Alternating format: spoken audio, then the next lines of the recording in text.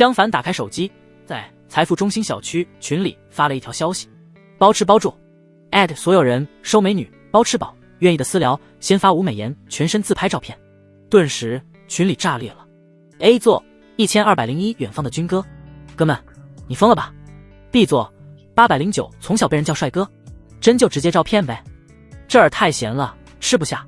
B 座1808孙建明街道办主任，小兄弟，现在是自然灾难时期，你应该把食物交出来，交给大家平均分配，做人不能太自私，尤其是你还想拿食物换女人，这种行为是犯法的。你私聊我，把食物交给我分配管理，就不追究你责任了。A 座303兔兔 LSP， 别让老娘知道你是谁，太恶心了。A 座705郑怡，这个垃圾怎么没有改群名？谁知道他住哪？我非上门骂死他不可！赶紧报警啊！还等什么 ？B 座1802每天好心情，群主呢？赶紧把这个色批踢出去！江凡很淡定，踢是不可能踢的，因为他的大号就是群主。他在小区外面的24小时便利店打工，小区经常有人买东西让他外送上门。他为了方便送货，就建了这个群，顺便给每个人都标注了身份和住址。后来慢慢发展起来，变成了小区的公共群。江凡发这个消息的目的，当然不是精虫上脑，而是他昨天获得的一个系统——神级返还系统。女人数量1，神级返还，宿主女人消耗的物资将返还给宿主，返还倍率等于女人数量星号100，当前倍率100，随身背包，容积无限，时间静止。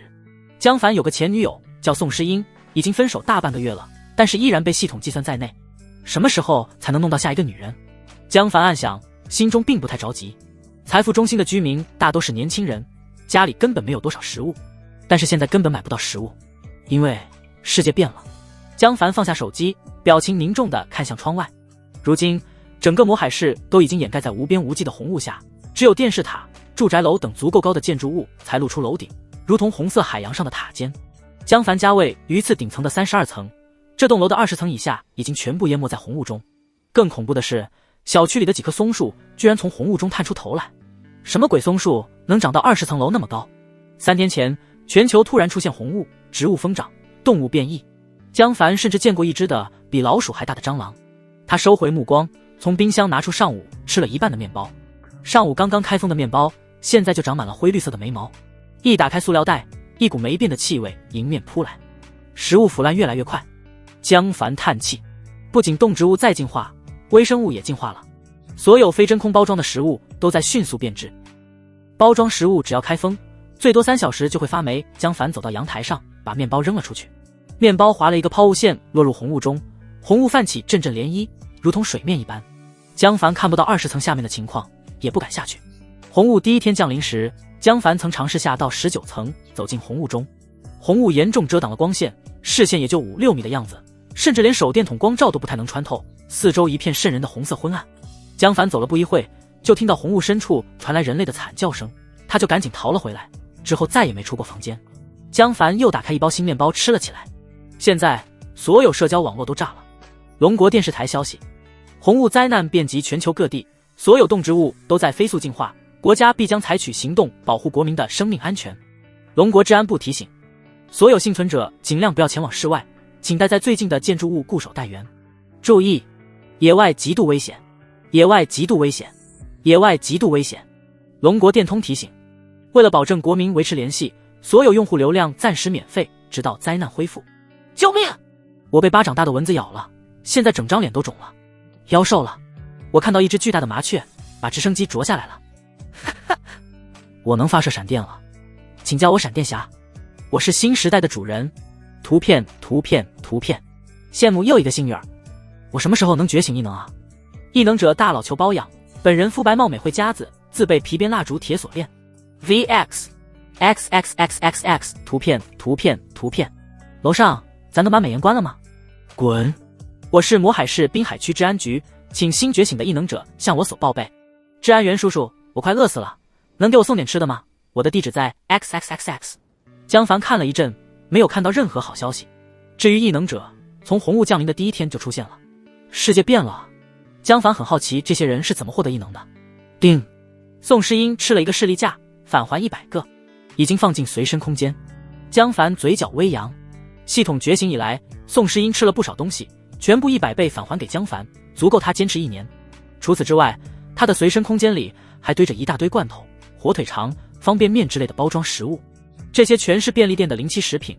他打工的便利店店主叫胡胖子，胡胖子经常逼着江凡用5折价格买下来，现在反而成了珍贵的资源。江凡拿出一些食物，拍了几张照片，然后传到群里，包吃包住，包吃饱，只要美女，非诚勿扰。图片 A 座303兔兔，垃圾，滚出群，有吃的了不起啊。 C 座1708周天豪，天行健健身房教练，小子别那么龌龊，老子一拳打死你。图片周天豪趁机晒了几张肌肉照片，浑身散发着金属般的光泽。B 座809从小被人叫帅哥，咦，周教练你的肌肉会发光。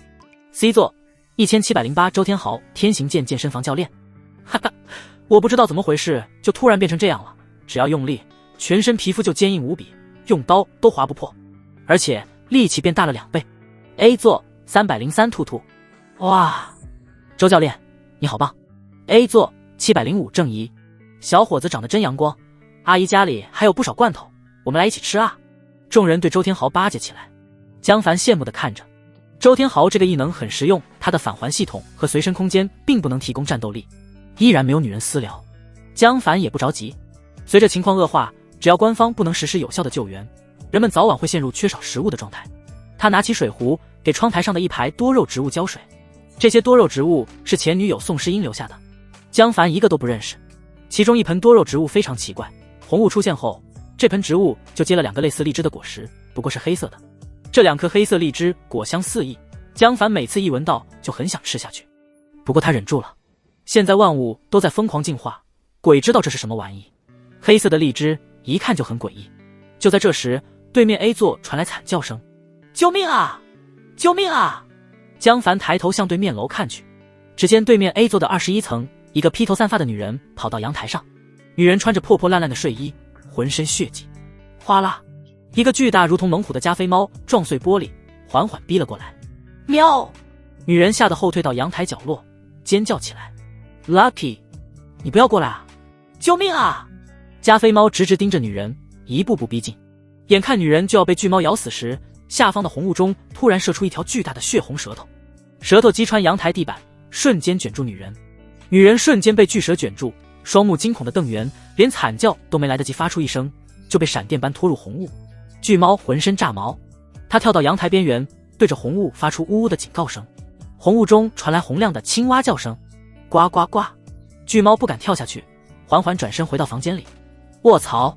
江凡瞳孔猛地一缩，现在连青蛙都这么恐怖了吗？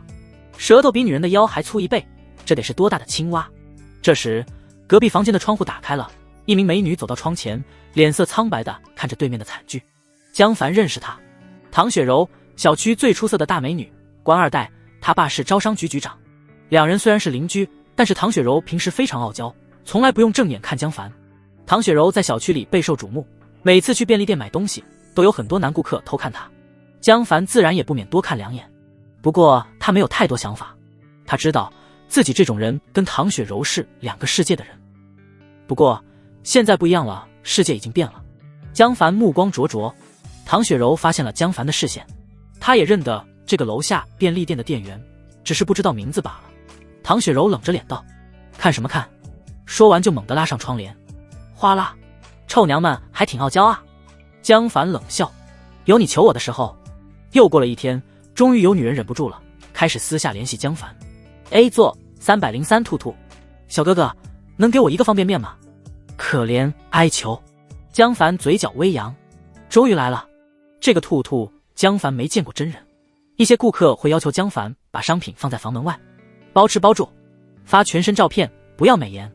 A 座303兔兔，人家是微胖体型哦，害羞。图片，我最喜欢微胖。江凡点开图片，只觉眼前一黑，胳膊比自己大腿都粗，屁股跟脸盆一样。你管自己叫微胖，明明是肉装坦克好吗？这时系统自动提示：沈玉，年龄29，品质3分，形容不堪；妇德3分，私生活混乱，前男友6个；综合评分3分，定，不符合系统最低要求，江凡直接拉黑。A 座303兔兔，小哥哥。紧接着他发现自己被拉黑了，气得在群里大骂：集美们，包吃包住就是个照骗渣男，千万别信啊！江凡也不客气，果断把聊天截屏发在群里，就你也配用身体换食物当老子扶贫吗？群里炸裂了，大家想不到末日还能吃到大瓜，一些人开始嘲讽兔兔。兔兔恼羞成怒。A 座303兔兔，包吃包住根本没多少吃的，集美们别相信他。江凡也不惯着，直接从随身空间拿出100个士力架，拍了几张照片发到群里，包吃包住，图片。这个时候士力架这种包装食品可是硬通货，高能量，保质期长，关键时刻可以救命。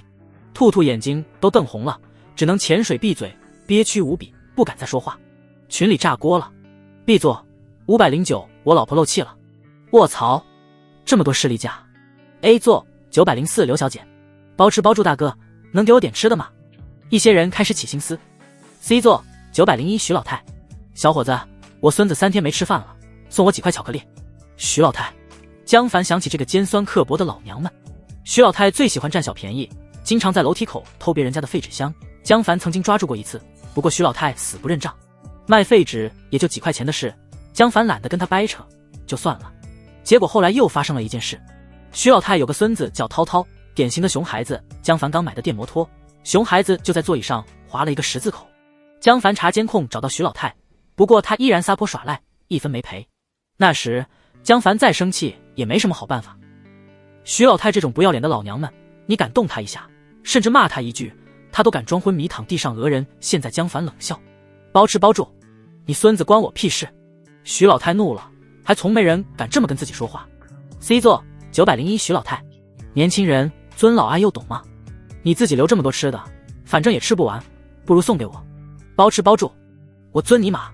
徐老太气得七窍生烟，你敢骂人？包吃包住，老不死，滚！说完，江凡直接把徐老太禁言了。徐老太气得三尸神暴跳，可惜发不出一句语音，只能无能狂怒。群里一片喧闹，一些女人心动了，她们家里的食物即将耗尽，必须寻找新的食物。她们只是担心这个包吃包住到底有没有足够的食物。现代都市人都不会在家中储存太多食物，就算家里有老人喜欢买很多米面油，现在也都变质腐坏，饥饿的问题将越来越严重。唐雪柔看着手机，痛苦地按着胃部，实在太饿了，她也有点心动了，但是又担心自己会被骗色。这个包吃包住能在家里储存多少食物？能撑1个月吗？1个月之后怎么办？唐雪柔更担心的是，万一自己刚把身子给了包吃包住，国家就开始救援了，自己岂不是亏大了？像唐雪柔这种对国家救援还抱有幻想的人不少，大部分人都在默默忍耐，不断刷手机，期待官方的消息。之后陆续有3个女人联系江凡，虽然没沈玉那么丑，但是综合评分都达不到8分，不被系统认可。江凡一概拒绝，这3个女人自然又跑到群里痛骂了江凡一通。江凡也毫不客气地把她们全部禁言。对于综合评分不够的女人，江凡才懒得关心对方死活。现在是末日，能保住自己的小命就不错了，杀比才当圣母。况且在末日之前，江凡这种便利店员是典型的底层男，可没少被女人们 diss。 现在老子牛逼了，管你们去死。江凡打开一瓶绿茶，舒服地喝了起来。他吃着火腿肠和卤蛋，把吃饭的图片发到群里，自然又引起一群骂声。红雾降临第5天，小区90%的人都在挨饿，江凡依然没有出门。即便在红雾之上，外面也非常危险。昨天他还听到附近某个房间传来人类惨叫声，似乎被某种动物袭击了。在高层楼房中，声音传递得很不规律。江凡不知道是隔壁的邻居房间还是楼下的住户。他吃了一包方便面，做了些简单的运动，然后打开农药开了一局。兄弟们还活着？废话，死人怎么玩游戏？赶紧开，我家的东西全吃完了，估计熬不过后天，能玩几把玩几把。嘿嘿，你想玩几把？滚！刚打了几分钟，下路鲁班的麦克风就传来惨叫声。操！我家的狗疯了，别咬我，给我滚开！一阵打斗声和狗的咆哮声后，鲁班玩家的声音消失了，麦克风传来动物咬碎骨头的恐怖声音。咔嚓咔嚓，嘎吱嘎吱，队友们都沉默了。江凡脸色铁青地关掉游戏。世界越来越疯狂，宠物狗都开始吃人了。江凡又看了一眼那盆长着黑色荔枝的多肉植物，这鬼玩意不会有毒吧？要不要扔了？不一会又有女人私聊。C 座3201柔情，你好。江凡眼睛一亮，这不正是隔壁的唐雪柔吗？江凡嘴角露出坏笑，这娘们终于熬不住了。包吃包住，别废话，发照片。C 座3201柔情，我能用金项链换一包方便面吗？包吃包住，不要金项链，马上发全身照片，否则拉黑。唐雪柔犹豫了几分钟，才发了一张全身照片过来。照片中，唐雪柔面无表情地站在镜头前，长发披肩，黑亮柔顺。她穿着淡青色的丝绸睡衣，皮肤白皙。她大约饿了几天，面色惨白，依然带着一副极品美女的风情。系统自动提示：唐雪柔，年龄25，品质9分，清丽脱俗，妇德10分，未尝人士，综合评分9分，定，符合系统要求。江凡满意的笑了起来。包吃包住，可以，来我家吧。C 座3201柔情，我晚上能回家睡觉吗？包吃包住，不行，这是交易，你必须住在我这里。来不来？别浪费时间。唐雪柔又不说话了。江凡不着急，他知道唐雪柔还在犹豫。没事，那你就饿着呗，反正我又不饿。江凡把唐雪柔扔在脑后，继续看视频。这时刷出了一个直播，附近的4个男人冒险外出寻找食物，其中1人开了直播。江凡认真起来，趁机了解外面的情况。摄像头中，外面的道路已经被茂密的野草覆盖，野草的高度甚至超过了成年人的大腿，柏油路面完全报废，植物根系像钢筋一样穿透路面，张牙舞爪的向上直立，像铁钉一般。江凡毫不怀疑，这玩意能轻松炸爆轮胎，车没法开了，就不会有成建制的部队来救援，我们必须自己求生。江凡皱眉看着直播，摄像头中一棵松树的胸径超过4人环抱，树干直直向上生长，消失在红色的雾气中，根本看不到尽头。从主播的视角看去，就如同恐怖的通天塔一样。他们经过了一排店铺，现在空无一人，到处都长满了各种植物，就连墙壁和地面上都铺满了奇形怪状的藤蔓。伴随着主播探索的脚步，越来越多的巨大植物出现在视频中，4人行走在其中，如同误入了巨人国的小矮人。原本车水马龙的公路，现在人迹全无，路边长满深深的野草，停着的车辆缠满藤蔓。短短几天时间，繁华的都市就变成了原始森林。就在这时，一只体型巨大的猫无声无息地跳下来，一爪拍死了最前面的男人。卧槽！救命！快跑！快跑！剩下的3人惊叫着四散而逃。主播惊慌失措，手机也被他扔在地面上。噗嗤！啊！一片鲜血覆盖摄像头，直播戛然而止。江凡脸色难看，外面实在太危险了。唐雪柔拿起手机又放下，反复几次都下不了决心。她既羞愧又无奈，我实在没有办法了。父母恰好出差不在家，现在根本联系不上。前天家里所有食物就吃完了，这2天她只能喝凉白开充饥，再不想办法就只能饿死。本来她很鄙视包吃包住，觉得自己可以坚持下去，宁愿饿死也不能委身这种下流货色。等到真挨饿之后，唐雪柔才发现，在饥饿面前，一切尊严都是假的。剧烈的饥饿下，仿佛有人无休止地用玻璃渣搓揉她的胃部，无比痛苦，没完没了。唐雪柔又挨了半小时，实在忍不了了，她再次发起私聊。C 座3201柔情，真能吃饱吗？江凡看到了，但是没回复，故意把她晾了起来。你想联系就联系，不想联系就潜水。想得美，饿着吧你。唐雪柔忐忑不安地等了10几分钟，还是没有反应。她绝望了，躺在床上辗转反侧。又是挨饿的一夜。财富中心不远的一个出租屋中，宋远帆懒洋洋地躺在沙发上玩着手机。姐，饿死了，吃饭吧。好。宋诗音赶紧起身，她打开空荡荡的冰箱，心中越来越惊惶。所有冷藏冷冻食物都吃完了，还剩几包方便面，2盒午餐肉，几个卤蛋，这是家里仅有的食物了。宋诗音非常不安，远帆要是挨饿了可怎么办？他可是老宋家的独苗啊。宋诗音想了又想，才拿出1包方便面，1个卤蛋。方便面很快做好，宋诗音分成2碗，只给自己留了几口面，大部分面条和卤蛋都给了弟弟。宋远帆扒拉了一下饭碗，不满地道：姐，就这点，吃不饱啊。宋诗音小声道：远帆，坚持一下，家里快没吃的了。没吃的了。宋远帆脸色一白：那怎么办啊？姐，你快去买点啊。买？去哪买？宋诗音哪敢出门，她苦着脸看了一眼窗外，全是红雾。太吓人了。昨天他还见到一只跟猫一样大的老鼠。着急之下，他想起了前男友江凡。江凡被胡胖子逼着买了很多临期食品，居然不主动送自己一点。这男人怎么这样啊？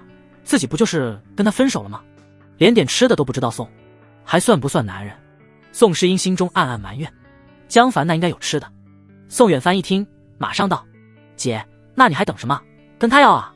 我快饿死了，让他给咱们送过来。好。宋诗音想起江凡在财富中心群里发帖找女人，就心气不顺。死江凡，你还敢找别的女人男人？没有女人管还真不行啊！这是要翻天吗？宋诗音拿起手机，气势汹汹地打给了江凡。江凡一看是宋诗音，就笑了起来，反正没事也是闲着，就接了起来。江凡，宋诗音清冷的声音传来，一副兴师问罪的语气。江凡不由又回想起宋诗音，她漂亮归漂亮，不过天天板着个死脸，跟自己装高冷范。想想自己之前真是傻，居然被这种绿茶给迷住了。江凡冷冰冰地道：干嘛？宋诗音振振有词地道：你怎么不给我送东西吃？江凡冷笑。宋诗音大学毕业后想考编，江凡晚上打工，白天开滴滴，足足供养了他3年，今天终于考上了。结果宋诗音转头就以付不起38万彩礼的理由把自己给踹了。给你？你谁啊？咱们不是分手了吗？宋诗音一滞，惊慌起来，他没想到江凡居然不听话了，强词夺理的喊道：江凡，分手？我是在考验你，没想到你真的经不起考验，居然想找别的女人。江凡嗤笑一声：考验？不用考验了，我一贫头百姓，可掏不起38万的彩礼。一说起彩礼，宋诗音也怒了。我在意的是钱吗？我在意的是你的态度，你自己再好好考虑考虑。咔嚓，电话被江凡挂断了。敢挂我电话？宋诗音怒不可遏。宋远帆着急地道：姐，吃的呢？宋诗音压住惊慌，假装笃定地道：放心吧，江凡会打回来的。江凡根本不敢跟自己大声说话，我只要透出和好的意思，他还不得喜出望外。宋诗音自我说服了一番，又变得自信满满。宋远帆笑了起来：原来你男友是个舔狗啊？什么男友？宋诗音不屑，自己已经考上公务员了，怎么可能跟一个没编制的便利店员谈恋爱？宋诗音嫌弃地道：只是找他要点吃的罢了，他哪里配得上我？嘿嘿，姐，等他认输了，你让他把吃的都送过来，别给他留。这江凡也不傻，不可能都给我的，不过我应该能要过来一大半。这样，姐，你骗他说你听到消息，官方马上就组织大规模救援了，留太多吃的根本没用。好。姐弟俩等了好一会，手机还是没响起。这下宋诗音不淡定了，心里有点着急，而且她这几天吃的很少，肚子饿得很难受，实在扛不住。这小子怎么回事？一点眼力见都没有！我不是给你下坡的机会了吗？哼，好，给你机会你不珍惜，别怪我对你不客气。宋诗音愤怒地拿起手机打给了江凡：您拨打的号码是空号，请确认后再拨。空号。宋诗音愣了一下，这才反应过来，江凡把我拉黑了。宋诗音暴怒：还敢吓唬我，长本事了！宋诗音不信邪，又尝试给江凡发 VX 消息，结果发现也被拉黑了。这下他彻底懵逼了，心中开始惊慌。没有江凡，让他上哪去弄食物？宋远帆也急了起来，这个混蛋还在骗女人，万一真有女人过去，江凡家里的食物不是消耗得更快？那可都是咱们的食物啊！宋诗音赶紧道：不可能的，哪有女人会这么傻啊？她能有多少食物？吃完了不还得挨饿？谁愿意跟一个店员？你让我再想想办法，江凡会回头找我的。我了解他，他在置气。江凡拉黑了宋诗音，却故意把他在群里的号保留了下来，以后自己炫耀食物的时候，宋诗音看不见多没意思啊。第二天，江凡吃完早饭，站在窗边向楼下望去，红雾又变高了。前几天红雾只到20层地板的高度，今天已经漫过了20层的半个窗户。江凡暗暗担忧，红雾到底会升到多高？不会把30层也覆盖了吧？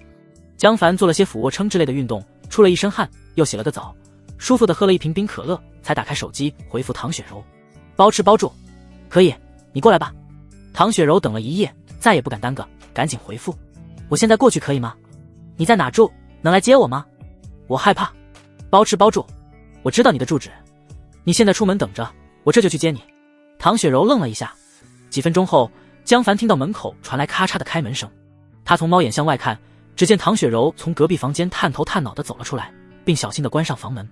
江凡仔细观察了一番，确定唐雪柔没带武器后，才打开门，饶有兴趣地看着他。唐雪柔警惕地看向李安平，嫌弃地道：“没见过美女吗？”江凡嘴角微扬，道：“我是包吃包住。”唐雪柔张大了嘴巴，紧接着就泛起怒火：“臭屌丝，你骗我！”就在这时，楼梯间传来粘滞的脚步声，还带着沉重的呼吸，如同巨大的风箱。呼呼，有怪物从红雾中上来了。江凡毫不犹豫转身回家，砰的一声关上了房门。唐雪柔也顾不得骂江凡，转头想赶紧开门回家，结果紧张之下把钥匙弄掉了。唐雪柔家门正对着楼梯间的门，钥匙好死不死地踢在脚上，然后弹飞到楼梯间中，发出当啷当啷的声音。怪物听到声音，脚步声瞬间加快。唐雪柔脸色猛地一白，转头扑向江凡门外，惊慌地拍门哭喊道：“让我进去，让我进去，救救我！”江凡担心他把怪物引过来，看了一眼，确定怪物还没上来，猛地拉开门，一把把他拉了进来。“啊，你弄疼我了！”唐雪柔尖叫道。“闭嘴，不要说话！”江凡砰的一声把他按在门边的墙上，紧张地从猫眼向外看去。这时，一只巨大的狗窜出楼梯口，汪汪汪！看外形大约是只细犬，但是身高至少1.5米，体长超过2.5米，浑身肌肉虬结，目光凶狠，牙齿森寒。变异狗在楼道口乱嗅，逐渐靠近了江凡家的房门，粗重的呼吸透过门传了进来。唐雪柔哆嗦得不成样子，江凡也紧张地屏住呼吸。这时，楼下传来人类惨叫声，汪汪汪！变异狗猛地转头，从楼梯窜了下去。江凡终于松了口气，这才有时间看向唐雪柔。这还是江凡第一次近距离仔细观察唐雪柔。以前唐雪柔见到江凡都是用下巴看他的，他长发披肩，丰腰肥臀，大腿笔直，紧身牛仔裤绷得紧紧的。唐雪柔在安全环境又恢复了冷傲，她双手环抱，后退一步，冷着脸道：“我警告你，别多想。”江凡外貌普通，身高普通，也就175。唐雪柔身材高挑，足足169。平时她穿高跟鞋的时候，基本跟江凡一样高。像江凡这种底层男，她从来不会用正眼看一眼。呵，江凡阳光的笑了，甩手就是一巴掌。啪！都末世了，还特娘跟老子玩这套？而且是你主动来卖身的，现在装个屁啊！唐雪柔捂着脸，难以置信地道：“你敢打我？打你！”江凡噌的一声掏出了匕首，淡淡地道，转过脸面对墙站好。唐雪柔看着森寒的匕首，脸色顿时煞白。你！江凡不善地盯着他。我再说最后一遍，转身对墙，背对着我。唐雪柔哆嗦地转脸面对墙壁，背对江凡，委屈地道：“我转身还不行吗？”江凡把匕首抵在他腰间，冷冷地道：“举起双手。”唐雪柔被锋利的刀尖吓得一激灵，彻底怂了，哭了起来：“别杀我，你做什么都行，别杀我！”呜！江凡不理他，一只手在他头发里仔细捏了一遍，确保他没在头发里藏刀片，然后是耳后，然后是嘴。江凡粗力的大手掰开他的牙齿，张嘴。唐雪柔脑袋一片空白，她不敢抵抗，听话的张嘴，眼泪悄无声息地流着，我见犹怜。江凡却面不改色，仔细摸索了一遍，舌头下也没含刀片。现在是末日，他不知道唐雪柔会不会心怀鬼胎，还是小心为妙。自己在群里曝光了一大堆食物，绝对是很多人眼中的肥肉，鬼知道有没人有想对自己下手。末日中最危险的是人心。检查完嘴巴，江凡的大手一路向下，腋窝、山峰间的沟壑，再往下，唐雪柔身体上的每一个凹陷都是可能藏匿武器的地方，全被江凡仔细摸索了一遍，没有问题。江凡满意的收回匕首。唐雪柔终于反应过来，对方是在搜身，既害羞又愤怒。我一个女人，你有必要这么小心吗？不过江凡手里的匕首让他不敢说出来，身体也不敢动，只能恨恨地转脸瞪着江凡。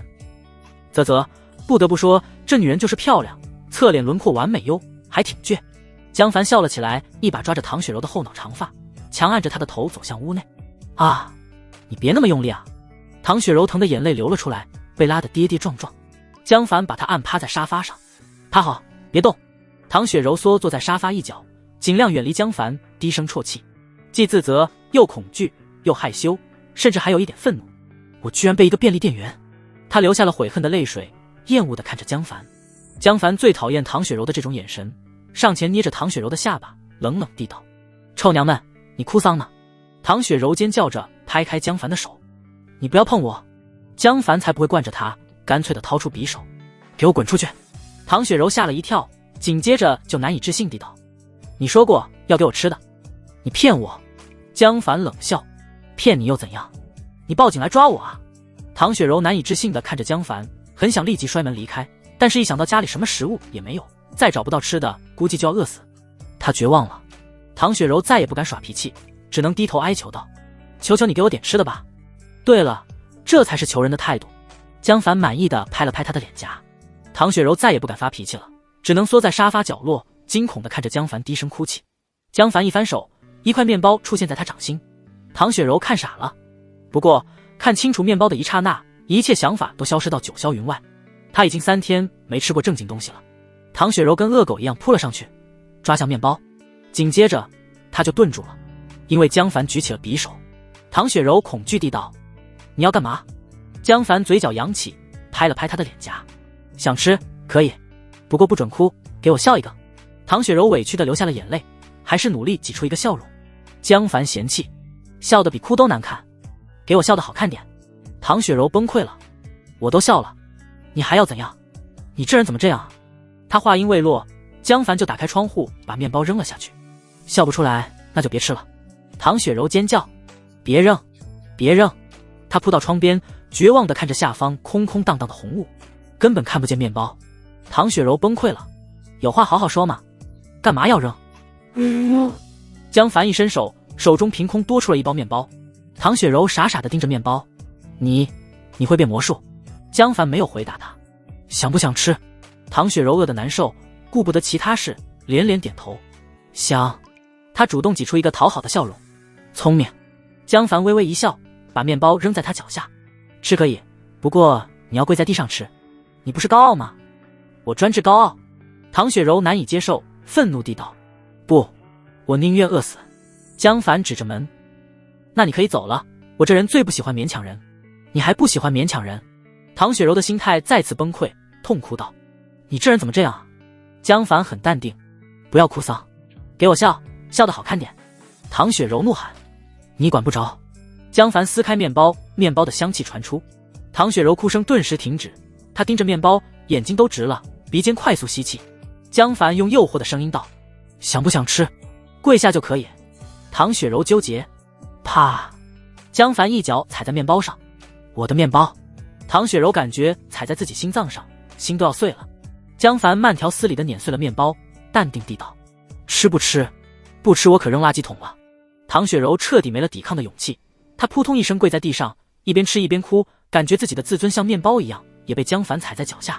江凡却一脚把她蹬倒在地，冷声道：“我说了，给我笑。”唐雪柔无比委屈，只能艰难地忍住眼泪，挤出了笑容。江凡嫌弃：“哭得真难看，这次就算了，下次如果还哭得那么难看，就别想吃了。”唐雪柔顾不得江凡说什么，拼命往嘴里塞面包。他是个魔鬼。真香。叮！唐雪柔消耗一个面包，返还200个，已经放进随身空间。江凡心中暗喜，这个面包是宋诗音吃了之后返还给他的复制品。果然，女人吃了复制面包也会返还，这样就可以无限刷物资了。江凡看着空间里新增的200个面包，心情大好，以后自己再也不会缺食物了。不过现在倍率还不够高，而且唐雪柔一个女人太少，万一死了就没人帮自己刷食物，还得继续找更多女人。唐雪柔吃完，胃部终于舒服了很多，她畏畏缩缩地看着江凡，眼睛通红，现在已经有点害怕了。这个男人简直跟魔鬼一样。江凡手指一抬，唐雪柔怀里就凭空多出一瓶纯净水，她吓了一跳。这是魔术？不，这是异能。唐雪柔想起群里那个肌肉发光的健身教练，这个男人应该也获得了某种异能，大约是存储空间之类的能力。这种能力在末世可是保命法宝。唐雪柔羡慕不已，心中不由产生某种期待。也许跟着他能活得更久，不知不觉间，唐雪柔的心态发生了一丝变化。江凡微笑：“喝吧。”唐雪柔并不太渴，现在水电气都没停，没有食物，她只能多喝2白开。不过她不敢反驳，拧开喝了一小口。叮！唐雪柔消耗1瓶纯净水，返还200瓶，已经放进随身空间。原来如此，江凡暗喜，原来他不需要喝完，只要喝一口就算消耗，然后就能返还。自己完全可以让女人肆无忌惮的浪费，来快速刷出大量物资。江凡继续测试系统的能力，他又拿出一包未开封的抽纸，递给唐雪柔：“不要哭，太丑了，擦擦眼泪。”唐雪柔不敢反抗，撕开包装，抽出一张纸擦干净脸颊。可是江凡没有听到系统提示，不是吃的物资就不能返还吗？江凡若有所思。江凡走进主卧，这是一个3室1厅的套房，江凡跟2个女人合租的。江凡租的是最小的卧室，也是最便宜的。其他2个女室友都是白天上班，红雾降临的时候是白天，她们都被困在公司。江凡毫不客气地将2个合租女室友的物品据为己有。这是一个叫何倩的女室友的房间。何倩长得一般，不过精通化妆，她化妆之后简直跟换头一样，从5分女瞬间变成9分。何倩经常带男人回来，私生活非常混乱，每晚都不得安宁。为此，何倩经常跟另一个叫许诺的高冷女室友发生矛盾。江凡倒是无所谓，反正他晚上要值班，根本不在家。江凡果然在何倩的床头柜中找到了玉婷，他拿出2粒递给唐雪柔：“吃下去。”唐雪柔害怕地问道：“这是什么？”江凡淡定地道：“避孕药。你也不想在这种环境下怀孕吧？”唐雪柔羞耻不已，听话地用纯净水吞服了。叮！唐雪柔消耗宿主2粒玉婷，返还400粒，已经放进随身空间。药也可以，只要是吃的都可以。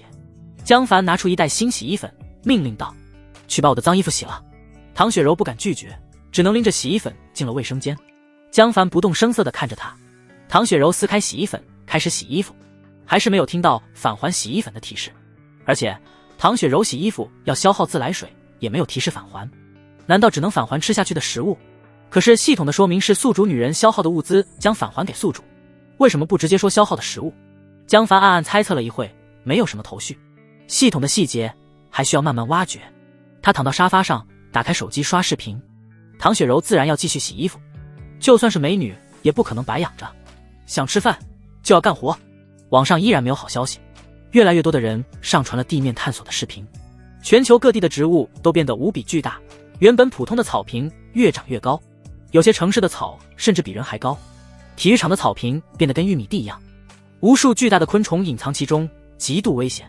突然，江凡刷到了一个异能者视频，一个看起来很老实的中年男人在摄像头前演示闪电异能。中年男人2根手指靠近，中间的空气顿时电花四射。江凡看得非常羡慕。最后，中年男人说了一句：“我家旁边的一棵野草上长了颗黑色果子，很像荔枝。昨天我实在饿得受不了就吃了，然后便获得了闪电异能。我觉得如果大家发现了黑色的荔枝，也可以试试。”视频播放量也就几百，不过弹幕非常多。真的假的？这货不安好心。黑色的荔枝听起来不像能吃的东西啊。现在植物变异，植物都在乱长，谁他妈敢吃？野草上长的黑色荔枝。江凡转头看向窗台上，那盆多肉植物上正挂着2颗黑色荔枝。吃了这丸亦能获得闪电异能。江凡可不敢轻易尝试，鬼知道这个男人是什么目的。末世降临，人心叵测，谣言乱飞，反正就算说谎也没人能去抓他。而且江凡也拿不准是不是那人说的那种黑色荔枝。就在这时，手机突然提示该视频涉嫌违规，已被下架。江凡这次反而有点信了，这种反应速度明显不正常，应该不是平台封的。难道国家真的在掩盖什么？江凡眯起了眼睛，思考了一阵后，他戴上橡胶手套，走到盆栽旁，小心地把其中1颗黑色荔枝摘了下来。江凡把黑色荔枝放在碗里，又谨慎把手套脱下，扔出窗外，这才端着碗走进卫生间。唐雪柔正在吭哧吭哧洗衣服，江凡把碗放在她面前，吃了，如果有毒，死的也是唐雪柔。末世美女多的是，江凡才不会心疼1秒。唐雪柔惊恐地看碗里的黑色果实，这是什么？吃下去。江凡没有解释，继续道。唐雪柔摇头后退了一步，害怕地道：“我不吃。”江凡掏出匕首，冷冷地道：“我说吃下去。”唐雪柔脸色苍白，只能哆嗦地拿起来。黑色的荔枝怎么看怎么诡异。唐雪柔一点也不想吃，但是看着眼前明晃晃的匕首，只能认命地吃了。叮！唐雪柔消耗1颗启迪果实感知，返还200颗，已经放进随身空间。启迪果实感知1星，食用后可以获得感知能力，重复食用同种果实有几率提高星级。江凡大喜，异能果实，真的是异能果实。那人没说谎，只不过能力似乎跟闪电男的那颗不同，自己这颗的能力是感知。看来每颗果实的能力是随机的，江凡问道。有什么感觉？唐雪柔猛了一阵，才茫然地道：我好像看到你身上在发光，淡黄色的，这是什么？果然有用。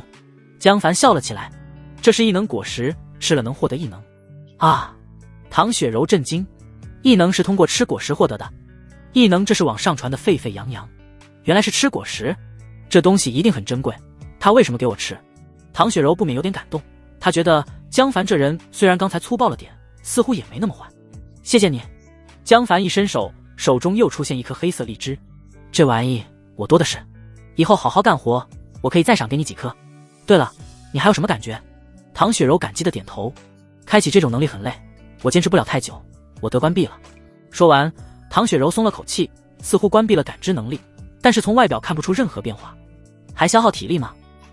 江凡暗想，剥开黑色荔枝，把果肉吃了下去，果肉酸甜，非常好吃。轰！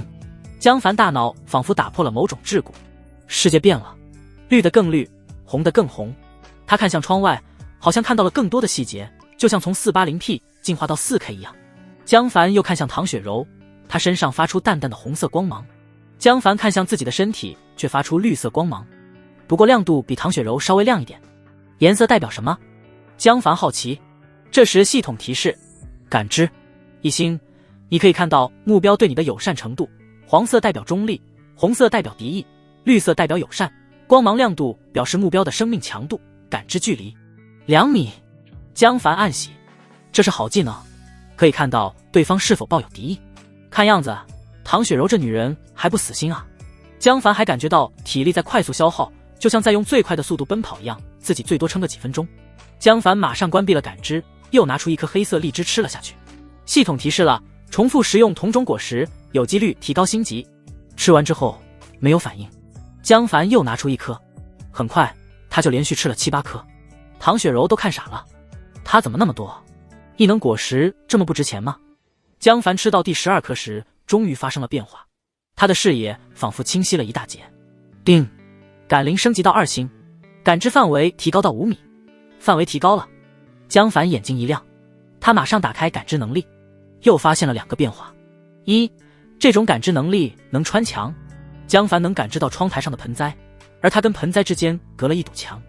2，光芒不再是一团球形光芒，开始隐隐显示出多肉植物的形状。江凡看向唐雪柔，她身上的光芒也隐隐显示出她的身体形状。他走到卧室，依然能隔墙看到卫生间中的唐雪柔的光芒。除此之外，他还能看到楼上楼下和左右两侧的邻居家中的情况。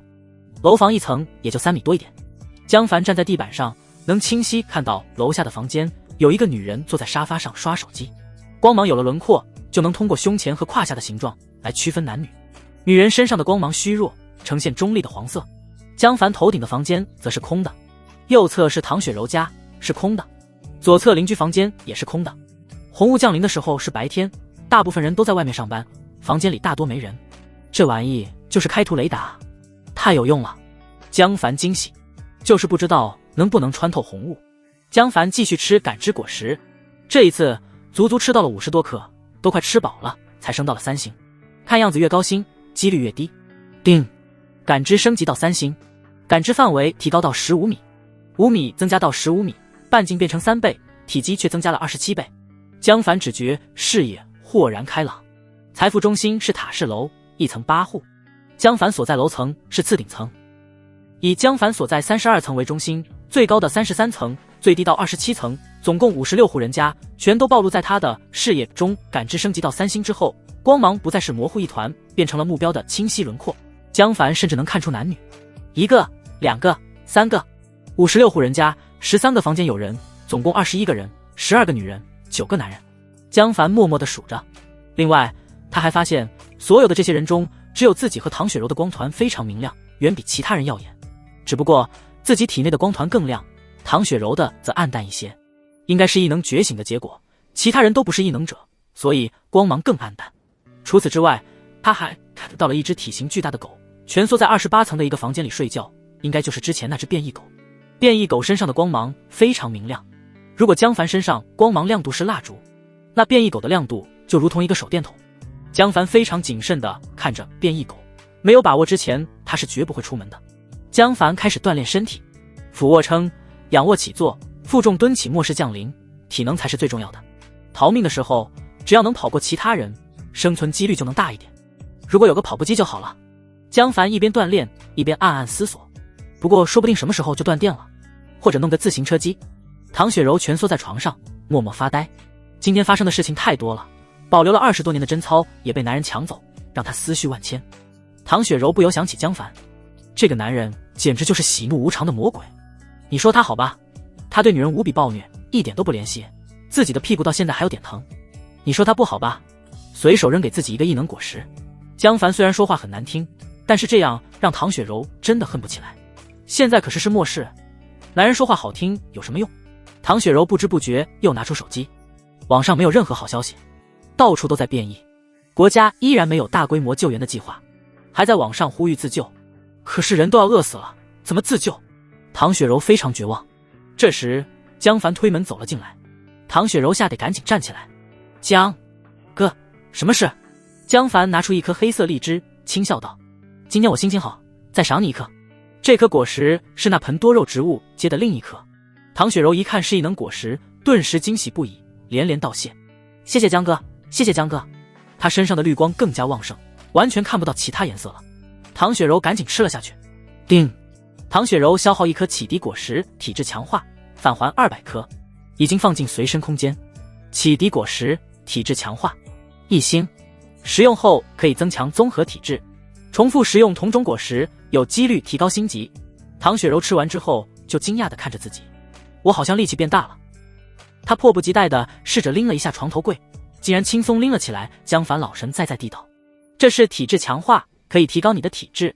唐雪柔惊喜过望，紧接着她就发现皮肤上排出了一些黑色的物质，看起来非常脏。唐雪柔爱干净，赶紧跑到洗手间冲澡去了。这东西很像传说中的洗精法水啊！江凡暗想，他的手一翻，出现了一把体质强化果实。江凡毫不犹豫吃下一颗，一瞬间，江凡感到自己浑身充满了力量，精力充沛，似乎一拳能打穿楼板。这种突然变强的感觉太令人兴奋，怪不得刚才唐雪柔那么兴奋。体质强化，1星，综合体质加5。叮！属性面板功能开启。属性面板，江凡马上在意识中点开属性面板。非常简单，只有2行。江凡，综合体质15，普通成年人平均10。卧槽！一瞬间就增加了1半体质。江凡二话不说，拿出一把体质强化果实就吃了起来。至于身上的黑脏东西，他根本不在乎，一会再洗就是了。1个、2个、3个，这次足足吃了30多克，才听到提示。叮！体质强化升级到2星，综合体质加15。江凡只觉浑身舒畅，有种飘飘欲仙的感觉。继续吃，自身强大才是末世生存的最大保证。紧接着江凡吃了100多颗，吃的都快吐了，才升到了3星。叮！体质强化升级到3星，综合体质加40。3星之后，江凡的体型也产生了一些变化，腹部隆起了钢铁般的8块肌肉，全身肌肉球渣如同拧在一起的钢筋，充满了爆发力。普通人10，我50，5倍于普通人。江凡发现，除了基本的体能之外，自己的五官感知、速度、反应速度全都增强了。江凡又试了试感知的消耗，结果发现感知的那点体能消耗几乎感觉不到了，就像在正常走路一样。自己至少能坚持10小时以上，甚至更久。看起来体质提高到以前的5倍，带来的效果却远远不止5倍。另外，江凡还发现自己身上的光芒亮了一大截，甚至比28层的那只变异狗还亮一些。江凡开始仔细测试身体变化，除了体力、力量变强以外，身体强度也变强了一大截。江凡伸手在自己手臂上试了试，稍微用力鼓起肌肉，就像坚韧的橡胶一样。江凡稍微用力，一拳砸在墙面上，轰！墙面的乳胶漆居然被打裂。江凡惊喜，他只觉得手臂一震，根本没有感觉到疼痛。他全力砸了几拳，轰！轰！乳胶漆一大片一大片落下，露出里面碎裂的空心砖。江凡依然没感觉到太疼，只是有点硌手。他伸手抓住一块空心砖，手指像铁钳一样合拢，手指深深陷入空心砖，咔嚓！他猛地用力一拉，哗啦！一块空心砖竟然被硬生生拉了出来。江凡大喜，这可是空手拆墙啊！唐雪柔刚好洗完澡，人都看傻了，这还是人吗？江凡一定吃了很多体质强化果实吧？唐雪柔羡慕不已，对江凡的敌意消失了不少，只觉得强烈的安全感。红雾降临以来，他就惶惶不可终日，现在终于消散了不少。江凡拿出匕首，轻轻在手臂上划了一下，没有痕迹。江凡稍微用力，大概相当于普通人的极限力量，手臂感到了一阵轻微的刺痛，留下白色的划痕，皮肤还是没破。哈哈哈哈！冷兵器基本对我没威胁了。江凡心情大好，一手把唐雪柔抱了起来。唐雪柔吓得惊呼一声。江凡先拿出一颗感知果实和一颗体质强化果实，吃吧，心情好，奖励你的。唐雪柔期待地问道：“这是什么能力？”江凡解释道：“还是感知和体质强化，重复吃的话，你的感知异能有可能升级，激活更强的效果。但是到底吃多少颗才能升级，要看你的运气。还能升级。”唐雪柔开心地吃了下去，可惜这次没有升级。唐雪柔有点小失望，紧接着又期待起来，只要满足江凡的要求，就能一直吃下去，早晚能升级的。他不傻，当然明白在末世中，异能带来多大的生存几率。叮，唐雪柔消耗一颗启迪果实感知，返还200颗，已经放进随身空间。叮，唐雪柔消耗一颗启迪果实体质强化，返还200颗，已经放进随身空间。可惜他吃了后也没升级。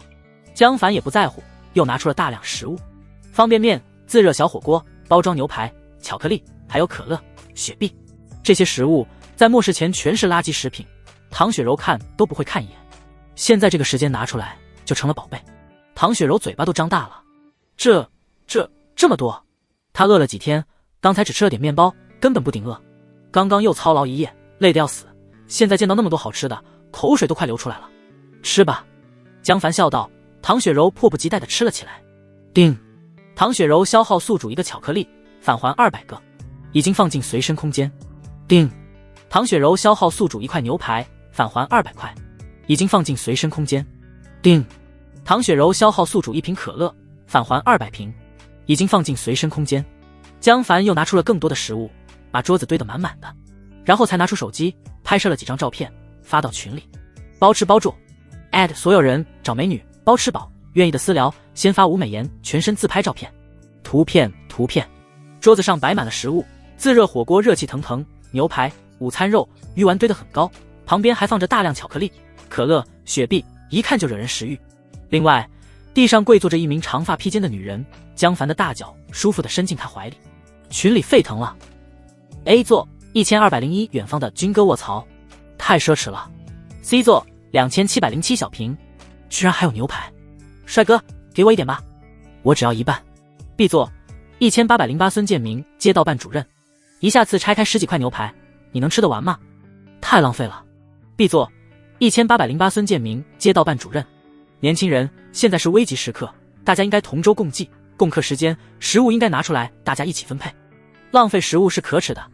A 座1708周天豪天行健健身房教练，小子，把食物分给我一份，我保你安全。图片，周天豪再次炫耀了一下他的发光肌肉。B 座809从小被人叫帅哥，大哥给我个方便面吧，我出100块。A 座705郑怡，小姑娘们别上当啊，这小子根本存不了多少食物，这么浪费很快就吃完了，看他怎么办。一些年轻女人刚刚动心，就看到郑怡的话，顿时清醒过来。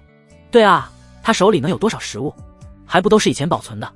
对啊，等食物吃完了，跟着他还是要挨饿。集美们，到时候这种垃圾男人能让你们走吗？想清楚，这算强 X 吧？还不报警？报警了，打不通，这几天都一直占线。不过还有些人在怀疑，如果包吃包住手里的食物很少，他能这么浪费吗？江凡看着消息笑而不语，他才懒得争辩，随你们怎么想呗，反正食物很快就腐烂了，你们还会低头的，挨饿的又不是我。很久没发言的兔兔再次跳了出来。 A 座303兔兔，那女人肯定是个丑女。照片里的唐雪柔低着头，背对摄像头，看不到脸。江凡笑了，对唐雪柔道：来，笑一个。唐雪柔不明所以，听话地露出一个完美的笑容。咔嚓，江凡拍了下来，再次发到群里。包吃包住。图片，完了，所有人都知道我在江凡家了。唐雪柔羞愧无比，委屈的想哭，群里顿时爆炸了。卧槽，大美女，这是谁啊？我好像在小区见过几次。美女好像叫唐雪柔，对，唐局长的女儿。这小子疯了，连唐局长的女儿都敢动，这小子死定了。一些人幸灾乐祸，一些人威逼利诱，江凡全部置之不理。吃饱喝足之后，他又回到卧室，看着墙壁上的破洞。墙后就是唐雪柔家，唐雪柔的钥匙丢了，现在回不去家。我完全可以开洞进去，如果一路打洞过去，只要避开承重墙，就能把这一层楼的房子全部连在一起。而且这种方法不会损坏大门，也不用打碎阳台窗户的玻璃，从外面看不出来。这样的话，万一遇到不可抵抗的危险，就能迅速钻到其他房间逃生。如果房门被堵住了，也能从另外房子的正门悄悄离开。江凡打定主意，一拳砸在墙上，轰轰。几分钟后，江凡就破开了一个大洞，然后钻了进去。唐雪柔目瞪口呆地看着江凡，他力气也太大了吧。他突然很慌，这么强大的男人，我能受得了？都说只有累死的牛，没有耕坏的地。别扯了，那是你没见过这么猛的牛。江凡钻过墙洞，拍拍身上的灰。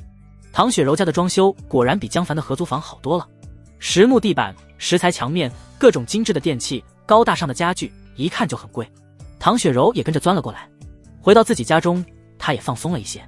江凡在房间里溜达了一圈，满意地道：你家不错，我们以后就住在这里。便利店老板胡磊看着群里的消息，眼睛都直了。唐雪柔，他心中极度的想冒火。唐雪柔这个白富美他都不敢想，现在居然被江凡骗到手了。作为便利店的老板，他知道包吃包住就是江凡。这个群本来就是便利店送货的群。胡磊极度地道：江凡家有好多东西都是我半价送给他的，想不到现在反而成了江凡的救命法宝。胡磊的未婚妻许梦倩很漂亮，哪怕饿得俏脸发白，依然有几分憔悴的风情。许梦倩闻言惊喜道：你送的？去问他要啊。胡磊纠结了，这些临期食品确实都是他逼着江凡买下来的，但是现在这种情况，江凡只要不傻就不可能卖给自己。许梦倩气得美眸瞪圆，骂道：你这个没用的东西，还不如一个店员。说着伸腿狠狠踹了他一脚。胡磊讪讪不敢反抗，狗腿的陪笑道：宝宝轻点，别扭到脚。胡磊觉得自己能娶到许梦倩这个级别的美女已经是他的幸运，平时对许梦倩的打骂逆来顺受，哪里还敢反抗。许梦倩可是他的女神，两人马上都结婚了，许梦倩却连碰都不让他碰一下，说要把身子留到结婚，平时最多只让拉拉手。胡磊对于许梦倩的要求心中很开心，我能娶到这么传统的女孩子，真是一生的幸运啊。哼！许梦倩冷哼了一声，恨铁不成钢地道：胡磊，这几天我都饿瘦了，现在家里一点吃的都没有了，不想办法买点还能怎么办？难道你想让我跟着你饿死吗？这几天胡磊尽量把食物都分给了许梦倩，自己只吃最少的食物，他的身形明显变瘦了一些。即便如此，今天中午两人也吃掉了最后一根火腿肠，再不想办法就要断粮了。不能，肯定不能饿死宝贝。胡磊着急了，怜爱地看着许梦倩精致的面容，一咬牙：我这就找他买。胡磊赶紧给江凡打电话，叮铃铃。江凡一看是便利店老板胡胖子，就知道他想干嘛。食物肯定不能给这个坑比老板。胡胖子隔三差五找理由扣江凡工资，什么玻璃没擦干净了，什么地上有灰尘了。实在找不到茬的时候，还逼着江凡买过期食品，用过期食品抵工资，不买就不发钱，就算发工资也经常拖欠个10几天。江凡恨得牙痒痒，当时要不是宋诗英被考缺钱，他早就不干了。既然你丫送上门了，那就别怪我了。江凡想起漂亮老板娘许梦倩，心中隐隐有火焰升腾。之前胡胖子经常的在自己炫耀许梦倩比宋诗英漂亮，嘚瑟的一笔。很好，许梦倩确实很漂亮，现在是我的了。江凡冷笑着接起电话：胡胖子，你找我干嘛？胡磊一听就气得七窍生烟，居然敢直接叫我胡胖子。他189厘米，250斤，平时最恨别人说他胖。自从被许梦倩嫌弃胖之后，他更敏感了。不过现在不是跟江凡计较这些的时候，等我把你的食物买回来，老子非抽你几个大嘴巴。胡磊压住怒火道：小江，你家的食物一定很多吧？卖给我一半。卖给你？你在想屁吃？江凡嗤笑，故意逗他道：哦，你给多少钱？胡磊大大咧咧地道：之前我是按半价卖给你的，现在按原价买回来，怎么样？你赚大了。江凡笑喷了，痛快地骂道：胡胖子，你他妈是傻逼吗？你卖给我的时候是什么情况？现在又是什么情况？末世了。死胖子，现在是末世，还想按原价买？你他妈傻逼吧？胡磊也生气了，当初要不是我让你买，你现在能有这么多食物，你得感谢我。做人不能忘本，我感谢你马。江凡喷道：死胖子，你就搁家饿着吧，你老婆不是让你减肥吗？现在是你减肥的好机会，加油！操！胡磊暴跳如雷，姓江的，你别得意忘形，你不卖给我东西，我就把你家的位置发到楼里，看你能不能保住那些东西，还敢威胁我。江凡眼睛闪过一丝厉芒，胡胖子，别他妈废话，把你老婆给老子送来换吃的，要不给爷啪！啪！电话挂断了。江凡，你想死？胡胖子气得快原地爆炸，老婆是他的心肝宝贝，平时碰都不舍得碰一下，江凡居然敢打自己老婆的主意。许梦倩却心思急转，她本来就不喜欢胡磊，只不过他家有钱，胡磊又性格软弱好摆弄罢了。许梦倩一直在盘算着结婚后怎么把胡磊的家产都弄到自己手中，然后再离婚。现在时代变了，胡磊连个屁都不算，有吃的才是大爷。江凡那小子值钱多了，江凡的性格自己是知道的，应该比较好控制，不然也不会被他那个女友耍得晕头转向，居然自己打工供养女友上考公3年，傻了吧唧，真是可笑。果然宋诗音那贱人一上岸，转头就把江凡踢了。当时江凡还很失落，许梦倩很不屑，有什么好失落的，人不为己天诛地灭。幼稚。许梦倩非常不屑，心中盘算起来，我可比宋诗音漂亮多了，只要略施手段就能让江凡迷上我，然后再把食物全控制在我手里，靠着江凡的食物我一定能熬很久，等到国家来救援。许梦倩自己都没发现，自己心底还是很嫉妒宋诗音的，那个女人明显长得没自己漂亮，居然能勾搭上江凡这种帅哥。最重要的是宋诗音还能忽悠江凡供养她3年，考上公务员，这让许梦倩心里非常不平衡。跟阳光帅气的江凡比起来，胡磊就像只黑熊一样，这也是他一直不让胡磊碰自己的原因。胡磊实在太丑了，要不是为了胡磊的钱，他才不会跟胡磊订婚。胡磊拿起手机就想把包吃包住的住址发到群里，被许梦倩一把按住，别发，被别人知道他是谁，他家的食物就不属于咱们了。胡磊怒不可遏，大声道，现在咱们也拿不到。许梦倩美目瞪圆，姓胡的，反了你了，敢这么跟我说话。胡磊一下子就泄了气，小心翼翼地陪笑道，宝宝，我不是生气吗？那小子竟然敢打你的主意。哼！许梦倩怒道，难道我能不生气吗？一个店员都敢对我起想法，他也不看看自己配不配。对对对，胡磊点头如捣蒜，所以我得把他的位置发布出去，让他也好过不了。你傻啊，他就算被别人抢了，咱们也拿不到吃的，不还是饿肚子？许梦倩嗤之以鼻，接着道，不如这样，我去陪他。不行！胡磊一下子就跳了起来，焦急地道，倩倩，你可不能上他的当啊。许梦倩瞪眼，胡磊，你又大声跟我说话。胡磊讪讪地闭嘴，心中急躁不堪。倩倩，我担心你啊，他一定是骗人的。等我说完。许梦倩冷哼一声，眼中闪烁着厉芒。你躲在猫眼看不到的位置，只要他一开门，我就卡住门，然后你就冲进去，把他的东西全抢走。抢！胡磊哆嗦了一下，胆怯地道，那是违法的，真没用。许梦倩越发看不上这个未婚夫，明明长得人高马大，却懦弱的跟个小女孩一样。许梦倩怒道，那怎么办？咱们俩就这么饿死吗？那我还是去陪他好了。不行！胡磊弱弱的反抗，心痛无比，把自己心爱的女人送给别人，胡磊实在无法接受，但是让他抢劫，他也有点害怕。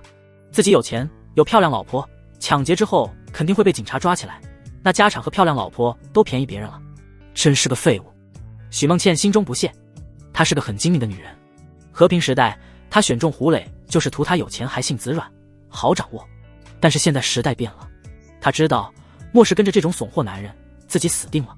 自己这种漂亮的女人在乱世没有强大靠山的话，下场一定好不了，饿死都是最舒服的。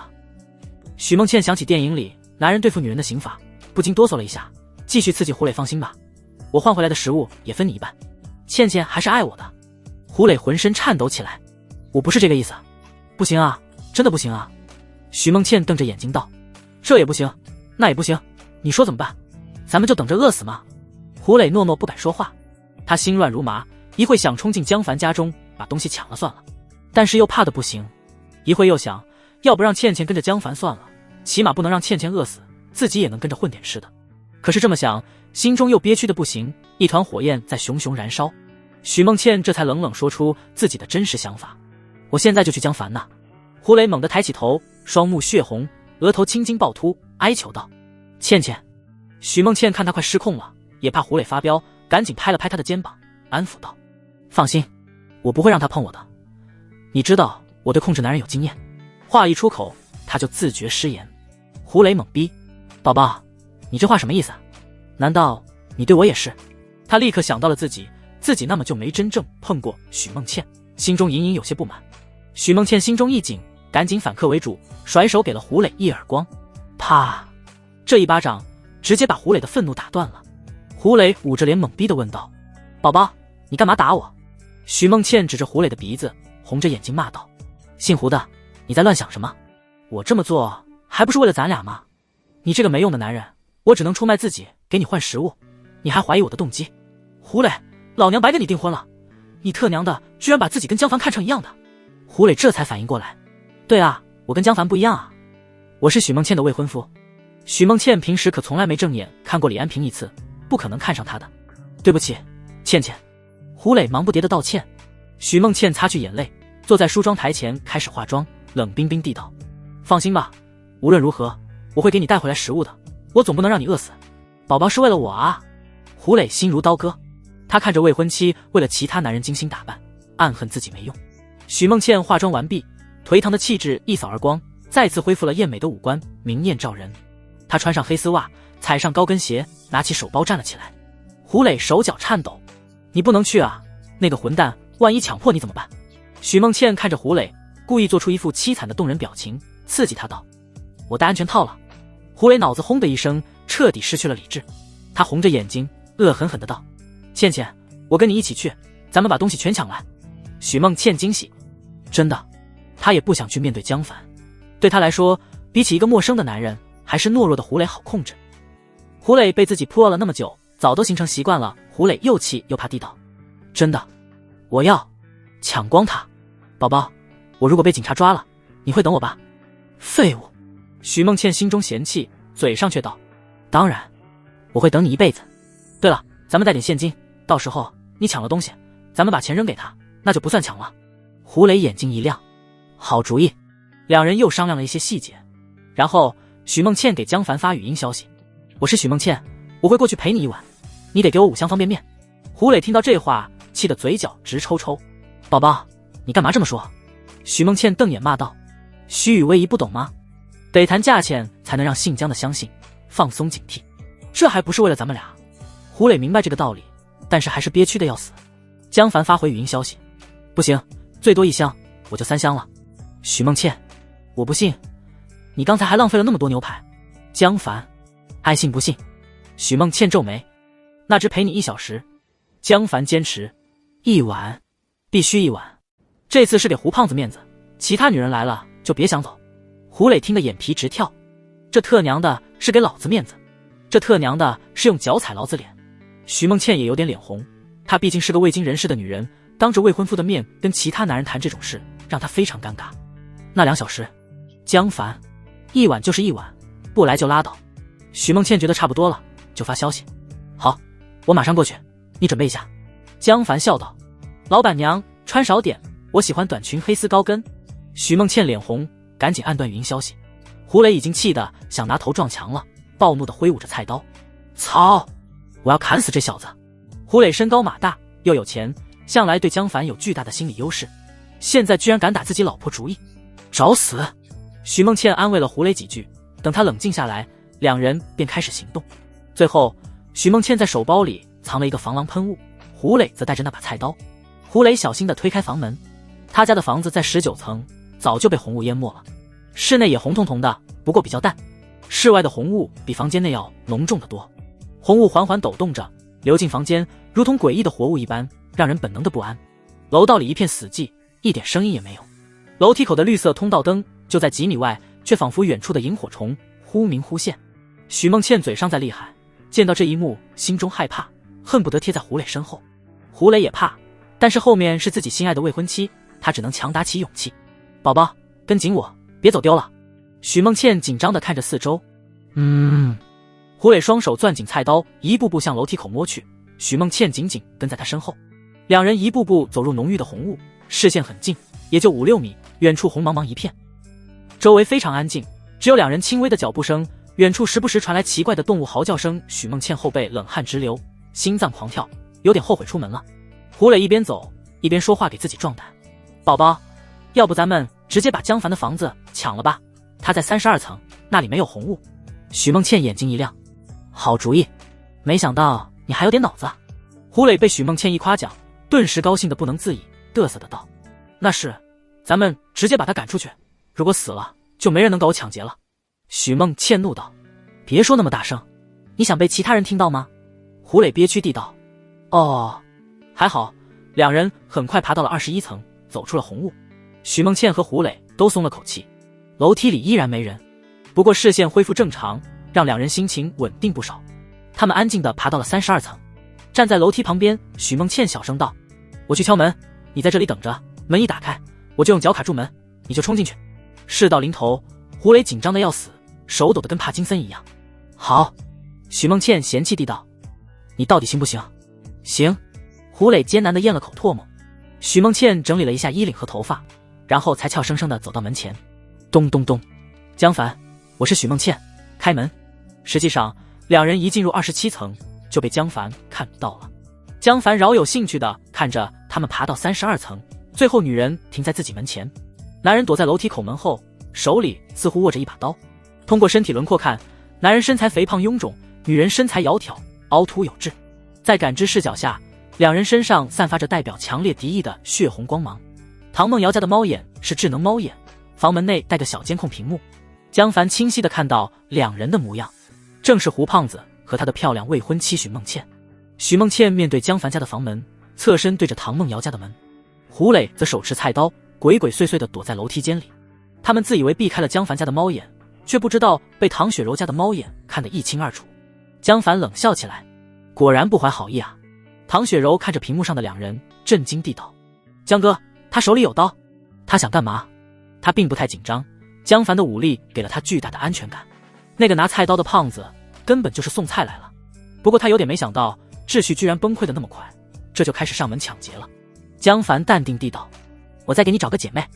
唐雪柔愣了一下，心中五味杂陈，既有对外面两人的幸灾乐祸，还有一丝江凡多了个女人的酸楚醋意，甚至还有一股说不出口的如释重负。多一个女人分摊火力也好。江凡拿起手机打给了许梦倩，故意调戏两人道：胡磊没来吧？许梦倩不动声色地道：没来。胡磊在楼梯间门后握紧菜刀，江凡没有拆穿他，道：你后退点，转身一圈，让我看看有没有武器。许梦倩紧张地按了按手包，后退了一步，缓缓转了个身。江凡把他的动作看在眼里，知道手包里估计有东西。系统自动提示：许梦倩，年龄23，品质8.5分，美艳人妻，妇德9分，未尝人士，已经订婚。综合评分8.5分，定，符合系统要求。居然是未尝人士，胡磊，给你机会你不中用啊！江凡大笑道：啧啧，黑丝美腿，不错，很用心，我很满意。混蛋！胡磊气的血液直往脑袋上冲，双手攥紧菜刀，手指都攥白了。他只想马上冲进房子，把江凡赶出去，自己和许梦倩占据江凡家和里面的食物。许梦倩故作不耐烦地道：可以了吧，我一个女人，你怕什么？他心中有点紧张，这个家伙怎么那么谨慎？江凡笑道：看不清鞋，再往后退几步，我看看是不是高跟鞋。许梦倩气得脸红，不知是计，只能又退了几步，已经退到了唐雪柔家门口。胡磊气的牙齿咬得咯咯响，死死盯着江凡家房门。许梦倩离得越远，江凡防备越小，自己成功率越大。等你开门，我特么杀了轰！就在这时，另一扇房门猛地打开了，防盗门飞速从许梦倩鼻子前飞速扫过，带飞一片头发。许梦倩吓得尖叫了一声：啊！话音未落，江凡就抓住她的衣领，猛地一拉。在江凡的巨力之下，许梦倩一点反抗的能力都没有，像布娃娃一样被拖进了房间。江凡随手一扔，许梦倩踩着高跟鞋站不稳，跌跌撞撞地趴倒在地上，摔得惨叫一声。啊！砰！江凡再把防盗门用力关上，同时咔嚓一声反锁。胡磊一直盯着江凡家的门，没想到隔壁的房门突然打开，到了这时才反应过来，赶紧举着菜刀冲出来。然而他面前只剩一扇冷冰冰的防盗门，老婆居然被人当着自己的面抢走了。胡磊热血上冲，暴怒砸门：操！你特妈的找死！房间里，江凡二话不说，一个顶膝压在挣扎着起身的许梦倩背上，把她再次压倒在地上。啊！许梦倩惨叫一声，疼，疼！你轻点！她长这么大还没受过这种罪，眼泪瞬间就流了出来。江凡毫不怜香惜玉，一把抓住她的手包抢了过来，简单一翻就找出了里面的防狼喷雾。贱人，你想干嘛？江凡冷笑，甩手就是一耳光。啪！许梦倩当场就被打得不敢叫喊，颤抖着脚便道：别误会，别误会，我用来防身的。江凡拿出准备好的宽透明胶带，呲几下就把许梦倩的手反捆在身后，撕烂丝袜也照样缠住脚踝，然后把丝袜强塞进她嘴里，再用透明胶带缠了3圈。许梦倩吓得脑子一片空白，在地上挣扎起来。她预想中的美人计根本没有施展的空间，眨眼间就被控制住。江凡按住她的身体，跟检查唐雪柔一样，仔细搜索了她的全身凹陷，确定没有隐藏的武器后，才翻过身体，一拳打在许梦倩腹部。砰！许梦倩顿时双眼突出，蜷缩成了一条大虾，只剩下干呕的声音。唐雪柔看得心中胆寒，还好自己没反抗，这男人太暴力了。与此同时，她也感到了一丝安全感，这种乱世跟着这种男人才能活下去吧。咣咣咣，咣咣咣，胡磊还在外面砸门，但是一点用也没有。防盗门可不是这么容易就能打开的。胡磊心急如焚地怒吼道：江凡，把我老婆交出来！江凡腾出手来，隔着房门笑道：谢谢老板送的老婆，老板大气。大气你妹啊！胡磊快被气疯，你赶紧放人，不然我报警了。江凡骂道：你上个月欠我的工资还没给呢，就用你老婆还吧。江凡已经道，那只变异的哈士奇已经从28楼跑上来了，它散发着明亮的红色光芒，快速上楼。胡磊还一无所觉的怒骂：马德，你把我老婆放了，不然我一定让你死得难看。江凡好整以暇地道：胡胖子，我不知道我死不死，反正你今天死定了。胡磊砸了半天门，累得气喘吁吁，一手扶着膝盖，一手举着菜刀骂道：有种你给我出来！江凡笑呵呵地道：傻逼，你回头看一眼。胡磊愣了一下，这话什么意思？就在这时，楼梯口传出风箱般的呼吸声。卧槽，什么鬼东西？胡磊吓得转身面对楼梯口，一只体型堪比老虎的巨型猛犬走了出来。他低吼着，浑身肌肉暴突，眼睛血红，齿间带着血迹和可疑的骨头残渣。胡磊顿时脸色煞白，惊恐地喊道：你不要过来啊！变异狗一跃而上，直接扑倒了胡磊，牙齿咬住了胡磊握刀的手，一口下去，血花四溅。咔嚓！胡磊惨叫一声，胳膊应声而断，刀当啷一声掉在一边。胡磊疯狂地挣扎着，跟哈士奇扭打在一起。别咬我，别咬我，疼死我了！救命啊！唐雪柔看得脸色煞白，瑟瑟发抖。这么大的狗太吓人了。地上的许梦倩听到胡磊的惨叫，努力抬头看向屏幕，这才看到巨犬正在撕咬胡磊，顿时吓得面无人色。外面居然有这么大的狗，刚才自己要是被发现，那就死定了。江凡则仔细看着变异狗跟胡磊的战斗，综合体质增加到50之后，他的身体全面加强。变异狗速度在普通人眼中如同闪电一般，但是江凡的综合体质增强之后，五官也加强了，能清晰地看到变异狗的每个动作，甚至还觉得有点慢。我应该能打败他。江凡拎着一把锤子，轻轻推开了门。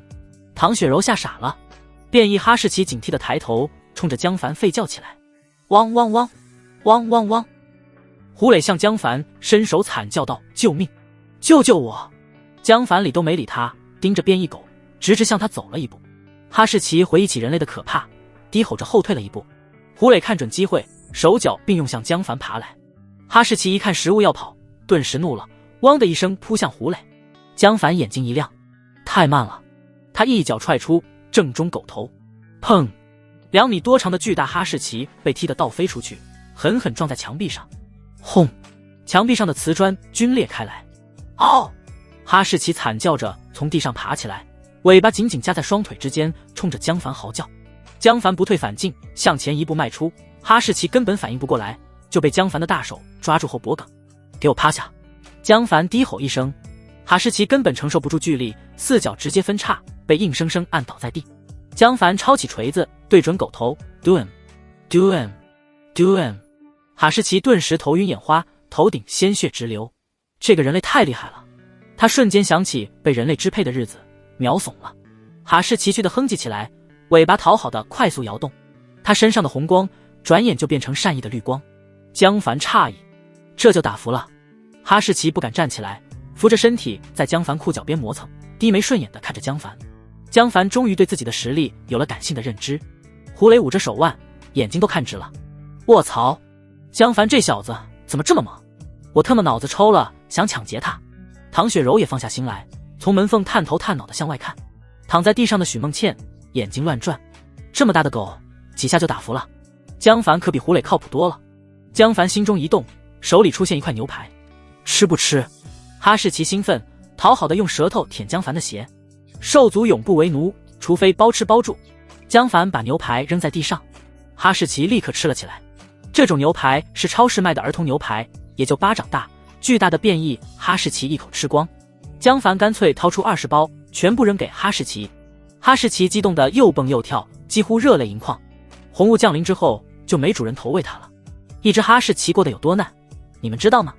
江凡看着哈士奇的白眼睛，便道：以后你叫白眼。汪汪！哈士奇冲着江凡叫了2声，仿佛听懂了。该你了，胡胖子。江凡伸手抓住胡磊的头发，轻松地把他拖回房间。啊，疼，疼，轻点。江凡，胡磊疼得惨叫连连，但是不敢反抗。江凡连那么大的狗都能打服，他哪敢还手？江凡关上房门，把哈士奇留在外面。刚打服的狗，说不定性格会不稳定，万一突然失控咬人怎么办？江凡虽然不怕，但是女人可扛不住。江凡把胡磊拎起，然后重重摔在地上。胡磊被摔得七荤八素，差点昏迷过去。许梦倩哆嗦了一下，江凡太暴力了，他不会揍我吧？江凡这才好整以暇地蹲在胡磊旁边，看他手臂上的伤势，右手的耻骨和桡骨都被咬断了，白色的骨茬支棱出皮肤，手掌无力地耷拉着。江凡阳光地笑了起来，啧啧，这么重的伤，胡胖子，你死定了，让我废物利用一下，没问题吧？胡磊勉强缓了过来，恐惧地道：救救我，救救我！江凡拍着胡磊的膝盖道：救你？你们俩带着武器来阴我，还让我救你？胡磊惊恐地道：我们是自保。啊！咔嚓！江凡一拳砸碎了胡磊的左腿髌骨。胡磊刚想惨叫，就被江凡按住嘴巴，紧接着江凡又一拳砸在右腿膝盖上。咔嚓！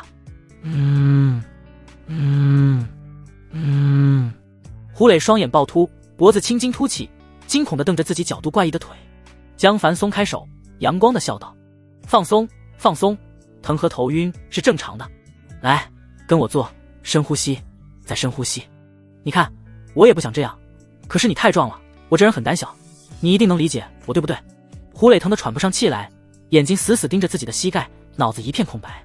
躺在地上的许梦倩脸色煞白，瑟瑟发抖，她后悔无比。我到底惹了一个什么大魔头啊？他不会把我的腿也打断吧？唐雪柔没有2人那么害怕，不过也是心生寒意，对江凡的敬畏到达了顶点。江凡把胡磊拎到阳台，挂在阳台的铁栏杆上，上半身在外，下半身在内。在胡磊的惨叫中，把他手脚隔着栏杆捆在一起，用透明胶缠了几10圈，彻底固定住。许梦倩见到胡磊的惨状，瑟瑟发抖，脑子一片空白。江凡向下看了一眼红雾，到目前为止，那只变异青蛙对他的威胁是最大的。江凡想测试一下，他的舌头能不能攻击到32层。江凡微笑着回到客厅，仔细打量美貌人妻。许梦倩不由自主哆嗦了一下。江凡一翻手，手心出现一块面包。许梦倩的眼睛都看直了，这是魔术。江凡看了看二女，半真半假地道：我有个随身空间，只有我能打开。我早就知道这场灾难会到来，随身空间里已经装满了各种物资，只要你们老老实实跟着我，我保证你们一辈子吃穿不愁。所以听话点，懂吧？许梦倩搞不清江凡是不是在说真的，不过反抗意愿确实大大降低。如果江凡说的是真的，那跟着他才是最明智的选择。在恐怖的末世，活下去才是最大的需求。唐雪柔想到江凡拿出大量食物，还有大量的异能果实，心里已经信了7、8分，这和他的猜测差不多。除此之外，他无法想象江凡怎么准备的这么充分。江凡清晰地看到许梦倩身上的红光开始变淡，逐渐变成了黄色，虽然很淡，但是已经没有丝毫敌意了。很好，我喜欢聪明的女人。江凡满意地拍拍许梦倩的脸颊，笑眯眯地道：乖，别乱动，我把你的嘴解开。刺啦刺啦，江凡随手撕开了她脸上的透明胶带，扯下了几根长发，疼得许梦倩哆嗦了几下，一点声音也不敢发出来。江凡又从许梦倩嘴里掏出了黑丝袜。哦哦，许梦倩痛苦的干呕了几声，才缓了过来。江凡把面包扔在她嘴边，吃吧，吃完你还有的忙。许梦倩顾不得多想忙是什么意思，躺在地上目不转睛地盯着面前的面包，哀求道：能松开我的手吗？这样没法吃。江凡淡定地道：不行，就这么吃。许梦倩耍着小脾气道：你这人怎么这样啊？这让人家怎么吃？江凡冷笑：对付胡磊的这一套，别在老子面前玩。他一脚踩碎面包，甩手扔出窗外。OK， 你的午饭没了。许梦倩目瞪口呆，她终于明白江凡跟胡磊完全不是一种人。她马上转换态度，放低身段哀求道：江哥，求你了，给我点吃的吧。这女人倒是拿得起放得下。江凡一翻手，手中又出现了一块面包。许梦倩眼睛放光。江凡把面包扔在地上，冷笑道：敬酒不吃吃罚酒，再给你次机会，跪在地上吃。许梦倩竟然毫无反抗的跪下，快速吃了起来。江凡还发现许梦倩身上黄光变淡，出现了一丝微微绿色。叮，许梦倩消耗宿主1包面包，返还200包，已经放进随身空间。江凡嘴角微扬，对，这样才乖嘛。解决了胡磊的威胁之后，江凡更觉时间紧迫，世界越来越混乱，我必须得继续变强。他做起了俯卧撑，可惜综合体质提高之后，俯卧撑根本毫无难度，没有一点训练的作用。江凡又升级成倒立撑，还是很轻松。江凡只用2根手指倒立撑，终于有了一点效果。江凡一口气做了100个，脸部红气不喘的翻身站起，心中不满，得找点负重了，这种锻炼毫无用处，或者能学点武术或者战斗技巧就好了，而且还缺武器。唐雪柔眼睛都看直了，她完全没想到这个男人居然那么强大。许梦倩则看得两眼放光，这么强悍的男人才能配得上我，才能让我活下去，我要抓住他。江凡看到两女的表情，只是微微一笑。他又瞎练了1个小时后才不得不放弃，除非有人教自己，否则这种练习几乎毫无用处，还不如继续吃体质强化果实。江凡走到阳台上，胡磊已经昏迷过去。短短1个多小时，胡磊手臂上被狗咬烂的伤口已经腐烂流脓，发出难闻的恶臭味。在以前，伤口恶化到这种情况至少需要3、4天，现在实在太快，不仅动植物进化，细菌、病毒都在光速进化。唐雪柔跟在江凡身后，小心的道：他要死了。江凡淡定地道：这种伤口没有消炎药就死定了，而且我估计细菌也进化了，以前的消炎药还有没有效果谁也说不准，总之现在基本上就是受伤就死。唐雪柔胆怯的拉着江凡胳膊，他自己的都没发现，短短2天时间他就对江凡产生了强烈的依赖感。许梦倩目光复杂的看着胡磊，未婚夫像个死狗一样挂着，自己却跪在凶手面前。许梦倩咬了咬红唇，没办法，我只是个弱女子，我想活下去。她愧疚之余，心中反而有点怨恨胡磊，谁让你那么没用，废物，都怪你。江凡仔细观察胡磊的状态，他已经在这里挂了那么久，那只变异蟾蜍也没过来，不知道是他够不着那么高，还是离开了，又或者是没发现。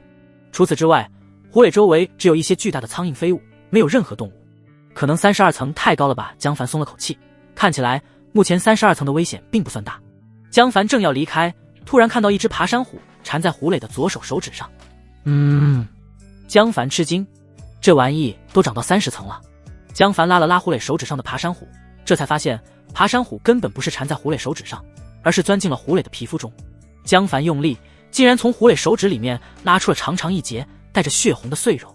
拔出爬山虎之后，胡磊的左手手掌竟然肉眼可见的瘪了下去，几乎变成了一层空皮，血肉吞噬的干干净净。江凡顿觉毛骨悚然，卧槽，这玩意吃人肉！江凡伸头向下方望去，爬山虎已经爬满了整个外墙，绿压压一大片。再仔细看墙上，爬山虎上缠满了各种动物的尸体，巨大的麻雀，巨大的老鼠，甚至还有一只体型堪比老虎的猫。怪不得没有动物过来吃胡磊，原来被这株爬山虎杀光了。二女脸色煞白，心中惊惶不已。世界变了，连植物都开始吃人了。江凡立刻开启感知，再次看向了爬山虎。爬山虎散发着淡红色的光芒，但是并不明亮，非常暗淡的一大片，在红雾中极容易被忽略。江凡脸色阴沉，原来不只是强大的生物危险，一些看似弱小的生物也有很大的威胁。当然了，爬山虎的危险度不大，几乎没有移动能力，全靠猎物自己送上门，还得保持长时间静止不动。江凡还注意到胡磊体内有微微的红光，顺着血管流遍了全身，似乎是爬山虎留下的种子。江凡表情凝重，从空间拿出一瓶纯净水，浇在胡磊脸上。胡磊被浇醒了，他虚弱地喊道：“水，水！”大量失血让他口干舌燥。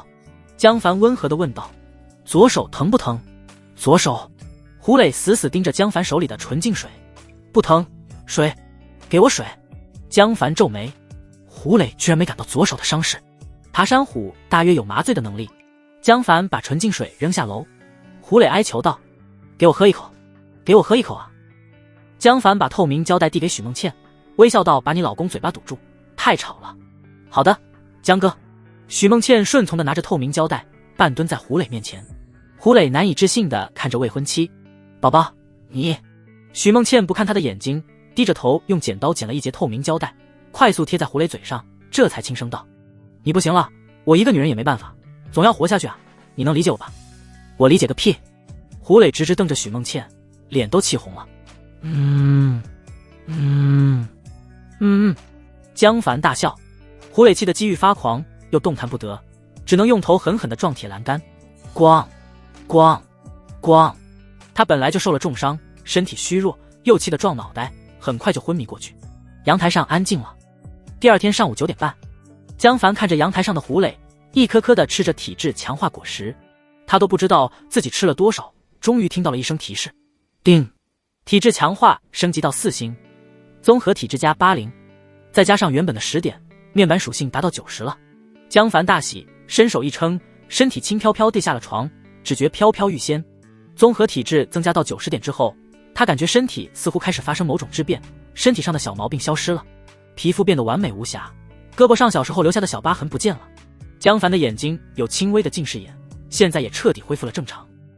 身上的肌肉开始收敛，看起来没有之前那么炸裂，更加圆润，看起来没有太多训练痕迹，却充满了恐怖的力量。江凡随手拿出一个1元硬币，微微用力就轻松捏成对折，感觉跟捏橡皮泥一样，然后再对折，再对折，最后在手心搓了搓，硬币竟然变成了一个金属球。综合体质增加，效果却是按几何倍数增长的。江凡又拿出匕首，手指按在刀尖上，微微用力就把刀尖按平。这么强大的身体，生存能力大增。他又开启感知试了试，体能消耗几乎感觉不到，绝对可以24小时开启了。江凡毫不犹豫决定24小时开启感知。在末世，感知能力极其重要，可以提前发现危险。江凡试验了一阵能力，才心满意足走到阳台上。胡磊已经死了，他的嘴里、耳朵、鼻子长出了爬山虎幼苗。在感知的视野下，江凡看到尸体体内塞满了密密麻麻的爬山虎，散发着恐怖的暗淡红光。江凡皱眉把尸体解开，扔下楼去。整整一夜，变异青蛙依然没攻击胡磊。江凡基本确定变异青蛙的攻击范围没有这么大。他看向门口，外面趴着一只狗，看体型正是白眼。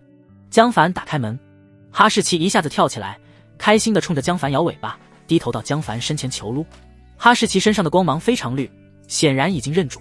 江凡笑着抓了2把狗头，然后又拿出20块牛排，还有一堆火腿肠，扔在了地上。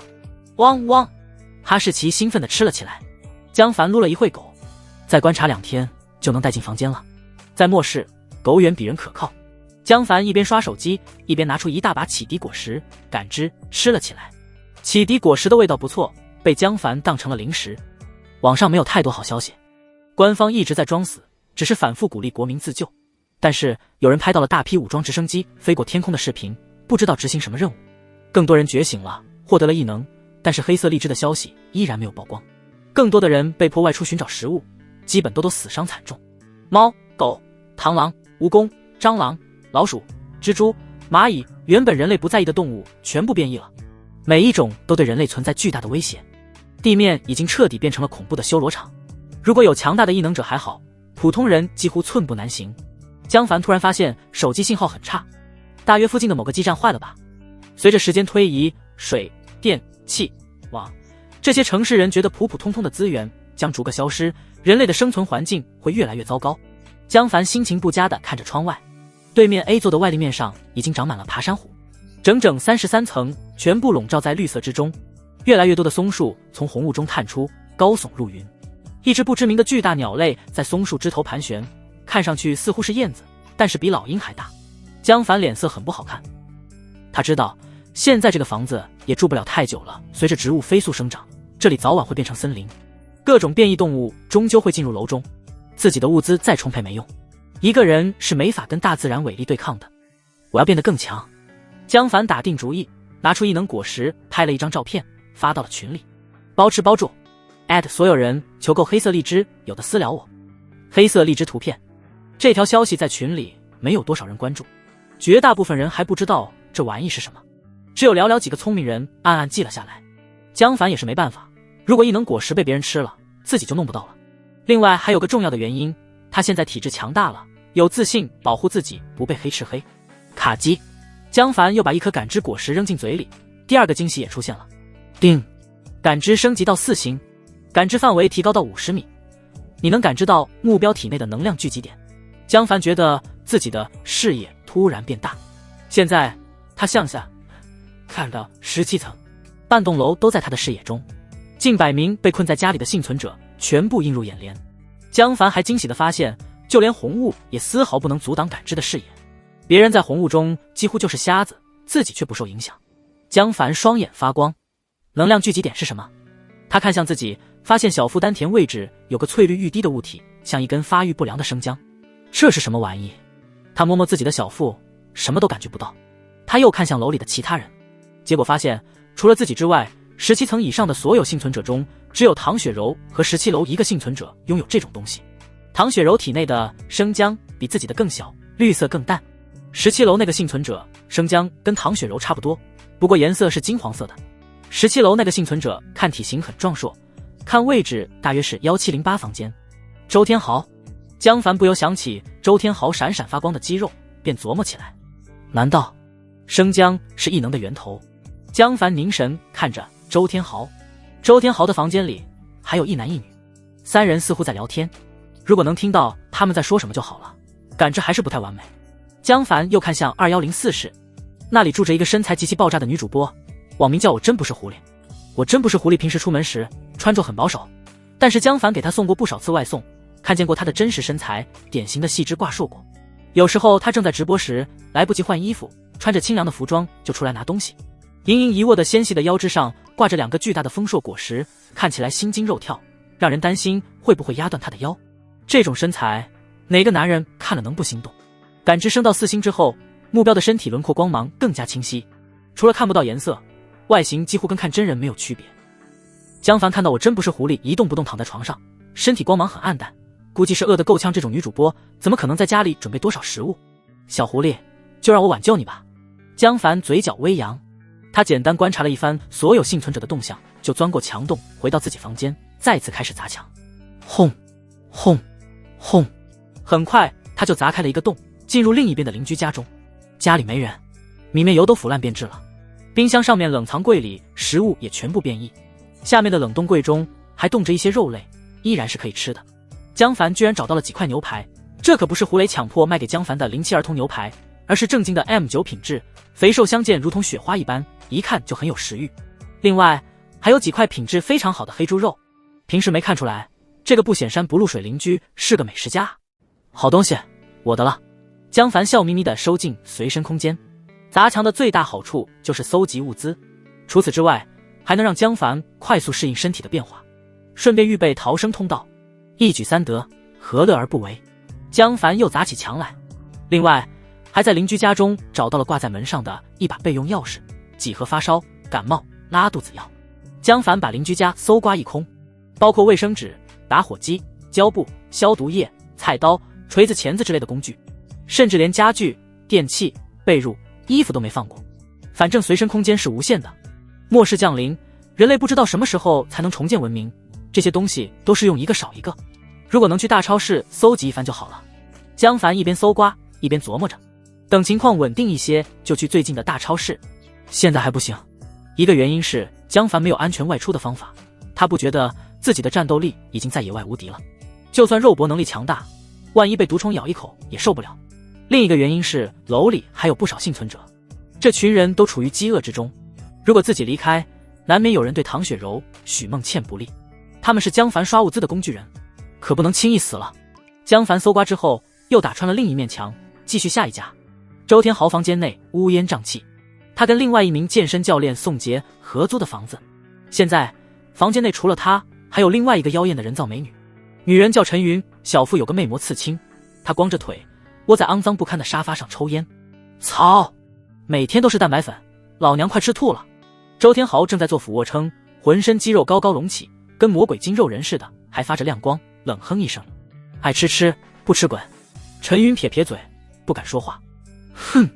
周天豪双手用力，一跃而起。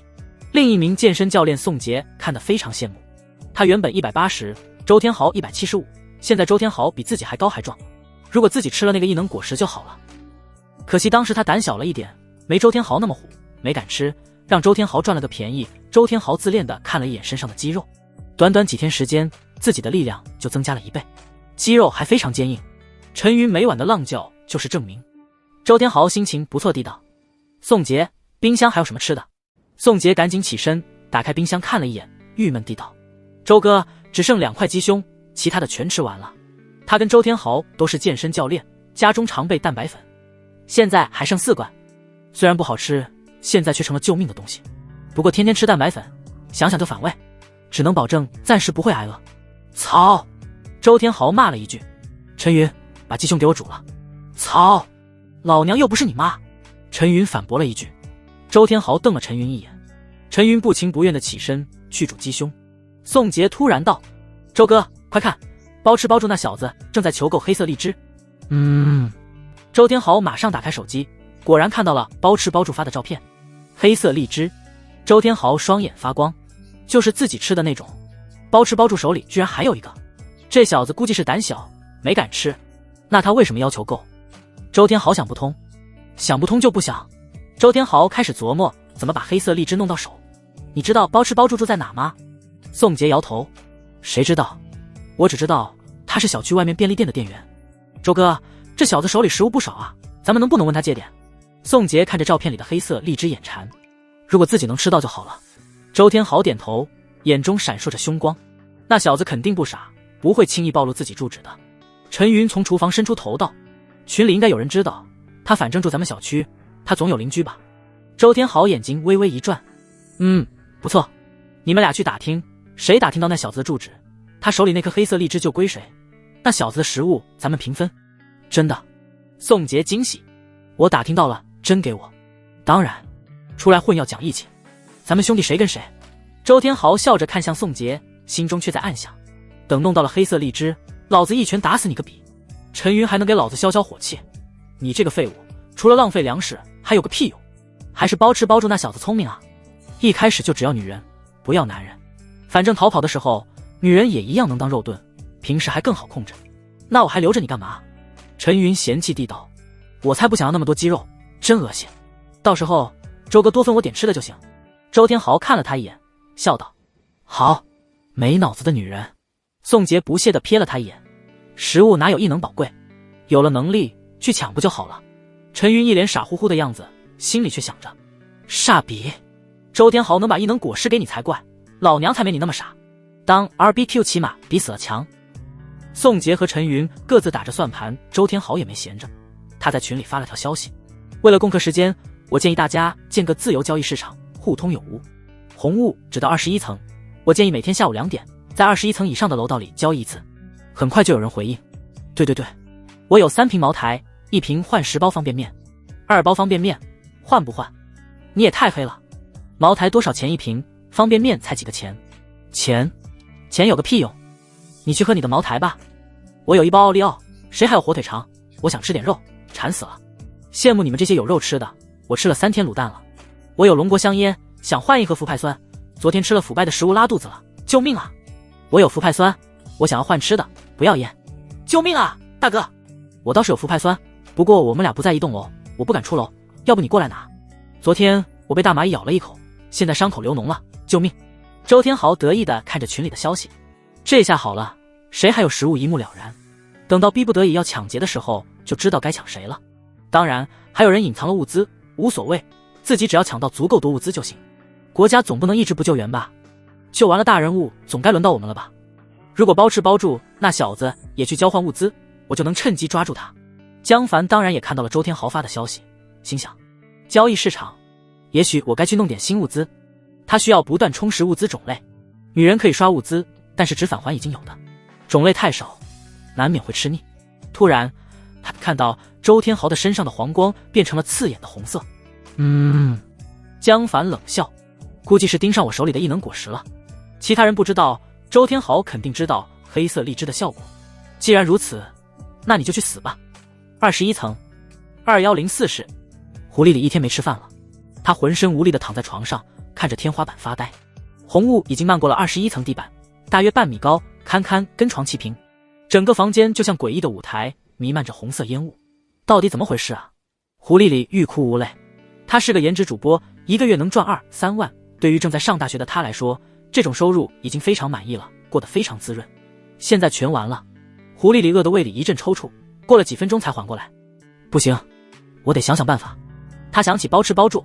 狐狸里很不甘心用身体换食物，但是实在没有办法。我还年轻，我不能饿死在这里。狐狸里打开手机群，又看到了一个人在组织交易市场。交易市场？可是我没有什么好交换的。狐狸里继续往上翻，看到了包吃包住新发的消息。黑色荔枝。狐狸里诧异地看向自己窗外，窗户旁边长满了爬山虎，一片爬山虎叶片下正好长出一个黑色荔枝，悬挂在他的窗外。包吃包住为什么要收这个？这颗黑色荔枝已经长了2天了，他本来没太注意，但是包吃包住求购，反而让他好奇起来。他打开窗户，伸手把黑色荔枝摘了下来。这个果实闻起来很香，让人不由想吃下去，但是狐狸狸不敢吃。如今植物飞快变异，各种奇怪的果实都有，谁知道有没有毒？这东西有什么用？狐狸里上网搜索了一番，没有找到有用的信息。如果不饿，狐狸里还打算再琢磨琢磨。现在实在饿得不行，他只想赶紧换成食物充饥。狐狸里拍了一张照片，给包吃包住发消息，心中期待，不知道能换多少食物。C 座2104，我真不是狐狸，我有一个黑色荔枝。图片，江凡眼睛一亮，还真有，而且还是那个小狐狸，要不要去直接抢了？江凡琢磨了一下，觉得还是算了，万一他生气直接吃了，或者给扔了，那才得不偿失，自己没必要冒险，先把启迪果实骗到手再说。包吃包住3包方便面。狐狸里惊喜，居然能换3包。C 座2104，我真不是狐狸，我能问一下吗？这种果实能干吗？包吃包住，与你无关，换不换？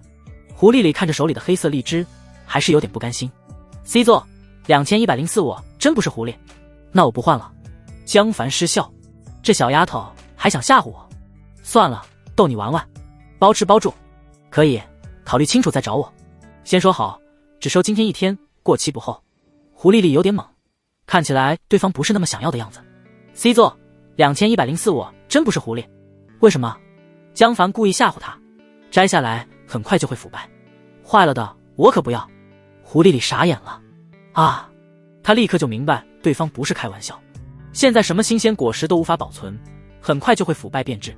狐狸里确实想知道这是干嘛的，但是肚子里的饥饿让他实在扛不住。C 座2104，我真不是狐狸，10包方便面。江凡笑了，还给我，跟我砍价，随你怎么砍，只要果实拿到手，你连人都是我的。包吃包住，最多5包，不换拉倒。狐狸里纠结了一会，只能同意。好，江凡笑了起来。第3个启迪果实终于要到手了。包吃包住，我去你家交易。不行，狐狸里哪敢让对方过来？看包吃包住之前的言论，这货妥妥大色魔一个。现在秩序混乱，他可不敢跟对方单对单交易。C 座2104，我真不是狐狸，我们一会在交易市场上交易，在那么多人面前，你总不能乱来吧？现在大多数幸存者还按着惯性遵守文明时代的法律。狐狸里觉得，如果人多，对方应该就不敢强迫自己。江凡无所谓，他本来也想去交易市场看看，如果需要硬抢，人多就不能抢了。江凡冷笑，好，一会联系。江凡回到唐雪柔家，先洗了个热水澡，把砸墙弄得一身灰洗掉。二女已经醒了，他们发现江凡不在，心中有点紧张。如今这种乱世，家里没有男人，让他坐立不安。江凡回来，二女明显松了口气。江凡拿出刚弄到的牛排和猪肉，谁会煎牛排和红烧肉？唐雪柔发愁，她就是官二代，又在上大学，哪会做饭啊？许梦倩得意地瞟了一眼唐雪柔，小声道：“我会做饭，应该还不错。”哦，江凡惊喜，他获得随身空间后，就把家里所有食物都放进了空间，大米、面粉、油盐酱醋都有，甚至还有一些青菜、花菜、番茄、鸡蛋，这些原本都是女室友许诺准备的。江凡不太会做饭，就没有动这些食材。既然许梦倩会做饭，那就拿出来交给她处理。好，让我看看你的手艺。叮，许梦倩消耗了1个番茄，返还300个番茄，已经放入随身空间。叮，许梦倩消耗了2个鸡蛋，返还600个鸡蛋，已经放入随身空间。叮，许梦倩消耗了1斤 M9 西冷牛排，返还300斤 M9 西冷牛排，已经放入随身空间。许梦倩手脚麻利，很快做好2荤2素，还蒸了一锅热气腾腾的大米饭，1个西红柿鸡蛋汤。之前她为了绑住胡磊，着实费了不少心思学习厨艺，一边用 PUL 话术打击胡磊的自信，一边又时不时给胡磊卖个好，悉心照顾胡磊的饮食，塑造了贤妻良母的人设。再加上眼泪、撒娇和精致的容颜，一整套小手段下来，把胡磊收拾得服服帖帖。可惜这一套在江凡这里完全不好使。就在这时，对面 A 座传来女人的尖叫：“你们干什么？”三人起身向窗外看去，只见 A 座的30层，一对穿着同款睡衣的年轻男女被4个拿刀的壮汉一步步逼到了阳台上。年轻女人惊恐地大喊道：“这是我家，出去！”为首的壮汉是个黄毛，他狞笑着说了句什么，年轻女人立刻向阳台外大声喊叫：“救命啊！救命！快报警！他们要……”黄毛一伸手抓住女人的头发，按住女人就是一耳光，厉声喝道：“臭婊子，给脸不要脸！”年轻男人见到女友挨揍，愤怒地上前，黄毛毫不犹豫，挥刀就捅，噗嗤，刀柄没入年轻男人腹中。男人吃惊地看着对方，看你妈！3个壮汉狂笑着一拥而上，噗嗤，噗嗤，年轻男人无声无息倒在血泊中。年轻女人吓疯了：“你们杀人！你们杀人了！”黄毛狞笑道：“杀人算个屁！兄弟们，把他给我扔下去，别搁眨眼！”3个男人抬起年轻男人尸体，扔下阳台，消失红雾之中。几秒钟后，传来沉闷的扑通声。年轻女人扑到栏杆上，带着哭腔凄厉地喊道：“陈明，陈明，贱人，进来陪老子乐呵乐呵！”一名壮汉一把拉住她的头发，女人疯狂挣扎：“救命啊！救命！”3个壮汉一起把女人强拖进房间。很快，女人的惨叫声和男人的狂笑声很快就传了出来。C 座很多幸存者都在阳台上目睹了这一幕。黄毛挥舞着西瓜刀，猖狂地冲着 C 座众人大喊：“看什么看？再看老子杀了你们！”胆小的不敢多事，赶紧拉上窗帘；勇敢点的也不会跟他对骂，只是默默看着黄毛，心中非常压抑。秩序开始崩溃了。唐雪柔和许梦倩脸色苍白，他们被吓坏了。江凡淡定地道：“吃饭吧。”二女不敢多看，赶紧回到饭桌前。江凡尝了一口牛排，顿时眼睛一亮：“手艺不错，以后做饭交给你了。”许梦倩陪笑道：“江哥吃得开心就好。”他心中松了口气，自己的地位终于稳了一些。许梦倩得意地瞟了唐雪柔一眼：“贱人！”唐雪柔暗骂，心中却不免担心起来。许梦倩会做饭，自己会什么？江凡对2个女人的暗斗看在眼里，不过他不放在心上，女人开修罗场随便开，只要不影响自己享受就行。而且竞争上岗才有进取心，不是？江凡故意刺激唐雪柔，拿出了一枚启迪果实给许梦倩：“吃了吧，赏给你的。”许梦倩好奇：“江哥，这是什么？”江凡随意地道：“异能果实，吃了能获得异能。”异能果实？许梦倩双眼冒光，江凡居然有异能果实，看样子还很多，否则也不会随便给自己一个。唐雪柔嫉妒地看着许梦倩，心中越发紧张，自己必须行动起来了。江凡身边的狐狸精一定会越来越多，自己哪有容身之地？许梦倩赶紧一口吞下去。很快，她就发现了视野的变化。江哥，为什么我们3个身上都有光，而且你身上那么亮，我们俩就很暗？如果说江凡身上的光芒是100W 大灯泡，二女身上的光芒就是蜡烛罢了。江凡简单解释了一下，光芒的亮度基本代表目标的战斗力。许梦倩又好奇地问道：“为什么你身上是黄光，唐雪柔身上却是淡红色？”江凡不怀好意地看着二女，笑眯眯地道：“光芒分成3种颜色，绿色代表友善，黄光代表中立，红光代表敌对。提醒你们一句，我也有感知能力，如果谁敢对我有敌意，我就杀了谁。所以你们就算装，也要装成友善，否则，哼哼，我保证你们死得很难看。”二女吓了一跳，不敢有其他想法。许梦倩又看了一眼唐雪柔身上的红光，红色代表敌意。哼，贱人！唐雪柔也瞪了一眼许梦倩。江凡拿出手机，笑一个。二女赶紧露出甜美的笑容。江凡把女人和饭菜都拍了下来，在群里发消息，所有人收美女包吃饱，愿意的私聊先发吴美颜全身自拍照片。图片。宋诗因虚弱的躺在床上，从昨天到现在，他只吃了半个火腿肠，好饿啊！宋远帆拿着他的金戒指出去了，看看能不能换点食物。宋诗英感觉自己快要饿死，实在受不了。他想了想，突然坐了起来，从衣柜里翻出一条皮带，这是牛皮的，应该能吃。他目光灼灼的坚硬的皮带，这条皮带是他逼江凡给他买的，据说是进口小牛皮，1800一条。现在在宋诗英眼睛里，完全就是一块食物。他用刀把皮带切成1公分左右的小段，烧开水煮了起来。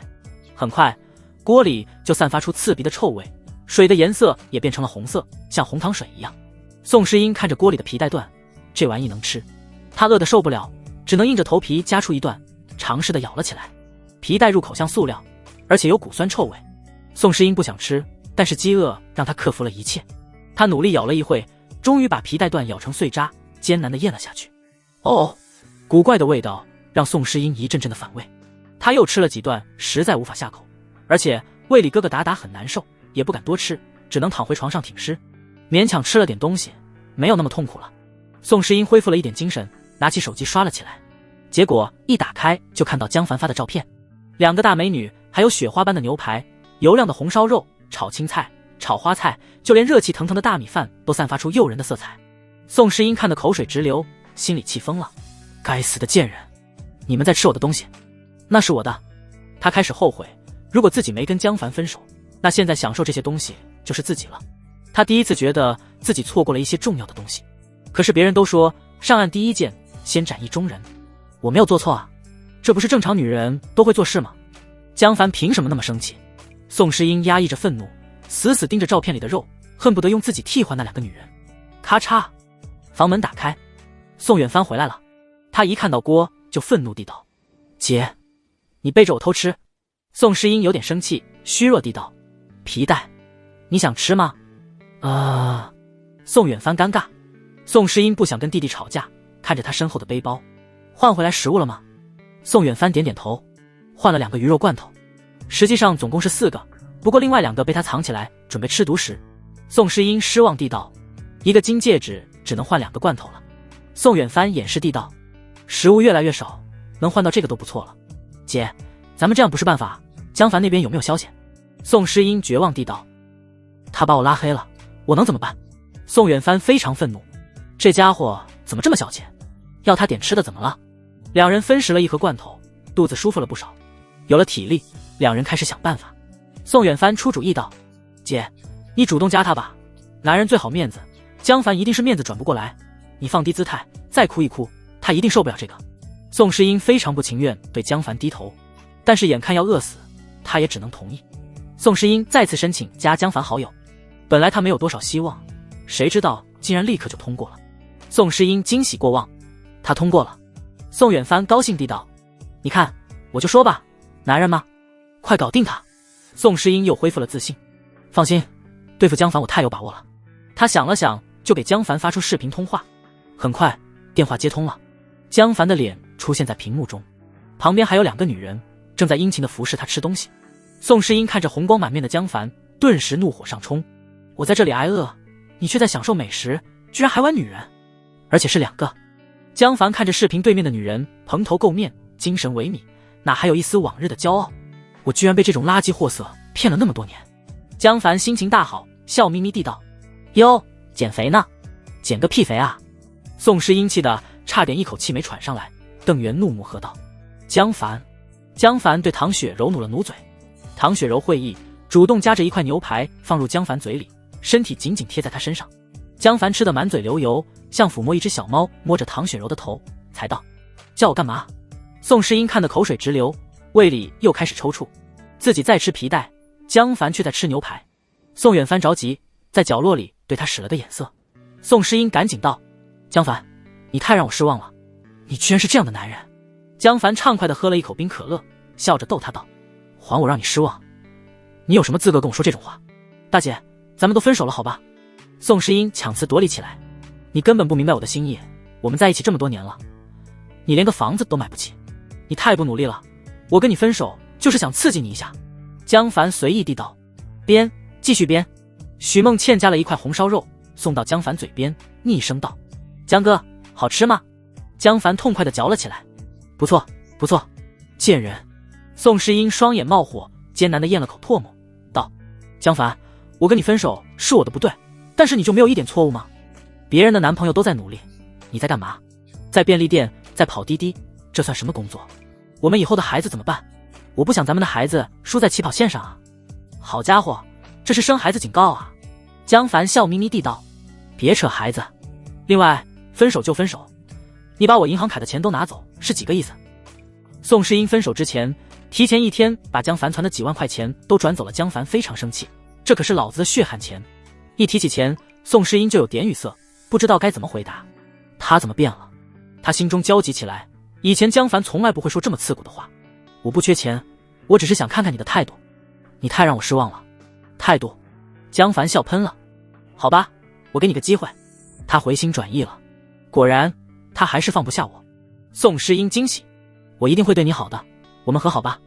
宋诗音心中得意，江凡果然就是条舔狗。老娘照之，即来挥之即去。他心里开始盘算，怎么到江凡家之后就把两个女人赶走，把食物全部控制在自己手中。宋远帆的脸上也露出喜色。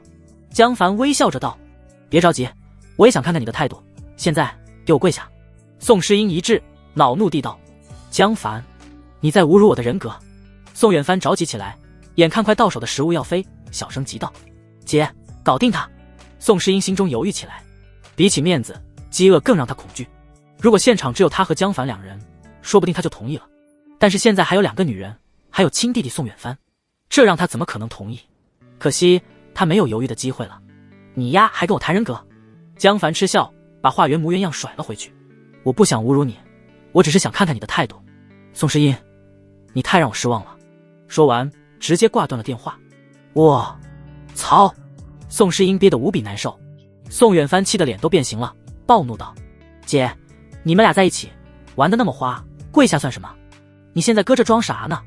宋诗音胸口一闷，难以置信地看着亲弟弟。远帆，你怎么这样跟我说话？而且我和江凡哪有那么过分？宋远帆气冲冲地道：姐，跪下算什么？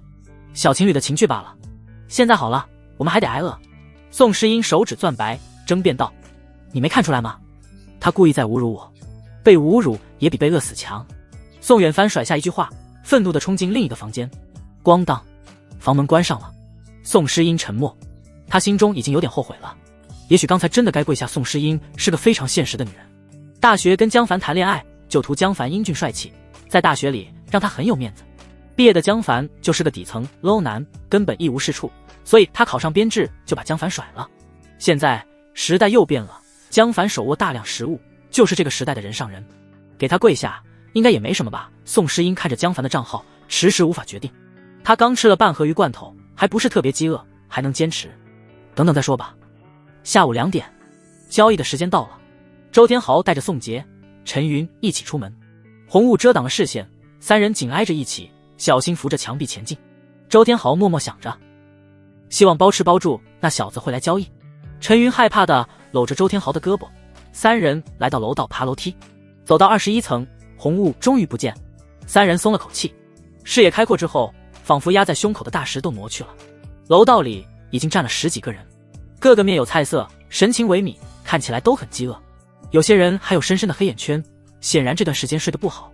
他们警惕又期待地看着其他人，紧紧抱着自己的背包，手里举个纸牌子：1块巧克力换2块面包，6瓶可乐换肉、火腿肠、午餐肉皆可，2瓶茅台，要的来谈，只要食物。千足金手镯换1箱方便面。最特殊的是一个叫李清泉的老中医，他头发花白，坐在一阶楼梯上，面前摆着一大包臭烘烘的野菜，纸牌上写着：野荠菜可以吃，10斤换1瓶酒精。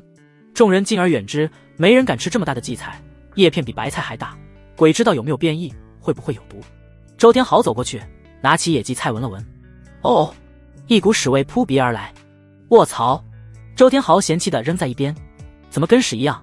这玩意能吃？他闪闪发光的肌肉让众人不由羡慕，都讨好的看向他。李清泉点点头，正色道：能吃，我吃过了。周天豪震撼的看着李清泉，这特么也下得去口？李清泉苦笑，快饿死了，还管什么好吃不好吃？现在变化越来越大，咱们早晚要开始吃外面的植物的。陈云跟着闻了闻，立刻扔在一边，用纸巾反复擦手，恶心地道：我饿死也不吃屎。李清泉笑着摇摇头，没说什么。又过了10几分钟，楼道里的人越来越多，聚集了40多个人。人多了之后，大家的胆子也大了。众人一边卖东西，一边聊着天，交流各自的信息。这日子没法过了，我家里断粮了，国家怎么还不来救援？鬼知道，也许当官的都被保护起来了。马德，世道不公。对了，包吃包住那小子来了没有？我想用我老婆钻戒跟他换点吃的。钻戒？现在鬼还要这玩意？他也许不会来，他又不缺食物，还抢了2个女人，肯定害怕被其他人抢劫。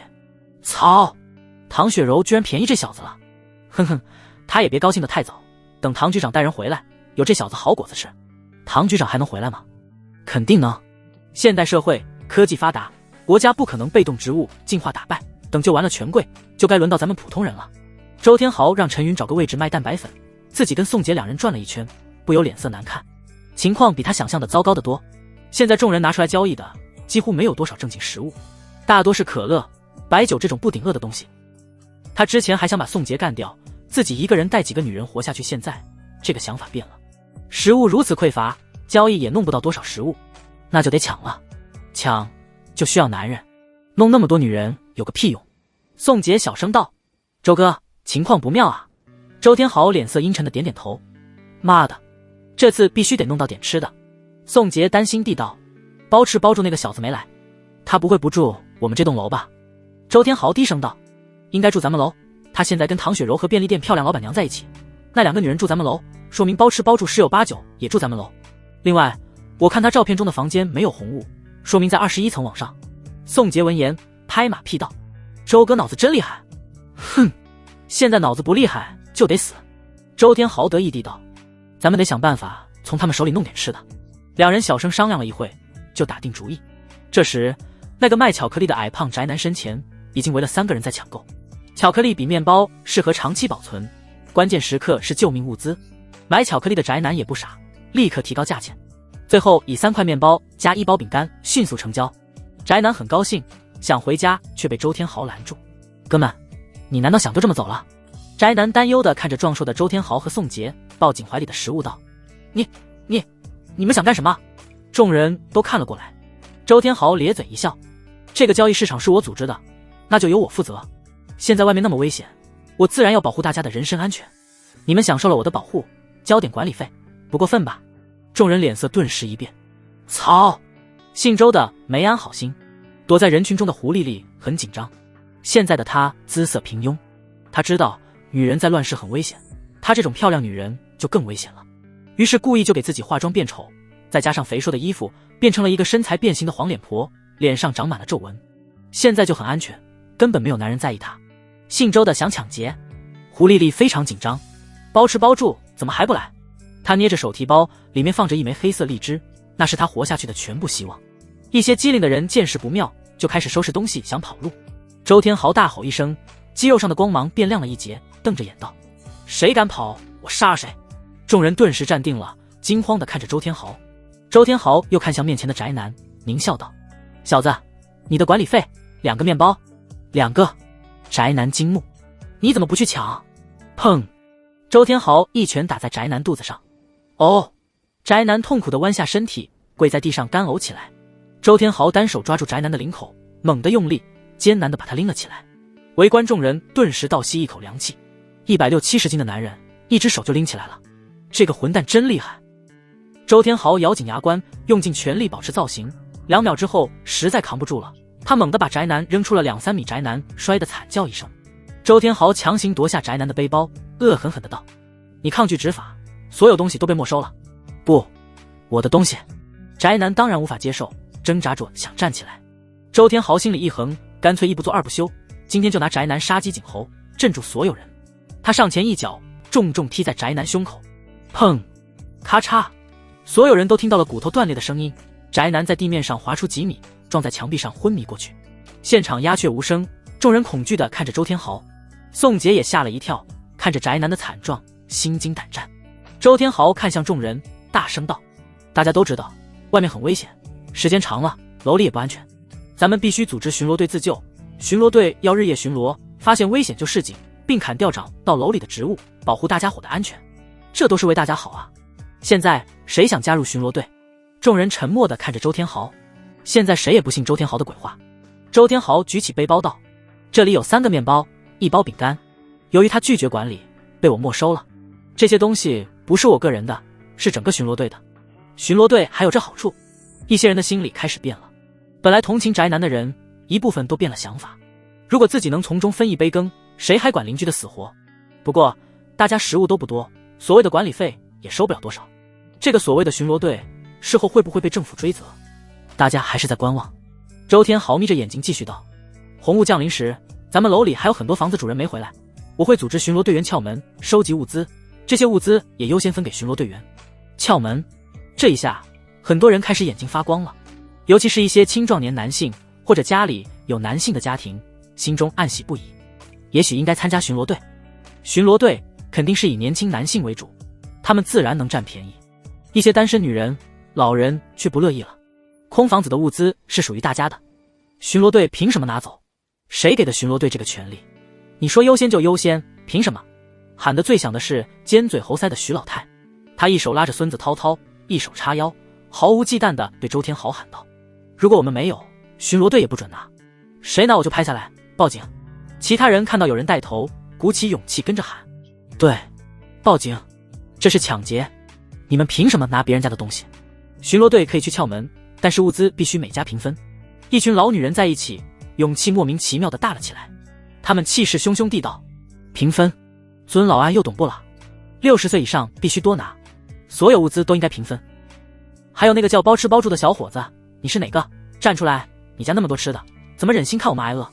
对啊，包吃包住，站出来，让我老头子我跟你说道说道。巡逻队不是要保护咱们安全吗？那每天必须给每个人提供足够的食物。周天豪人都傻了，感情老子打人都白打了。他走到徐老太前，居高临下的俯视他，狠狠地道：老不死的，你觉得我在跟你们商量？徐老太梗着脖子喊道：你敢动我，我就报警！啪！周天豪扫脸一耳光，把徐老太扇倒在地，当场昏迷。周天豪咆哮道：现在谁还有意见？现场鸦雀无声。这小子疯了，连版本T0的老女人都敢打，这一下彻底没人敢说话了。刚才还大呼小叫的老女人们都努力缩到其他人身后。徐老太的孙子涛涛哭嚎起来。周天豪瞪眼道：鬼嚎什么？再嚎我把你扔下去！涛涛惊恐地闭上了嘴。巡逻队收6个人，谁要报名？有个年轻男人小心翼翼地举手：周队长，我报名。好！周天豪大笑，拍拍男人的肩膀：你叫什么？男人陪笑：黄大涛。有了第1个，就有人跟随，很快就有6个人报名。组建了巡逻队，周天豪立刻开始强行征收管理费，所有人都要交管理费，否则别怪我带人开你家的门，去你家征收。现场顿时一片鬼哭狼嚎。周队长，我就这点吃的了，不能拿走啊！周队长，我孩子还在挨饿，你别抢啊！这是我的，不准拿！啊！别打，别打，我给你还不行吗？在匮乏的食物面前，同一栋楼的幸存者很快蜕变成2个阶层，打人声、咒骂声不绝于耳。没有加入巡逻队的众人开始后悔，自己居然信了周天豪的邪，来参加这个狗屁交易市场。现在想跑都来不及了，而且跑也不行，也会被周天豪带人冲进家里强抢。就在一片混乱时，一个声音响起：哟，挺热闹的嘛。周天豪抬头一看，只见一个男人悠闲地带着2个美女走了下来。男人看起来非常健康，2个美女显然刚刚精心打扮过，光彩照人。在一群饥饿的蓬头垢面的女幸存者对比下，二女更加扎眼。现场安静了一下，宋杰兴奋地道：快看，周哥，那小子旁边是唐雪柔，他一定就是包吃包住，这小子不就是楼下便利店的店员吗？操，是这小子啊，一个破店员，天天在群里装个屁。在男人们虎视眈眈的目光中，唐雪柔和许梦倩很紧张，紧紧挽住江凡的胳膊。江凡倒是一脸镇定，现在他感知全开，所有人的光芒都看在眼中，绝大部分人的颜色都是黄色带点些微红光，只是有点敌意。周天豪就不同了，他身上红的发紫，带着赤果果的恶意。周天豪狞笑道：“原来是你小子，现在交管理费，把你家的食物交出来一半。”这傻小子真来了，居然还带着女人，这俩女人都是我的了，一半。江凡拍拍二女的手，二女听话的放开江凡。周天豪贪婪地道：“对，还有你那颗黑色荔枝也给我。”江凡微笑着走到周天豪面前，突然伸手抓住了周天豪的脖子。周天豪想躲开，却发现江凡的速度快得惊人，根本躲不开。放！周天豪想骂，话说了一半，意识就陷入了黑暗。咔嚓！江凡干脆地捏断了周天豪的颈椎，周天豪的头诡异地垂了下来。就这，江凡松开手，淡淡地道。周天豪的尸体扑通一声栽倒在地，现场一片死寂，众人无比惊恐。周天豪死了，这是杀人了。打人归打人，怎么能杀人呢？周天豪怎么就死了？咕噜，宋杰艰难地咽了口唾沫，他太了解周天豪的力量了。现在看似平平无奇的江凡却轻松秒杀了周天豪，江凡一定也获得异能了，他一定把那个启迪果实吃了。江凡露出开朗阳光的笑容，看向众人笑眯眯地道：“大家不用害怕，周天豪抢你们的食物，我已经替你们报仇了。”所有人都瑟瑟发抖，谁也没想到这个年轻的便利店员才是最恐怖的猛虎。有的人恐惧，有的人却有了特殊想法。看起来这个叫江凡的小伙子似乎有点正义感爆棚了。徐老太恰好苏醒了过来，看到周天豪被杀，捂着肿胀的脸颊疯狂大笑：“杀得好，杀得好！”江凡看了看周天豪征收的一大包食物，非常满意，乱七八糟的什么都有，这次又能增加不少物资种类。徐老太着急地道：“把东西还给我们！”江凡眨巴眨巴眼睛：“什么东西？”徐老太指着背包，期待地道：“这是我们的。”江凡摇头：“这明明是周天豪的。”其他人也鼓起勇气开口道：“小伙子，那包东西是我们的。”“对啊，他们巡逻队从我们手里硬抢的。”江凡一脚把徐老太踢到一边，笑眯眯地道：“谁抢的你问谁要去，关我什么事？”众人心中冷了下去，是周天豪抢的，可是周天豪已经被你打死了，还要个屁啊！原来这个江凡也不是好东西。众人只能把怒火发泄到几个巡逻队员头上。巡逻队员们哆嗦了一下，他们没了周天豪带头，被几十个人围着，非常惊恐。众人不敢招惹凶悍的江凡，对巡逻队员就不客气了。刚才被抢了东西的人尤其愤怒：“姓刘的，赶紧还我火腿肠！你这个遭天杀的混蛋，我就一个卤蛋了，你也抢，还有没有人性啊？快，把老子的方便面还给我！”“操，那是老子最后的面包！”“姓王的，咱俩可是10年邻居啊，你居然忍心抢我的东西！”巡逻队几人想溜之大吉，却被堵在角落。很快就有巡逻队员刚刚私藏的食物被人发现，有人忍不住动手踹了宋杰一脚，剩下的众人一拥而上，现场顿时乱了起来。“啊，别打，别打我！救命啊！疼死我了！”有的人在巡逻队员身上发泄自己的愤怒，有的人则趁机悄悄离开。徐老太更是趁着别人注意力分散，偷别人的食物。江凡环视一圈，没有看到我真不是狐狸。那个女主播没来。江凡微微皱眉，只要盯着不认识的女人身上几秒钟，系统就自动提示：孙杰，年龄32，品质5分，平平无奇，妇德2分，3次婚姻，2个前夫净身出户，综合评分5分，定，不符合系统最低要求。邓小娜，年龄39，品质3分，妇德10分，未经人事，综合评分3分，定，不符合系统最低要求。突然，角落里一个平庸的中年妇女身上跳出提示：狐狸脸，年龄22，品质9， 5分，大，很大，妇德10分，未经人事，综合评分9， 5分，定，符合系统要求。9， 5分。我们楼还有这种祭品？江凡盯着中年妇女仔细看了好一阵，他才发现这女人化妆了，而且是故意扮丑，真聪明。狐狸脸，江凡立刻反应过来，狐狸，她就是那个女主播。狐狸里正胆怯地看向自己，似乎在犹豫要不要过来交易。江凡嘴角微扬，他穿过混乱的人群，径直走到狐狸里面前。所到之处，所有人都不约而同地让开一条路，不敢招惹江凡。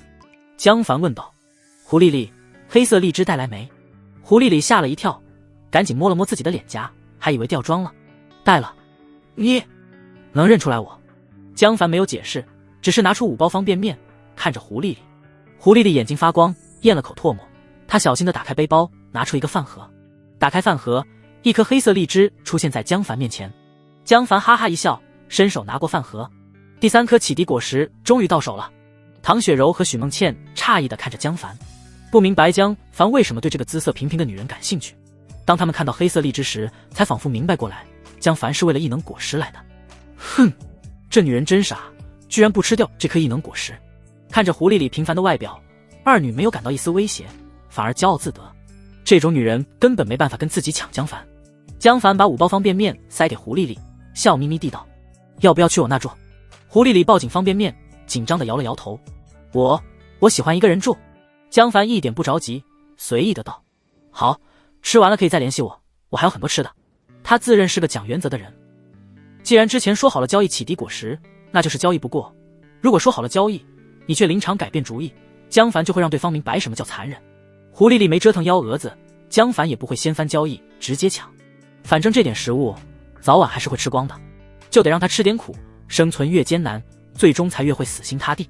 胡丽丽咬了咬嘴唇，犹豫了一下，没有彻底拒绝。我能考虑一下吗？江凡笑了笑，没问题。对了，你这颗黑色荔枝在哪里长出来的？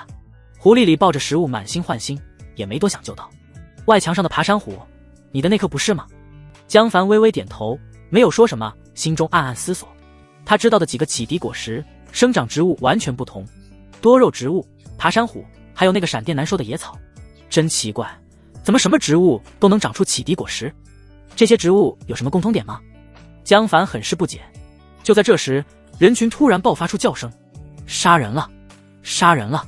殴打巡逻队员的众人一哄而散，几个巡逻队员已经倒在了血泊中，有进气没出气。他们刚刚抢来的食物再次被人抢走，现场一片混乱。众人一边撕扯着争抢食物，一边拥挤着逃离。胡丽丽脸色惨白，只觉心惊肉跳。唐雪柔和许梦倩不由挽住江凡的胳膊，靠了过来。江凡只是淡然地看着一切，现场再乱，也没人敢靠近他。他周围形成了3米的空圈，末世之中，众人欺软怕硬的本性暴露无遗。啊！涛涛！涛涛！徐老太惨嚎起来。原来是熊孩子被人推倒在地，然后被一群人踩了10几脚，当场就开始吐血，大口大口的鲜血涌出。救救我孙子！救救我孙子！徐老太神色惊慌，没人理他，所有人都急匆匆离开。最后还是那个老中医李清泉叹了口气，又走了回来。徐老太仿佛找到了救星，赶紧抓住李清泉的手道：救救涛涛！涛涛是个好孩子啊，李医生，你一定要救救他。李清泉正色道：我尽量。他蹲在涛涛身边，切了切脉，又看看涛涛的瞳孔。李清泉摇了摇头，如果是以前，马上送到医院，也许还有救。现在，唉。李清泉缓缓站了起来。徐老太顿时脸色惨白，死死拽着李清泉的裤脚。他死了，我可怎么给他爸妈交代？李医生，你救救他，你一定有办法救他的。李清泉苦笑，对不起，我真没办法。徐老太突然变了个脸色，大声道：我知道，你们这些医生就想要钱是吧？我给你100500，我家有钱，你只要治好他，我都给你。李清泉很是无语，正色道：徐大姐，这不是钱的事情，而是现在没有治疗的条件。徐老太神情亢奋地拽着李清泉的裤脚，涛涛只是被踩了几脚，怎么可能出事？我知道，你就是想要钱，你不救涛涛，就是见死不救，没有医德。李清泉愿意出手救人，但不代表他是个任人欺负的老好人。哼，无理取闹。他猛地抬腿甩开徐老太的手，转头就走。徐老太趴在地上大喊：你为什么不给涛涛看病？你凭什么不给我看病？紧接着就哭嚎起来：快来看看啊，这个死老头子见死不救，良心都让狗吃了。哎呦，我的命可真苦啊！李清泉，我要去你们医院领导那告你。唐雪柔和许梦倩嫌弃地看着徐老太。江凡饶有兴趣地看戏，突然开口道：徐老太，别哭了，你孙子没气了。徐老太扭头看向涛涛，熊孩子已经脸色发青，没了呼吸。啊，涛涛，涛涛，你醒醒啊！你死了，我怎么跟你爸妈交代啊？徐老太双眼翻白，嘎的一声昏迷过去。江凡撇了撇嘴，扭头看到胡丽丽，她紧紧抱住怀里5包方便面，还躲在角落里。江凡知道他在怕什么，故意问：“你怎么还不回家？”胡丽丽努力挤出一个笑容：“我等会再走。”其实他根本不敢走。刚才众人逃散的时候，明显有几个男人盯着他怀里的食物。如果不是江凡在这里，估计他已经被人抢了。胡丽丽现在根本不敢下楼回家，不知道有没有人在底下等着抢劫自己。江凡淡淡地道：“哦，那你等着吧。”说完就带着二女上楼回家了。楼道里很快安静下来，地上横七竖八几具尸体，活人只有昏迷的徐老太。四周顿时恐怖起来。胡丽丽快吓哭了，她又等了几分钟，才鼓足勇气，颤颤巍巍地下楼。一路蹑手蹑脚，总算是运气不错，安全回到家中。一回到家，胡丽丽就瘫倒在地，几乎站不起来。唐雪柔家中，江凡把这一幕看在眼中。他早就看到楼道里没有人，唯一的变异兽是白眼，就在唐雪柔家门口趴着，暂时不会有人威胁到胡丽丽。他就是故意吓唬胡丽丽。这女人有点小聪明，但不多。等过几天，方便面吃完了，还是要跪着上门来求自己，居然还把希望寄托在国家救援上。呵，江凡收回目光，从饭盒里拿出启迪果实，递给了唐雪柔：“送给你，吃了吧。”唐雪柔惊喜：“给我了。”江凡不在异地道：“这玩意我多的是，谢谢江哥，谢谢江哥。”唐雪柔本来还担心自己失宠，现在终于放下心来。贱人！许梦倩嫉妒地看着唐雪柔。唐雪柔把启迪果实吃了下去。叮！唐雪柔消耗1颗启迪果实，虚化返还300颗，已经放进随身空间。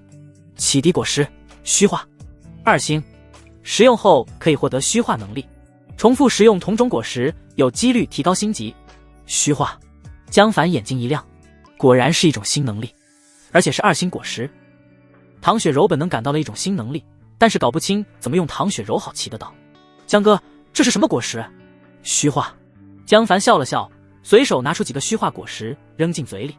系统立刻提示：虚化2星，你可以虚化身体，在固体和液态中穿行，固体密度越大，消耗体力越大。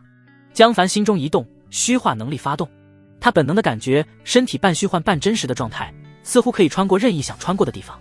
江凡伸手摸向墙壁，手臂就插了进去，紧接着他整个人都走进了墙壁，然后从卧室走了出来。穿墙术！唐雪柔惊喜，她试了试，也学着江凡的模样，轻松穿过了墙壁。唐雪柔脸色一白，气喘吁吁，仿佛跑了几公里一样。穿墙好累啊，还是江哥厉害，我最多能穿2堵墙。许梦倩嫉妒的双眼冒火，这种能力可是逃命神技啊！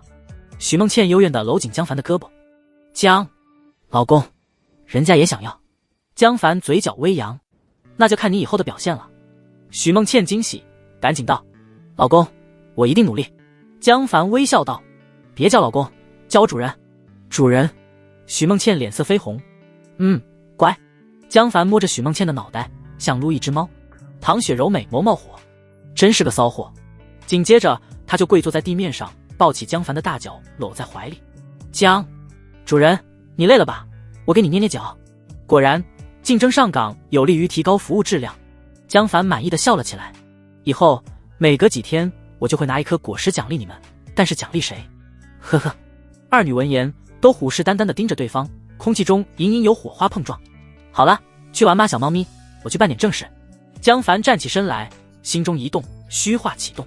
他感到脚下楼板一空，身体轻飘飘地落了下去。在二女视角中，江凡身体快速陷入楼板，最终彻底消失。江凡穿过楼板，落到楼下的房间。半空中他就关闭虚化能力，轻松踩在31层的地板上。确实是保命神技，江凡非常满意。江凡又测试了几次，很快明白了虚化能力的细节。1. 在固体中穿行时，就像在游泳池里行走，比较费力。固体密度越大，消耗体力越多，速度也越慢。他能明显感到在承重墙穿行时，阻力远比在空心砖中大。2. 在固体中无法呼吸，只能憋气，所以没法长时间待在固体里。3. 可以携带物品穿墙，不论是身上的衣服还是背包，都会被认为是他身体的一部分穿梭在固体中。江凡笑了起来，而且我的综合体质很高，对于唐雪柔来说消耗体力很大，对于我来说就很小了。如果不考虑呼吸问题的话，我能慢走几公里。唐雪柔楼下的房间没人，江凡干脆拿出一大把虚化果实，一颗接一颗的吃了起来。吃了10几颗后，系统再次提示：叮，虚化升级到3星，固体、液体中穿行速度加快。江凡继续吃，定。虚化升级到4星，固体、液体中穿行速度加快。继续吃，定。虚化升级到5星，你可以在固体、液体中勉强呼吸。江凡眼睛一亮，可以在固体、液体中呼吸，那就能长时间行动了。虚化，江凡开启能力，实验能力的变化。如果之前在固体中穿行，像在粘稠的水里行走，那现在就像顶着大风跑步，速度快了不少。另外，确实可以呼吸了，还是有点憋气，有点像戴着N95口罩时呼吸不畅的感觉。不过无所谓了，只要能呼吸，就能长时间在地下行动，逃跑或者前行偷袭都能发挥巨大作用。虚化果实只剩100多颗，江凡觉得没法再升级，就拿出感知果实吃了起来。可是，一连吃了上百颗，依然没有升到5星。再算上平时随手吃的，至少已经吃了200多颗感知果实，还有体质强化果实也是如此。江凡吃的效果非常不明显，似乎效果比感知还差一些。江凡不由猜测起来，大约是感知果实只是1星的，含有的某种能量较少，升级5星难度大，而虚化果实是2星，能量比感知果实能量高，才能轻松升到5星。另外，也可能有另外一个原因，我的身体不适合体质强化果实和感知果实，对虚化果实的适应性更强。既然如此，江凡就不再尝试，先收集物资再说。现在整栋楼的空房子都是我的了，穿墙可比砸墙快多了。江凡用了大半个小时，就把21层以上所有没人的房间搜刮了一空，收集到的物资数不胜数。统一、康师傅、白象、金麦郎、方便面4大天王凑齐，总共30多种口味，火腿肠10几种，各种常见包装食品、饮料、火腿肠、巧克力、饼干、面包、辣条、鸭脖、可乐、啤酒等等，冷冻的鸡鱼牛羊猪肉，没开封的油盐酱醋，各种调味品，林林总总，口味齐全。家具、电器、抽纸、安全套、洗发水、香皂、牙膏，各种常见药，家具、家电也搬走。总之，江凡一样不落，收集的生活物足够10个人用1年的。如果把所有整个小区的空房间搜刮完，就没必要去居民区搜集物资了，不如直接去大型超市，那里物资种类更丰富。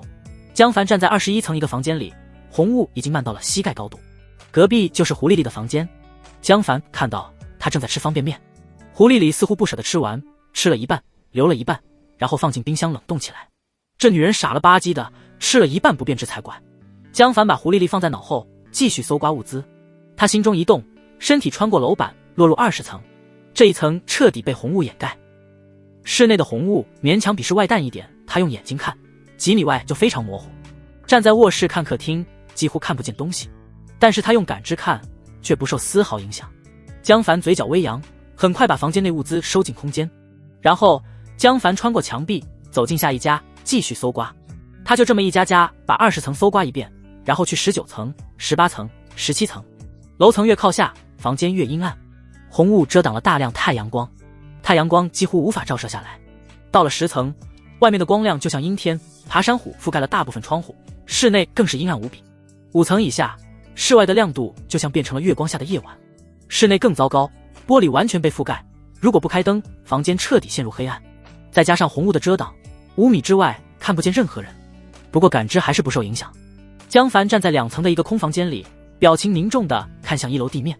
在感知中，1楼大厅几乎变成了植物的海洋，到处都散发着淡淡的光芒，大部分都是黄色的中立色，少部分植物发出红光，显然会攻击人类。植物中间各种昆虫、动物穿梭其间，巨大的老鼠、蟑螂、蚂蚁比比皆是，苍蝇、蜻蜓体型跟无人机一样，在植物间穿梭盘旋。绝大多数动物也都是黄光，也就是说不太会主动攻击人类，大约是他们从过去遗留下来的生存法则。但是随着时间的推移和生存竞争的加剧，很难说这些动物不会把人类当成猎物。除此之外，江凡还确定了一件事，感知可以看到土壤下的情况。财富中心小区建设的比较早，楼下没有停车场，地面下就是地基和土壤。江凡看到土壤中各种生物，大多是老鼠、蚯蚓，威胁不大。江凡仔细观察了几分钟，确定附近没有威胁。为了尽量减少外露的皮肤，江凡从随身空间里拿出一身厚实的冲锋衣，又换上坚硬的登山鞋。准备完毕，江凡心中一动，虚化。江凡穿过地板，落到1楼。这个房间没人，有个窗户没关牢，爬山虎顺着窗户缝爬了进来，长得满墙和屋顶都是。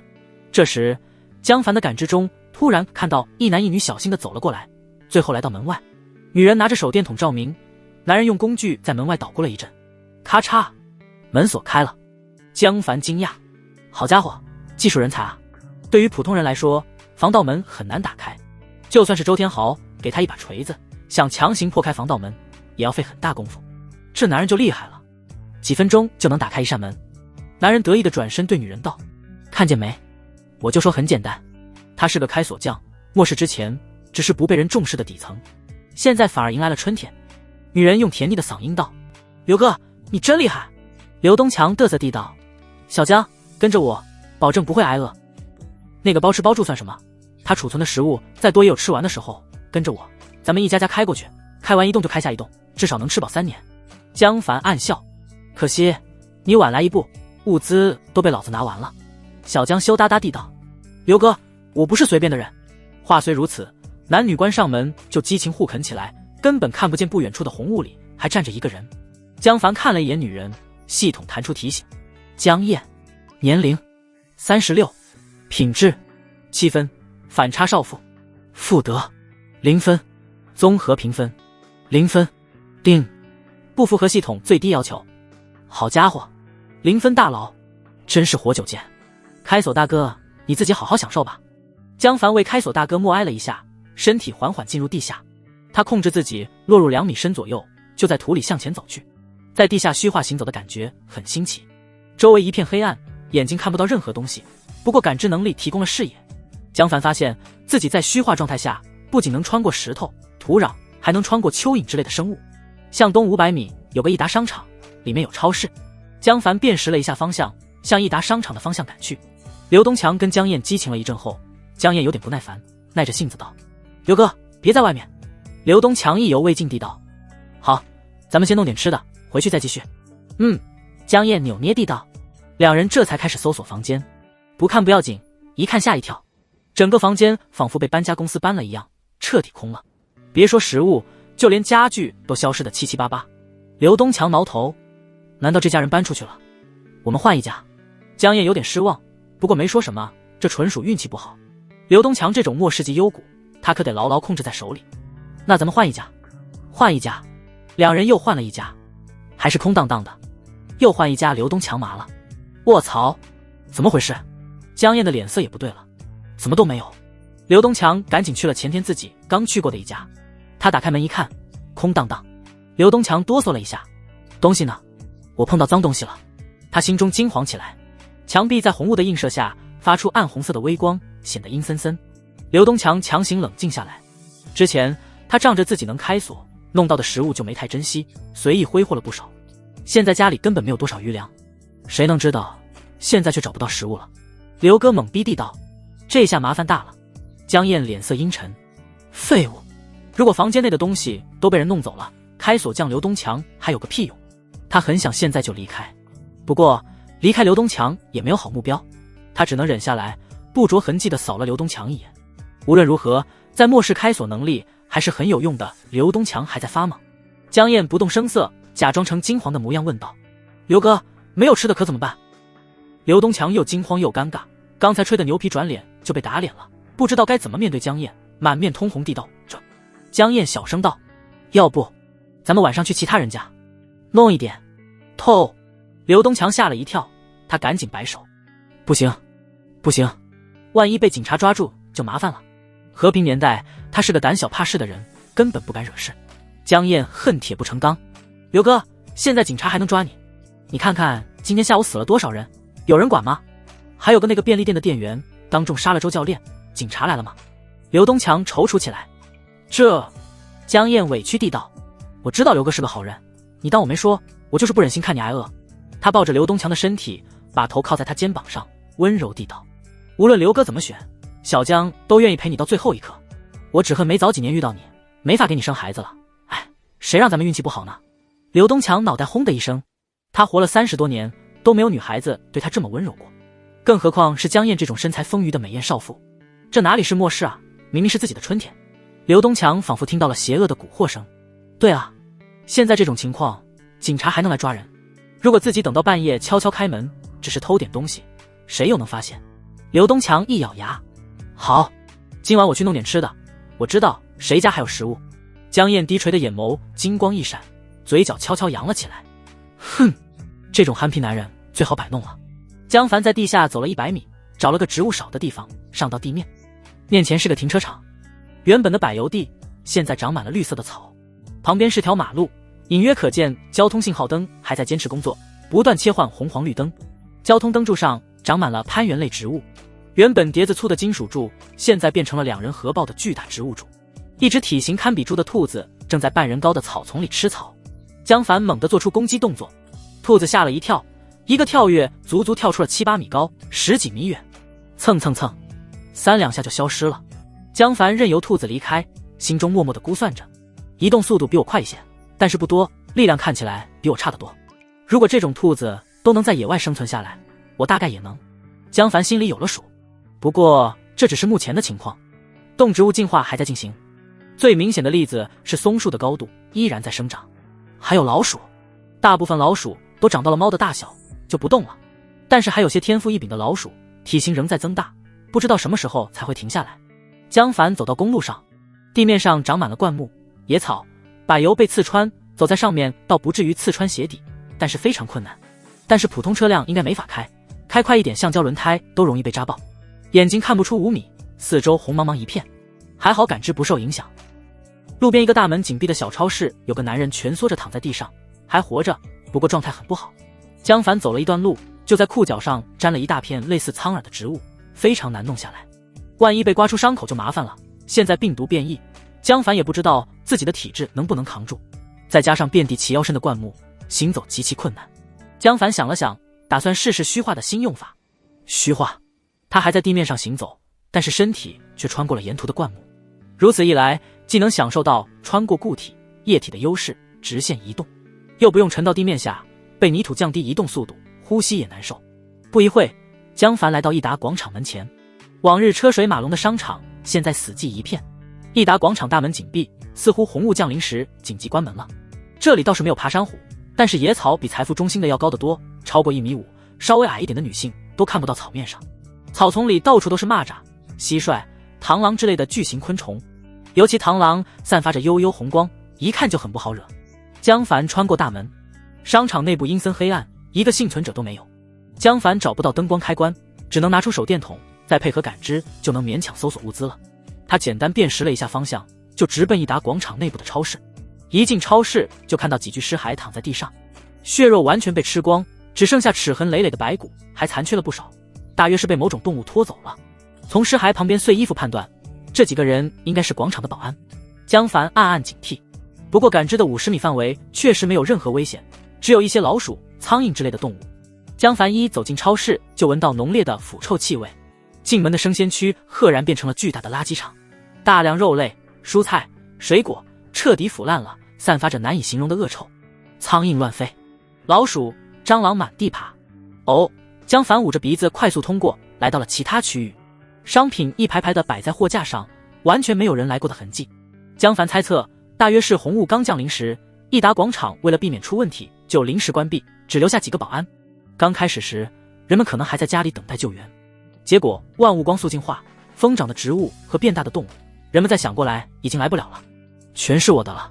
江凡嘿嘿一笑，毫不犹豫地把所有物资收入囊中，不论烟酒还是锅碗瓢盆，又或者是被褥衣服、纸巾拖把，江凡来者不拒，就连货架和购物推车都没放过。江凡把商场搜刮了一遍，终于找到了仓库区，眼前是一片巨大货架，顶部直达屋顶，远处看不到尽头，消失红雾之中。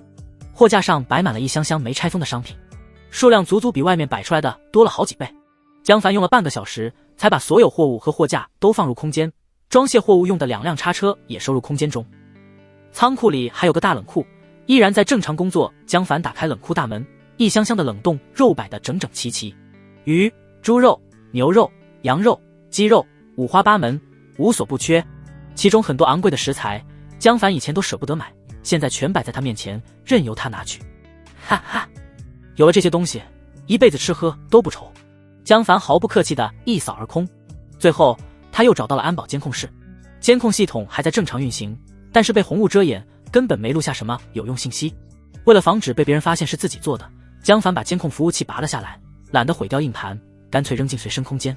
益达广场总共4层，上面还有商户和饭店，大约还有些物资，但是都不重要了。江凡看看手机时间，不早了，明天白天再来。现在幸存者都很饥饿，说不定有胆大妄为的敢对自己动手。江凡离开后，黑暗的益达广场再次陷入死寂。突然，2米多高的半空中凭空出现了一个脸盆大的淡蓝色圆形薄膜，圆形薄膜微微震动着，荡起一圈圈涟漪，就像水面。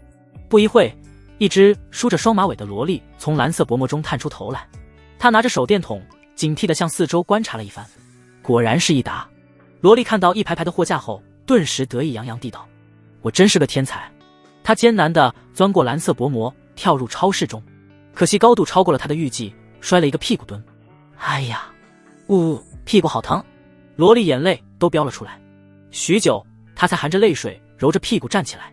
四周一片死寂，红雾在手电筒照射下散发着诡异的血红色。萝莉怕得要死，恨不得马上就开门回家，但是家里一点吃的都没了，她只能冒险。萝莉哆哆嗦嗦地举着手电，小心地探索起来。还好，她对这个益达广场很熟悉，很快就找到了超市入口。看着黑洞洞的入口，萝莉艰难地咽了口唾沫，硬着头皮走了下去。进门就是生鲜水果区，散发着令人作呕的腐烂气味，苍蝇嗡嗡乱飞。萝莉捂着鼻子快步走过，终于来到了超市的货架。货架呢？萝莉懵逼地看着空荡荡的场地，难道益达广场的人把物资都转移走了？萝莉正在犹豫要不要找仓库区，突然手电筒灯光的尽头出现了一对巨大的绿色眼睛，一只体型堪比老虎的橘猫缓缓走了出来，歪着头看着萝莉。喵呜！它似乎在萝莉身上闻到了同类的气息。妈呀！萝莉吓得双马尾都要翘起来了。你不要过来啊！她一边飙着眼泪，一边用手虚空一划，面前出现一条蓝色的线。萝莉双手抓住蓝线，往两边一撕就撕开一个蓝色薄膜，屁滚尿流地钻了进去。不，蓝色薄膜消失了。橘猫歪着脑袋看着萝莉刚刚的位置，它无法理解这只两足兽是怎么消失的。橘猫缓缓走来，在四周嗅了嗅，就百无聊赖地离开了。两足兽都这么怕我，我一定是神。江凡从地下升起，面前是财富中心 C 座的1楼大厅。他回头看了看，小区的道路完全看不见踪迹，彻底淹没在无边无际的植物之中。人类文明完蛋了，江凡叹了口气。他正要上楼时，意外突然发生。一条通体散发着邪恶红光的物体，闪电般的刺入他的感知范围。电光石火之间，时间似乎凝固了。江凡的意识却不受影响，瞬间闪过数个念头。什么鬼东西？他的目标是我，必须躲开。江凡拼命移动身体，可是无论怎么用力，移动都非常难，就像被困在粘稠胶水中的昆虫。不对，不是我速度太慢，是我的意识变快了，但是身体跟不上。与江凡的速度相比，条状怪物像疾驰的汽车一般，拖着这璀璨夺目的恐怖红光呲了过来。江凡终于看清了，条状怪物居然是根舌头，是那只变异青蛙。江凡瞬间反应过来，这只舌头比吃那个女人的时候变得更粗壮。怎么办？江凡的身体一寸寸的挪动，在舌头击中身体的最后一刹那，江凡知道自己绝对躲不过去了。他做出了最后的应对。虚化，下一刹那，巨蛇穿过了江凡的身体，击了个空。巨蛇重重击中了旁边的墙壁，打出水桶粗细的大洞，并击穿了墙壁。在巨蛇穿过江凡身体幻影的一瞬间，江凡只觉浑身一虚，体力飞速消耗。他太强大了，穿过他的舌头都要消耗大量体力。如果是穿过他的本体，江凡估计自己的体力会瞬间耗尽。他二话不说，立刻沉入地面下，舌头咻的一声缩了回去。呱呱，洪亮的青蛙叫声传来，声音之响，连地面下2米处的江凡都能听到。这时，一只体型大如轿车的青蛙跳进了江凡的50米感知范围内。在江凡的感知中，变异青蛙浑身散发着刺目的光芒，如同天上太阳一般。江凡身上的光芒亮度与之相比，勉强只能算作月亮。青蛙体内有个明亮的生姜状物体，不过是蓝色的，远比江凡体内生姜更亮，而且枝桠也更多。江凡脸色凝重地看着他。我的感知有个缺点，如果敌人从50米外偷袭，我很难发现。变异青蛙的舌头就超过了50米。变异青蛙缓缓跳动着，不时发出洪亮的叫声。呱呱呱呱，它像一个王者一样在自己的领地上巡视着。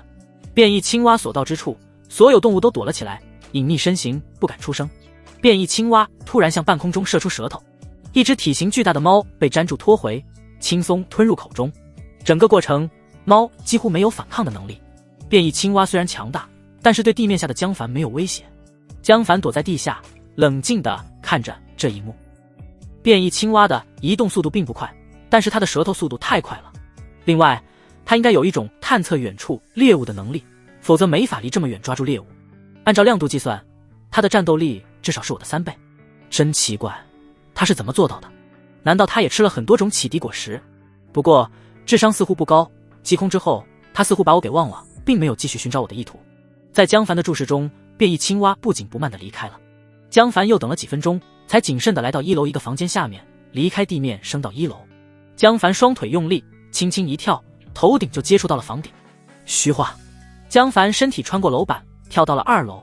他一路穿过墙壁和楼板，避开所有人的房间，回到了唐雪柔的房间。唐雪柔正看着窗外发呆，满脸忧色。许梦倩刷着手机，也有点坐立不安。江凡离开太久，让二女很紧张。今天发生了很多事 ，A 座的4个男人杀人抢女，以及下午的杀戮，让他们彻底明白，秩序终于混乱了，他们再也回不到往日平静的生活。当最后一丝幻想被打破，他们就无比依赖江凡。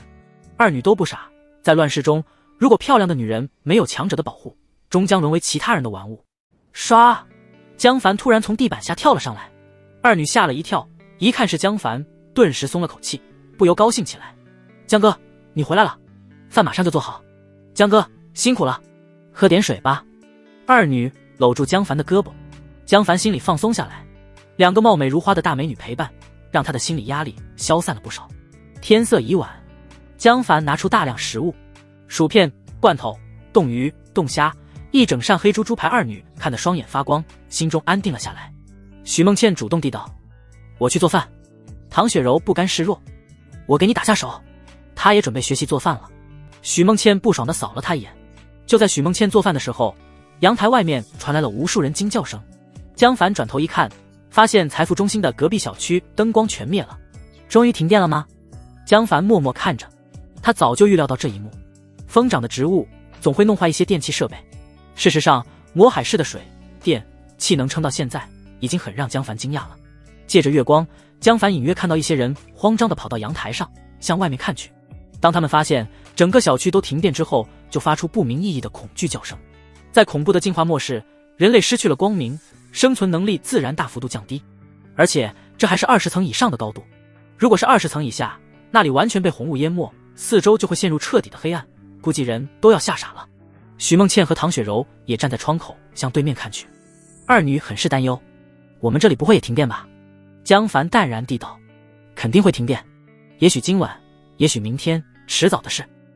现代都市其实非常脆弱。”二女脸色微白：“停电就意味着停水，煤气肯定也撑不了多久。同时，大面积停电会导致基站停机，网络也将逐渐瘫痪，消息彻底断绝。”江凡打开手机搜索停电，这才发现这次停电并不是第一例，各个城市早就出现了不同程度的停电。一些火力发电厂在耗尽储存的煤炭之后，还在电厂坚持工作的工作人员没有任何办法补充燃料，只能关停。沙漠上的太阳能板被无边无际的野草覆盖，也失效了。只有水力发电站还能勉强正常工作，但是随着大量设备损坏、掉线，停止运行也是迟早的事情。龙国引以为傲的电网正在逐步毁灭。随着电力匮乏，人类的生存条件将恶化到极致，现代都市将变成最恐怖的斗兽场。人类不仅要与恐怖的大自然斗争求生，还要与同类杀戮竞争。城市危险，人烟稀少的农村也不乐观。虽然在那里，人类互相之间的竞争没有城市那么激烈，但是农村的植物更多，他们要面对远比城市恐怖的自然环境。二女吃了一顿心神不宁的饭。面对即将停电，江凡也很担忧。我还要变强，生存环境越来越恶化，只有自身实力才是最可靠的。江凡拿出一把启迪果实吃了起来。夜深了，凌晨2点，陈云依然睡不着，颤抖的他缩在床上，捂住脑袋看着安静的房间。周天豪死了，宋杰也死了。原本3个人住在一起，他没感到多恐怖，现在只剩他一个人。卧室在灯光的照射下散发着诡异红光，客厅更是黑洞洞的。陈云坐立不安，心神不宁，总感觉黑暗处会跳出个怪物。同时，下午江凡一只手捏死周天豪的血腥一幕在他脑海里反复上演。操！男人都死了，老娘可怎么办？陈云终于见到了末世最恐怖的一面，他深深的后悔不该怂恿周天豪去对付江凡。江凡那小子太阴了，他那么强，却从来都没在群里表现出来过。陈云开始怀疑江凡手里的食物到底是不是提前储存的，会不会是他抢其他人的？陈云头皮发麻，江凡那么多食物，到底抢了多少家？他会不会来报复我？就在这时，大门所发出轻微的碰撞声，陈云吓得一激灵，谁大半夜的来开我的房门？难道是江凡？陈云差点没哭出来，江凡来杀我了！操！老娘跟你拼了！陈云彪悍的性格发挥了作用，他咬牙拿起床边的棒球棍，关灯摸黑走到门边，浑身颤抖的等待。门发出微不可闻的摩擦声，轻轻打开了，手电筒的光柱照了进来，门外站着一男一女。陈云逆着光，看不清是谁，在门后屏住呼吸。女人突然说话了：没开灯，肯定睡着了，咱们小声点，把那个贱人杀了。周天豪应该搜刮了不少食物。男人紧张地道：小江，杀人没必要吧，咱们偷点食物就走。两人正是刘东强和江燕。江燕捏着嗓子道：怕什么？谁能知道是你干的？周天豪和另外那个健身教练死了，只剩一个骚娘们，杀了他，咱们好好搜搜。我不信周天豪获得异能之后就没去抢劫，你特娘的就知道我杀人啊！刘东强非常抗拒，还是别杀人吧，他只是贪图江燕的美色，但是人又不傻，自己如果杀了人就被江燕拿住把柄，以后岂不是被拿捏得更死？这一天的相处就让他感到江燕不是个好相处的女人，而且江燕在床上太会玩了，让他深深怀疑，这娘们经验那么丰富，真是个良家妇女。刘东强一边想一边挠了挠胯下，不知道为什么今天下面特别痒。陈云听到两人的话，心中惊怒，臭贱人，动不动就要杀了老娘，老娘抢你男人了？咦，对啊，这两人看起来不熟，开锁能力在末世可太好用了，为什么不能把这个男人抢到手？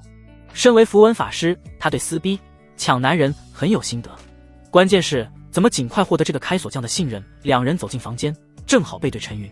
江燕转了转眼珠子，又道：你想不想知道周天豪怎么获得异能的？要不咱们把那个女人抓起来，好好逼问。砰，一个棍子重重砸在他头上，江燕像木头一样栽倒在地。刘东强吓了一跳，赶紧后退一步，手里菜刀高高举起，手电筒也照了过来。谁？他看到了一个女人，正是周天豪身边的那个。刘东强惊疑不定地看着陈云，这才明白自己被对方阴了。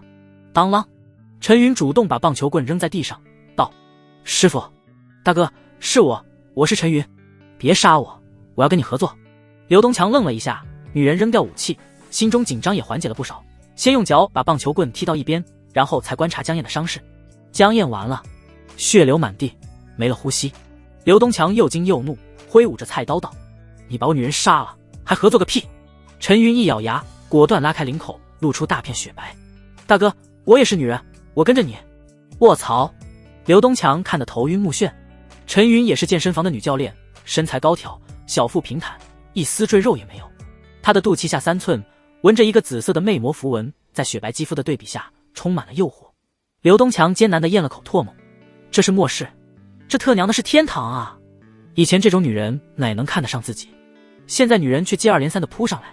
刘东强鼓起勇气问道：你想怎么合作？陈云看到刘东强态度软化，主动上前把男人的胳膊抱在胸膛中间，厉声道：大哥贵姓？刘东强眯着眼享受柔软，嘿嘿一笑：免贵姓刘，刘东强。好名字。陈云把刘东强胳膊在身上摩擦了一下，小声道：我知道周天豪是怎么获得能力的。刘东强顿时眼睛发光：真的？刘东强感到胯下瘙痒，又挠了挠胯下。陈云还以为刘东强急色，心中不屑，表面上却用力点头。你知道他今天为什么针对江凡吗？刘东强愣了一下。江凡是谁？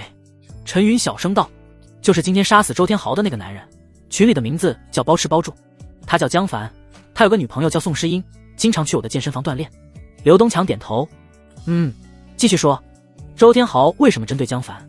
陈云道：为了异能，我亲眼看到周天豪吃了一颗黑色的荔枝后就获得了异能。江凡在群里求购黑色荔枝，周天豪看到了，认为江凡手里还有一颗黑色荔枝。刘东强想起了江凡在群里发的照片，原来如此，很多异能者都在网上发了视频，但是至今没公开他们是怎么获得异能的。刘东强跟很多人一样，本能的认为异能者只是运气好，莫名其妙觉醒的，原来是吃的黑色荔枝，老子也要异能。刘东强心中火热，沉声道：江凡手里还有一颗黑色荔枝，不过估计已经被他吃了。陈云分析道：周天豪的力量大约比之前增强了2倍，江凡一只手就捏死了周天豪，力量显然远远超过周天豪，肯定是吃了那个黑色荔枝才获得的能力。另外，如果江凡不知道黑色荔枝的效果，也不会在群里求购。刘东强遗憾地道：唉，那现在说这个还有什么用？笨。陈云心中不屑，表面上却热切地道：刘哥，你想啊，黑色荔枝那么诡异，正常人谁敢吃？万一有人手里有却不敢吃呢？包吃包住在群里求购，不就是因为这种可能？他可以求购，咱们自然也可以求购啊。这个刘东强隐隐觉得不妥，异能果实这么重要的东西，江凡怎么可能任由自己跟他竞争？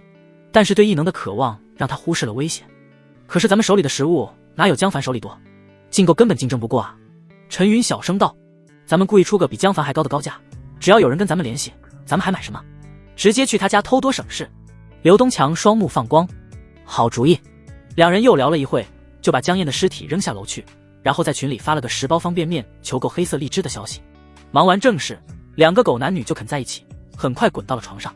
一夜过去，女人昏昏睡去，江凡依然神采奕奕，没有感到丝毫疲惫。随着综合体质增加，他的睡眠也变少了。他小睡了30分钟，就精神充沛的起床。天亮了，江凡拿出5盒牛奶，一打卤蛋吃了起来。这也是综合体质增加的影响，进食量增大了不少。换成其他幸存者，说不定要挨饿。江凡倒是无所谓，他根本不会缺乏食物。吃饱喝足，江凡拿出手机，半天才连上网，信号越来越差。他收到了10几个女人私聊：帅哥，能聊聊吗？包吃包住大哥，你看我可以吗？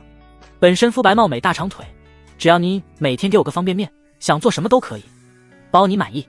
食物越来越匮乏，很多人都突破了自己的底线。江凡扫了一遍，评分都很低，没有一个满足系统的要求，就把这批女人全部拉黑。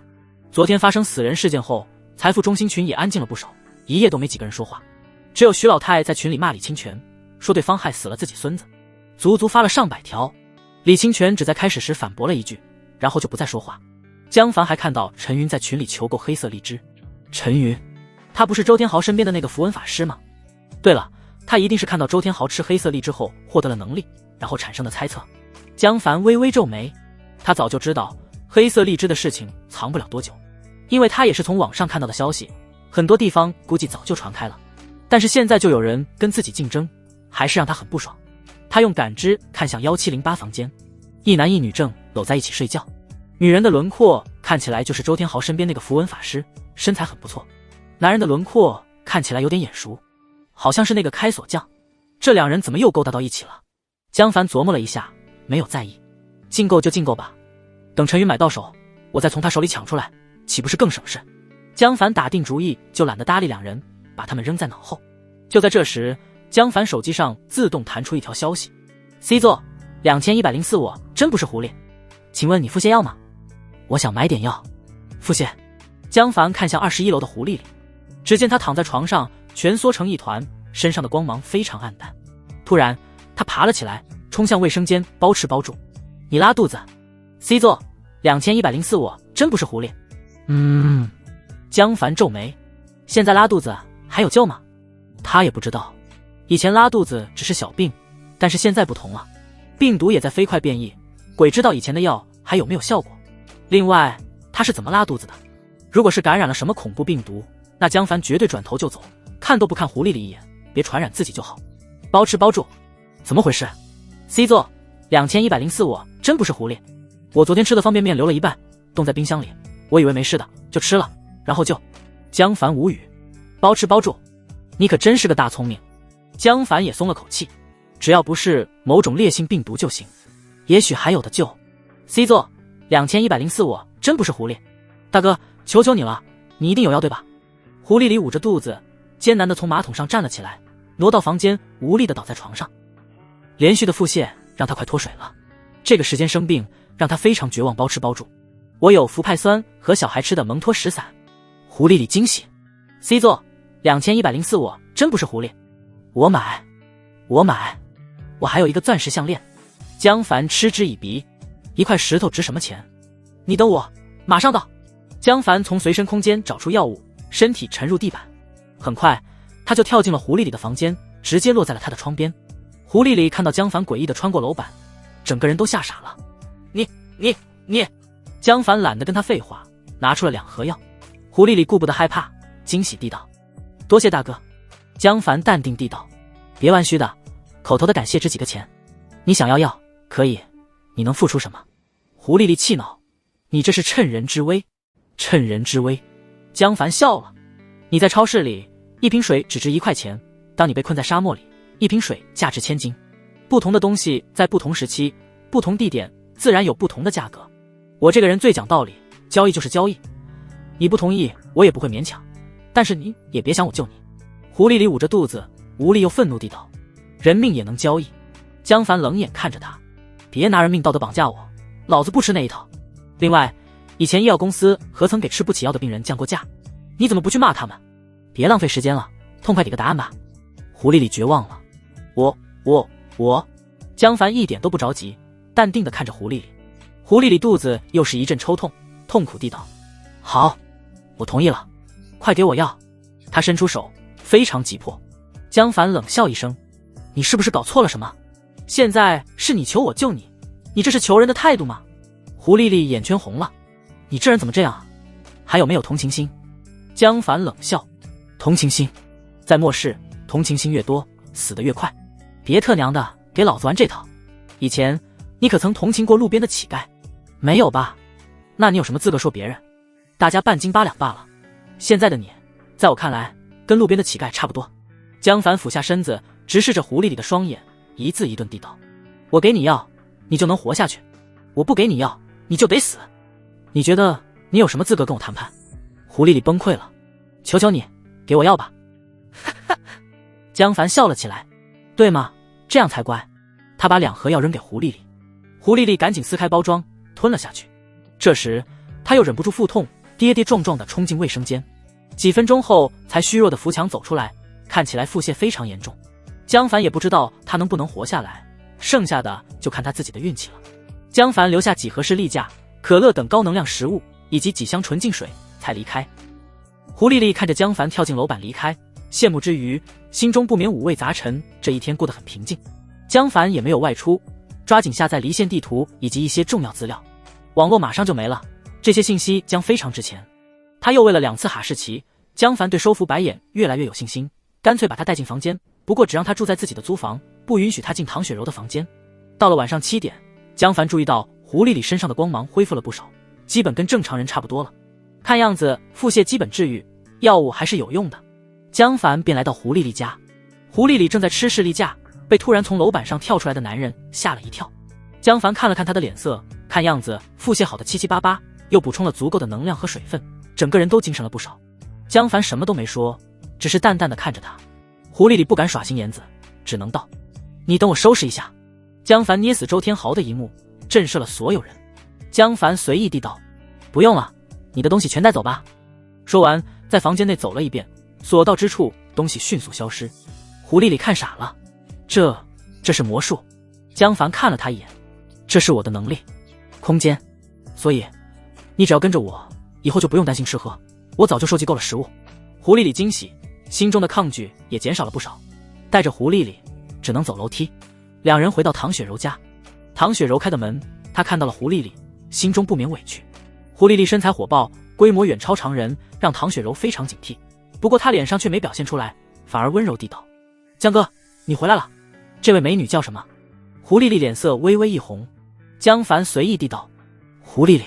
唐雪柔知道自己无法阻止，只能装出一副大副气度，主动挽着狐狸里的胳膊笑道：你好，以后我们就是姐妹了。狐狸里不知所措，既害羞又诧异，他完全没想到小区最出名的官二代美女唐雪柔居然是这副逆来顺受的样子。江凡非常满意唐雪柔的表现，淡淡一笑。唐雪柔介绍道：狐狸里，这位是许梦倩，也是咱们的姐妹。许梦倩却没什么好脸色，她上下打量了狐狸里一遍，压不住心里的嫉妒，想趁机试探一下江凡的底线，就撅嘴道：哼，男人都是大猪蹄子。啪！他话音未落就挨了江凡一耳光，这一巴掌很重，许梦倩被打得脑袋嗡嗡的，嘴角流出了鲜血，居然给我耍小心思。江凡冷笑：怎么，这2天给你脸了？敢这么跟我说话？许梦倩立刻反应过来，江凡不是胡磊那种男人，根本没法控制。完了，他心中一沉，赶紧使用温柔攻势，眼圈迅速红了起来，泪水滴下，肌肤雪白，鼻尖红透，哭得我见犹怜。江哥，我……他看到唐雪柔正幸灾乐祸地折着向自己，心中大怒。许梦倩一边哭一边快速思考怎么处理眼前的困境。江凡清晰地看到许梦倩身上的光芒从绿色又变回黄色，江凡的眼神闪着厉芒。你吃我的，喝我的，居然对我的态度还是中立，给我滚出去！许梦倩大惊，江凡不由分说拎起许梦倩，打开房门，把她扔出门外几米。砰！房门直接关闭，许梦倩摔得差点背过气去，不过她已经顾不得疼痛了，心中惊惶起来，原来江凡不是吓唬自己。她这才想起来，江凡有感知，能看到女人对他的态度。刚才自己的心里稍微一变，就被对方发现了。许梦倩连滚带爬地扑在房门上，砰砰砰地砸门，凄凉地哭喊道：不，江哥，别抛弃我，别抛弃我啊！我错了，我真错了，我再也不敢了。唐雪柔看得心惊胆战，末世中能抱到江凡这种男人的大腿是他的幸运，千万别乱想。江凡打开智能猫眼，隔着门道：不准砸门，跪在门外反思，什么时候我看到你变成绿色了，什么时候才能进来，否则你就自求多福吧。狐狸里一进门就见到这样一幕，有点不知所措。另外他听不懂江凡在说什么，什么绿色，什么中立，这都是在说什么。砸门声很快停下了，许梦倩不敢砸门，强忍着恐惧，贵妇在门外低声抽泣着。现在最麻烦的是怎么把自己对江凡的态度变成友善。许梦倩只能一边哭一边给自己洗脑：江哥是我男人，我必须听他的，江哥是我男人，我必须听他的。江凡关闭智能猫眼屏幕，凌厉的目光看向房内2女，冷笑道：你们是不是觉得我很残忍？狐狸里只觉心脏狂跳。没有。唐雪柔赶紧低头：当然不会，江哥放心吧，我不会像他那么傻。江凡轻笑一声：记住，不要自作聪明，也不要用这种小手段试探我，打一棍子就要再给颗红枣。江凡掏出一颗感知果实递给狐狸里：给你的，吃了吧。狐狸里惊讶地道：这是我给你的那个黑色荔枝，能吃？江凡微笑：这东西叫异能果实，吃了可以获得异能。江凡又简单解释了一下感知的作用，他有计划的让每个女人都有感知能力，这种能力可以避免很多危险。但是功能强大的果实，比如虚化和体质增强，江凡不会随意发出去，就要看女人的表现了。狐狸里终于明白江凡刚才在说什么，不过心里很震惊，这就是异能的来源，这么重要的东西为什么给我？另外他从我手里买了1颗，又回赠1颗，一来一回根本就没赚啊，还白送了我几袋方便面，难道就是为了救我？难道这个男人实际上面冷心善？狐狸力不由浮想联翩，莫名的他也觉得许梦倩有点过分了。末世这种时代，一个男人愿意收留女人，保护你，给你吃，给你穿，还给你异能果实，你还要要求什么？男人救你，总不能什么都不图吧？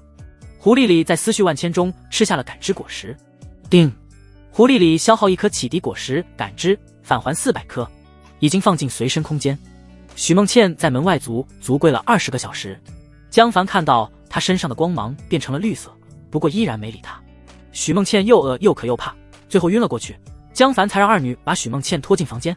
许梦倩醒了之后，看江凡的眼神有点畏畏缩缩的，又有点委屈。江凡没有理她，随意的看着手机。群里又有几个女人联系自己求卖身，但是都不满足系统评分要求。像唐雪柔、狐狸里、许梦倩这个级别的美女，至少都是千里挑一。财富中心能出现3个，纯属运气好。轰隆隆，天空中突然传出直升飞机的声音，几人向外面看去，只见一架武装直升飞机从低空掠过，飞机上传出响亮的广播声：各位国民，按照计划将在半小时后喷洒除草剂，请所有国民待在室内，播撒后4个小时内不要外出。该除草剂是龙科院最新研究成果，经反复测试可以有效杀死大量植物，国家有能力保护每个国民的安全，请国民坚持自救，不要放弃希望。地球属于人类，我们终将重新成为地球的主人。四周的居民楼里钻出了无数人，他们兴奋地冲着天空吼叫，发泄这段时间的绝望。国家终于有动作了，唐雪柔惊喜地道：国家终于行动了。许梦倩和狐狸里也高兴起来，他们听到国家行动，仿佛看到了回到过去的希望一般。可以逛街，可以聊天，可以打扮得美美的。除草剂。江凡微微皱眉，如果说这么简单就能终结进化末世，他是不信的。因为启迪果实和异能让他感到这次末世不是简单的自然进化那么简单，而且就算杀死了植物，末世就结束了吗？红雾怎么办？只要人类在红雾中只有5米的视野，交通就永远无法恢复。总之，江凡对国家的应对并不抱太大希望。不过既然国家采取行动，那就说明高层组织还存在，秩序还有重建的希望。江凡也不想光着屁股生活在原始森林中当野人。至于他当众杀了周天豪，江凡并不太担心。这些天死了多少人类？至少1、3吧。这么多幸存者，有多少人手上沾染了鲜血？至少上亿。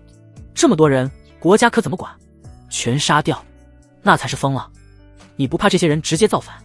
所谓法不责众，莫不如此。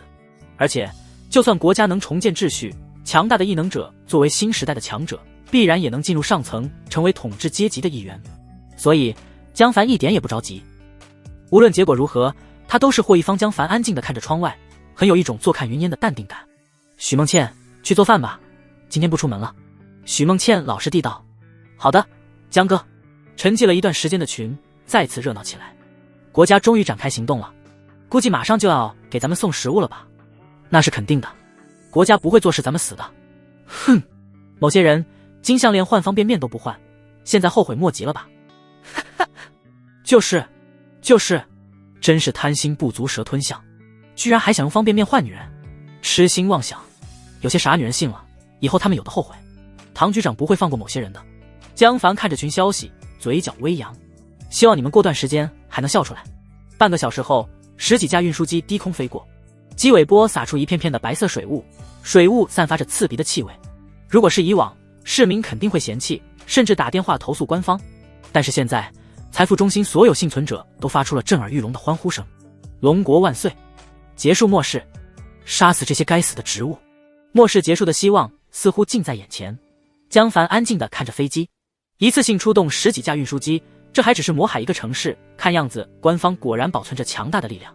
这时，一群红色巨鸟瞬间从云层中俯冲下来，它们的速度极快，如同一道道红色的闪电，划破天空，几乎眨眼之间就从一个小红点掠至运输机群上空。看体型，两者差距并不大。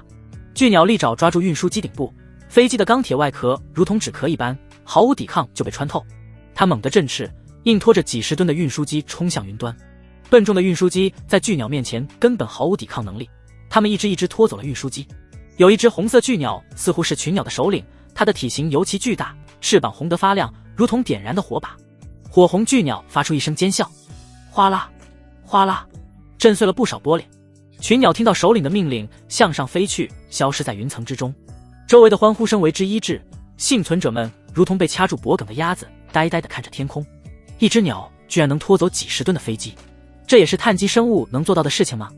这么强大的生物，骨骼皮肤肌肉的，强韧到何种地步？导弹能炸死吗？江凡也看得头皮发麻。综合体质增强之后，他的视力也增强了不少。刚才他隐隐看到那只首领巨鸟尖啸时，身体周围有空气扭曲的痕迹，这不是普通的叫声，而是某种能力。这群红色巨鸟远比楼下的变异青蛙更恐怖，这还只是魔海一个城市就出现了那么多恐怖的生物，而魔海还是人类密集动物稀少的地方。地球上还有很多地方人烟稀少，从神农架到亚马逊，再到无边无际的海洋，到底有多少生物已经进化到人类无法想象的高度？人类真的能重新成为地球的主人吗？江凡一点信心也没有。无论情况如何变化，变强总是对的。江凡拿出一堆启迪果实吃了起来，吃了不知道多少颗之后，江凡终于听到了悦耳的提示声，叮，感知升级到5星，你能感知到无生命物体了，感知范围提高到100米。江凡暗喜，终于升级了。这一次整栋楼都彻底处于他的监控之内，再无一丝动静能躲开江凡的视线。除此之外，江凡的感知跨越了2栋楼之间的距离，他还能同时监控到 A 座和 B 座的一部分楼层。另外一个重点改变是能看到无生命体，感知到的信息丰富了一大截。以前他只能看到动物、植物、人类这些有生命的目标，现在他能看到房间的家具、建筑石块、地板等等，除了颜色偏暗淡，几乎跟视觉没有多少区别了。而且还是360度的。第二天，江凡起床看向窗外，红雾依旧在持续升高，现在已经没过了21层。紧接着，江凡就注意到变化，很多植物都死了。那些高耸入云的松树，针叶一叶掉秃，变成了光秃秃的树干。松树内的光芒非常暗淡，就像随时可能熄灭的蜡烛。外墙上的爬山虎全部枯萎，露出了斑驳的墙壁。真的起作用了，江凡诧异。虚化，他穿过层层楼板，很快来到1层一个无人的房间。江凡谨慎地观察四周，这次他终于发现了变异青蛙的位置。他正趴在小区的游泳池底部，似乎在睡觉。这个位置距离 C 座大门超过了80米，如果不是感知升级，江凡根本找不到变异青蛙。江凡还看到窗外植物死伤惨重，不论野草还是藤蔓还是木本植物，全部都一片遍地倒伏。这么久以来，他终于重新看到了地面的模样。植物死光，动物们也被除草剂毒死了不少，地上密密麻麻都是老鼠、蟑螂以及各种昆虫的尸体。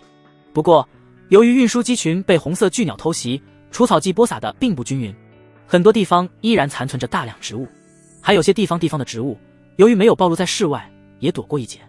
比如1楼大厅，植物只是稍微萎靡，并没有死亡的迹象。江凡还注意到，这些躲过一劫的植物体内的光芒一点也没有暗淡，反而明亮了一些。它们似乎正在快速适应除草剂。想想也对，进化末世，万物光速进化，小小除草剂怎么可能杀死所有植物？只要杀不死，它们就能适应，并且再次进化。江凡暗叹，眼前的情况大约只是人类文明的回光返照罢了。这时，胆大的幸存者开始尝试走出房间。卧槽，这除草剂牛逼！龙科院还是龙科院啊！别耽误了，赶紧去超市找点食物。越来越多的幸存者走出楼房，紧张地走到室外，很多人甚至走过了游泳池，对近在咫尺的恐怖怪物一无所知。江凡默默看着众人，奇怪，变异青蛙居然不攻击他们。江凡想不通，不过现在幸存者开始出门搜刮物资，他也不能落后。去益达楼上看看，还有什么可以拿的。这批幸存者出门，肯定会把益达的东西搞得一团糟，下次再出去，可能就没有那么多好东西了。江凡心中一动，沉入地下。自从发现变异青蛙和红色巨鸟之后，他的行动更加谨慎，一切小心为妙。江凡在地下赶路，一路上遇到不少幸存者，所有人都趁着这个宝贵的时间出门寻找物资。不时有倒霉蛋触碰到剧毒植物，或者被潜伏在草里的毒蛇咬了一口，倒地不起。姐，植物死光了。面如菜色的宋远帆兴奋地道：“我看到很多人都出门了。”宋诗英已经饿得起不来床，她闻言高兴起来：“快，我们快去益达广场买点吃的，这栋楼已经停电了，不知道外界的信息。”宋诗英也没法跟江凡联系，只能绝望地等死。谁知道事情居然有了转折，宋远帆偷藏了2罐罐头，让他拥有更好的体力。对，肯定是国家开始救援，咱们去晚了就没了。宋诗英挣扎着站起，只是稍微动作就满头冷汗，两眼发黑，这是低血糖的症状。宋诗英知道自己肯定撑不了多久了。我跟你一起去。宋远帆不想带宋诗英这个累赘过去，不过想起外面的危险，觉得带着也行。万一遇到凶猛的动物，就把姐姐扔下当肉盾。姐姐为了保护我这个宋家独苗，一定不会有怨言的。好。宋远帆扶着宋诗英站起来，姐弟俩穿上最厚实的衣服，宋远帆又在包里藏了把菜刀，两人才艰难地走出房间。植物确实死了，但是红雾依然没有消散的迹象。宋诗英在宋远帆的扶持下慢慢地走着，不时有人从红雾中走过，双方警惕地互视一眼，然后就消失在红雾中。他们距离益达广场只有短短几百米距离，两人足足走了将近1个小时。宋远帆非常着急，生怕物资被其他人抢完了，不断催促宋诗英，但是宋诗英哪有体力走快，只能咬牙硬扛。终于他们来到益达广场门口，红雾中走来的人影越来越多，所有人都面带饥色，狼狈不堪。往日精致的魔海人现在全都蓬头垢面。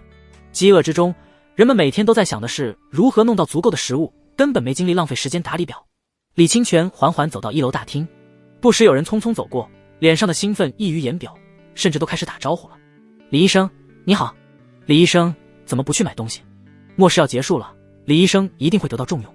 医生向来就是社会的中上层，备受普通人羡慕，尤其是李清泉这种老中医，谁也不知道自己什么时候会求到他。原本在末世中，大家只顾着弄食物，来不及搞这些虚头巴脑的东西，没人搭理他，生存压力一小，大家又恢复了往日的态度。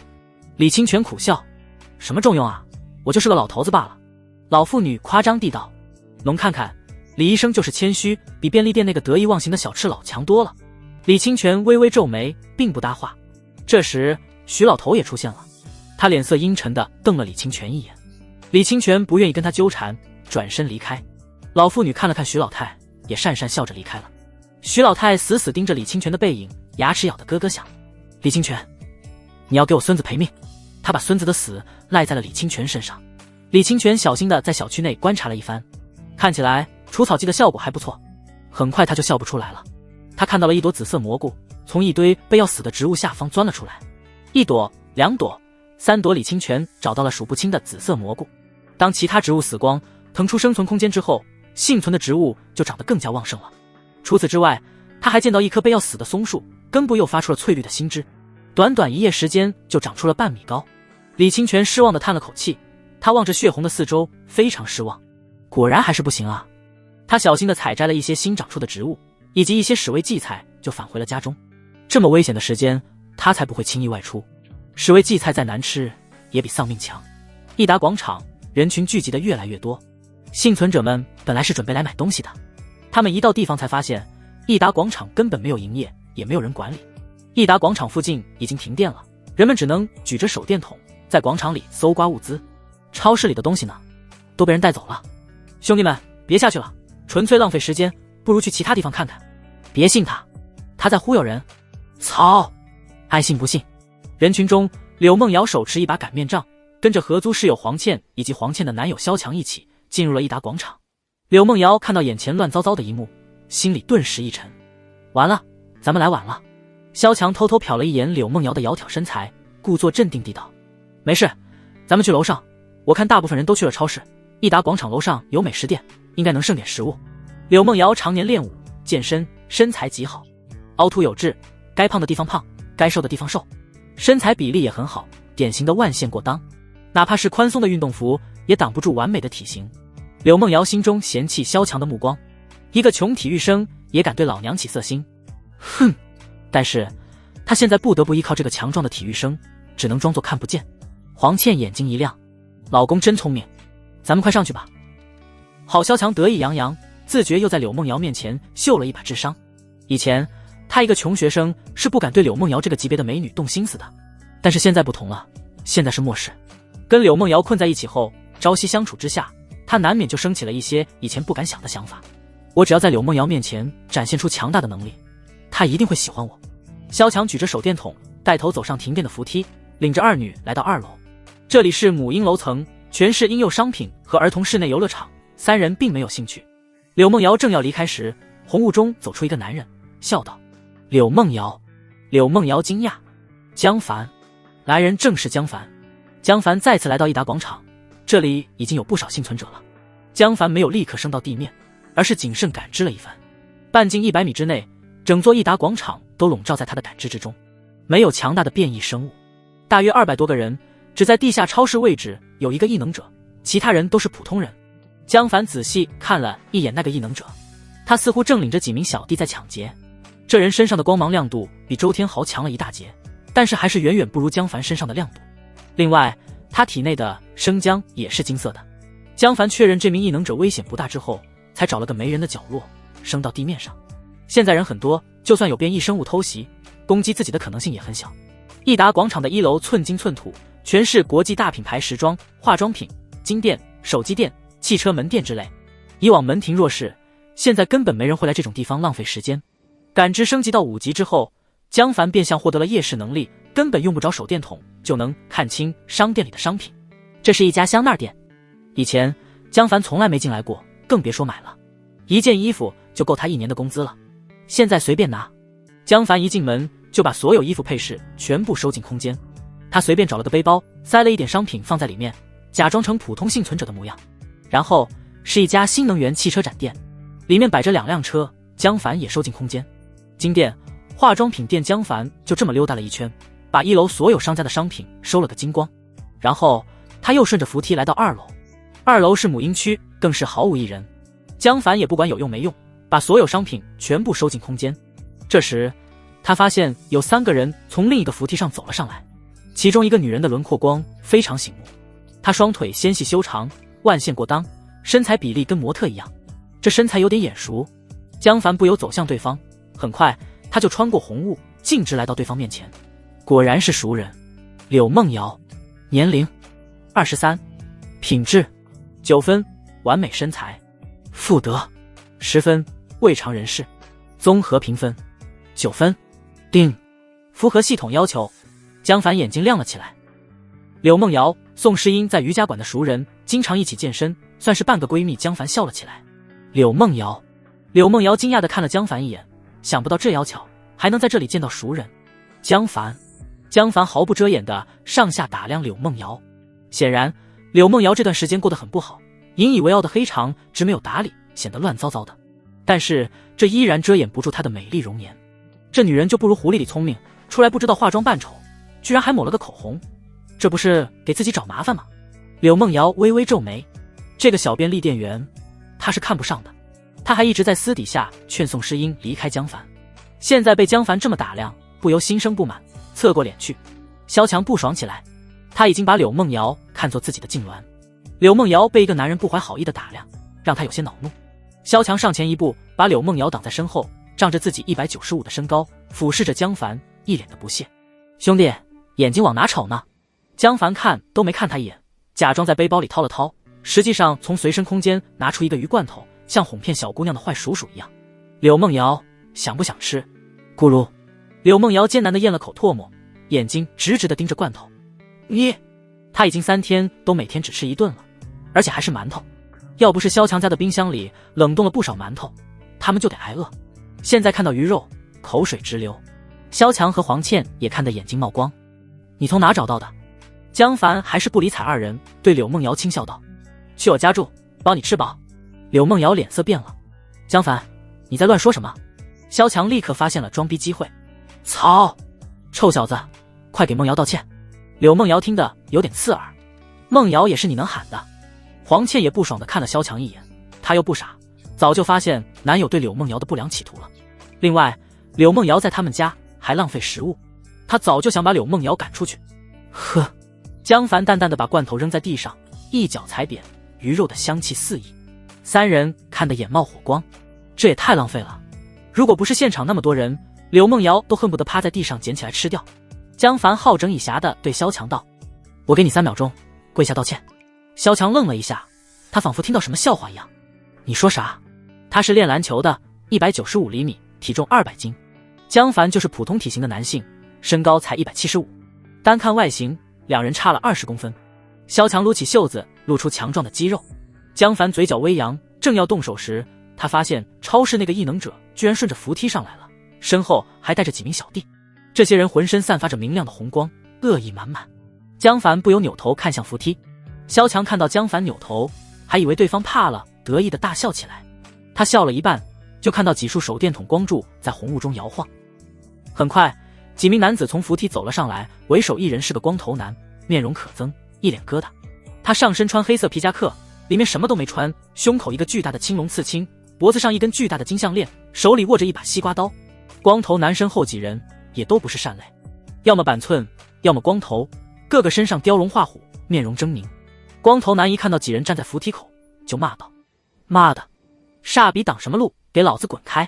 萧强看得头皮发麻，搁以前他早就躲开了，不过现在在女朋友和柳梦瑶面前被人骂一句就躲开，未免太没面子。他只能硬着头皮道：你嘴巴放干净点。哟呵。光头男狞笑着看向萧强几人。咦，超市没灯，红雾又遮挡视线，他本来没注意，这时才发现居然还有个大美女。老大，快看这娘们！吴哥，快看，这妞条子真顺！光头男两眼发光，径直走到柳梦瑶面前，肆无忌惮地打量起来。柳梦瑶心中一沉，求助地看向萧强。黄倩紧张地拉了拉男友，担心男友强出头。几个男子正掂着手里的刀，不善地看着萧强。萧强顿时头皮发麻，不知所措起来。江凡近距离安静地看着光头男几人，他们身上背着各种背包，塞得鼓鼓囊囊。有些背包明显是女士包，还沾满了血迹，显然是抢来的。光头男猖狂的大笑：美女，跟老子走吧，包你吃香的喝辣的。柳梦瑶脑子一白，缩到了萧强身后，拉着萧强的衣服颤声道：不，我不去。光头男骂道：马德，敬酒不吃吃罚酒。说着伸手就去拉柳梦瑶。萧强脑子一热，开口道：“兄弟！”啪！话音未落，光头男就劈头盖脸一巴掌砸在萧强头上。谁特娘的跟你是兄弟？给我滚开！大逼都伤害不大，侮辱性极强。萧强怒上心头，双拳紧攥，愤怒地瞪着光头男。人多咋了？你还真敢动手不成？除草剂已经起作用了，马上就会恢复秩序。现在可是法治社会，我不信你敢！光头男突然动手，他手里的西瓜刀瞬间变成了金色，从上到下劈了下来。只见金光一闪，噗嗤，西瓜刀在金光的加持下，仿佛变成了激光刀，光滑地掠过萧强的骨骼和肌肉。萧强停滞了一下，整个人从中间裂成了两半，鲜血喷了二女一头一脸，哗啦，脏器、人体组织落了一地。柳梦瑶脑子一片空白，黄倩更是两眼一翻，直接晕了过去。光头男痛快地大笑起来，哈哈，两个女人都带走，这个妞的是老子的，那个娘们赏给你们，谢谢吴哥，吴哥万岁！光头男抹了一把脸上鲜血，指着江凡狞笑道：“小子，把背包留下，老子今天心情好，不杀你。”江凡波澜不惊地看着萧强的尸体，原来能力是增加金属的锋利度啊，那就没什么好担心的了。江凡抬起头，指着柳梦瑶淡定地道：“我也心情很好，饶你一命，把女人和东西留下，你可以走了。哦，那个晕倒的我不要，太丑了，你们可以带走，他是我的。”柳梦瑶惊恐之余，听的人都傻了，他懵逼地看着江凡，完全不理解这个以前很不起眼的男人为什么那么勇。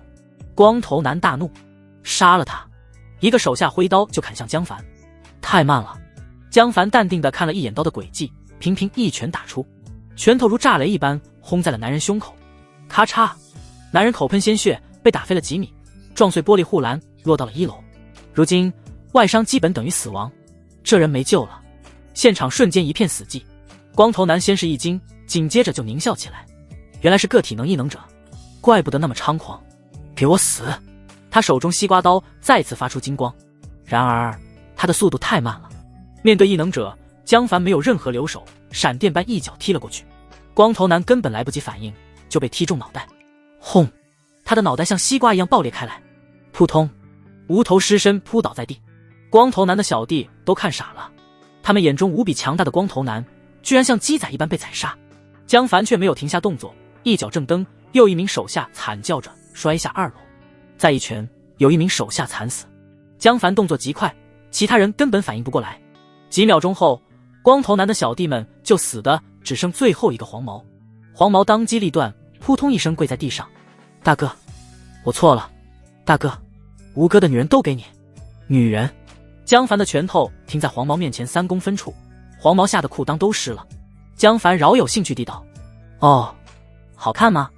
黄毛连忙点头：“好看，好看。”江凡又问：“有几个？”黄毛赶紧道：“至少还有2个活的。”2个活的。江凡微微皱眉：“走，带我去看看。”他看了一眼柳梦瑶，这女人还在一旁瑟瑟发抖。江凡微笑道：“跟我走吧。”柳梦瑶根本不敢反抗，战战兢兢地跟着江凡离开。待众人走后，黄倩悄悄睁开眼，恐惧的心情终于缓解了一些。她呆呆地看着男友，现在已经变成了一滩碎肉，顿时悲从中来。没了男人的保护，对不可测未来的恐惧瞬间涌上她的心头。黄倩呜呜地哭了一会，才强忍着恐惧下楼。“我要报警！你们杀人了，一个都跑不了，警察会把你们抓起来的。”光头男的家其实是益达附近的一个小便利店。黄毛殷勤地打开门，指着客厅里的笼子道：“哥，女人都在这里。”江凡在外面通过感知看到了里面的场景，他再用眼睛看到，也不免脸色阴沉。客厅里放着2个大型犬的笼子，每个笼子里都塞着3个女人，她们赤身裸体，脖子和手脚都用铁链锁在笼子上，几乎无法移动身体，只能痛苦地缩成一团。所有女人都受到了残酷的虐待，除了脸还算正常，身体上全是伤痕、鞭痕、刀伤、烟头烫伤，比比皆是。笼子下的地面全是尿液，腥臭难闻。柳梦瑶看得毛骨悚然，幸亏自己被江凡救了，不然自己的下场跟这些女人一样。这些天她一直跟着萧强和黄倩住在一起，并没有挨饿，对末日没有切肤彻骨的体会，只是通过视频看到了一些残忍事情，浮光掠影一般。现在她终于亲眼看到了世界的黑暗面，末世最残酷的一面向她展开了血腥的獠牙。柳梦瑶只觉头皮发麻，身体抖得跟筛子一样。江凡上前看去，有3个女人还活着，每个人身上的伤口都发炎了，浮肿很高，散发着恶臭味，一些巨大的苍蝇在客厅里盘旋。江凡知道这些女人没救了。3个女人麻木地看着江凡，不言不语，眼神中却隐藏着深深的恐惧，身体微微发抖。江凡冷笑起来：“黄毛，你们玩得挺花啊。”黄毛陪笑道：“老大，您随便挑。”呵，江凡突然伸手，咔嚓咔嚓几下就把黄毛胳膊和大腿全部折断。黄毛惨叫起来：“啊啊，疼死我了！”笼子里的女人麻木的眼睛中开始散发出希望的光芒。江凡一用力就扯断了狗笼铁栏杆，把女人的锁链从笼子上松了下来。当啷，江凡扔下3把匕首：“他交给你们了。”两女畏畏缩缩，只有一个女人眼睛放光，她重重在江凡面前磕了2个头，然后就艰难地捡起匕首。黄毛吓疯了：“不，别这样，不关我事啊！”女人咬牙切齿地扑了上去。房间内充斥着黄毛的惨叫声。另外2个女人也鼓起勇气，慢慢挪出笼子，捡起了匕首。江凡安静地看了一会，就转身离开。柳梦瑶看得心惊肉跳，不敢停留，也跟着离开。“姐，咱们快进去吧。”宋远帆急不可耐。“好。”宋诗音满眼希冀，眼看马上就能买到食物，她饥饿不堪的身体迸发出难以想象的力量。幸亏没向江凡低头，她暗自庆幸，如果之前对江凡妥协了，现在还要想办法甩掉。哼，这种不愿意进步的穷逼怎么配得上我？我可是公务员。姐弟2人怀揣着各种心思走进了一达广场，眼前的一幕却让2人绝望了。到处都是乱糟糟的人群，到处都是谩骂声，尤其是地下超市的门口挤满了人群，有人出有人进，但是所有人手中都空荡荡的。操，一点食物都没了，谁他妈把食物都拿走了？怎么回事？2人心中一沉，赶紧跟着人群走进超市。穿过恶臭的生鲜区，他们来到商品区。地下超市的黑暗中空空荡荡，只有人影在红雾中穿梭，手电筒光束乱晃。宋远帆瞬间崩溃，东西呢？怎么一点东西都没有了？宋诗音一直强打着精神走到这里，现在失望落空，他再也经受不住这种打击，茫然跌坐在地上。完了，全完了！宋远帆愤怒地抓住宋诗音的头发，猛力摇晃。都怪你，如果不是你这么慢，早就到了，也许还能抢到点吃的。都怪你！宋诗音疼痛地尖叫起来。你干什么？远帆，松开手！姐弟俩的厮打并没有引起太多人的注意，因为到处都是打架的人。不远处的2个人就突然打了起来，争抢一个背包。马德，你干什么？这是我的。操，这是老子的东西，你敢抢？找死！噗嗤，其中一人掏出匕首，一刀捅死了另外一人。周围的人群顿时炸锅了。杀人了！杀人了！杀人者惊慌地抢过背包，匆匆消失在红雾中。宋远帆吓坏了，也停下了殴打姐姐的动作。发泄之后，他也冷静了一些，又把宋诗音扶了起来。你找死啊！宋诗音打了宋远帆几下，毕竟是自己亲弟弟，也不能怎么低，只能绷着脸道：“咱们去楼上，楼上有餐厅，也许还有食物留下来。”宋远帆2眼冒光：“对，姐你说的对。”他扶着宋诗音，避开骚乱的人群，前往扶梯。黄倩，宋诗音。黄倩正好下扶梯，看到宋诗音就想起江凡，眼睛顿时又红了。他恨恨地道：“你男朋友杀人了。”黄倩只是认识宋诗音，并不熟，也不知道宋诗音跟江凡分手的事情。男朋友？宋诗音愣了一下，才反应过来，惊喜地道：“江凡在这里。”现在买食物的希望落空，他又想去找江凡。黄倩有点被吓到了，只是再次重复：“他杀人了，我要报警，他死定了。”宋诗音有点摸不着头脑：“你到底在说什么？他杀谁了？”黄倩也反应了过来，宋诗音似乎没跟江凡在一起。江凡脸色红润，非常健康，一看就没挨饿。宋诗音却脸色萎靡，头发乱蓬蓬，一副有气无力的模样。黄倩故意挑拨道：“你不知道最好，江凡是个杀人犯，还把柳梦瑶抢走了。这种男人不要也罢。”柳梦瑶，宋诗音想起那个身材完美的塑料姐妹，顿时信了9成。江凡一直在群里找女人，他也是知道的。他心中顿时不满起来，这家伙太过分了，等我找到他，一定要把那些女人都赶走。宋诗音还想跟黄倩问点信息，黄倩却没理他，直接下楼了。刚走了几步，只见一只巨大的橘猫从红雾中窜出，一口叼走了黄倩。宋远帆和宋诗音只觉一桶冰水从头顶浇下，彻骨冰凉。喵呜！橘猫一口吞下黄倩，黄色的树童冷冷地看着宋诗英二人。不知为何，橘猫并没有攻击，它跳下扶梯，消失在红雾中。很快，楼下传来人类的惨叫声：“猫，猫来了，快跑！”卧槽，这是什么鬼东西？救命啊！救命啊！宋远帆和宋诗英如蒙大赦，他们吓得屁滚尿流，再也顾不得找食物了，赶紧找个被砸碎玻璃门的商店躲了进去。江凡向财富中心走去，走了一会，柳梦瑶缓了过来，惊恐地问道：“江凡，你怎么不救他们？”江凡淡淡地道：“他们死定了，那么重的外伤，现在根本没法治。”柳梦瑶咬了咬红唇，紧紧跟着江凡的步伐，不敢远离。四周都是红雾，根本看不出5米远。不一会，两人就来到财富中心。江凡先仔细感知了一番，变异青蛙不在游泳池中，不知道去了哪里。江凡保持虚化状态，带着柳梦瑶走进 C 座，然后爬到了32层。唐雪柔开门看到了柳梦瑶，又来了个漂亮女人，她心中哀叹，脸上不敢表现出来。江哥，快进来。江凡淡定地走了进来。柳梦瑶有点尴尬，还是跟了进来。唐雪柔笑盈盈地道：“你是新来的姐妹吧？”“你好，我叫唐雪柔。”柳梦瑶扭捏地道：“你好，我叫柳梦瑶。”许梦倩和胡丽丽也老老实实过来打招呼。柳梦瑶很尴尬，她没想到江凡家里居然那么多女人。许梦倩去做饭了。唐雪柔一边给江凡揉捏肩膀，一边轻声道：“江哥，柳梦瑶没房间住了。”他家是3室1厅，唐雪柔、许梦倩、胡丽丽3个女人1人1间，已经住满。江凡随意地道：“那住隔壁。”他走到墙壁上大洞旁，轰轰轰几拳，把墙壁开辟出一个1人高的门洞。柳梦瑶和刚来不久的胡丽丽都看傻了，江凡居然这么厉害。柳梦瑶倒是见过江凡杀人，但是杀人也没有现在的这一幕震撼。唐雪柔和许梦倩倒是一脸淡然。唐雪柔骄傲地看着二女：“江哥有多厉害，你们以后就知道了。”柳梦瑶心中暗想，跟着这种男人也许不是坏事。江凡带着柳梦瑶来到隔壁房间，这个房间的装修也还不错，不过比唐雪柔家差了不少，以后得去家具城弄点家具。江凡心道，一挥手，一堆崭新的高档床上4件套落了下来。“你自己换上。”柳梦瑶懵了：“江哥，你这是？”江凡淡定地道：“随身空间里面装满了食物，跟着我，保证你不会挨饿。”柳梦瑶惊喜，居然还有这种能力，她再次觉得跟着江凡似乎不是坏事。丁，神级返还效果升级，获得历史返还特效，红雾降临之后，女人消耗的所有物资全部返还，返还效果还能提升。江凡眼睛一亮，紧接着接二连三的提示响了起来。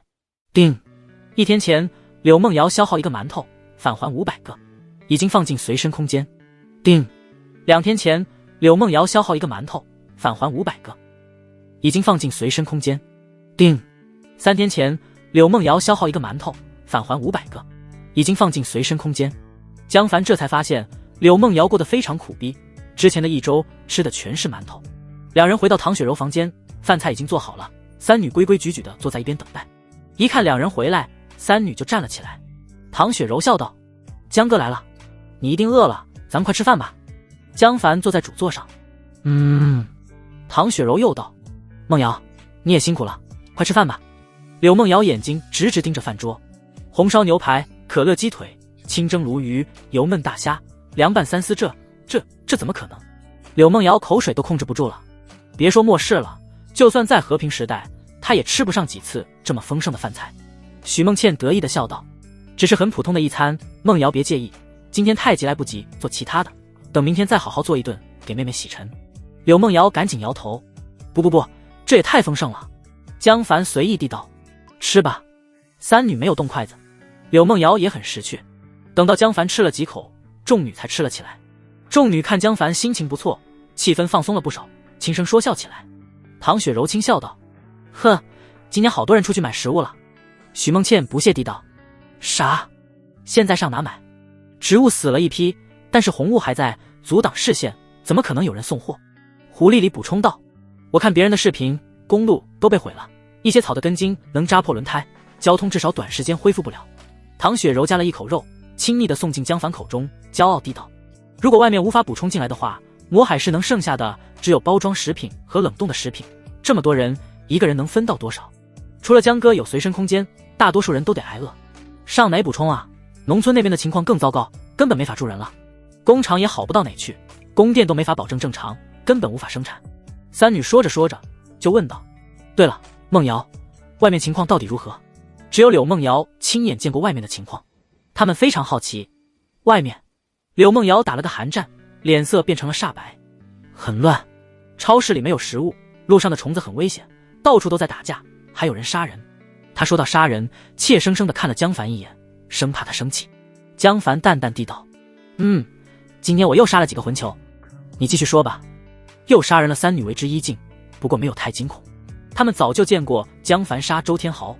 哟，柳梦瑶听到这个字才明白江凡以前就杀过人了，心中更加敬畏，赶紧道：江哥杀的人是一伙匪徒，本身也是罪该万死，江哥留了一个活口，逼着他去了他们的老巢，我看到了2个笼子。柳梦瑶慢慢地复述着他见到的惨剧，听到女人像狗一样捆在笼子里，施加各种虐待唐雪柔三女都脸色难看，心脏狂跳。再想起对面 A 座那个被4个男人强 X 消失的女人，唐雪柔和胡丽丽惊恐地挽住江凡的胳膊，心中无比庆幸，如果不是跟着江哥，咱们的下场也比那些女人好不了多少。对，许梦倩和胡丽丽连连点头，只要乖乖听话，江凡从来没有故意折磨过女人。至于许梦倩，那纯属自己找死，还想拿对付胡磊那套对付江凡，简直是自寻死路。现在连他自己都觉得自己是个煞笔。柳梦瑶慢慢说完了外面的遭遇，三女都沉默了。这个世界真的还能恢复秩序吗？吃完饭，4女一起收拾饭桌。江凡走到阳台上，皱眉看向外墙墙面，果然爬山虎又活了过来。看似被除草剂杀死的爬山虎再次长出了一些细小的绿芽，虽然很小，但是爬山虎确实扛过了除草剂。这才多久？1天时间。江凡叹了口气，天色已经黑了下来，21层以下的红雾变成了暗红色，如同鬼域。江凡仔细观察着感知范围内的幸存者，一个白天的时间 ，C 座这栋楼的居民至少减少了1、3，很多人出去之后就再也没有回来，不知道是被困在某处，还是已经死了。不过也有些人运气比较好，不知道从哪里弄到了一些食物，又能维持几天时间。就在这时，东南面某突然爆发出剧烈的火光，把半个夜空染成了红色。过了几秒钟，轰鸣声才传来，轰轰轰，玻璃剧烈震动。女人们惊恐地向窗外望去，怎么回事？哪里爆炸了？不会失火吧？紧接着，房间内的灯光突然灭了，房间突然陷入黑暗，女人们吓得一跳。啊！江凡皱眉，吵什么？女人们赶紧闭嘴，纷纷围在江凡身边。唐雪柔胆怯地搂着江凡的胳膊，男人强健的肌肉让她感到了一丝安心。她咬着下唇看向窗外，现在目光所及之处全部一片黑暗，整个魔海都停电了。现代科技文明的遗泽逐渐消失，深深的绝望笼罩了每个女人的心头。江凡从空间里拿出一箱蜡烛，这是从一家蛋糕店收获的生日蜡烛。唐雪柔，把蜡烛点上。好的。唐雪柔找到打火机，点着蜡烛。微弱的烛光给了4女不少慰藉，她们围坐在蜡烛边，怔怔地发呆。江凡却意外地听到了提示，叮！唐雪柔消耗1根蜡烛，返还500根，已经放进随身空间。江凡愣住了，为什么点蜡烛可以返还？之前测试抽纸和洗衣粉就不行？难道跟消耗的方式有关？江凡拿出1包抽纸递给唐雪柔，烧了。唐雪柔愣了一下，啊！江凡没有解释。唐雪柔暗想，难道在祭奠某位亲属？她没多犹豫，撕开包装，点燃了1张抽纸。叮！唐雪柔消耗1张抽纸，返还500张，已经放进随身空间。江凡眼睛猛地一亮，果然跟消耗方式有关。为什么之前用纸擦手的方式就不被系统承认？难道因为物品没有被破坏？不对，女人们使用厕纸时难免会产生破损，自己却从没收到过返还，所以关键不是破损。江凡琢磨了一下，又拿出1块新毛巾，烧了。唐雪柔摸不着头脑，不过还是很听话的点燃了毛巾。叮！唐雪柔消耗1块毛巾，返还500块，已经放进随身空间。又返还了。江凡微微皱眉，是燃烧的方式可以彻底毁灭一个物品吗？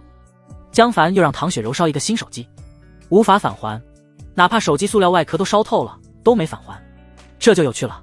江凡眼睛微眯，他又拿出一堆东西让唐雪柔测试。烧巴黎世家丝袜可以返还，烧金戒指无法返还。女人们都摸不着头脑，纳闷地看着江凡。江凡什么都没解释，只是暗暗猜测，纸毛巾、丝袜可以返还，但是手机、金戒指不行。难道是这些东西点不着？不对，手机还是能点着的，只是烧不完全。难道系统会判断某种物品能不能烧完？只有能烧完的才能返还。可是这也不合理，蜡烛的温度不够，确实点不着手机和金戒指。如果我用炼钢炉烧手机和金戒指，会不会返还？还是因为材质的原因？金属不能返还吗？系统到底是根据火焰的温度来判断的，还是因为物品的材质？江凡思考了一阵，决定测试一下。他拿出一双厚底运动鞋，烧一下。唐雪柔不解地把运动鞋放在蜡烛上，鞋面烧着了，散发出难闻的气味，但是依然没有返还。江凡又道：看看灶台还有气吗？有气就烧一下试试。天然气温度肯定比生日蜡烛高。唐雪柔试了下天然气，果然还没停，但是火力很弱，大约是管道内残余的少量天然气。唐雪柔拿着运动鞋放在天然气上点燃，叮！唐雪柔消耗一双运动鞋，返还500双，已经放进随身空间。江凡眼睛发光，果然跟火的温度也有关系。理论上一切物质都是可燃的，只要温度足够高，我就能返还任何物品。江凡心情大好，拿出一支 YSL 口红，奖励你的。唐雪柔美眸一亮，开心地接过口红，谢谢江哥。他完全想不到，到了末世自己居然还能获得大牌口红。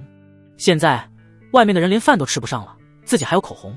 其他3女都嫉妒地看着唐雪柔，继而又用希异的目光看着江凡。可惜江凡没有拿出更多奖励，稍微刺激一下女人的好胜心，有利于增加服务质量。江凡拿出了10几箱蜡烛，蜡烛多的是，以后每晚睡觉前每个房间都要点几根，要保持常亮这件事胡丽丽负责。如果做得好，我也奖励你一个口红。胡丽丽高兴地道：好的，江哥。20根蜡烛点燃，房间内明亮起来，虽然比不上灯光，也很不错了。在一片漆黑中，这个房间特别显眼。A 座的幸存者懵逼地看着对面的楼房，那是谁家啊？怎么这么多蜡烛？怎么全点亮了？太浪费了。哼，不知道什么时候才能恢复电力，让你嘚瑟。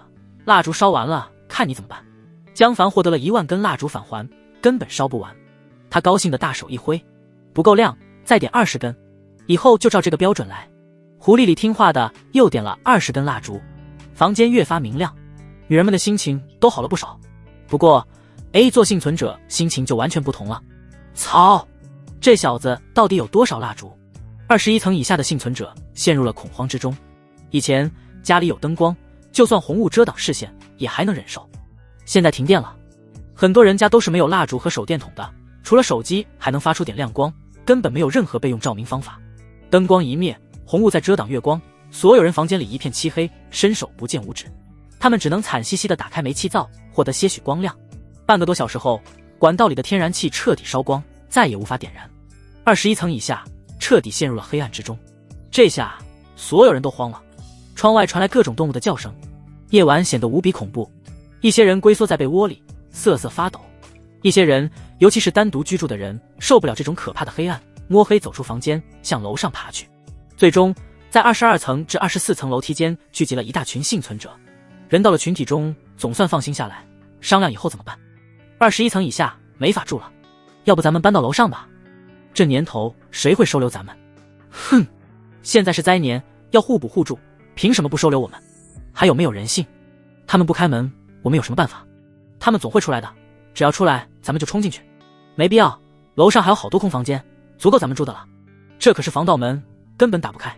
几个不信邪的男人一起去踹门，几分钟后他们就垂头丧气，气喘吁吁的回来了，根本打不开。操！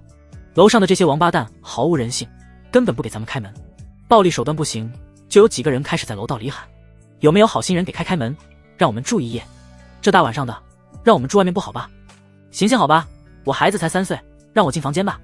他们喊了很久也没人开门，谁都不是傻子。现在这种时候怎么可能开门让外人进去？众人开始愤愤不平起来。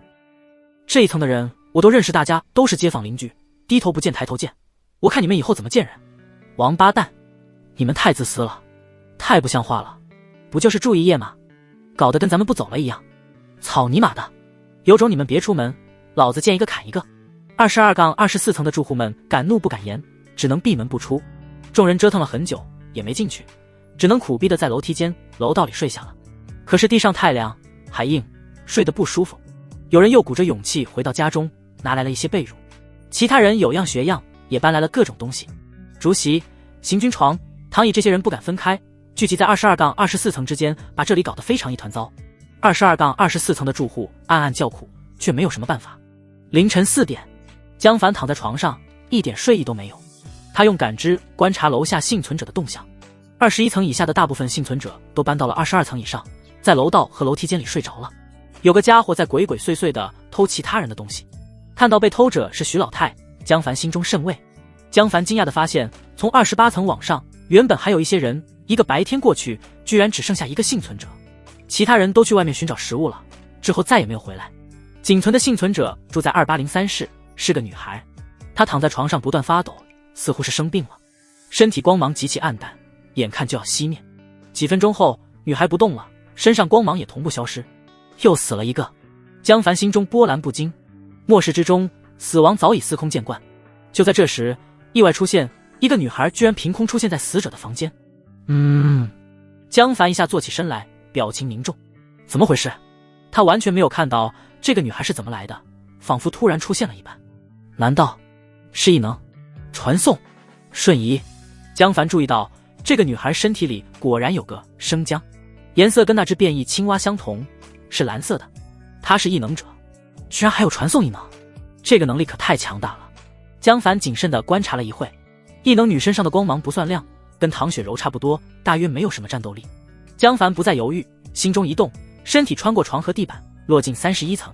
传送异能太危险了，如果他突然传送到江凡房间刺杀江凡，江凡也很难反应过来。就算他打不过江凡，也可以扔个炸弹再传送走。江凡只要一个反应不及时，后果就不堪设想。这个女孩的能力太强大，无论逃命还是阴人，都太强大了。要么臣服于我，要么死亡。江凡眼中闪烁着厉芒，穿越层层楼板，快速向异能女位置靠近。双马尾萝莉从蓝色薄膜传送门探出头来，轻声喊道：张一诺，张一诺，我是甜甜，我来救你了。房间内安静无声。甜甜很害怕，拿着手电筒照了照，看不清床上的情况，只能咬牙跳了下来。甜甜轻轻走到床边，这才发现同学张一诺已经死了，脸色铁青，双眼圆瞪，在黑暗中非常吓人。甜甜吓得泪水当场就流了出来，连连后退，尸体一动不动。甜甜从恐惧中缓了过来。末世以来，她见了很多死人，勉强能适应一些。来都来了，现在回去太浪费机会。她的传送门每天只能开2次，正好一次过来，一次回去。甜甜对张一诺的尸体鞠了几躬，歉意的道：张一诺，你家如果有好吃的，我就拿走了，反正看你的样子，应该也吃不了了，对吧？甜甜看到枕头旁边放了一个书包，里面有一包没开封的奥利奥，大约是张一诺刚刚从外面找回来的。耶，大丰收！甜甜高兴的跳了起来。张一诺，谢谢你啊，我回去了，再见。说完，他就撕开一个蓝色薄膜，钻进去消失了。几秒钟后，江凡就穿过楼板，悄无声息地落到了房间里。走得这么快？江凡看着空荡荡的房间，暗暗失望。来晚一步啊！江凡暗暗皱眉。而且不出意外的话，这个女孩应该是不久之前才获得传送能力的，也就是说，如果收了她，激活历史返还，很可能弄到她吃下去的启迪果实。可是江凡无奈地看着房间，传送能力太逆天了，自己上哪去找她？他在这里找到了食物，应该很快还会回来，只能在这里守株待兔了。江凡又看向床上的女尸，女尸胳膊上有个黑色的咬痕，不知道被什么动物咬伤了，散发着恶心的腐臭味，大约是伤口发炎导致高烧，再加上食物不足而死。那个双马尾女孩跟他有什么关系？江凡刚在感知中看到双马尾女孩曾对女尸鞠躬，两人应该是认识的。他在房间里搜索了一番，这是女尸生前的卧室。江凡找到了书包和课本。女尸叫张一诺，魔海影视学院的大一女生，学舞台美术的。难道是同学？江凡暗暗猜测。他在枕边找到了张一诺的手机，用张一诺的手指解锁。江凡翻了翻通话记录，这几天张一诺给父母打了几十个电话，都是未接，大约父母已经死了。另外还有10几个电话是跟一个叫甜甜的人通话。张一诺生前最后一个电话在半小时前，还是打给的甜甜。手机设置了自动电话录音。江凡打开最后一个电话的录音。甜甜，喂，一诺，你还活着啊？太好了。张一诺，甜甜，你能来救救我吗？甜甜，一诺，你怎么了？很饿吗？张一诺，我被一只老鼠咬了，发烧了，呜，好疼。甜甜，我试试，你坚持住啊。张一诺，快来救我，我手机快没电了，我好怕。江凡又打开两人前几天的通话，甜甜，喂，一诺，我今天找到了一箱牛奶，我暂时喝不完，你要不要？张一诺，谢谢你。甜甜，我还有一点吃的。飞机撒了除草剂，群里好多人说明天出去找食物，我试试。甜甜，那好吧，有困难一定要通知我。张一诺，好的。甜甜，一诺。江凡听完了两个女孩的通话，搞清楚了一些事。甜甜和张一诺两人是同学，甜甜的传送能力似乎有很大限制，一天传送不了多少次，而且目标点也要非常谨慎，不知道原因。江凡还在手机相册里找到了一张合影，一个双马尾女孩搂着张一诺。甜甜，年龄18，品质9分，俏皮可爱。妇德10分，未尝人士。综合评分9分，定，符合系统要求。江凡眼睛一亮，我的了。为了避免抓捕甜甜时发生意外，江凡决定不允许其他幸存者上到28楼。当然了，如果他激烈反抗，那也必须死，江凡是不会留手的。甜甜钻过蓝色薄膜，跳回家中。一只黑猫跳了过来，喵呜！甜甜得意得道：可乐，你看这是什么？我找到了一包饼干，没开封的哦，我最厉害了。甜甜虽然有传送能力，但是没啥战斗力，外面那么危险，她也不敢乱闯。其实过得很糟糕，只是比其他人好一点，勉强有饭吃，却很难吃饱。黑猫翘着尾巴在甜甜腿边蹭了几下，甜甜仔细检查了一遍，骄傲地对黑猫道：可乐，真的是没有打开过的哦，我厉害吧？黑猫懒洋洋地躺在地上，对饼干并不很感兴趣。黑猫不缺吃的，猫粮腐败了。不过甜甜去年双12买了很多猫罐头，都是可以吃的，所以黑猫根本不想吃饼干这种垃圾。甜甜最饿的时候其实是靠猫罐头坚持下来的，这让可乐非常不爽。这只两脚兽太笨了，连狩猎都不会。甜甜从冰柜拿出一包一次性橡胶手套，拿出一个崭新的戴在手上，然后又从冰柜里拿出一把剪刀，在饼干包装剪出一个小小的开口，拿出一半，然后立即用简易封口器把饼干袋封好，放进冰柜。这种操作可以尽可能降低细菌进入的可能，稍微增加一点开封食物的保质期，至少坚持8个小时是没问题的，再久就不敢保证了。甜甜这才美美的吃上了饼干，原本遭女孩嫌弃的高糖高油饼干，现在变成了绝世珍馐。甜甜舒服的躺在床上，饼干真好吃。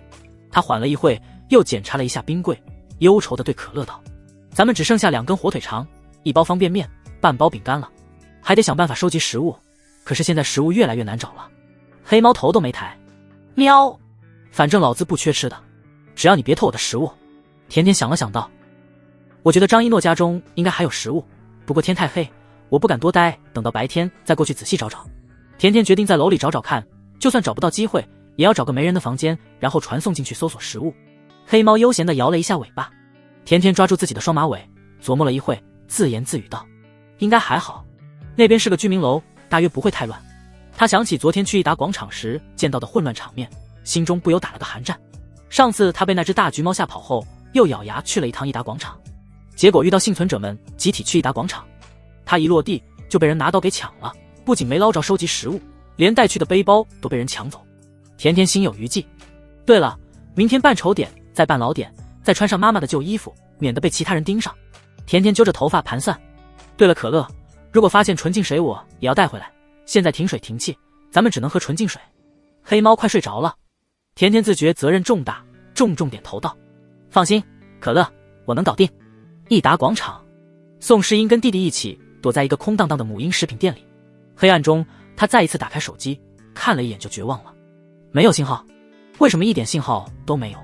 宋远帆恐惧地看着外面，小声点，别被那只猫听见。宋诗英哆嗦了一下，自从那只橘猫出现之后就再也没走过。他似乎把人类当成了以前的老鼠，玩得不亦乐乎，而黑暗的益达广场就是他的游乐场，至少几百个人被困在了超市里，凡是尝试逃跑的人都被橘猫杀死了。更麻烦的是饥饿，来这里找食物的人根本没找到多少食物，甚至连水都没有。整个益达广场全是饥渴难耐的幸存者，这家店里除了姐弟俩还有2波幸存者，一波是一对夫妻躲在角落里，女人已经不行了，她被一只大蚊子咬了一口，整个脸肿得跟包子一样，发烧打摆子，体温高的烫人。另一波是3个年轻男人，他们抢到了几块士力架，但是其中也有个人不行了，那人实在渴得受不了，就喝了几滴自来水，然后就昏迷到现在。宋诗音饥渴难忍，看着手机群里江凡之前发的美食照片，突然呜呜哭了起来。为什么？他为什么不救我？为什么把吃的给这几个贱女人？我才是他女朋友。黑暗中，一个男人低吼：别他妈吵，想死滚一边死去，别特娘的连累老子。那个小子，赶紧让你女人闭嘴，否则我杀了你。大哥，大哥，别生气。宋远帆害怕的陪笑，着急地道：姐，别哭了，你别哭了。宋诗音情绪彻底崩溃，依然在哭。宋远帆害怕男人发怒，甩手就给了宋诗音一巴掌。啪！宋诗音被打愣了，她傻傻地看着弟弟。你打我！宋远帆暴怒：别他妈嚎了，他们会杀了我的。还有，你想把猫引来吗？你也打我！宋诗音委屈的想死，却不敢再哭。她绝望地看着眼前的黑暗。都怪江凡，要不是他不给我吃的，我怎么可能那么惨？不就是分手吗？你怎么可以那么绝情？分手不也全怪你吗？谁让你不上进的？江凡开着感知，一步步走下楼去。路上一个幸存者都没有，一直到24层才看到一群人在楼道里打地铺，众人不敢分开，全部挤在一团。这里非常暗，只有微弱的月光照进来，大部分人已经睡着了，还有几个人还在低声商量着什么。他们看到江凡过来，惊疑不定地站起来。他们认识这个便利店员，前2天还捏死了强壮的周天豪，非常不好惹。江凡用拳头在防火门上重敲了几下。Do him, do him, do him。众人立刻惊醒，怎么回事？发生什么事了？江凡好整以暇地道：从现在开始，我来担任这栋楼的楼长，谁赞成？谁反对？众人脸色一变，他们心中都很不爽，但是没人敢公开反对。江凡看着面前众人，身上的黄光大都变成了微红色。看起来你们的意见很大，谁有意见？现在可以提吗？还是没人敢说话。几个壮年男性也没任何动作，他们自知自己不如周天豪，当然不敢招惹江凡。这时，一个中年妇女站起来道：那我就说了，我觉得应该选举。啪！江凡左手扬起，中年妇女脖梗扭成了麻花，整个人被打得在空中旋转2圈，重重摔在地上不动了。江凡阳光地笑道：哟，你还真提啊！众人倒吸了一口凉气。江凡又问：还有谁有意见？这下再也没人敢说一句话。江凡满意地点点头：好，既然大家都同意，那我就缺之不恭了。现在说件事：一，从现在开始，28层以上全是我的私人住所，所有人不得上去。2，谁去楼下除草，每天挖够100斤植物，我就给他一些食物和水。说完，江凡转身去了楼上，留着这些人在楼下，可以当肉盾。万一有什么动物从楼下上来，也是先攻击他们，给江凡留下反应时间。另外，让他们去1楼除草，也是为了让他们探探路，看看到底有什么动物对人类有害。更重要的是，试试那个变异青蛙还攻击不攻击人。众人面面相觑。他说真的？为什么要除草？真给吃的？不可能吧，他哪有那么多食物？这小子是个杀人犯，别信他。哼，这些天死的人还少吗？死个人算什么？要不试试？我不去，地面上太危险了，万一被虫子咬一口，10有8九的死。有些人在犹豫，有些人已经开始行动起来，回家去弄适合除草的刀具。反正也快饿死了，不如拼一把。哼，不去除草就没有吃的，不还是死吗？徐老太梗着脖子道：不，我不去，我年纪大了，干不动活。如果你们有吃的，就必须给我，否则我就去告。他的话引起了一群老人的赞同。对啊，除草这种活肯定是年轻人干，我可干不动。如果有食物，凭什么不给我们？现在的年轻人连尊老爱幼都不懂吗？有人好心提醒了徐老太一句：现在不是以前了，别惹事。徐老太振振有词地道：我怎么惹事了？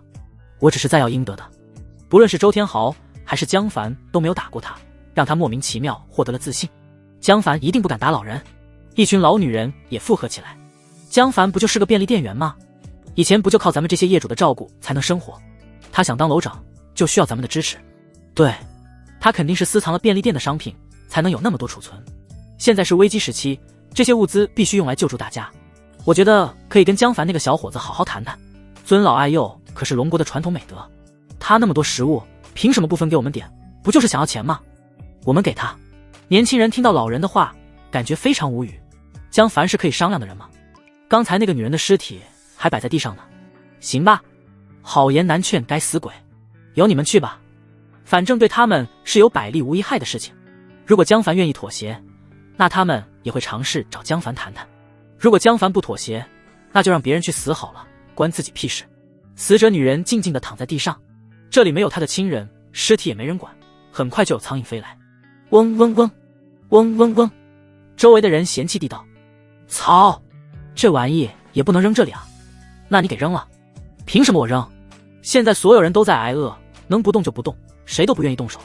一个瘦削的男人死死盯着女尸，眼睛冒着绿光。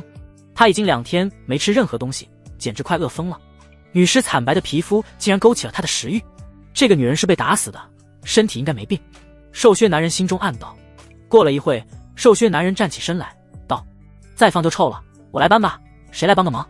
所有人都低下头，没人搭腔。瘦削男人假模假样的气道：妈的，我自己来。瘦削男人吭哧吭哧拖着女尸下楼，不过他没有扔掉女尸，而是拖回了自己的家中。瘦削男人久久没回来，引起了一些人的注意。2个男人互视一眼，不动声色地下楼去了。徐老太突然尖叫道：哪个遭天杀的偷我东西？是不是你？关我屁事！你离我最近，一定是你！滚！死老太婆，别惹事！啊！你特娘的敢挠我！楼道里一片混乱，10几分钟后才安静下来。一个男人惊恐地捂着脸，他的脸被徐老太挠烂了，现在如果有外伤，是非常严重的事情，很可能发炎而死。操！死老太婆，我杀了你！一群人赶紧拉住他，差不多得了，跟一个老太婆较什么劲？徐老太则躲在一群人后叫骂：你是个小偷，我要报警！受伤男人恨得咬牙切齿，但是他是个老实人，又不敢真的打伤徐老太，赶紧处理伤口吧，千万别发炎了。有人劝道。受伤男人恐惧地道：谁能帮帮我？谁是医生？李医生是个中医，应该能行。李清泉住在24层。受伤男人敲响了李清泉的房门。李清泉本来不想出门，外面乱糟糟的事情的，他也怕被人抢了。但是受伤男人一直敲，李清泉只能在猫眼里道：什么事？李医生，救救我！李清泉透过猫眼看了一眼他的伤口，犹豫了一下，毕竟是当医生的，心中不忍，便道：进来吧。李清泉谨慎地开了半扇门，倒是没人敢冲进去。现在这个时间，谁都不知道自己会不会生病受伤，没人愿意得罪医生。受伤男人带着哭腔道：我还有救吗？李清泉戴上近视眼镜，仔细看完，摇了摇头：机会不大，试试吧。他拿出酒精给伤口消毒，又抹了点碘伏。如果是以前，这样的伤口需要抹药，但是现在我什么都没有。唉，你自求多福吧。受伤男人很崩溃，谁能想到跟一个老太婆打一架会要命？救救我！救救我！李医生！李清泉无奈，巧妇难为无米之炊，他也没办法。现在整栋楼也许只有江凡那里有药，但是那个人很不好打交道，李清泉才不会为了陌生人去冒险上门要药。李清泉犹豫了一下，拿出一盒松针。楼下松树的松针，我刚捡的。中药里松针可以治疗外伤，但是现在的松树变了，我也不知道有没有效果。你要不要试试？受伤男人一咬牙，好。李清泉点点头，那我试试。他把松针切碎，均匀地抹在伤口上，剩下的就是听天由命了。江凡在家里把这一切看得清清楚楚，有意思。考虑到中医对自己也许有用，江凡心中一动，沉入楼板。江凡来到28层，为了不曝光自己可以穿墙的能力，就从楼梯走了下去。众幸存者看到江凡，吓得后退了几步。几个老人看向徐老太，别看徐老太刚才说得很起劲，现在看到江凡却心里有点发怵。江凡看都没看他，就敲响了李清泉家的房门。不一会，李清泉走到猫眼处，惊讶地发现是江凡，不觉头皮一紧。我得罪他了。李清泉很紧张。江凡都找上门了，他也只能开门，强行冷静地道：江罗长，你有什么事？看看你的病人。江凡自顾自走进房间，李清泉不敢阻拦，跟在后面关上房门。受伤男人不由自主地站了起来。江凡仔细看了看他脸上的伤口，问道：李医生，能治好吗？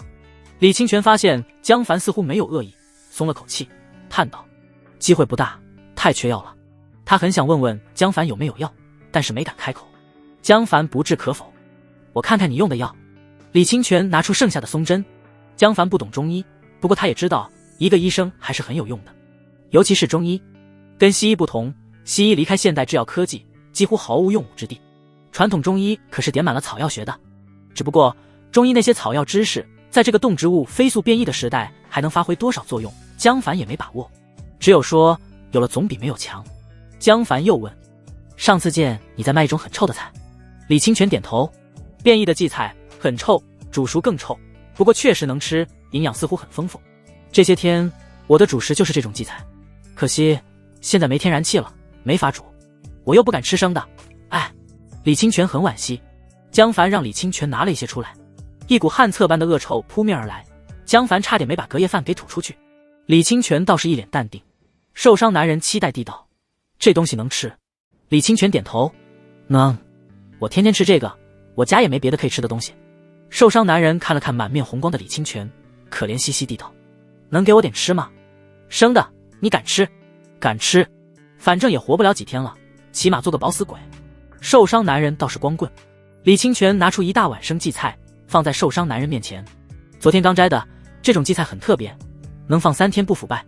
哦，受伤男人闻到味，忍不住反胃。江凡无语地看着受伤男人，这玩意你也能吃？他倒是很佩服李清泉，这玩意你是怎么发现能吃的？紧接着受伤男人夹起一点试了试。哦，这种荠菜吃到嘴里稀烂，跟拉肚子的大便一样，再加上那股臭味，口感简直毁天灭地。受伤男人一边吃一边吐，勉强吃下去小半碗，就再也无法继续。他整个人都虚脱了，瘫坐在椅子上，无神地看着天花板，嘴里还不时干呕2声。李清泉笑道：你很不错，我第一次吃只吃了2克就受不了了，其实只要天天吃就能习惯了。如果有水有气的话，你还可以喝汤，虽然味道但是很有营养，食味浓汤。江凡都无语了，这位老爷子是真的猛士。受伤男人无力地摆手道：你杀了我吧，我死都不会再吃了。哦，江凡笑了起来，仔细记录他的状态，我想知道草药有没有起作用。李清泉隐约觉得自己机会到了。好的。江凡等了2个小时后再次回来，受伤男人的伤口居然已经结疤了，而且在江凡感知中，受伤男人身上的光芒亮度也开始稳定了。受伤男人也感觉到了自己的变化，高兴地道：李医生，我脸上好像不疼了。李清泉仔细检查了一遍，感叹地道：没想到啊，松树变异后效果比以前好得多，也许这次进化可能是人类的机遇呢。你运气不错，回去静养吧。受伤男人开心离开了。江凡也很满意，这个李清泉还真有2把刷子。既然如此，江凡决定帮助他一下。江凡道：以后我每天给你食物，要不要？李清泉愣了一下，眼睛盯着方便面。他也是个正常人，有正常饭可以吃，谁还去吃屎味大餐啊？李清泉50多岁，早就知道这个世界上没有毫无理由的善意，谨慎地问道：我需要做什么？江凡很满意这种理智的人，理智才不会做出难以预料的事情。如果我的女人生病，就由你来负责治疗，治好有奖励，治不好也不惩罚，如何？李清泉动心了，说白了，这就是给江凡当私人家庭医生。李清泉从来不是迂腐的人。好，李清泉当场就决定搬家。他家贵重的东西都是实木家具，这些玩意带不走，可谓了然一身，说走就走。他老伴去世的早，只有1个儿子1个孙女在隔壁城市，红雾降临之后就联系不上了。李清泉带了些随身衣物，又拎了个药箱，里面放着银针、药秤、酒精、碘伏等简单的医疗器材。江凡带着李清泉上楼，楼道里众人看到羡慕不已。徐老太越发生气，上次他孙子的死就是因为李清泉这个老东西不给治疗，今天李清泉又治好了一个跟他打架的混蛋，死老头子故意跟我作对。现在别人都不能上楼，只有李清泉可以上楼，让他更加心里不平衡。江凡把李清泉带到28楼，找了一个距离张一诺家最远的房子。江凡很谨慎，不可能让李清泉住32层。李清泉纠结，我住这里，怎么开门？江凡伸出手，手臂穿过了防盗门，然后手指恢复正常，轻松拧开了门锁。咔嚓，门开了。江凡对虚化的使用越来越熟练了，可以熟练地控制局部肢体虚化。李清泉惊讶，这是异能，太神奇了。江凡不置可否地道，有事我会来找你，没事别出门，现在很乱，我马上让人给你送食物。江凡并不太信任李清泉，不会在他面前展现太多能力。江凡回到家中，拿出1箱方便面，1大袋火腿肠，1箱纯净水。许梦倩、柳梦瑶、你们把东西送到280-9室给李清泉医生。二女有点不敢出门，但是更不敢拒绝江凡。江凡并不担心，他可以在感知里监控整栋楼，5层以上暂时都没有危险的存在，5层以下就不同了。一夜过去，被除草剂清空的土地再次长出了更茂密的植物，各种昆虫、蚁鼠穿梭，短暂的安全外出时间结束，所有人再次被困在大楼里。就算大楼里也不安全，低楼层爬满了变异老鼠、变异蟑螂，还有时不时出现的变异蚊子，被咬一口只能自求多福。另外，在排水管里出现了一种类似巨大蚯蚓的古怪生物，它们很恶心的在排污管道里穿行，只不过身上的亮度很低，似乎并没有太大威胁。2楼，刘东强搂着陈云站在窗口看窗外。就在刚刚，一群人走出 C 座，跑到楼下割草。这他妈不是有病吗？现在的草长得这么快，怎么可能割得完？他们干嘛要割草？陈云打了个哈欠，谁知道，神经病。强哥，我们再去睡会。他昨天吃饱喝足，跟刘东强疯了一整夜，现在正困得不行。趁着昨天除草剂生效，刘东强带着陈云外出寻找食物。刘东强还是有点小聪明的，他知道益达超市那种大超市肯定人满为患，去了也不一定能抢到东西，说不定还有危险。刘东强就带着陈云去了附近的一个傻鸟驿站，利用自己的开锁能力轻松开门进入。快递点里堆积了几百个没来得及领走的快递，刘东强和陈云从中找到了不少吃的和饮料，足够他们吃几天了。而且有了这次成功经验，两人都信心满满。整个魔海市至少几百个快递代收点，就算留下1、10也够他们吃很久了。刘东强挠了挠裆下，他感觉越来越痒了，甚至还隐隐闻到了臭味。他脱下裤子一看，顿时傻眼。卧槽，这是什么鬼东西？只见大腿上长满了红色的疙瘩，非常恶心。陈云也吓坏了，操，你这长的什么玩意？不会有病吧？他赶紧看看自己的身体，暂时还没变化。特娘的，这个王八蛋看起来老实，怎么还有这种病？操，千万别传染老娘了。陈云心中暗骂刘东强，他还要靠着刘东强活下去，不敢得罪，只能忍着。陈云拿起一瓶纯净水就进了卫生间，坐在马桶上清洗身体。刘东强也着急地道，你洗完我也得洗。话音未落，马桶突然发出巨响，哗啦，一根拳头粗的黑色触手状物体从马桶中闪电般刺出，穿透了陈云。触手从下到上穿透陈云的身体，从嘴里穿了出来。陈云眼神凝固，整个人瞬间僵直在原地。刘东强双目圆瞪，脑子一片空白。卧槽！噗嗤，黑色触手闪电般缩回，鲜血四溅。陈云的尸体软软瘫在地上，就像烂泥一样，鲜血流了一地。啊！刘东强惊恐地尖叫起来，声音之大，简直不像人类能发出来的。1楼正在割草的人，还有周围的邻居，全部被惊动了。江凡也发现了这一幕。就在刚刚，排污管道的一只怪物，身体上的光芒突然变亮了10几倍，然后刺穿了一个女人的身体，紧接着，她身上的光芒就再次陷入暗淡，钻入排污管道离开了。江凡脸色难看起来，操，这玩意太阴了，居然能压抑平时的亮度，伪装成人畜无害的样子。唐雪柔也听到了男人的惨叫声，只觉毛骨悚然。江哥，怎么回事？好像是咱们楼里的人。江凡冷着脸道，我去看看。他马上沉入地面，快速降落到2层一个无人房间，然后从里面走出来，一脚踹开了刘东强家的房门。咣当，刘东强脸色惨白地瘫坐在地上，根本起不来。他看到江凡，嘴里发出无意识的惊恐叫声。卫生间里全是血，一个女尸趴在马桶旁边，马桶也碎了一地，下水口散发着恶臭，被撑大了整整一圈。在江凡的感知中，那只怪物已经远离了这个房间，通过排污管道去了1楼。江凡默默地观察了一阵，就松了口气。这种怪物大约是体能有限，只能在5层以下穿行，对楼上暂时没有威胁，对自己没威胁就行。江凡没有说什么，转身离开。刘东强终于反应过来，拿起食物和水就连滚带爬地往楼上跑去。一直到了22层以上人多的地方，他才松了口气。众人看到他一身血，还带着浓重尿味和屎味，马上道，你他妈别过来，臭死了。你小子自己去那边待着，你别过来啊！啊啊！刘东强表情惊恐，不断重复着：马桶里有怪物，马桶里有怪物。很快，一个马桶怪兽的传说就在幸存者中间流传开来。中午12点多，大多数去割草的人都回来了。割草最多的人也不过割了60多斤，少的人才弄了30多斤。这些居民都是城里人，根本没干过这种活，再加上这段时间吃得不好，身体没劲，又没有合适工具，个个累得要死。更惨的是，其中有2个人被不知名虫子咬了，伤口肿得巴掌大，一碰就很痛，身体也开始发烧，不满的情绪开始在人群中酝酿。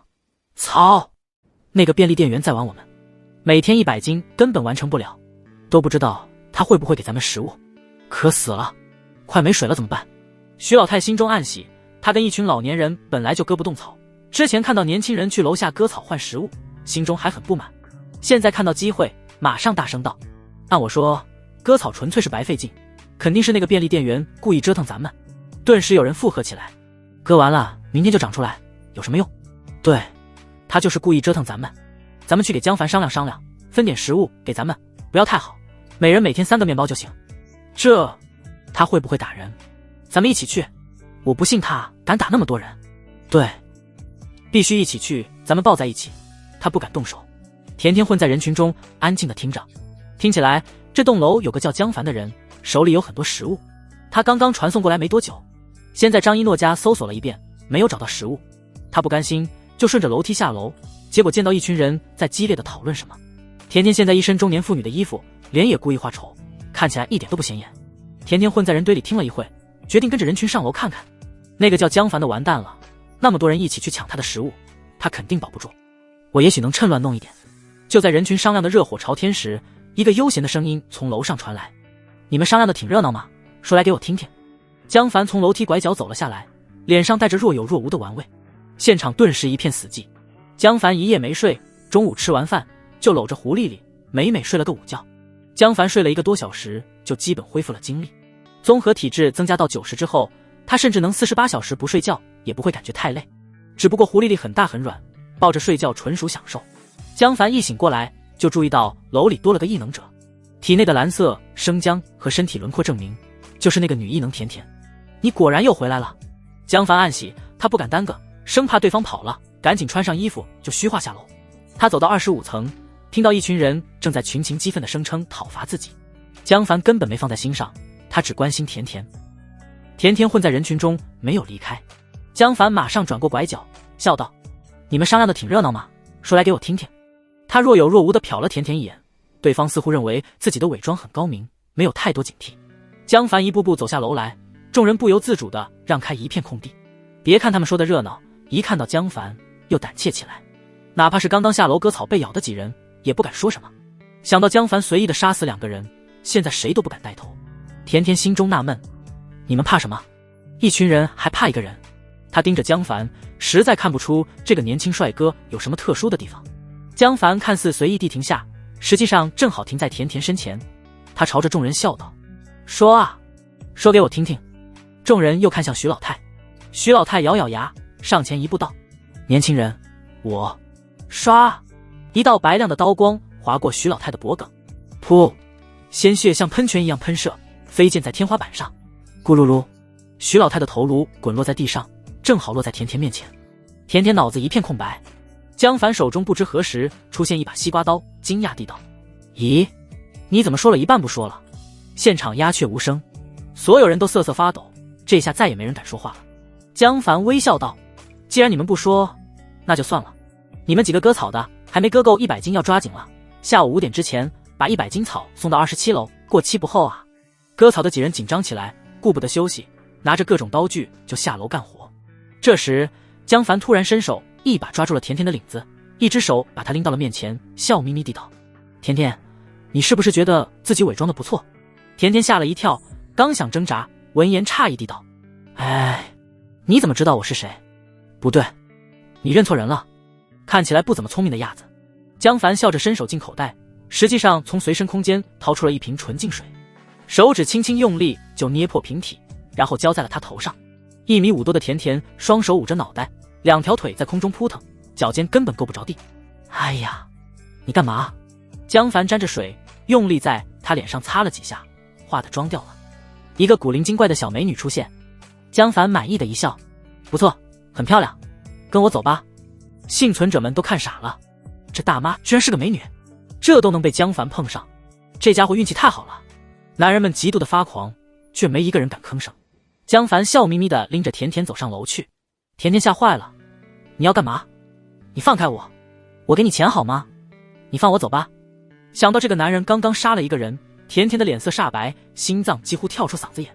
江凡摇头，钱有什么用？甜甜嘴巴一扁哭了起来。不要啊，我才18岁，我不要谈男朋友。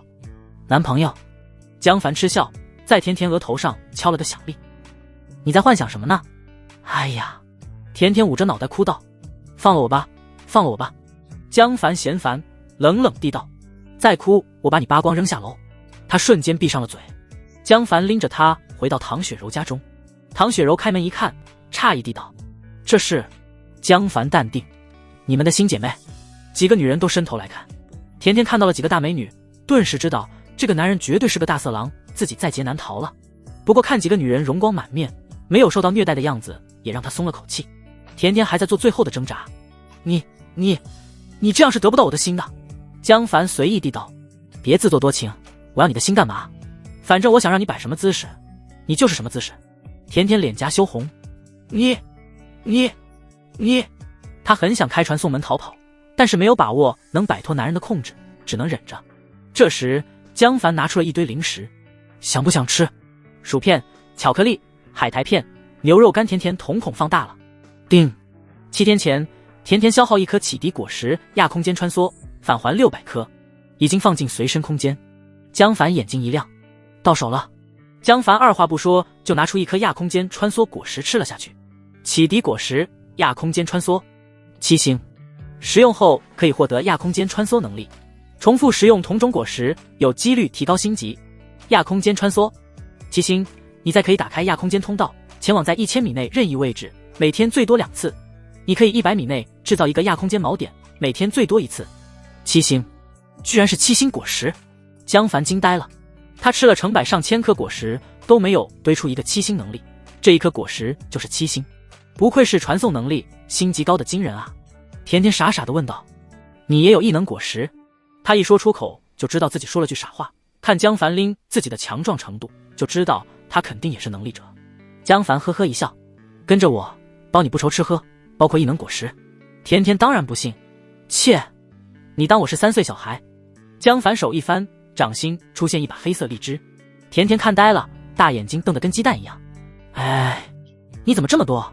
江凡当然不会解释，咔叽咔叽就吃了几颗，吃完手又一翻，又是一把。甜甜震惊地道：“魔术，随身空间。”江凡淡淡地道，然后又吃完一把，足足吃了20多颗亚空间穿梭果实。耳边终于响起了提示，叮！亚空间穿梭升级到8星，你再可以打开亚空间通道，前往在5000米内任意位置，每天最多10次。你可以1000米内制造一个亚空间锚点，每天最多2次。5公里任意传送，每天10次。8星比7星强了一大截。江凡满意的笑了起来，他拍了拍甜甜的脑袋，指着刚刚那堆零食道：“吃吧，全是你的。”甜甜双眼发光的扑了上去。哇呜！叮！甜甜消耗1包牛肉干，返还600包，已经放进随身空间。叮！甜甜消耗1包薯片，返还600包，已经放进随身空间。江凡笑道：“吃吧，吃饱再说话。”说完转身离开。甜甜眼睛咕噜一转，手忙脚乱地把整套包出来，把所有食物都塞了进去，然后用最快的速度撕开一个蓝色薄膜，探头往亚空间里一看，家里的亚空间锚点像黑暗中的火炬一样显眼。甜甜迅速把落点指向锚点位置，然后就钻了进去。嘿嘿，想抓住我，门都没有。他临走前一转头，惊恐发现江凡正站在门口，饶有兴趣地看着他。甜甜吓了一跳，哎呀！他一失足，直接从出口掉了下去。想跑，江凡用手在空中一划，一个半径超过1.5米的巨大蓝色薄膜出现。江凡是释然地走了进去，他也看到了甜心的空间锚点，就把落点指向了空间锚点。甜甜家中，一个蓝色薄膜突然出现，黑猫可乐懒洋洋地抬起头，紧接着甜甜掉了下来，摔在了地板上，摔得痛呼一声。可乐，这也能摔倒？两足兽太笨了。甜甜正想爬起来，一个巨大的蓝色薄膜再次出现。江凡淡然地走了出来，一只脚踩正好在甜甜的后脑勺上，把她的脸再次踩在地板上。PL 级，哎呀！甜甜惨叫一声，疼，疼，疼！江凡失笑，抬起脚，一只手把甜甜拎了起来。小丫头的额头上一片通红，甜甜羞愤欲死，你一定是故意的。对啊，江凡随手把甜甜拎起来，这是你家啊。黑猫站了起来，走到江凡腿边蹭了蹭。江凡只看一眼就不再注意，一只普通猫罢了。他一只手抱起猫，可乐舒服的在江凡胳膊上睡着了。甜甜眼睛都瞪圆了，悲愤地道：可乐，你平时都不让我抱的。可乐，喵呜。江凡快速的把整个房间环视一圈，在感知视野下，没有任何东西能挡住他的窥探。甜甜家里没有危险工具，只有厨房有一把菜刀和水果刀。江凡放下心来，自顾自找了一把椅子坐下，饶有兴趣的随手拿起展示柜中的动漫手办。甜甜的卧室里到处都是手办，塞得满满的。电脑座椅是五彩斑斓的粉色，耳麦是个兔子耳朵，原来是个中二少女。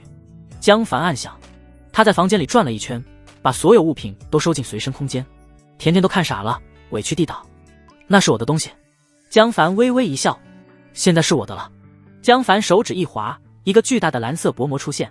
刚刚他在离开的时候，在唐雪柔家里留了一个亚空间锚点，现在很轻松就能找到回家的方向。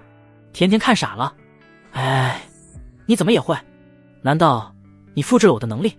江凡感叹，害的是中二少女啊，几乎猜中了我的能力。江凡当然不会解释，抱着猫走进蓝色传送门。跟我走。甜甜无可奈何，他的命根子可乐在坏人手中，他也只能低头。两人回到家中，江凡就把甜甜的物品从随手空间拿了出来。好了，过来吃饭。吃饭？甜甜不知道什么意思，也不敢反抗。他今天的传送次数耗尽了，想跑也跑不了，只能按江凡说的做。甜甜来到客厅，浓郁的饭菜香气传来，甜甜漂亮的大眼睛瞪圆了。桌子上摆满了菜肴，正中间是热腾腾的火锅，还有干烧牛肉、炒笋干等10几份配菜，各种蘸料样样齐全，还有一锅热气腾腾的大米饭。甜甜看傻了，这怎么可能？他感觉自己在做梦。唐雪柔等女人起身迎接江凡入座。江凡看了看桌子，人多了，桌子有点不够坐了。他从空间里挑了个大圆桌，放在客厅中间。4个女人把饭菜转移大圆桌上。江凡坐下道：吃饭吧。4女坐下吃了起来。甜甜有点不知所措，她完全没想到在现在这种时候居然还能吃上那么丰盛的饭菜。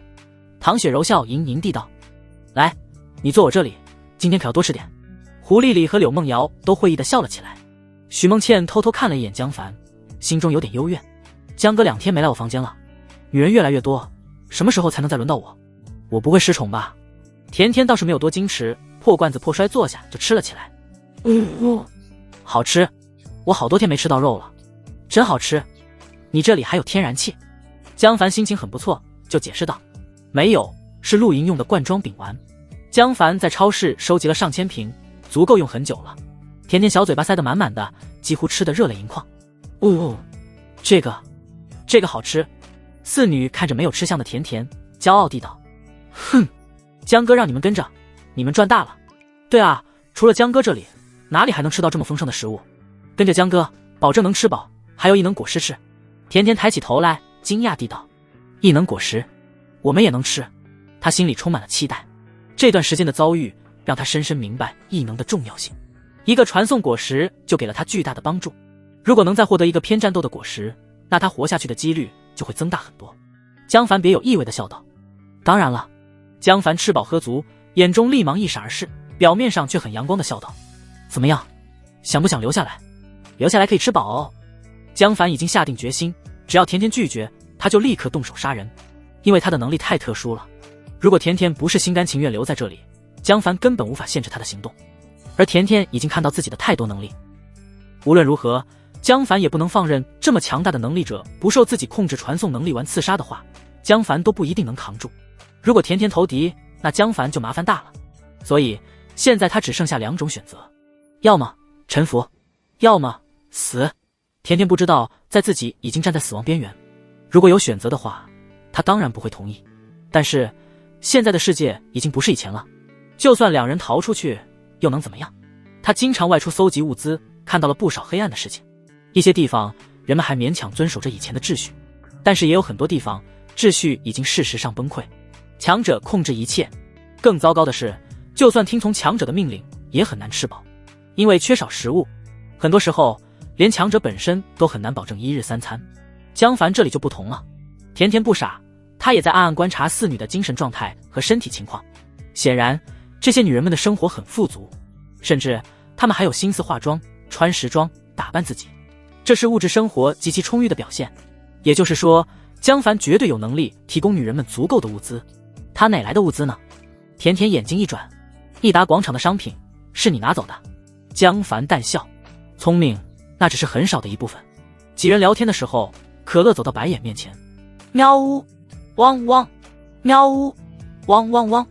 江凡决定找时间试试。江凡看了看手机，凌晨3点半，反正也睡不着，干脆起床做点正事。江凡从空间里拿出一套厚实的登山装穿上，他回到自己出租房中，白眼兴高采烈地冲了上来。江凡拿出几片牛排扔给白眼，白眼开心的又蹦又跳。我不在这边的时候，别让其他人进来。白眼似乎听懂了，汪汪。江凡撸了撸狗头，就站起身来，用手指虚空一划，一个通往亚空间的巨大蓝色薄膜出现，汪汪。白眼紧张的后跳一步，好奇地看着蓝色薄膜。可乐淡定地躺在地上，切，没见识的傻狗。江凡打开手机地图，走进了亚空间。国民安全局应该有枪，最近的国民安全局在哪？江凡站在亚空间里，感觉就像站在一团巨大的水滴中。他可以看到外面的楼房、公路，不过它们的外形却在不断扭曲、抖动、纠缠成一团，就像一个被水弄花的画作。想要找到目标地点，就要从一团变形的物体中仔细分辨出来。江凡好不容易找到了国民安全局的位置，紧接着就发现了第二个问题。由于在亚空间看物质空间的建筑像河底的水草一样不断扭动，极难精准定位。如果不小心把传送门开到了墙壁中、地面下，那甜甜也出不去。而且甜甜一天只能开2次门，还必须留一个回家，那他每天只有1次尝试机会。一旦开到地面、墙壁、高空这种不合适的位置，那他就只能再等1天。江凡微微一笑，对我来说就无所谓了，反正我能穿墙。江凡随手一点，传送门就开到了国民安全局地下3米。虚话。江凡心中一动，便淡定地走出了传送门。他没有立刻上到地面，因为在他的感知中，国民安全局里有几十个幸存者聚集在3楼的几个房间里，其中居然有3个异能者。江凡仔细观察这3个异能者，3人是2男1女。看服装，其中1男1女应该是国民安全局的队员，另外一个男人是个70多岁的老者。男安全队员和老者的生姜是绿色，跟江凡一样。2人身上的光芒亮度一般，只比普通人强了有限。女安全队员体内的生姜是一种灰扑扑的颜色，她身上的光芒亮度极其耀眼，虽然比江凡还是差了2倍左右，但是已经是江凡见过的最强异能者。江凡很谨慎，没有贸然靠近3人。他观察了一下，很快就找到了枪支弹药保管室的位置。江凡立刻从地下穿行过去，很快他就进入了一个地下室。房间里放着4个大铁皮柜子，使用指纹识别加机械钥匙的开锁方式。江凡通过感知看到2个大铁皮柜里面放着整整齐齐的步枪和手枪，另外2个则是子弹。枪支弹药都摆得严严实实，看起来就没被人动过。龙国对枪支的管理非常严格，枪支专门的枪械库管员管理。大约是红雾降临的时候，库管员出了意外，导致枪支根本就没拿出来。我得了，江凡笑了起来，他想收起铁皮柜，结果失败了。他用手推了推柜子，发现柜子是膨胀螺丝钉在墙上的，随身空间只能把独立物品收到空间内。江凡从随身空间找出一把撬棍，狠狠插在墙壁和柜子之间的缝隙中。给我开！江凡猛地用力撬出了一个大缝隙，连续几次之后，就硬生生地把柜子从墙壁上撬了下来。平海路国民安全局3楼，3个异能者围坐在一个小桌子前。张子霖担忧地看了一眼幸存者们的房间，道：大家的情况很不好，我们得离开这里了，这边越来越难以搜集到食物。男安全队员刘刚峰喝了一口纯净水，小心地环视一圈，确认没人注意到这边后，才小声劝道：子霖，我早就说了，咱们就不养那么人，现在这种状态，咱们能顾得上自己就不错了。老杨，你说对吧？杨家伟点头哈腰地道：我听2位首长的。刘刚峰不屑：马屁精。张子霖纠正：杨大叔，我只是个普通安全队员，不是首长。杨家伟陪笑道：嘿嘿，一样。老杨的命是2位首长救的，你们说咋办就咋办。杨家伟是个保安，在附近一个小区工作。红雾降临之后，吃了个黑色荔枝，意外获得了异能，可以听到很细微的声音。靠着这个能力，杨家伟勉强活了下来。后来，张子霖按照上级命令，组织人手援救周围的幸存者，就把杨家伟救了回来。张子霖坚定地道：按照命令，我们必须把这些幸存者送到最近的电视台聚集点。刘刚峰很恼火：现在咱们已经联系不到上级了，鬼知道电视台那边是什么情况。这特么的都什么时候了，还死脑筋按命令行动？你有病吧？张子霖固执地摇头。不，我会按照最后的命令行动。如果你想走，自己可以走，我不拦你。刘刚峰郁闷透顶，要不是打不过张子霖，他都想强行掠走张子霖，把这群拖油瓶扔下。当然了，只是想想而已。张子霖家是练传武的，他曾获得全国女子散打第3名，再加上异能加持，刘刚峰敢动手，分分钟被打成猪头。如果不是张子霖长得好看，刘刚峰对他还有点小想法，他早跑了。刘刚峰苦苦相劝，子霖，咱们……张子霖正色打断了他。刘刚峰，我再说一次，别叫我子霖，我们不是爱人关系，这不合适。刘刚峰非常郁闷。张子霖继续道，咱们的武器太少了，动物越来越强大，为了更好地保护人民群众，我认为现在的当务之急是把库房的枪拿到手。刘刚峰叹气道，枪械保管室在地下室，2层防盗门，没钥匙根本进不去，老王一直联系不上，估计是死了，确实没什么好办法。张子霖冷静地道，没办法也要想办法。刘刚峰，我才刚来这个局，你是局里老人，对环境比较熟悉，再想想还有什么方法能进去，比如通风管道。刘刚峰无奈，张大美女，那可是枪支保管室，比咱们局长的办公室都安全，怎么可能留这么大的漏洞？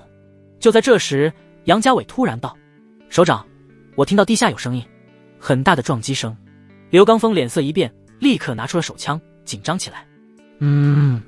张子霖立刻严肃起来，是不是地下生物？杨家伟仔细听了一会，疑惑地道，应该不是动物，听起来像金属撞击的声音，好像有人在砸什么东西。地下有人在砸东西，尸体诈尸了。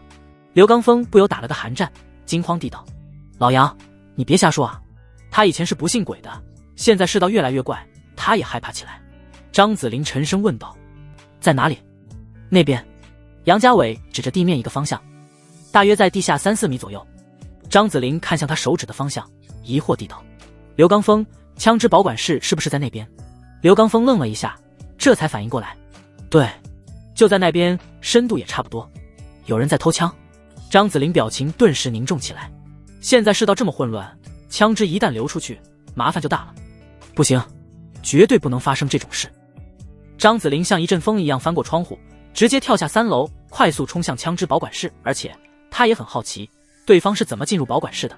江凡心满意足地把4个大柜子撬了下来，又暴力撬开一个柜子，拿出一把手枪，啧啧称奇地摸了几把，黝黑、沉甸甸，这还是他第一次摸到真枪，非常好奇。就在这时，江凡突然转头看向天花板，感知中那个女异能者浑身亮度迅速暴涨，几乎达到了江凡的亮度。女异能者快速冲了过来，江凡惊讶，这都能被发现？他搞不清对方的能力，也不想冒险，就打开一个传送门，走进了亚空间。江凡没有立即关门，他站在亚空间中，用感知看向铁门。铁门外，女异能者的身材轮廓非常火辣，双腿笔直健美，臀部高高翘起，充满了健康的美感。但是江凡不会冒险收了她，对于这种强大的女人，江凡还是敬而远之的。万一她偷袭，江凡真可能中招。到处都是女人，完全没必要冒险。这时江凡就感到了体力在快速消耗，原来待在亚空间会消耗体力，以自己的综合体质都能感觉到消耗，以甜甜的综合体质，估计在亚空间根本待不了几秒钟。江凡不再耽搁，找到益达广场的位置，就打开一扇门。我记得益达广场的3楼有大排床垫，女人多了，床垫也要足够多才行。枪支保管室安静下来，张子霖砰砰砰地敲着大铁门，里面没有任何动静，他只能无能狂怒。里面的人听着，有本事你别出来，否则我一定抓住你。几分钟后，刘刚峰和杨家伟举着手电筒到了。刘刚峰问道，没抓住？张子霖很生气，他不出来。杨家伟仔细听了听，好像没人，我没听到人类的呼吸声。张子霖很恼火，不可能，我在门口看着，他怎么跑的？刘刚峰查看了铁门，没有人为破坏的痕迹，他能进去，自然就有离开的方法。我怀疑是个异能者，能力很可能是钻地洞之类的。张子霖也想到了这一点，皱眉道，那他很可能把枪拿走了。Doom！ 刘刚峰重重踢了一脚大铁门，大铁门纹丝不动，他无奈地道，他过来的目的显然就是为了枪。张子霖冷着脸，只要他敢用枪，我就能找到他，把他抓起来。普通公民不得使用枪支，这是龙国的铁律。张子霖对自己的实力非常自信，对方的能力显然是挖地之类的技能，那么他的正面战斗力就强不到哪去。刘刚峰无语，抓他？人家能钻地，你怎么抓？而且就算抓到他又能怎样？把他关在哪？送监狱吗？现在哪还有监狱？杨家伟担心地看着四周，到处都长满了狰狞的植物，他感觉非常不安全。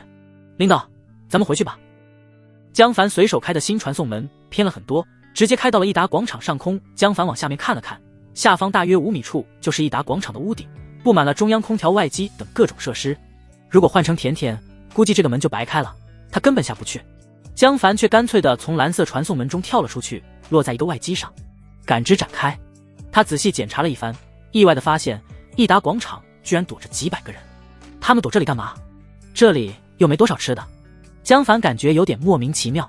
这些人躲得到处都是，分散在益达广场的各个商铺里，所有人都缩在角落，似乎在躲什么东西。江凡谨慎起来，他用感知仔细查看了一番，什么都没发现。江凡却本能感觉有危险，这么多人躲着，不可能一点问题都没有。他心里有点犹豫。江凡正在纠结要不要立刻离开，一只橘猫就闯进了他的感知中。橘猫的体型大如大型 SUV， 浑身散发着太阳般的刺目光芒，远比江凡身上的光芒亮得多。如果江凡的战斗力是1，那橘猫至少是5。江凡表情凝重起来，这是他发现的最强动物，比财富中心那只变异青蛙还强大得多。家里那只傻狗哈士奇更是没法比，那只傻狗堪称变异兽之耻，自从认主之后就好吃懒做，肚子上的肥膘都长出来了。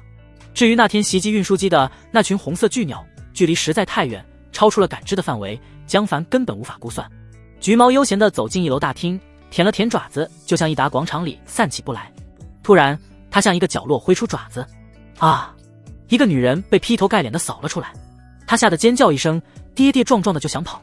橘猫一巴掌又把她扇了回去，女人在地上翻了7、8个跟头才停下。橘猫开心地跳了过去，趴在女人身边看着，就像猫逗老鼠一样。女人忍痛不动，想装死蒙混过关。橘猫不开心了，用爪子把女人撩了起来，锋利的猫爪子在女人胸口划破了一道长长的血口，女人惨叫一声，痛苦地爬着逃跑。橘猫又高兴起来，慢悠悠地跟着女人，也不杀她，就这么逗着女人。每当女人要跑到角落，就把她弄回来；每当女人装死不动，就用爪子把她撩起来继续玩。几分钟后，女人死了，躺在地上一动不动。橘猫用爪子摆弄了她几下，发现女人还是不动弹，就失去了兴趣。过了一会，橘猫又从角落抓住一个倒霉蛋，然后玩死，然后再抓，再玩死。橘猫足足玩死了7、8个之后，大约玩够了，慢悠悠地从正门离开。江凡冷静地看着橘猫离开感知范围，才穿过楼板跳入5楼。他刚才本想离开，但是看到了前女友宋诗音，哪怕只能看到轮廓，江凡也一下子认出了她。日了宋诗音这么久，早就对她的身体细节烂熟于心。橘猫确实比那只变异青蛙强大，但是对江凡反而没有太大威胁。变异青蛙可以在感知范围外用舌头远距离偷袭，让江凡防不胜防。橘猫却必须靠近它才能产生威胁。即便如此，江凡也有足够的手段保命，不论是虚化从地下逃跑，还是开门进入亚空间，都能让橘猫无功而返。江凡也有了一些感悟，能力克制比单纯的综合体质更有效。江凡在5楼转了一圈，5楼商家很少，只有个益达影院。现在整个益达广场都陷入黑暗中，角落中的幸存者听到了江凡的脚步，也不敢出来看。江凡没多停留，又来到4楼。4楼是美食楼层，所有食物都被幸存者搜刮完了。江凡继续下楼，他穿过楼板落在3楼，然后径直向宋诗音的方向走去。很快，江凡就见到了宋诗音，他拿出手电筒射了过去。宋诗音和宋远帆躺在地上，长时间待在黑暗中，突然被亮光照射，根本睁不开眼。宋远帆坐起身来，用手挡住灯光，警惕地道：“谁？干嘛？”宋诗音也艰难地撑起身体，痛苦地眯着眼睛看过来。他隐约看到手电筒后站着一个男人的身影，但是逆着光根本看不清是谁。另外一群幸存者是2个男人，他们也惊疑不定地看着江凡这边。现在谁还敢拿着手电筒在外面乱逛？不怕那只怪猫吗？另一个角落躺着1男1女，都死了，尸体臭烘烘的。江凡看向宋诗音，现在的她蓬头垢面，面色蜡黄，嘴唇干裂，哪有一丝7分小美女的风采？我居然会被这种女人迷住。江凡自我检讨着，走进了房间。一进门就闻到一股骚臭味，这些人估计是在房间里解决的大小便。江凡嫌弃地捂着鼻子：“宋诗音，你还活着啊，真让我意外。”宋诗音愣了一下，惊喜地道：“江凡，你是江凡，快给我点吃的。”“给你吃的。”江凡嗤笑一声，他悠闲地把手电筒调成露营模式，放在桌子上，整个房间都亮了起来。众人终于看清了江凡的模样，面色红润，皮肤光滑，头发整齐，衣服干净，只看他哪有一丝漠视的样子，仿佛周末到益达广场逛街的普通人一样。另外2个男性幸存者睁大了眼睛，这人肯定有吃的。2人互视一眼，凶光闪烁，手却偷偷摸向身下的匕首。我有救了！宋诗英顿时看到了逃出升天的希望，痛哭流涕地道：江凡，你怎么才来啊？你知道我挨了多久的饿吗？快给我点吃的，快救我离开这里！宋远帆抓住江凡的袖子喊道：快给我口水喝，渴死我了！你他妈还在这里看什么？赶紧啊！轰！江凡一脚踹在宋远帆肚子上，宋远帆一声不吭地倒飞出去，撞在墙面上，几秒钟后才缓缓滑了下去，落地已经没了任何气息。江凡淡淡地道：那么脏的手还乱摸人，真不懂礼貌。宋诗英还不知道宋远帆已经死了，指着江凡尖叫：江凡，他是你小舅子，你怎么敢打他？反了你了！江凡突然伸手抓住他的手，咔嚓，宋诗英的手掌折成了诡异的角度，手背紧紧贴在钱币上。啊！宋诗英几乎痛晕了过去。江凡淡笑道：我不喜欢被人指着。2个男性存者趁着江凡背对自己，悄悄站了起来。他们刚走了2步，就感到眼前白光一闪，意识陷入了黑暗。江凡甩了甩匕首上的鲜血，随手扔进了随身空间。这时2人的尸身才瘫倒在地，鲜血流了一地。杀人了！宋诗英惊恐的双目圆瞪，如同被捏住喉咙的鸭子一样。他终于意识到面前的江凡跟以前似乎完全不同了。别杀我！以前是我不对，别杀我！呜！江凡拍拍宋诗英的脸颊，笑眯眯地道：别傻了，我不杀女人。宋诗英脸色惨白，勉强松了口气。噗嗤，一把匕首刺入他的胸口。宋诗英难以置信地看着江凡：你不是说不杀？他只觉身体力气快速消失。江凡无辜地眨眨眼睛：啊，我说过了吗？我忘记了，不好意思。你骗我！宋诗英带着巨大的怨念死去。江凡冷冷看着宋诗英，等了好一会，系统也没有任何提示。宋诗英都死了，返还倍率也没降低，这可是好事啊！江凡眼角出现了一丝危险的笑意。如果是这样的话，操作空间就大多了。比如对于张子霖那种危险的女人，完全可以先用她把返还倍率提上去，然后再杀了她。便宜你了。江凡最后看了一眼宋诗英的尸体，这才拿着手电筒走入了黑暗之中。他在3楼溜达了一圈，大部分店铺里的商品都被幸存者弄得一团糟，包括那家床垫店也被一群幸存者占据了，店里屎尿齐飞。江凡看了一眼就很嫌弃地离开。他走到黑暗处，就开启虚化沉入地下，向财富中心赶去。几名幸存者互视一眼，刚才那人离开了。他举着手电筒，怪猫居然没杀他，难道怪猫走了？到现在也没听到惨叫声，怪猫应该不在门口。他都能离开，咱们也能离开。众人面面相觑，有2个人咬了咬牙跑了出去。几分钟后，门口传来2人的惨叫声：啊！救命！救命！众人傻眼了，怪猫还在门口守着，那刚才那人是怎么离开的？不一会，江凡回到了财富中心，来来回回一番折腾，现在还不到凌晨5点。江凡决定先不回家，去财富中心另外2栋楼看看情况。他的感知范围100米，勉强能看到 A 座、B 座一部分楼层，并不全面，还是亲眼去看看比较好，也许还有不错的女人可以收一下呢。江凡先来到游泳池下方，变异青蛙还趴在游泳池中，在江凡的感知中，它如同一团明亮的火焰，在夜色中非常醒目。咦，这是什么东西？江凡突然发现变异青蛙身边有密密麻麻的小光点在游动，体型巴掌大，圆头，长着尾巴和2条腿，看着外形似乎是蝌蚪。江凡吃了一惊，这只变异青蛙居然产卵了，而且蝌蚪发育速度惊人。前天他路过泳池还没见到蝌蚪，今天就长出了后腿，那岂不是2、3天就能变成青蛙？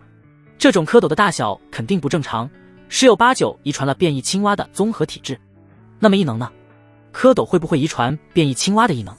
江凡神情凝重起来，一只变异青蛙就危险的了，如果是一群，那财富中心真就待不下去了。江凡暂时也没什么好办法，没有多看就前往 A 座。他来到 B 座的地下，找了个没人的房间，一路跳了上去，最后在5楼停下。江凡仔细观察整栋楼的幸存者状态，跟 C 座一样， B 座的21层以下几乎没人居住了，不过 B 座的人都集中在了32层以上的2层，32层、33层2层，所有房门都开着，倒是没人住过道，所有人都住在房间里，不过大多是10个人挤一个房间，而且很多人是被绳子捆住手脚的。江凡观察了一会，没发现外形特别突出的姑娘，就前往 A 座。江凡照例来到 A 座的5楼，观察整栋楼。A 座的情况跟 B 座、C 座又有不同，所有人都住在22层以上，但是 B 座没人能打开防盗门，他们就挤在有人的房子里。没人的房子空空荡荡，有人的房子大多住了5、6个人，似乎有人在协调住房的事情。江凡看了一眼就明白，绝对有人在管理组织，而且这种管理带有一定的强迫性，否则正常人不可能允许其他人进入自己房子的。有意思。江凡走出空房间，从楼梯一步步向上走去。21层楼梯口用杂物堆满，似乎在防御某种动物的袭击。走到25层时，靠着楼梯口的住户房门突然开了，一个很有女人味的美女走了出来。江凡不由自主被她吸引住了。女人颜值并不突出，至少跟唐雪柔几个女孩没法比，只能算清秀。她的身材不胖不瘦，规模也不算夸张，腿也不算特别完美，甚至还有点微粗，但是她的一举一动就是特别吸引人。白星杰，年龄23，品质9分，女人味十足，妇德10分，待字闺中，综合评分9分。江凡眼睛亮了起来。啊！白星杰吓得惊呼一声，他没想到外面还有人。江凡毫不遮掩地盯着他，白星杰的眼神非常温柔，又带着一丝天生的惊恐和委屈感，让人一看就想保护在怀里。白星杰紧张地看着江凡，被富有侵略感的男人眼神盯着，让他非常不自在。一时之间，白星杰也不知道自己该回家还是继续之前的事情，于是就僵在了原地。江凡肆无忌惮地上下打量白星杰，白星杰很害羞，心里却并不怎么生气，因为江凡比较帅。白星杰突然认出了江凡，先生，你是那个便利店的店员吧？江凡笑眯眯地点点头，是我。胡胖子的便利店就在小区门口，认识自己的人很多。白星杰小声道，包吃包住也是你？江凡看着白星杰，像看着一份美味的食物，笑道，真聪明。前段时间网络还没断的时候，随着江凡露面，便利店员就是包吃包住的消息已经传了出去，群里一些人知道了这件事。白星杰想起包吃包住的食物换女人做法，不由有点害怕，他用双手抱紧怀里的包挡在胸前，就想回家，但是想到家里的情况，他又犹豫了一下，硬着头皮道，先生，你还有吃的吗？我能不能换一点？江凡笑道，哦，你用什么交换？白星杰看了看四周，小声道，一颗黑色荔枝，我看到你在群里收购，我看到过一颗，只是不知道是不是你说的那种黑色荔枝。黑色荔枝？江凡立刻严肃起来，他盯着白星杰，他身上闪烁着黄光，看起来没有恶意，不像是骗自己。在哪？白星杰马上提要求，我要方便面、火腿肠还有巧克力。江凡一听到启迪果实的消息，就瞬间恢复了冷静。没问题，我给你3包方便面，3根火腿肠，3块巧克力。白星杰咬咬牙道，我还要退烧消炎药，我哥生病了。江凡嗤笑，白星杰，你别得寸进尺。其实对于江凡来说，他要什么东西都无所谓，先把启迪果实弄到手再说，反正他也跑不了。白星杰有点害怕，不过想想正在发高烧的哥哥，也顾不得了，坚定地道，我可以不要吃的，但是必须要。哥哥虽然对自己不好，但是毕竟是自己亲哥，现在这个情况，家里没有了男人，他都不知道自己怎么活下去。江凡假装沉吟了一下，眼睛却往白星杰家里看了过去。在感知中，白星杰家里住着5个人，主卧是一个老太太在看守一个男子，男子躺在床上，身体光芒非常暗淡，肯定生病了，大约就是白星杰的哥哥。次卧3人像是一家3口，应该是被强行安排进来的幸存者。江凡道，白星杰，你这么着急，家里有人病得不轻啊。白星杰神情黯淡，显然默认了。咦？白星杰有点后知后觉，这才反应过来，你怎么知道我的名字？江凡没解释，直接道，我要先拿到黑色荔枝才给你东西。白星杰害怕地道，就在小区里，不过在地面，我不敢出去。我告诉你位置，你自己去拿行吗？外面。江凡拒绝，不行，你必须跟我一起去。现在是末世，危机四伏，人心叵测，鬼知道这女人会不会给自己挖个坑。他必须带着白星杰一起去找黑色荔枝，万一遇到危险，控制在手里也能当个人质。白星杰咬了咬红唇，硬着头皮道，好，我只带你看看，咱们不能靠近。江凡皱眉，听起来很危险，到底在哪？白心杰摇头，坚定地道：“你必须先给我东西，我才能告诉你。”江凡失笑：“给了你，再抢回来，你一个女人又有什么办法？”“好，那我带你去看看。”白心杰咬牙道：“你一定要把东西给我，不准耍赖皮，否则我就……反正你一定要把东西给我。”白心杰想了半天，也不知道怎么威胁江凡，只能尴尬的作罢。江凡快笑喷了，这女人脑子不太好使，快下楼吧。江凡懒得搭理他，指了指楼梯。白心杰在前面，江凡在后面跟着。白心杰的腰肢非常柔软，扭起来很好看。江凡淡定地欣赏着，白心杰似乎感到了江凡的目光，红着脸快走了几步，仿佛想离江凡远点。江凡也不阻拦，笑呵呵地跟着。他表面淡定，实际上全神贯注地盯着感知，确保周围没人偷袭自己。两人很快到了21层，红雾在楼梯间缓缓翻涌。白心杰恐惧起来，又放慢了脚步，主动离江凡近一点。江凡笑了：“怎么又离我这么近？不怕我吃了你？”白心杰有点慌乱：“你在乱说什么？”他想起江凡在群里的言论，心中后悔起来：“我怎么跟着这个男人下楼了？万一他起了坏心思怎么办？”啪！江凡突然一脚重重踩在地上，白心杰吓了一跳，眼睛惊恐地看着江凡：“怎么了？”江凡淡定地抬起脚：“踩虫子。”地面上一只巴掌大的蟑螂被踩得稀碎。白心杰更加恐惧，加快了脚步。两人来到大厅，除草剂的效果几乎看不到了，植物彻底恢复了之前的盛况，到处都是绊脚的灌木，野草再次长到了齐腰深。白心杰检查了一下裤脚，确定扎严实了，才小心地出门。江凡用感知全神贯注盯着变异青蛙，时刻准备进入虚化状态。这里已经进入了那只变异青蛙的攻击范围，如果遇到危险，江凡绝对会毫不犹豫钻入地下逃跑。至于白心杰，他只能自求多福了。白心杰艰难地走了几十米，到处飞舞着虫子。江凡这才发现小区里又多了一种奇怪的紫色蘑菇，菌伞像烧烤店遮阳伞那么大，最高的能长到3米。一些巨大的萤火虫在紫色蘑菇间盘旋，给小区增加了一丝神秘的气息。江凡皱眉，小心地避开蘑菇的位置。现在植物种类越来越繁多，但凡陌生的都离远点准没错。而且这是蘑菇，谁知道有没有毒？他可不想唐板板看小人。白心杰却踩在一个半米高的紫色蘑菇上，指着游泳池的方向道：“就在那边的游泳池旁边，在一个公共长椅下面。那天喷洒除草剂之后，我出来看到的。不过当时有只大青蛙在游泳池睡觉，我不敢过去。”白心杰还是有点小聪明的。那天发现之后，他没告诉任何人，只是暗暗藏在心里。他本来想跟包吃包住联系，给家里换点食物，结果很快就停电断网了，就耽搁了下来。在变异青蛙那边，江凡顿时信了几分。如果是别的地方，说不定早被其他幸存者摘走了。但是变异青蛙那边可没人敢过去，或者说有人过去了，只不过进了变异青蛙的肚子。江凡用感知仔细检查游泳池的方向，很快他就在泳池旁边的长椅下发现了黑色荔枝。黑色荔枝就是个乒乓大小的圆球，现在到处都长满了植物，江凡从来没注意到。另外，长椅很矮，周围长满了茂密的植物，变异青蛙又很大很高，以至于就在他眼皮底下，他也没发现。当然，也可能是青蛙的静态视觉很差。江凡暗暗猜测，如果那只变异青蛙看不清静止的东西，也许利用这个缺点可以阴死它。江凡拿出2盒头孢和方便面之类的食物，交给了白心杰。好了，你回去吧。白心杰惊讶，你还没见到黑色荔枝呢，不怕我骗你吗？江凡阳光帅气的一笑，郑重地道：“我相信你。”白心杰莫名有点感动，妈妈和哥哥都没这么信任过自己，天天怀疑自己偷吃。他看着江凡英俊的脸庞，莫名心跳加速。那我回去了。你放心，黑色荔枝的事我不会告诉别人的。他慌乱地逃跑了。江凡盯着白心杰的背影，女人身上居然出现了一点点绿光，这女人也太好骗了。白心杰上楼了。江凡收回目光，立刻把女人的事情扔到脑后。他沉入了地下，快速向黑色果实靠近。在末世，实力远比女人更重要。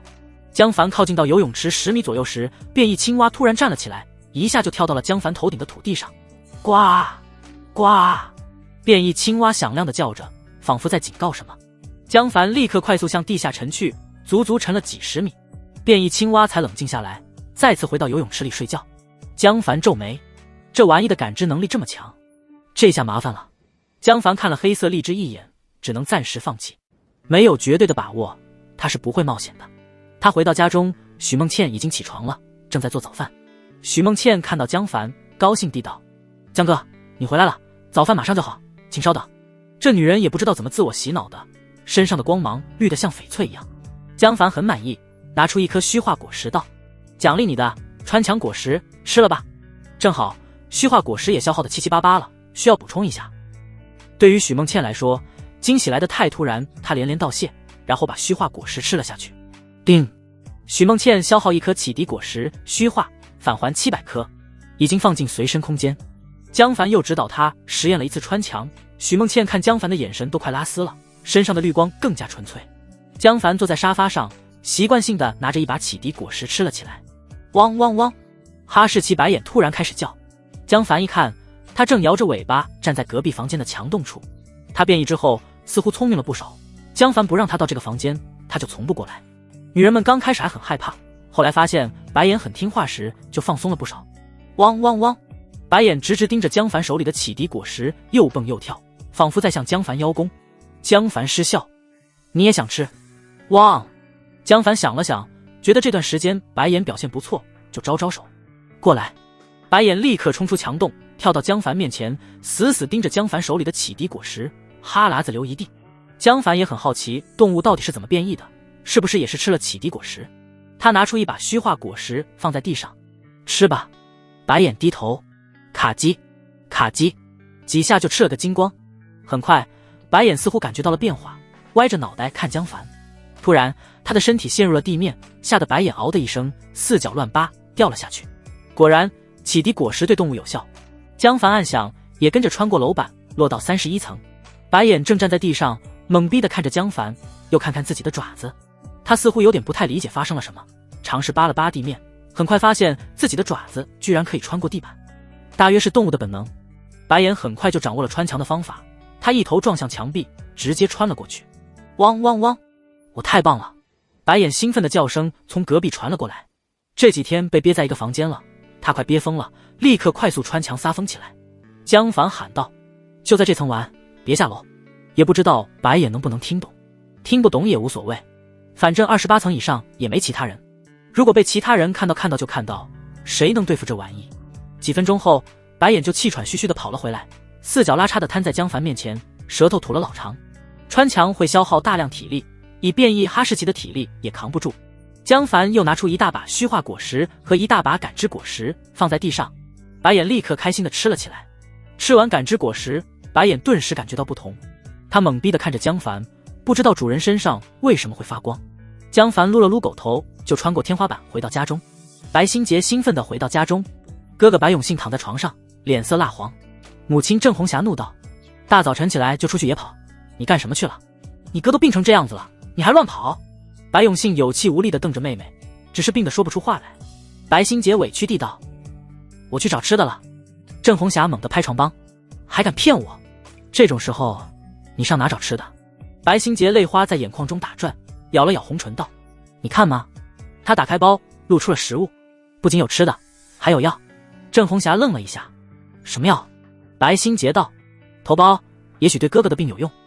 郑红霞惊喜：快给你哥吃了。白永信也仿佛有了力气，努力挣扎着道：给我药，快给我药。白心杰服侍哥哥吃了药，又拿出一包方便面：快给我。白永信两眼冒光，抢过来就吃，他吃得满脸碎屑，还掉了一床。郑红霞慈祥地看着儿子：多吃点好得快。白心杰心疼不已，现在食物可珍贵了，怎么能这么浪费？他小心地从床单上把方便面碎屑一粒粒捡起，盛在一个碗里。白永信吃了方便面和药，勉强恢复了一点精力，这才躺回床上问道：你用什么换的？这白心杰为之一滞，他答应过江凡不说黑色荔枝的事情的。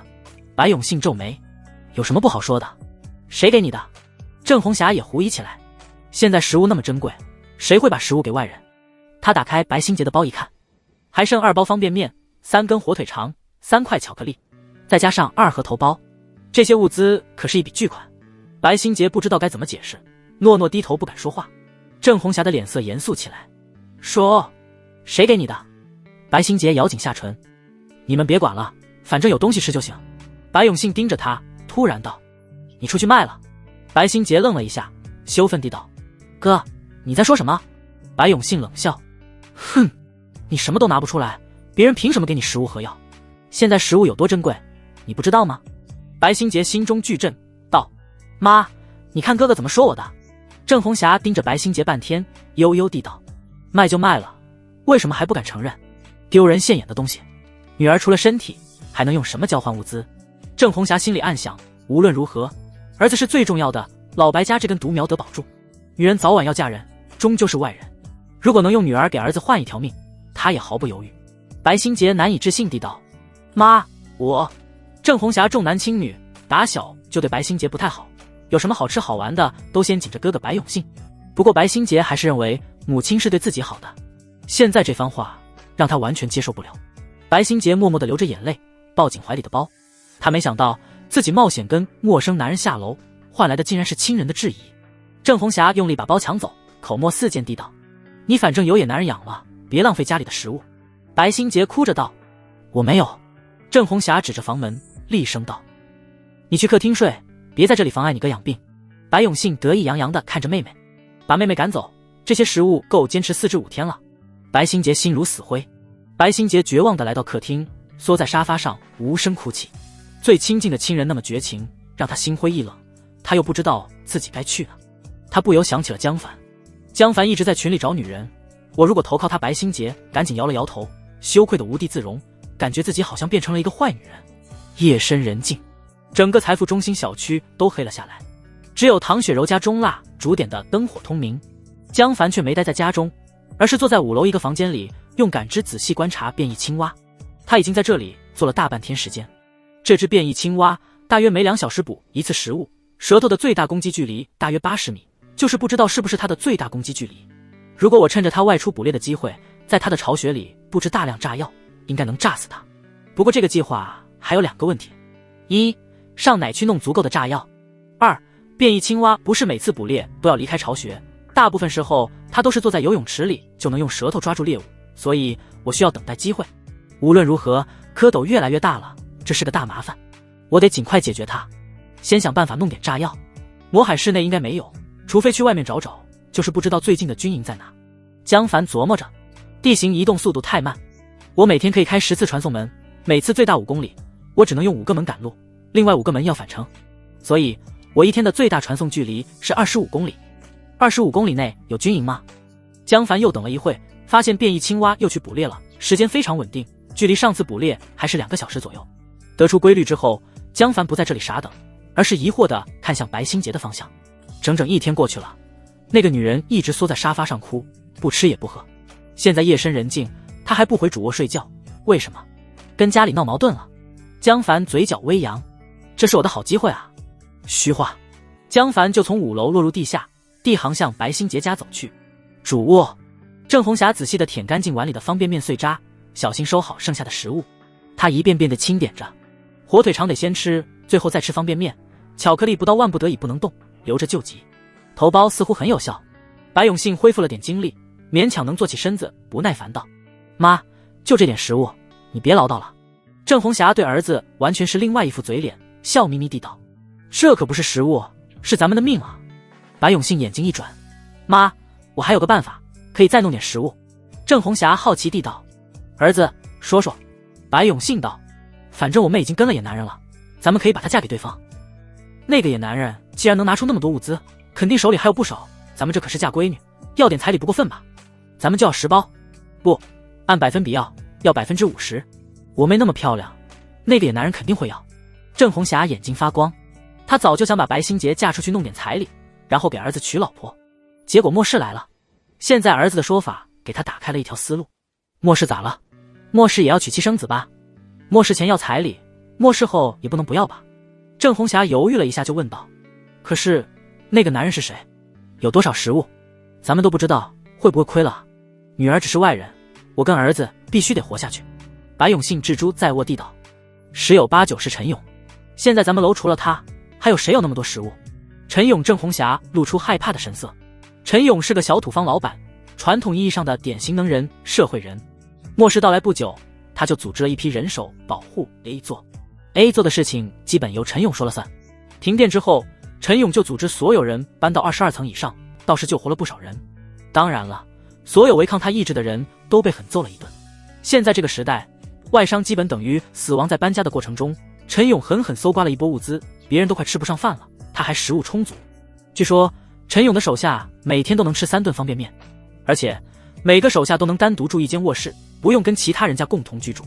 白永信舔了舔嘴唇道：妈，你别怕，如果妹妹嫁给陈勇了，你就是她丈母娘，她不会怎么滴你的。对啊，郑红霞闻言顿时有了底气，我可是陈勇丈母娘，她怎么可能揍我？白永信继续道：妈，咱们这也是为了妹妹好，现在妹妹跟着陈勇那可是享福啊，起码能吃饱，这是多少人都求不来的。郑红霞终于下定了决心，好，我去找陈勇。白新杰蜷缩在沙发中，黑暗的夜里，四周寂静无声，让他非常恐惧。次卧住着的一家3口，男人出来上厕所时见到白新杰，顿时眼睛发光。短短1小时，他就故意出来3次。白新杰怕极了。不一会，郑红霞拿着手电筒出来了。白新杰惊喜，还以为母亲回心转意，让自己回房间睡觉，就站了起来。结果郑红霞只是冷漠地看了他一眼，就匆匆出门。白新杰的笑容凝固了，眼泪再次流了下来。过了一会，他身后突然传来一个男人的声音：饿了吗？白新杰吓了一跳，他转头一看，发现江凡不知道何时来了，站在窗边看着自己。白新杰懵逼地道：你是怎么进来的？江凡笑而不语，拿出一包饼干塞进他手里。吃不吃？他惊讶地发现白新杰身上的光芒居然开始泛绿了。白新杰坚定地拒绝道：不，我不是你想的那种女人。哗啦，江凡撕开了饼干包装，甜香味扑鼻咕噜。白新杰艰难地咽了口唾沫。就在这时，隔壁的男人带着上大学的儿子走了出来，不怀好意地看着白新杰。白新杰害怕，不由自主躲在江凡身后。这时男人才看到江凡，顿时大吃一惊，完全没想到大半夜房间里居然多了个男人。你，他不由手忙脚乱起来。江凡冷冷地看了他一眼。男人和他儿子身上正发出着刺目的红光。年轻的儿子立刻掏出一把匕首，气势汹汹地道：傻逼，你瞪我干嘛？他仗着自己膀大腰圆，一点也不怕江凡。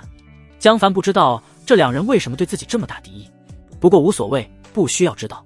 他突然一脚踹出，儿子倒飞出去，撞碎玻璃，惨叫着掉下楼，从20多层掉下去，死定了。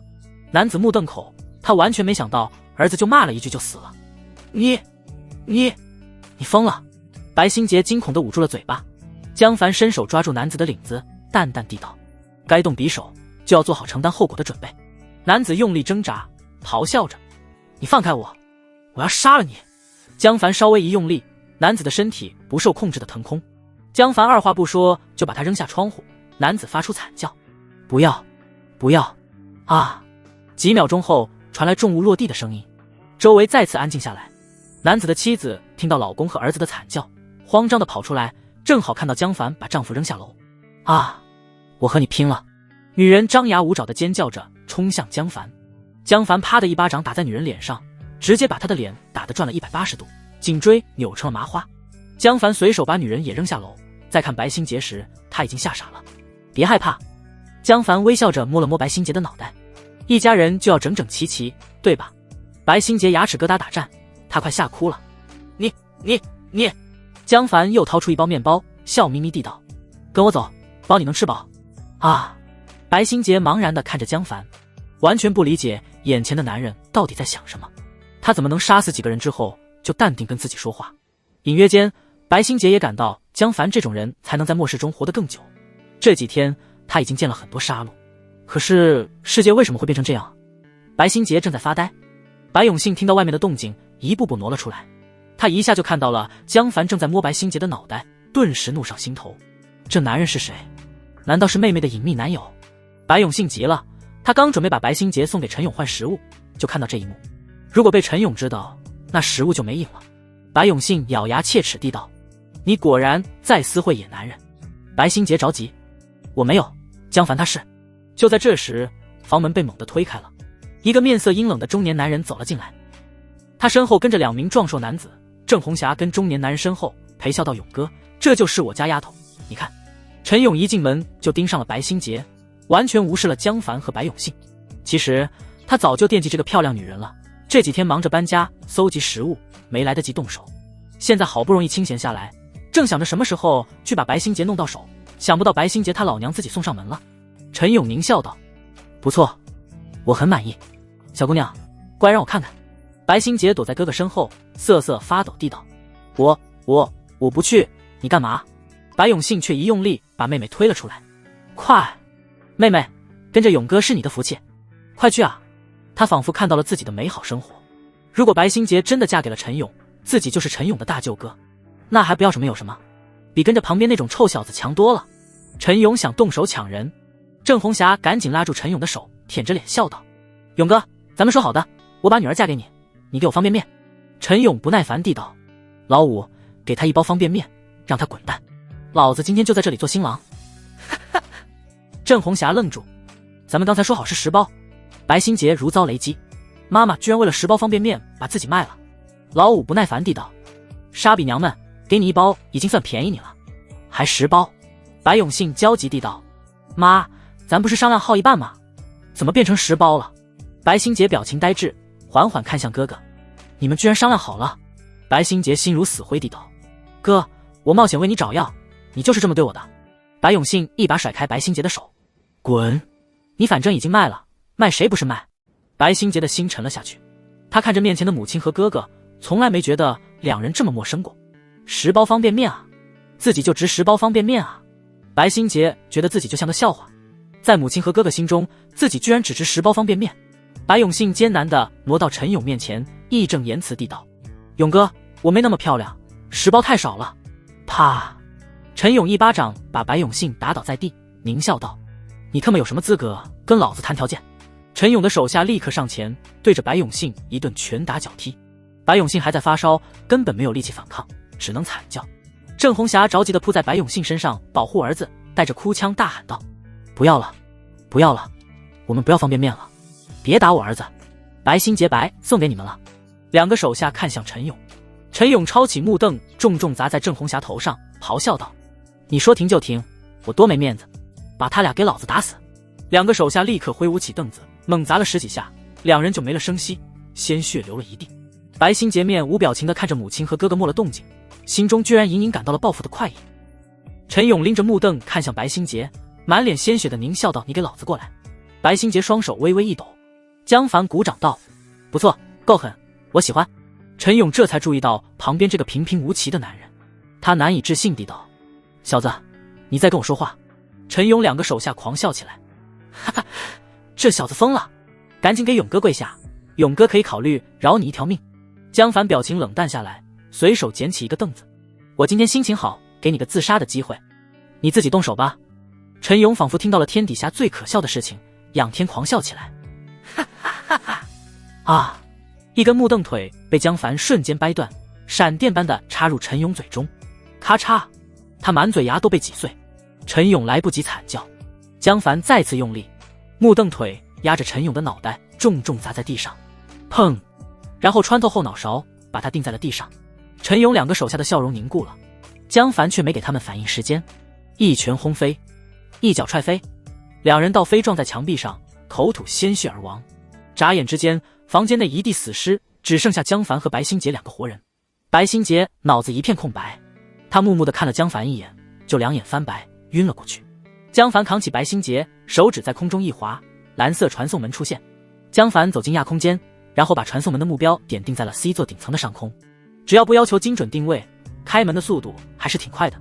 门开在了楼顶7、8米处。江凡把白心洁改成公主抱，从空中一跃而下，重重落在地上。白心洁被颠醒了，她茫然地看着四周，我在哪？江凡微微一笑，去我家。白心洁顿时想起刚才的事情，短短时间，母亲和哥哥死亡，自己在世上再无至亲之人，她整个人又消沉了下去。江凡冷眼旁观，能理解她的心情，但是不会开口安慰。他自己能调节心情就调节，不能调节就去死。现在是末世，哪天不死一堆人？心理承受能力差的人根本活不了多久。江凡离开后不久，白心洁家邻居的男人轻轻打开门，探出头来。房间内传来女人焦急的声音：老陈，别过去，听起来很吓人。被叫老陈的男人轻声道：人好像都走了，我看看能不能找点食物。女人害怕的快哭了：老陈，刚才叫的那么惨，我怕，咱们在家里待着不行吗？老陈瞪眼道：都快吃不上饭了，还在家里待着，等死吗？就算我们俩能忍，孩子能忍吗？女人不吭声了，哀求道：“小心点，一定要小心点。”知道知道。老陈不耐烦地摆摆手，他小心翼翼地观察了一会，白家没有任何声音，门也大敞着，一点灯光都没有，血腥味飘散出来，应该问题不大。老陈一咬牙：“你在家等我。”他拿着手电筒和菜刀，战战兢兢出了门，踮着脚步来到白家门口，探头往里面看，只见所有卧室门都大敞着，地上躺了几具尸体，鲜血流得满地都是。短短时间就有几只苍蝇围着尸体盘旋，尤其是其中一具尸体竟然被人用木棍插进嘴里，钉在地上。尸体面目狰狞，双目瞪圆，显然死得极不甘心。老陈哆嗦了一下，再仔细一看，竟然是陈勇。是陈勇，陈勇被人杀了。他惊喜不已，这个混蛋仗着自己手下多，强行给每个房子安排人住，他家也被安排了几个老人。一个老头子生病了，晚上也不睡觉，哼哼唧唧，闹得老陈非常恼火。现在好了，陈勇死了，死得好。老陈壮起胆子，狠狠踹了尸体一脚，顿时感到心情舒畅。他发泄怒火之后，就不再耽搁，抓紧时间搜刮食物。不一会，他找到了白新杰带回来的食物，顿时两眼冒光。方便面、火腿肠，还有巧克力。老陈喜气洋洋，他没注意到身后的黑影中悄无声息地出现了一个男子。男子慢慢举起棍子，狠狠砸在老陈后脑勺上。砰！老陈一声不吭地趴倒在地，鲜血流了满地。男子阴笑一声，把老陈的包抢到怀里，不敢停留，转头就跑。他刚走没几分钟，又有几拨人来到白家。众人看到陈勇的尸体，无不大喜过望，然后就肆无忌惮地搜刮白家物资。很快就因为分赃不均打了起来。A 座3301，四个满身刺青的男人正围在一起喝酒，下酒菜是没有的，只有几包方便面，捏碎了勉强凑合一下，再拌上方便面调料，还挺有滋味。四人吃了一阵，其中一个满嘴金牙的男人疑惑地道：“勇哥怎么还不回来？”另一个光头男不在意的道：“还能干嘛？草那个姓白的小姑娘呗。”草，老五和老狼肯定能跟着喝口汤，那个叫郑红霞的老娘们也不错，细皮嫩肉的。日，你口味真重。每次这种好事，勇哥都带着老五和老狼。马德，什么时候能轮到老子？四人极度的骂骂咧咧一番。话虽如此，没人敢有太多不满。他们在和平时代就是跟着陈勇混日子的，早就习惯了听从陈勇的命令。说实话，陈勇对兄弟们也很不错，只要有吃的喝的就没亏待过他们，除了不太愿意分享女人，让他们有点轻微不爽。现在陈勇房间里还有2个美女，都是 A 座最出色的女人，平时连看都不让他们多看一眼。不过他们也只是牢骚罢了，这也很正常，哪个男人愿意跟其他男人分享女人？就在这时，一声惨叫传来，四人很机警，马上抽出身边武器，左顾右盼，好像是楼下传来的。马德，别是勇哥被人阴了吧？不可能 ，A 座这群鹌鹑敢打勇哥心思。听起来不是勇哥的声音，也不是老五和老狼的。操，哥这扯什么大？下楼看看不就知道了。对，正好下去活动活动筋骨。勇哥这也不让做，那也不让做，现在有人大半夜找事，咱们维持秩序总没问题了吧？嘿嘿，大半夜的不消停，老子让那个煞笔好看。四人狞笑着拎着武器下楼，他们一路寻找，走到29层，就闻到楼下有浓重的血腥味，还能听到有人在大声咒骂、惨叫。四人心中一沉，赶紧下楼。到了25层，就被眼前的一切惊呆了。一群幸存者正在舍生忘死的打架，整个楼道都乱成了一团。这么多人打群架，四人也不敢贸然进去。金牙惊慌的大喊：“勇哥呢？勇哥！勇哥！”一个平日看起来很老实的眼镜男砸死了一个人，然后才抬起头，满脸鲜血的狂笑道：“姓陈的死了！”哈哈！砰！眼镜男被另一个人砍断了喉咙。光头和2人一听陈勇死了，顿时着急起来，强行劈开人群向白家冲去。金牙却眼睛一转，现在这么乱，陈勇估计真死了。他们之前收集的所有物资都在陈勇家，陈勇一死，东西到底归谁？对了，还有那2个女人。金牙一想起女人的身材，顿感火气翻涌，扭头快步上楼。现在都是老子的。光头男3人好不容易冲进白家，入眼就是陈勇的尸体。尸体已经被人破坏的不成样子，脸几乎已经看不出来了，但是身上的衣服和手上的手表证明了身份。老五和老狼也死在一边，整个白家到处都是尸体。卧槽，完了，勇哥真死了。咦，金牙那小子呢？他怎么没过来？被堵在外面了。我是最后的，他好像就没跟过来。光头男3人也不是善茬，瞬间就反应过来，金牙估计去抢陈勇家里的物资了。操！我就看那小子不是好人，赶紧上楼，赶紧回去。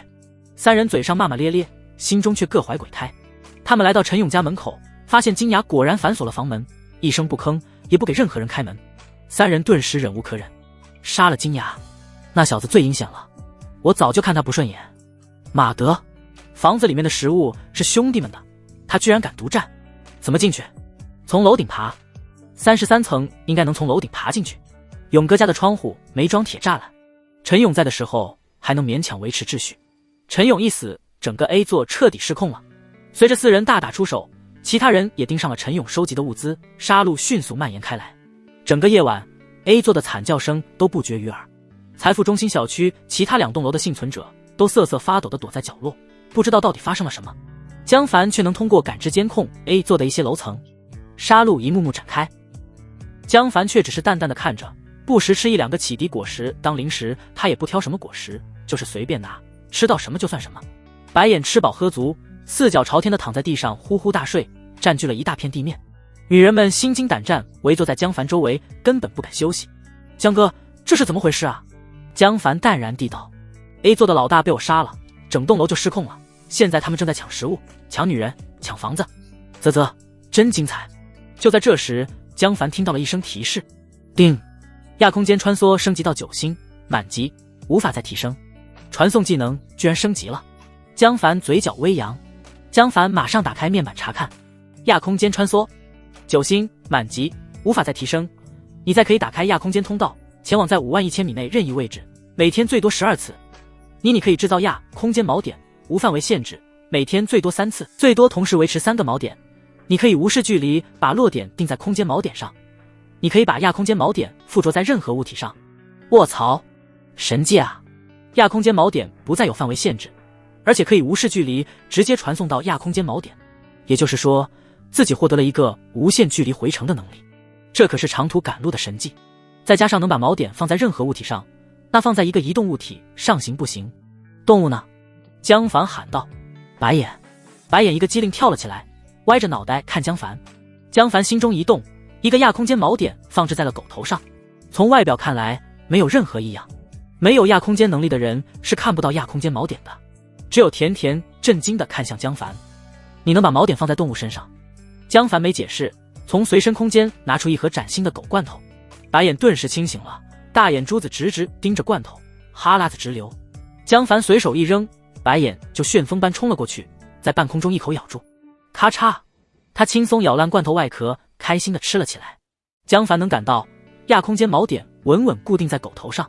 江凡又划开一个蓝色薄膜，往亚空间一看，果然清晰地看到了白眼头顶的亚空间锚点。果然可以，江凡心满意地笑了起来。血腥的一夜过去，朝阳升起，财富中心小区再次恢复了表面上的宁静，只是不知道有多少人失去了生命。江凡对此丝毫都不关心。白新杰休息了一夜，勉强从亲人死亡的打击中恢复了过来。江凡根本没空在意女人的心情，而是下楼继续观察变异青蛙，顺便练练枪。江凡照例来到一个5楼的房间，这个房间正好可以俯视游泳池，变异青蛙还在游泳池睡觉。江凡也不着急，他拿出一把高档沙发放在房间，又拿出一个盆，取出一堆启迪果实吃了起来。足足等了半个多小时，变异青蛙洞跳出游泳池离开，大约是捕食猎物去了。江凡的感知穿透层层红雾，把一切看得清清楚楚。他立刻站了起来，走到窗台边，打开一扇窗户。江凡从随身空间中拿出一把警用步枪，对准游泳池方向。红雾遮挡了视线，根本看不见。不过感知完全可以取代视觉，他通过感知全神贯注地盯住了一只快速游动的蝌蚪。之前那种时间变慢的感觉再次出现。江凡不解，难道是体质强化的额外效果？他没有多想，瞄准之后就轻轻按下扳机，砰，没打中。江凡不着急，继续开枪，反正这次的目的还有一个，就是练枪。砰砰，几枪之后，江凡就找到了用枪的感觉，那是一种说不清的特殊感觉。江凡莫名觉得下一枪能打中，他屏住呼吸，稳稳按下扳机，砰，蝌蚪被打成了碎片。哈哈，老子是个神枪手。江凡随意的自吹自擂了一句，就继续观察游泳池。同伴死了，其他蝌蚪还在若无其事的游泳，一点恐惧的样子都没有。跟那只变异青蛙一样，智商有点低。江凡一边注意感知范围，防止变异青蛙突然返回，一边再次瞄准一只新的蝌蚪。砰砰，很快游泳池的蝌蚪就死了几十只。自从打中了第一枪之后，江凡就再也没空过枪。江凡这下真的惊讶了，难道我真是个神枪手？这还是江凡人生第一次开枪，取得这么好的战果，着实出了他的意外。江凡兴奋地抚摸着步枪，正想再试试，这时变异青蛙跳回了他的感知范围。江凡立刻轻轻关窗，伏低了身体。变异青蛙回到游泳池一看，蝌蚪居然死了一片，顿时暴怒。呱呱呱，变异青蛙的声音极其刺耳，江凡离那么远都想捂耳朵。操，这玩意肯定在骂人，还骂得很难听。过了几分钟后，变异青蛙安静下来，再次回到游泳池睡觉，似乎把杀子之仇忘了个精光。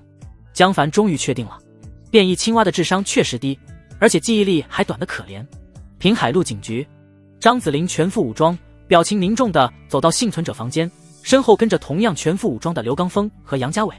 幸存者们都看向三人，一些人已经准备好了行囊，脸色阴晴不定，另一些人还坐在地上。张子霖朗声道：昨晚警用广播频道短暂恢复了一会，我收到了上级命令，上级命令我带领幸存者前往电视台救助点，愿意跟我走的现在就出发。电视台救助点有大约5000名幸存者，有足够人力和物力保障大家的生活，不愿意走的我也不勉强你们，你们可以留在警局。上级授权，幸存者可以使用警局的一切物资，不需要承担任何法律责任。刘刚峰无奈地翻了个白眼，杨家伟惊慌地左顾右盼，似乎还在犹豫要不要走。他太知道外面的恐怖了，留在警局多好啊，非要执行什么狗屁命令。可是如果张子霖走了，他也没信心在警局活下来，没了张子霖的武力，这些幸存者只是待宰的牛羊罢了。一个老人突然怒道：张警官，你走了，我们可怎么办？张子霖沉默了一下，对不起，我收到了命令，必须执行，你们可以自行求生。另一人激动地道：自行求生，说得真好听，我们怎么自行求生？你是异能者，你有能力，我们怎么自行求生？对啊，你这就是故意放弃群众性命，我们缴了那么多税，你们就是这么保护我们的。张警官，别走了，求求你别走了，如果我死了都是你的错，我做鬼也不会放过你。说着说着，众人的情绪就激动起来，所有人都不傻，3个异能者里面只有张子霖是最靠谱的，很多幸存者都是张子霖救回来的，如果他走了，大家也很难活下去。张子霖脸色铁青地看着面容扭曲的众人，他的双拳默默攥得发白，第一次开始怀疑自己救这些人到底对不对。许久，他才缓缓吐了口气，坚定地道：对不起，我无可奈何，执行命令是我的天职，各位有缘再见。他说完就干脆地转身离开。失望的众人无比绝望，操，你这是杀人，你这就是杀人，求求你再留一天好吗？你走了，谁给我孩子找食物啊？谩骂、哭泣、哀求，无论什么手段都停不下张子霖的脚步。很快，张子霖来到楼下，他看了看身后，终于松了口气。还好，杨家伟和刘刚峰都跟过来了。除此之外，红雾中还隐隐绰绰地站着30多个幸存者，这些人愿意跟张子霖前往电视台救助点。大家都在幻想电视台救助点的生活。5000多人的聚集点，至少有水有吃的吧，总比在这里饿死强。张子霖干脆利索地道：总共15公里，今天走5公里，预计3天抵达。我来开路，刘刚峰断后，杨家伟在中间，保持警戒，有情况立刻提醒。红雾中可是距离只有5米，大家一个跟一个，千万要跟上。出发！张子霖抽出一把消防斧，最后看了一眼警局，便带头义无反顾地走入不见天日的密林之中。楼道里，江凡站在一群幸存者面前，他们在楼道里煎熬了几天后，身体状态越来越糟糕。刚开始几天还有不少人愿意下楼割草，江凡也没有食言，给了成功者食物和水。但是当很多人发现很难达到1天100斤的目标之后，大部分人都不愿意去了。今天只有一个高壮男人达到了100斤的要求。江凡拿出一包方便面、一根火腿肠和一瓶纯净水，淡淡地道：老孟，今天只有你一个人达到了要求，诺，这是你今天的奖励。高壮男人老孟高兴地接过食物，谢谢，谢谢江哥。他紧紧把纯净水抱在怀里，哪怕口干舌燥也舍不得喝。现在比食物更紧缺的是干净的水源。自来水和天然气停了之后，没法烧开水，很多人都断水了。一些人喝自己的尿，更多人则选择从新出现的紫色蘑菇上挤水喝。也不知道谁发现的，这种紫色蘑菇居然富含水分，但是并不干净，有些蘑菇的汁液喝了会产生幻觉，甚至死亡，另一些则不会。没人能分得清哪种蘑菇是安全的。频繁下楼去捡蘑菇，导致不少人因此而受伤，有的被锋利的叶片划伤，有的被蚊虫叮咬，有的更离谱，一坨鸟粪落在皮肤上就一片红肿发炎，各种各样的伤病多得令人发指。李清泉带着一个小药箱在人群中穿梭，忙得不可开交。他利用楼下的一些植物草药和江凡提供的高度白酒，勉强维持着人们的性命。江凡安静地看着，他提供白酒的目的就是拿这些人试药，为自己可能出现的伤病做准备。凡是李清泉测试出来有效的治疗方法，比如松针，他都让人下楼去收集，自己再用食物交换。用这种方法，江凡已经积累了几百斤的新型草药。目前主要就3种，一种是变异松针，可以治疗外伤；一种是变异成黑色的苍耳，可以退烧；最后一种新出现的草也是最神奇的。这种草会开花，花都是红色，大约婴儿拳头大，长得有一点点像以前的月季，但是根茎没刺。李清泉把它命名为月季草。花似乎没有用，草茎却有很一种神奇的药效。不论发烧、感冒、拉肚子，还是外伤、消炎、中毒，月季草的草茎对一些人都能药到病除，却对另外一些人完全无效。至于原因，李清泉也说不清，他也不太在意。中医中的很多药方都是因人而异，他已经见怪不怪了。比起其他幸存者的颓唐绝望，李清泉却非常兴奋。万物进化带来了层出不穷的新草药，让他如同找到了新的人生意义。江凡给他提供了足够的生活条件，又有这么多病人供他测试，他对现在的生活非常满意，对江凡也是更加忠心。李清泉把所有病人检查了一遍，才对江凡道：月季草数量不多，今天他们只收集到30颗，我给了他们3瓶纯净水。江凡满意的接过月季草，干得好，我会给你补充纯净水。江凡把30颗月季草放入背包，实际上是放入了随身空间。他知道肯定有人会尝试私藏月季草，不过无所谓，药草采摘之后的保存时间很短，最多半天时间就会腐坏。吃了一次亏后，他们就不会再做这种费力不讨好的事。除了江凡，没人能长期保存新鲜草药。江凡带着李清泉离开之后，幸存者们的气氛缓和了一些。老孟走到楼梯角落，高兴地跟妻子和孩子分享自己的收获。在这个时代，一家3口都活着已经是极其幸运的事情了。他们幸福地分食了容易腐坏的火腿肠，而留下了方便面，这是老孟明早的早餐，大半都会给老孟吃。只有这样，老孟才有力气下楼去割草，挣来更多食物。纯净水更加珍贵，被妻子仔细地放在最安全的地方，孩子的枕头下。孩子再被夫妻2人放在最里面靠墙的位置。夜色降临，幸存者都进入了睡眠，只有受伤的人还在痛苦地低声呻吟。没人知道他们能不能熬过这个夜晚，也没人在乎。黑暗中，3个男人饿得睡不着，嫉妒地看着老孟一家3口的位置。他们饥肠辘辘，口干舌燥，眼睛都绿了。操！姓孟的凭什么有东西吃？马德，江凡那小子仗着有食物，就逼咱们下楼割草，根本不把咱们的命放在眼里。江凡不就是个狗屁便利店员吗？以前老子一天都比他1个月挣得多，现在反而抖起来了。操！他家明明那么多食物，就不给咱们吃，这日子没法过了，咱们把江凡抢了吧。嘘，小声点，你特娘的说的容易，你能打得过他？他一只手就能捏断周天豪的脖子，肯定也有异能。咱们几个人上去都是送菜。哼，再厉害也得睡觉。咱们趁着睡觉的时间偷袭，江凡死定了。对，姓江的抢了那么多美女，肯定夜夜笙歌，晚上绝对睡得很死。江凡不让咱们上28层以上，谁知道他家在哪？怎么进去？嘿嘿，我知道那小子住在哪。以前他送货的时候说过一次，在3202。众人眼睛亮了。那怎么进去？从楼顶翻到33层，再爬到32层。我家有攀爬绳。那咱们得爬到楼顶。江凡不让咱们上到28楼以上，万一被他发现了，咱们就惨了。切！大半夜的，姓江的不抱着香喷喷的女人睡觉，搁那监控楼梯，有病吧？这么黑的天，在外面爬太危险了。危险算个屁！再这么下去，咱们就得饿死。横竖都是死，不如拼一把，至少也能当个饱死鬼。这唐雪柔那娘们可俊了。你不想要？这人眼睛发红，重重吸了口气。干了，干了！反正都要杀江凡，不如咱们先把姓孟的抢了。我刚才仔细看着呢，他还剩了1瓶纯净水和1包方便面。好，3人商量了一阵，就摸着黑慢慢走到老孟一家3口旁边。睡梦中的老孟莫名感觉到什么，心脏狂跳，眼睛突然睁开，面前竟然站着3个黑影，黑影手中居然握着雪亮的剔骨刀。老孟刚想惊呼，就被一只大手按住嘴巴，噗嗤噗嗤，几秒钟后，老孟一家3口就倒在了血泊中。距离老孟最近的几家人看到了此幕，根本不敢发出声音，惊恐的装睡不敢抬头，身体瑟瑟发抖。3人抢走老孟的方便面和水，跑进楼梯口消失了。江凡坐在沙发上抚摸着黑猫，淡淡看向楼梯方向。在他的感知中，3个人的身影红得发黑。他们杀人之后就快速抢食了方便面和水，然后片刻不留地向楼上爬来。尽管他们自认为脚步非常轻，却不知道一切都暴露在江凡的视野中。江凡轻笑着把黑猫放在沙发上，真是找死啊！黑猫不乐意的喵呜一声，翘着尾巴离开了。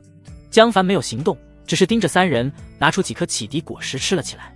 正好让这3个傻逼帮自己测试一下安全性，看看敌人会选择从哪里突破，自己也好做针对性防御。3人吭哧吭哧爬到30层时，都有点眼前发黑，出现了轻微低血糖的症状。这几天吃的实在太差，让他们的身体非常虚，稍微动一下就扛不住了。呼，累死我了！咱们这个体力去翻楼太危险，要不算了吧？其中一名瘦高男子冷笑：算了，老孟已经被我们杀了，你猜明天江凡会不会找咱们麻烦？刚才咱们肯定被一些人看到了。另外2人心中一沉，瘦高男子阴雾地道：哥几个，咱们现在没有回头路，只能一条路走到黑，弄死江凡，咱们有吃有喝，还有女人，弄不死他，咱们都得死。2人脸色难看，再无侥幸心理。3人咬着牙爬到了33层，他们抬头看着楼梯，高瘦男子拄着膝盖鼓气道：兄弟们，加把劲，再上1层楼就是楼顶，咱们在楼顶休息半小时再行动。上去就有女人了。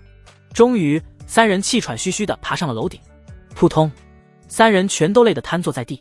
高瘦男子缓了口气，就向天上看去，今天是个阴天，没有月亮，几乎伸手不见五指。高瘦男子心中一喜，真是个杀人放火的好时机。3人都会异地笑了起来。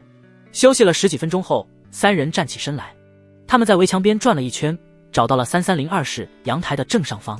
高瘦男子在绳子上打上专业的绳结，每隔一段距离一个，这是攀爬的受力点。另一人惊讶地道：兄弟，你以前是干嘛的？看起来很专业啊。高瘦男子得意地道：我是安装高压电的，天天爬高上低，对绳子熟得很。兄弟们，跟着我，一定把你们安全送到32层。2人顿时笑了起来，有了专业人士，成功几率大了很多。高瘦男子打完绳结，把攀爬绳系在护栏上，然后一寸一寸的轻轻放了下去。他撑着身体爬上护墙，伸头向下方看去，下方黑乎乎的，什么也看不到。魔海停电之后几乎没有任何光芒，夜风一吹，绳子轻微摇晃，哪怕是高瘦男子也看得心里发毛，更别提另外2个没有高空作业经验的了，他们更是心里发寒。卧槽，这特么太吓人了，要不咱们算了吧。马德，废物！高瘦男子心中暗骂，嘴上却安慰道：兄弟们放心吧，我做个简易安全绳，绝对没危险。突然黑暗中响起一个声音：不，就这样爬。谁？3人吓了一跳，忙向黑暗中看去。江凡把手电筒开成露营模式，悠闲地走了过来。江凡，3人看到来人模样，如同一桶冰水浇在头上，当场就僵住了。其中一人更是裤裆湿了一片，骚味四溢。江凡把手电筒放在围墙边，伸头往下方看了一眼，微笑道：啧啧，你们可真有创意，大半夜爬楼。高瘦男子颤抖地道：江哥，这是个误会，你听我解释。江凡叹了口气：大家都是成年人了，你说这种话是看不起我的智商吗？高瘦男子扑通一声跪在地上，狠狠给了自己一巴掌，哭嚎道：江哥，是我鬼迷心窍，你饶了我这一次吧。他跪着走向江凡，手却在黑暗中悄悄摸向后腰的剔骨刀。砰！高瘦男子额头出现了一个弹孔，后脑勺直接被掀飞了，红的白的洒了溅射出去，喷了身后2人一脸。高瘦男子软软歪倒，江凡这才轻松地放下手枪。剩下的2人都吓傻了，江凡居然有枪，他们瞬间就没了抵抗的勇气。如果知道江凡有枪，他们是宁愿饿死也不会来的。之前知道江凡是个异能者时，他们也没有那么害怕，哪怕枪支的威胁其实远远没有江凡本人更大。但是现代人对枪支恐惧已经刻入骨髓。江凡拎着手枪走到2人面前：去，爬下去，帮我测试个项目，我想看看是不是真的能爬下去。2人疯狂摆手：不，我们不敢了。我们真不敢了。江哥，饶了我！砰！其中一人中枪死亡。江凡看向最后一人，一字一顿地道：“我说，爬下去。”男人脑子一片空白，手忙脚乱地爬了起来，爬上了围墙。他一看下面就头晕目眩，手脚颤抖。他哭着哀求道：“江哥，我真的爬不了，真的爬不了啊！”砰！一枪打在男人脚下，石屑四溅，把男人吓了一跳。江凡面无表情地举枪对着他，男人绝望了，只能咬牙顺着绳子爬了下去。江凡淡定地趴在围墙边，看着男人一点点向下爬。不知道是运气好还是拼命的原因，男人居然真的爬到了32层和33层中间，然后绳子剧烈摇晃，他死死抱着绳子，嚎啕大哭起来，再也不敢动一下。江凡撇了撇嘴，还真能爬下去啊。他拿出一把匕首，开始割绳子。刺刺刺！男人惊恐地看着江凡的动作。不，别割，别割！刺了！绳子断了！男人惨叫着掉了下去。几秒钟后，地面传来重物落地的声音。江凡冷哼一声，不一会，他回到房间，拉着白眼的耳朵道：“从现在开始，你去楼顶睡，就在那看着，别让其他人上去。魔海影视学院外的一个7天酒店，4楼。”张子霖疲惫地坐在一个角落，周围横七竖八地躺满了幸存者，他们艰苦跋涉了一天，累得根本不想动弹。出发时35个幸存者，现在只剩下22个人，另外的13人要么走着走着体力不支跟不上队伍，在红雾中失踪，要么被沿途的动物、植物杀死。更麻烦的是，异能者刘刚峰衣服上沾满血污，已经昏迷不醒。他被一只巨大的螳螂偷袭，一只胳膊当场砍掉，胸口也成重伤。如果不是张子霖舍命抢救，他就要死在当场。即便如此，看刘刚峰现在的状态，10有8九熬不过去今晚。另一个异能者杨家伟倒是运气极好，没受什么伤，躺在地上睡着了。张子霖神情凝重，这么走下去几乎不可能走到电视台救助点。他看着艰难吸气的刘刚峰，心中非常自责。如果不是自己的决定，他大约还活得很好吧。还有那13个幸存者都是因我而死，如果有武器就好了，也不至于死那么多人。就在这时，远处传来轻微的声音，砰！张子霖马上坐了起来，双眼发光。这是枪声，难道附近有其他警察？龙国普通人没枪，能持枪的都是警察或者军人或者那个偷枪的人。张子霖目光炯炯地盯着外面的黑暗，仿佛想看透开枪者的身份一样。杨家伟也醒了过来，睡眼朦胧地道：“领导，我好像听到了枪声。”就在这时，又是一声枪响，杨家伟一个机灵站了起来。真是枪声？张子霖冷静地问道：“能听出来具体位置吗？”杨家伟仔细辨识了一下，然后指着一个方向道：“那边大约500至550米，开枪的位置很高，声音才能传那么远。”张子霖拿出手机，肉疼的开机，现在电量越来越少了，用一次少一次。他打开离线地图查看起来，那个方向500米，财富中心小区。张子霖皱眉看向财富中心的方向，如果对方是警察同事，可以当同伴，互相也有个照应。如果对方是那个偷枪贼哼，张子霖美眸凌厉，那就看他的态度了。如果愿意认罪缴枪，自己也可以考虑吸纳对方成为队伍一员。一个能钻地的异能者还是有很大用处的。如果是个死硬分子，不认罪不缴枪，那我就有足够的枪支弹药了。张子霖冷静地关闭手机，命令道：“我们先在这里休息，明天第一站去财富中心。”清晨，枪声在财富中心小区回响，砰砰砰！突然，江凡停下手，把步枪收到空间中。变异青蛙又回来了。变异青蛙回到游泳池一看，气得身体都膨胀起来，呱呱呱！短短10几分钟，剩下的蝌蚪就几乎死了个精光。他再笨，也大约明白刚才的打雷声跟蝌蚪的死有关。可惜他找不到敌人在哪，只能在游泳池里无能狂怒，用呱声发泄自己的怒火。江凡嘴角微扬，晨练结束，回家吃饭。回到家中，几个女人已经准备好了丰盛的早餐。江哥，尝尝我刚做的烤面包。江哥，我做了鸡蛋羹，你说过你最喜欢吃的。江哥，江哥。江凡享受了一顿完美的早餐。好了，去玩吧，别忘了去阳台给我的备用手机充电，我出去一趟。有了9星传送之后，他的移动范围极大增加。江凡打算再去搜集一次物资，为残酷的未来做准备。武器、药物、医疗器械、柴油发电机，各种机械工具，他什么都缺。反正随身空间是无限的，能装尽装。众女闻言顿时担心起来，他们能生活得那么舒服，全靠江凡。如果江凡出事，他们的命运必然跟其他幸存者一样，不，甚至还不如普通幸存者，因为他们都是美女。美丽的弱者在末世就是原罪。唐雪柔低声道：“江哥，一定要小心啊！”其他妓女也担忧地看着江凡。江凡随手划出一个巨大的蓝色薄膜，走了进去。妓女看江凡离开，不自觉地分成了3群，小声窃窃私语。唐雪柔拿出一个便携太阳能充电板和江凡的备用手机，上了天台。白眼听到脚步声，懒洋洋地抬起头来，一看是唐雪柔，又瘫倒了。唐雪柔看着白眼的强壮身体，心中稳定了许多。如果没有白眼在旁边看护，她根本不敢一个人出门。今天太阳不错。唐雪柔把太阳能板插在手机上，充起了电。江凡在亚空间辨识了一番，很快找到魔海第3人民医院的位置。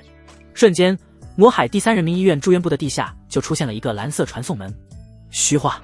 江凡走出传送门，在感知的100米范围内，魔海第3人民医院居然一个人影都没有。江凡皱眉，暗暗警惕了起来。他站在地下，用感知仔细地检查了一番，还是没有看到任何异常。停车场停满了车辆，如今全部被藤蔓覆盖。住院部大厅中，一堆的床和医疗器械垒到了2-3米高，仿佛在阻拦什么东西进入。现在却无人看守，全部长满了藤蔓，藤蔓之间散落着无数碎骨，也不知道是人类的还是动物的。藤蔓甚至长到了2楼，3楼以上就正常了许多，明显有幸存者生活过的痕迹。烤黑的墙壁，乱七八糟的铺盖，一地的烟头和食物包装袋，到处都是血迹，各种杂物扔了一地，显然当时发生了某种灾难，幸存者都跑完了。奇怪，江凡纳闷，为什么都离开了？他们到底见到了什么？江凡突然反应过来，不对，有异常。住院部12层不仅没有活人，竟然连一个活物都没有。江凡顿觉毛骨悚然。其他地方现在都是昆虫、蚂蚁、蟑螂、猫狗的天下，这里却什么都没有。在江凡的感知中，整个住院部死一般的安静，只有植物，没有一个动物。不对，这里绝对有古怪。江凡二话不说，打开传送门就走。他可没有一丝探究的想法。在这种时代，好奇心就是最大的危险。第3人民医院依然安静无比，只有风吹动树叶的沙沙声。江凡进入亚空间才松了口气，他又找到最近的一家小型私人医院传送了过去。这个医院就正常了很多，10几个幸存者躲在医院的最高层，似乎在分食一只动物。江凡仔细一看，差点把早饭吐出来。操，居然是一只半米长的蛆。江凡看得直恶心，也懒得搭理这群人，直接去了药房。他升到地面，第一时间就踢死一只比猫还大的老鼠。药房乱七八糟，显然已经被幸存者掠夺过。药房的冷藏柜玻璃碎了，需要冷藏的药物全部失效。不过幸存者能拿走的药物非常有限。江凡把所有包装完好的药物全部拿走，也不管是什么药，反正有理清权，知道各种药物的作用。江凡又到库房把成箱成箱的医疗器械拿走，比如一次性注射器、手术刀片之类。下一个目标，盛世家具广场和旁边的五金市场。张子霖表情凝重地看向窗外，刚才财富中心那边开了多少枪？杨家伟道，至少50枪。张子霖皱眉，看样子就是那个偷抢贼了。警察身上不可能带那么多子弹，就算有，也不舍得这么浪费。枪声很规律，像是无压力打靶，似乎在练枪。如果是警察，肯定不可能在这种时期练枪，那就只能是那个偷抢贼。幸存者们都起床了，只有刘刚峰还躺在地上，他没熬过去，死了。一夜过去，尸体已经腐臭不堪，没人愿意靠近。张子霖用酒店的床单裹着刘刚峰的尸体下楼，在酒店外就近找了块土地，把他埋了下去，最后插一个木棍在坟上，上面刻着平海路警局2级警员刘刚峰，警号 XXXXXX。 张子霖沉默地看着木棍，沉默了好一会才郑重地道，刘刚峰，如果我明年的今天还活着，一定会回来看你。张子霖起身，立正缓缓敬了个礼，然后就干脆利索地转身离去。张子霖回到大厅，所有人都收拾好了行装，每个人都学会用绳子把裤脚和手腕全部扎紧，防止虫子钻进去。学不会的人已经死光。张子霖珍惜地抚摸了一下手枪，只剩4颗子弹，他根本不舍得用。如果抓住那个偷枪贼，就有足够的子弹了，大家也不会损失那么大。张子霖拎起消防斧，沉声道，出发吧，还是我开路。他当先离开，疲惫的幸存者们行尸走肉般的跟上。江凡心满意足地走出家具广场，从地下来到五金市场。他打开感知，四周一切正常，这里没有幸存者是正常的。附近没有食物，根本活不下去。咦，压路机！江凡惊喜，他没想到在这里能遇到这种好东西。别的车不能开，压路机可以啊！管你什么草，铁轱辘压过去，全给你碾碎压平。江凡兴致勃勃地行到压路机下方，把压路机收进随身空间，然后他才上到地面，向五金市场走去。上到角磨机、电钻、电机、水泵，下到钳子、扳手、锤子、灯泡以及各种型号的管材、铝合金、不锈钢、油漆、防水布。江凡不管3七21，统统收进随身空间。有了这些东西之后，短时间不用愁基本工具了。之后他又去了附近一家公立3甲医院——魔海第2妇幼保健院。之前那家小型私人医院的药物和器械还是有点少。江凡站在门诊大楼的天台上，用感知观察，幸存者都聚集在门诊大楼的最高3层，按照亲疏关系住在不同的科室办公室中，没有异能者。江凡确认基本安全，才从天台走下楼去，打算近距离观察这里的幸存者，以此来判断外界的情况。一些幸存者看到了江凡，对陌生人露出警惕的表情，捂紧了怀里的食物。更多幸存者根本不在乎，他们只是饥渴难耐地躺在地上，眼神有气无力，基本已经是等死状态。从头到尾也没人阻拦江凡。一些办公室中只有几具尸体，也没人处理。苍蝇乱飞，蛆在蠕动，恶臭扑鼻。但是旁边房间的幸存者根本不在乎，似乎已经习惯了江凡捂住口鼻，快步通过。这个医院大约没有领头的，所以才没人组织防御外敌。女人极少，80%的幸存者都是男人，漂亮女人更少了，说明秩序已经崩溃。江凡前往药房，这里同样遭到了洗劫，不过剩余的药物依然很多，种类也比私立医院丰富得多。江凡搜刮了需要的物资之后，又去了附近的警局、消防队和一所中学。警局和消防队人去楼空，中学倒是有很多幸存者，也有2名异能者，只不过这里的女学生同样几乎死光，剩下的大都是男学生。江凡跑了7、8个地方，也没找到有官方组织的迹象。难道官方无法控制局势了？江凡皱眉，按理说不应该啊，以现代社会的科技水平，就算灾难突然降临措手不及，让他们难以控制全局，但是保住一些关键部位还是有很大希望的。为什么一点反应都没有？权贵都跑哪去了？江凡想不通，只能划开蓝色薄膜，回到了财富中心 C 座的天台。白眼抬头看了一眼，发现是江凡，就屁颠屁颠摇着尾巴过来。江凡为了他点肉，然后就这么一边摸着狗头，一边默默地远眺魔海市。头顶是火热的太阳，脚下是无边无际的红雾，一栋栋高楼从红雾中探出头来，如同云海中的稀疏树林。被除草剂重伤的松树再次焕发了青春，一个长得比一个高。唐雪柔看到江凡回来，欣喜地依偎过来，靠在他身边。就在这时，一声巨响从红雾中传来，砰！枪声。江凡表情瞬间严肃起来，看向枪声的方向。唐雪柔吓了一跳，财富中心谁还有枪？江凡拍拍他的手，你带着白眼回家，我去看看。江凡身体迅速沉入地板，向枪声方向冲去。张子霖带着众人走了没多远，杨家伟就小跑过来警告道：停下，前面有动静，似乎是人。噗嗤，张子霖一斧头砍死一只老鼠，皱眉道：幸存者，你们在这里后面，我去看看。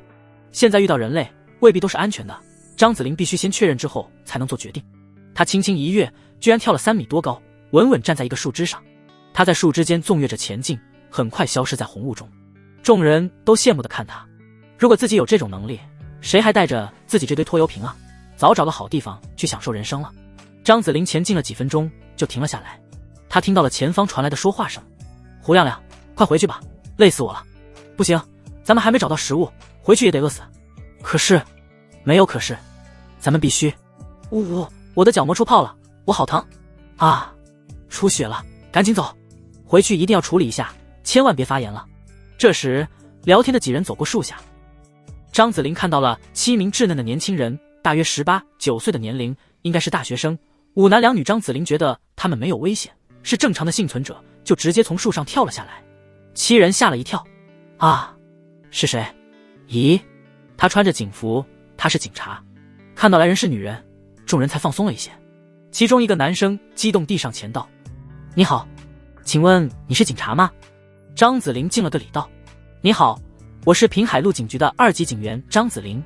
真是警察？男生激动坏了，我叫胡亮亮，我们是魔海影视学院的学生，求求你救救我们吧。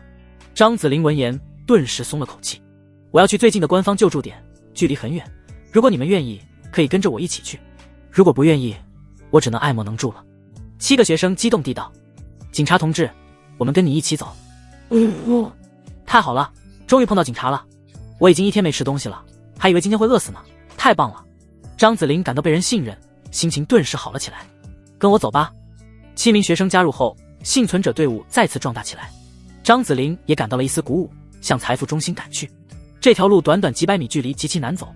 张子霖足足跋涉了1个多小时，才硬生生的在密林中看出一条路来。这也就是他获得了异能，换个普通人早就累得不能动弹了。所有人都累得气喘吁吁，终于来到了财富中心小区的正门。张子霖看着面前的财富中心，正想进入时，一只巨大兔子从草丛里跳了出来。疲惫不堪的幸存者们瞬间就兴奋起来。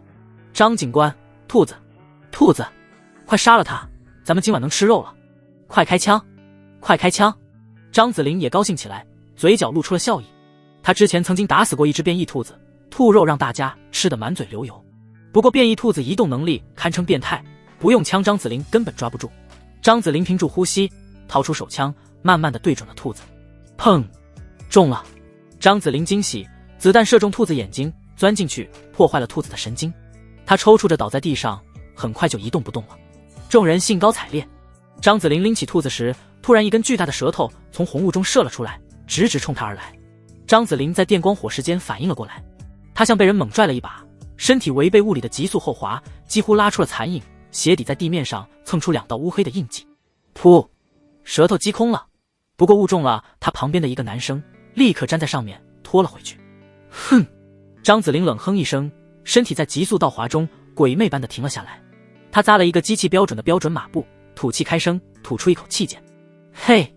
张子霖全身毛发瞬间炸开，如受惊的猫一样，脚底猛地发力，身体像炮弹一样冲向舌头，频频一拳打出，轰！粗大的舌头竟然被打得侧飞出去，舌头再也抓不住男生，男生被甩得倒飞出去，撞在墙壁上，当场没了动静。变异青蛙同巨石一般从天而降，重重落在地上。轰！他的身躯大小跟公交车差不多，在视野不到5米的红雾中，幸存者们只能看清他的头，后面的身体全部隐藏在红雾中，这就更加吓人了。呱呱！他洪亮地叫了2声，声如惊雷。幸存者们吓得屁滚尿流。卧槽，这什么玩意？这特么的是青蛙？青蛙都能长这么大了吗？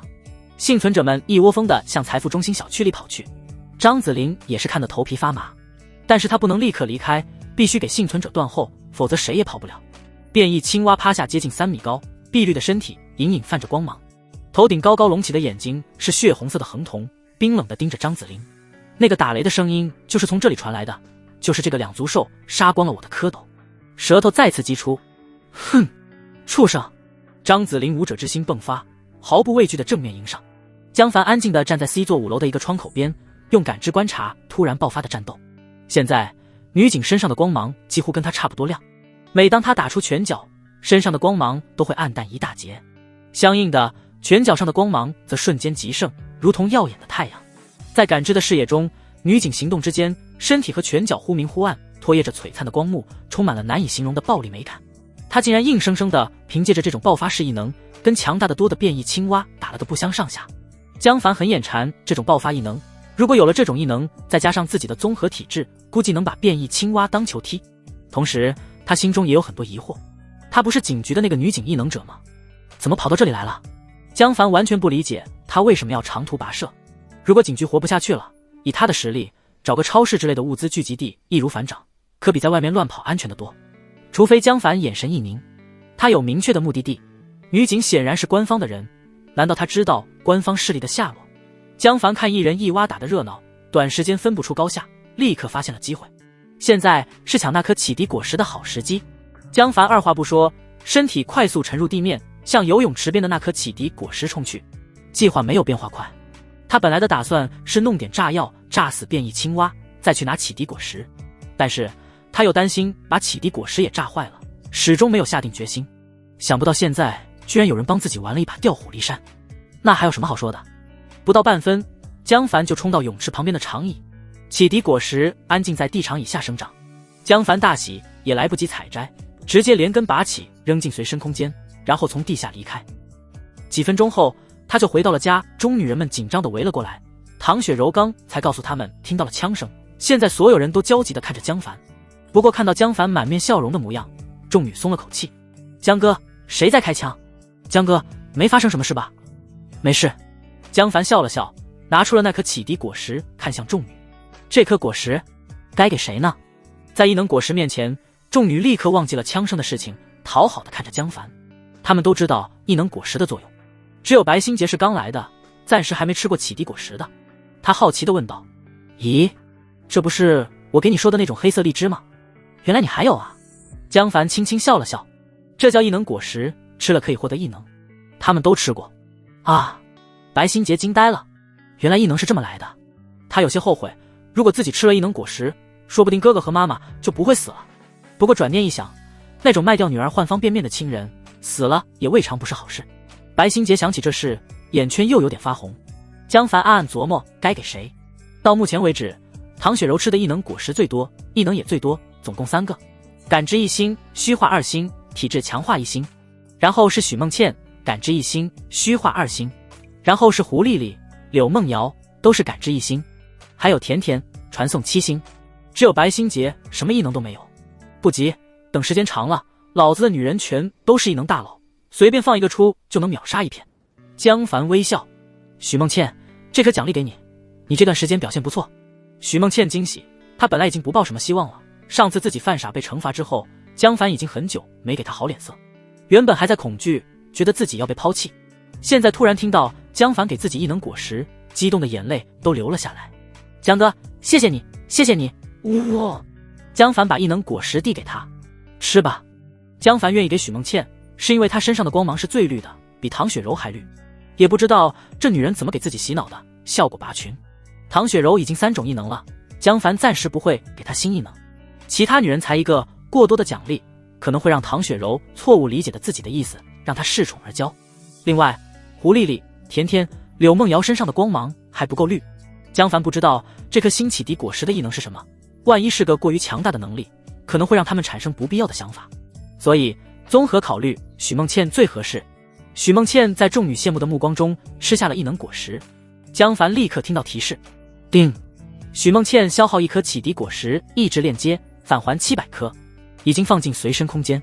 启迪果实意志链接1星，食用后可以获得意志链接能力，重复食用同种果实有几率提高星级。意志链接，这是什么异能？江凡自己也拿出1颗吃了下去，白心杰看得更懵了，怎么还有？异能果实那么不值钱吗？意志链接1星，你可以跟视野内的生物建立意志链接，在意识中进行沟通，距离10米，同时存在的意志链接上限1，意志加1。叮！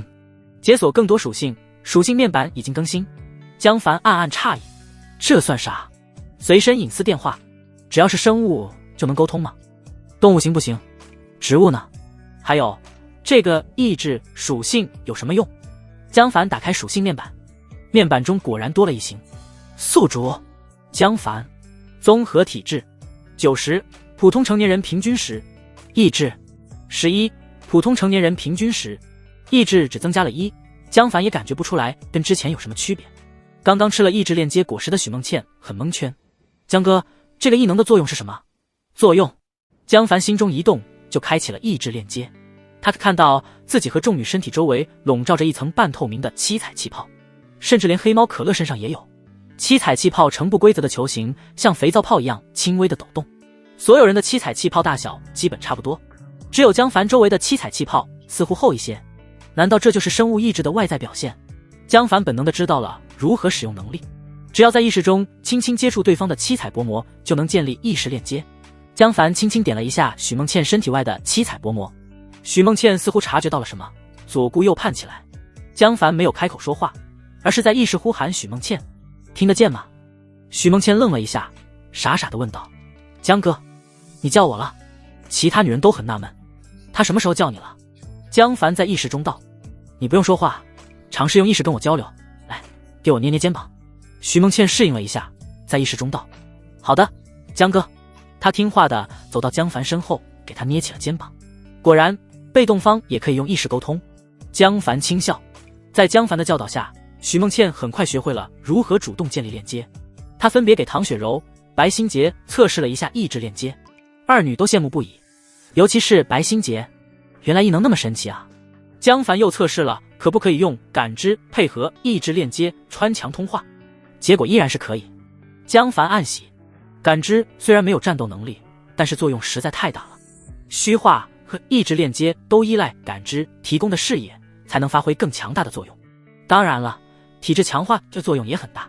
意志链接对体力的消耗大得惊人，许梦倩只能坚持几分钟。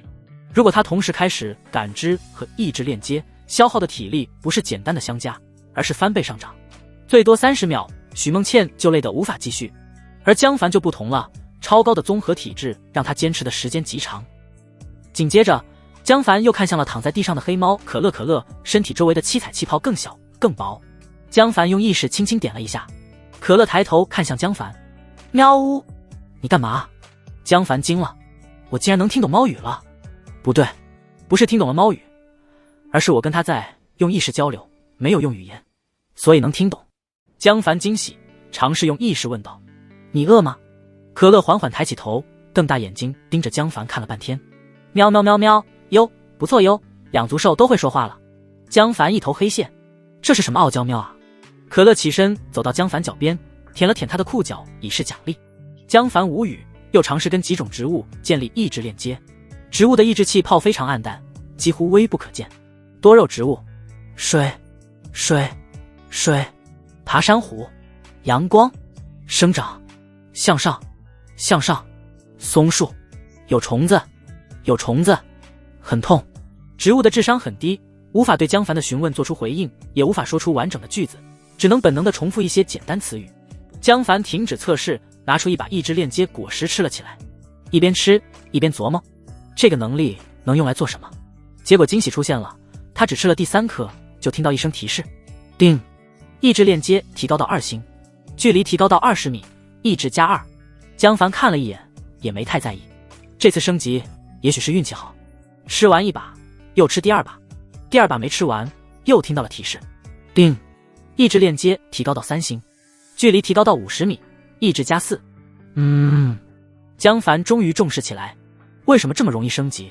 这才吃10来颗就升到了3星，之前吃感知果实的时候，吃了上百颗才升到3星。难道我的体质比较适合意志链接果实？江凡二话不说，又拿出一把吃了起来，叮，意志链接提高到3星，叮，意志链接提高到4星。一旁的白心洁都看傻了，江凡怎么那么多异能果实？如果他有那么多，之前为什么要问我买那颗异能果实的位置？这东西对他根本不值钱啊！难道纯粹是为了帮助我，只是随便找个借口让我心里容易接受？白心洁轻轻咬住红唇，看向江凡的眼神都温柔起来。江凡没有注意到白心洁身上的绿色越发浓厚了，他正惊喜地看着提示，叮，意志链接提高到6星，意志链接6星，你可以跟视野内的生物建立意志链接，在意识中进行沟通，距离50千米，同时存在的意志链接上限10，意志加15，50千米。江凡眼睛发光，也许我很快就能有第2个9星异能，可惜刚刚一口气吃到6星，实在是吃饱了，甚至闻到启迪果实就有点反胃，只能暂时停了下来。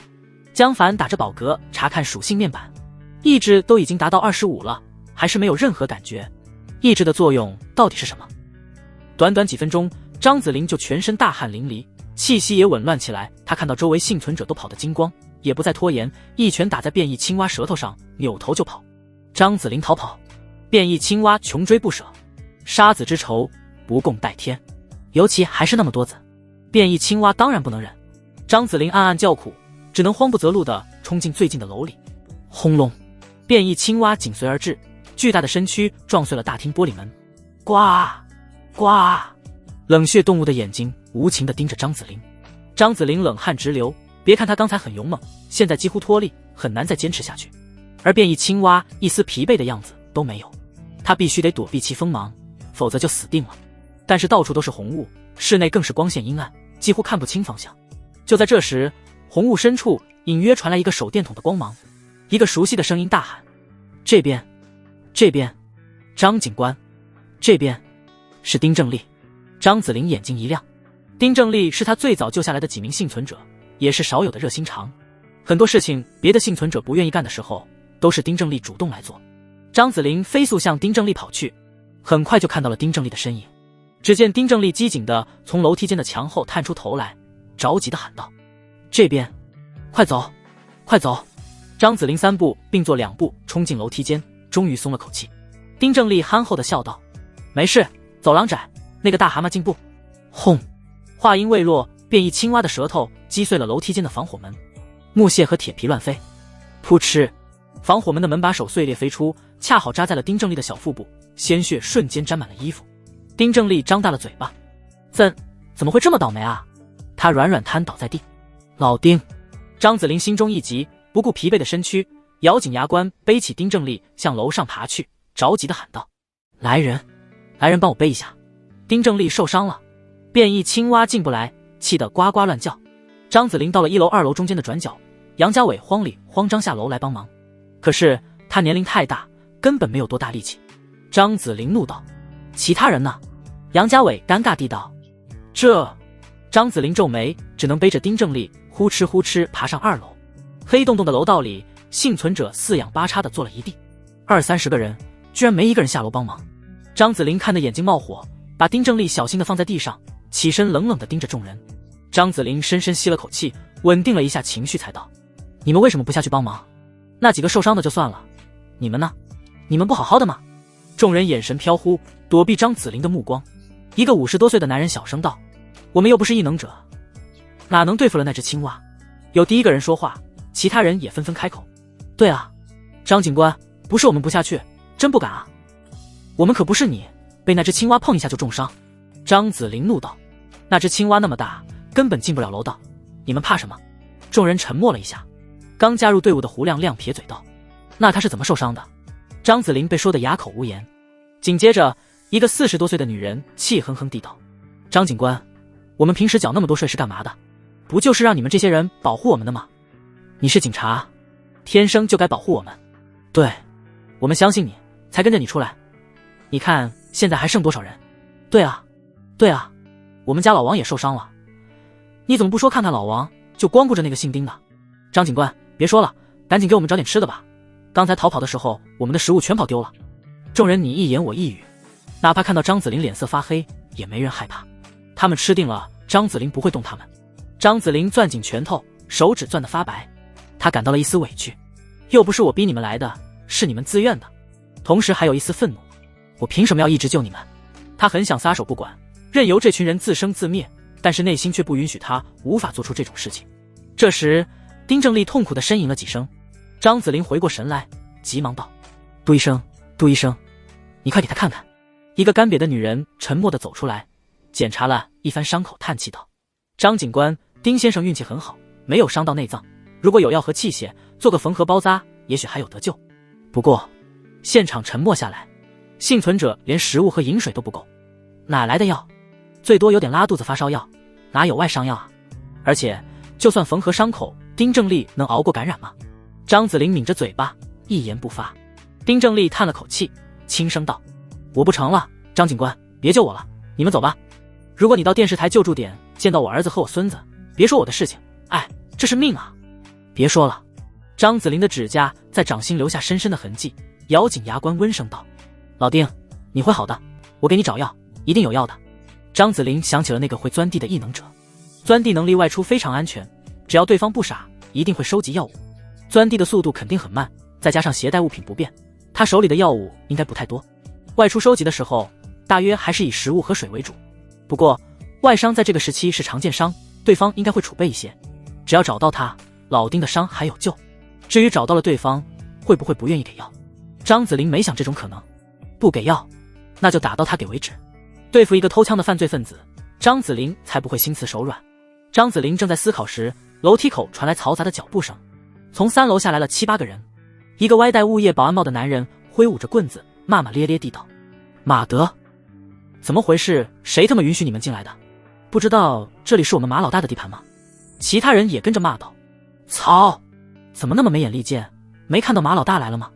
问你话呢，说话啊！你们谁是头？派个人出来说话！”幸存者们不约而同地看向张子霖。为首的黑瘦男子一见到张子霖就眼冒银光，伸手勾向张子霖的下巴。哟，还有个警花啊！你，啪！张子霖厌恶地拍掉男子的手，冷冷地道：“我警告你，你说话客气点。”黑瘦男子也不生气，猖狂地大笑起来。哈哈，这娘们还挺倔，倔点好，越倔越有味道。啊！张子霖忍无可忍，轻轻一脚踹在黑瘦男子小腹上。黑瘦男子没有防备，惨叫着坐倒在地上，许久才缓了过来，勃然大怒道：“马德，把这娘们给我抓起来！”其他人全杀了。其他人纷纷掏出匕首，狞笑地看着张子霖。张子霖眼神冷了下去，厌恶地道：“我最后警告你们一次，不要轻举妄动，否则后果自负。”几人哈哈大笑：“哟，还凶巴巴呢，后果自负，嘿嘿，一会让你叫我爸爸。”哈哈，说着，几人挥舞着匕首和西瓜刀，肆意狂笑。他们没有注意到，其他幸存者根本没有一丝害怕的表情，全都神情古怪，用怜悯的眼神看着他们。你们居然敢惹这位警官，真是自作孽不可活啊！张子霖忍无可忍，身影动了起来。啪啪啪！半分钟后，几人趴了一地，全部被打昏过去。张子霖打翻几人，连气都没喘一下，冷哼道：“杨家伟，你带人把他们捆起来，我去上面看看。”好。张子霖不知道这些人中有没有那个钻地异能者，看起来应该不像，就爬上楼去。21层以下一个人都没有。到了22层，红雾覆盖不到的位置依然没人。他来到最高2层，终于见到了一群群蓬头垢面的幸存者，所有人都被捆住手脚，一串串的拴在房间里，动弹不得。男人基本人人带伤，衣衫褴褛，女人很少，而且都集中在2个房间里。他们被扒得精光，浑身淤伤。张子霖脸色彻底变了，他哪里还不知道发生了什么？马老大那群人把其他人全抓起来当成了奴隶。女人少是因为都被虐待死了，自然就少。这段时间张子霖见了很多犯罪团伙，比这还凶残的也有不少，只不过这些团伙最多也就抓10几个人，现在眼前却有上百人之多。这么多人，张子霖还是第一次见，他的牙齿咬得咯咯响。渣子，该死！被捆住的幸存者们看到张子霖一身警服，顿时激动起来。国家来救我们了吗？警察同志，救救我！救救我！警察同志，快去抓马山石，别让他跑了！张子霖将众人救出后，很多人都激动地流下眼泪，尚存的亲人们拥抱在一起，痛哭流涕。被救出的女人搂着家人的头哭嚎。一些人身体过于虚弱，几乎站不起来；一些人因为长时间捆绑，肢体坏死，只能截肢。但是在现在这种情况下，哪有截肢的条件，只能等死。现场一片混乱。张子霖找了几个身体情况好的，把楼下的幸存者喊了上来。张子霖带来的幸存者们这段时间都困在低矮的建筑中，他们第一次来到高层，站到了红雾之上。他们痴迷地看着一览无余的天空，只觉心胸开阔，往日平常的场景现在都让人沉醉其中。楼里的幸存者看到马山10几人，再也控制不住情绪，拳打脚踢起来。马德，我爹妈都是这几个混蛋打死的，你们没想到自己也有这一天吧？姓马的，我老婆你都赶上，我阉了你！姓金的，我们平时关系还不错，你们怎么这么对我？我家的食物被你们抢光，儿子饿死了，老子杀了你！你特娘的一个物业保安经理，居然把业主抓起来，还有没有王法？不一会，马山石等人就倒在了血泊中。张子霖默默地看着这一切，没有阻止，任由幸存者发泄自己的情绪。杨家伟瑟瑟发抖，轻声道：“领导，这是不是太过分了？”张子霖哪能不知道这是私刑，是不合法的，但又能怎么样？自己能控制这群愤怒的民众吗？不能。自己有审判、监禁马山石等人，给他们应得的法律制裁的条件吗？没有。张子霖叹道：“乱世用重典，杀人者偿命。”杨家伟讪讪陪笑。跟着张子霖来的幸存者们无不暗自庆幸，如果不是跟着张子霖这种强大而有正义感的异能者，自己等人的下场也不比眼前这群人好多少。幸存者发泄之后，很快就安静了下来。他们毕竟还是饥渴的，根本没有多少体力。刚才情绪激动，精力消耗严重，现在个个都萎靡地躺在地上。所有人都看着张子霖，指望他带领大伙活下去。张子霖头疼起来。张子霖倒是不愁吃喝，马山石那伙人肯定私藏了大量食物，足够应付几天。他只是头疼琐事繁多，分发食物，安置幸存者，尽量治疗轻病患者。这时，一对中年夫妻陪着笑走了过来。男人点头哈腰的自我介绍：“警官，我叫孙建明，是这个小区所在街道办的主任。这是我爱人李爱玲，街道办的工作人员。张子林松了口气，马上道：杨家伟，你和孙主任负责组织人手，把黑恶势力搜刮的物资拿出来，平均分给所有人。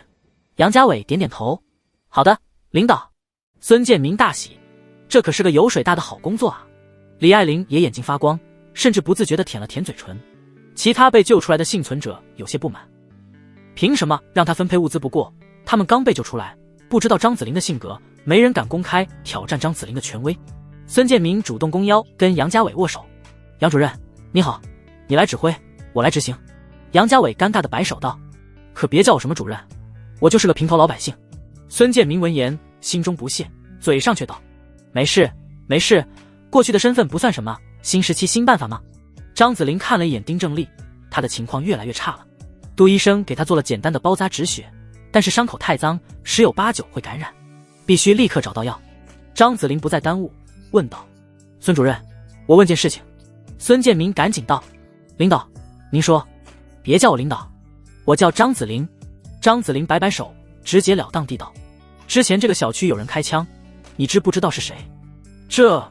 孙建明尴尬，我们一直被关着，确实不知道。张子林皱眉，又问，那你知道小区里谁的食物非常多？孙建明忙不迭地点头，这个倒是知道，我们小区有个很不像话的便利店员，他有很多吃的，还用食物换女人。哎，人心不古啊。孙建明说到此处，想起以前江凡在群里发的女孩照片，心里嫉妒的不得了。李爱玲添油加醋地道，对，那个家伙骗了几个不三不四的女人跟着他，一群贱女人天天都吃肉吃米饭，吃不完就扔，要遭天谴的。其他幸存者也纷纷跟着道，对对对，包吃包住，吃的可好了。什么包吃包住，不就是江凡吗？那个臭小子以前就是咱们小区的便利店员，1个月就3000块工资，现在反而让他抖起来了。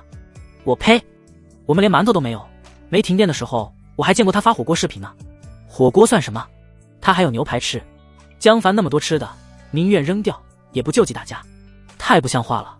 现在是灾难时期，食物是属于所有幸存者的，凭什么他都给吃完了？铺张浪费就是犯罪。众人把江凡骂了一通，张子林无视了众人的嫉妒，从大家的七嘴八舌中分析出有用的情报。牛排、火锅，用食物换女人，吃不完就扔，这家伙一看就不缺食物。在这个时代，谁还能不缺食物？除了那个能钻地的异能者，还能有谁？他能钻地，可以外出寻找食物，别人都不敢行动的时候，他肯定从附近的超市搬了一堆食物，所以才敢这么浪费。李爱玲的手机还有电，就开机给张子林看群里的历史消息。张子林看到了包吃包住发的消息，还有丰盛食物和漂亮女人的照片，心中更加笃定，就是他，江凡就是那个钻地异能者。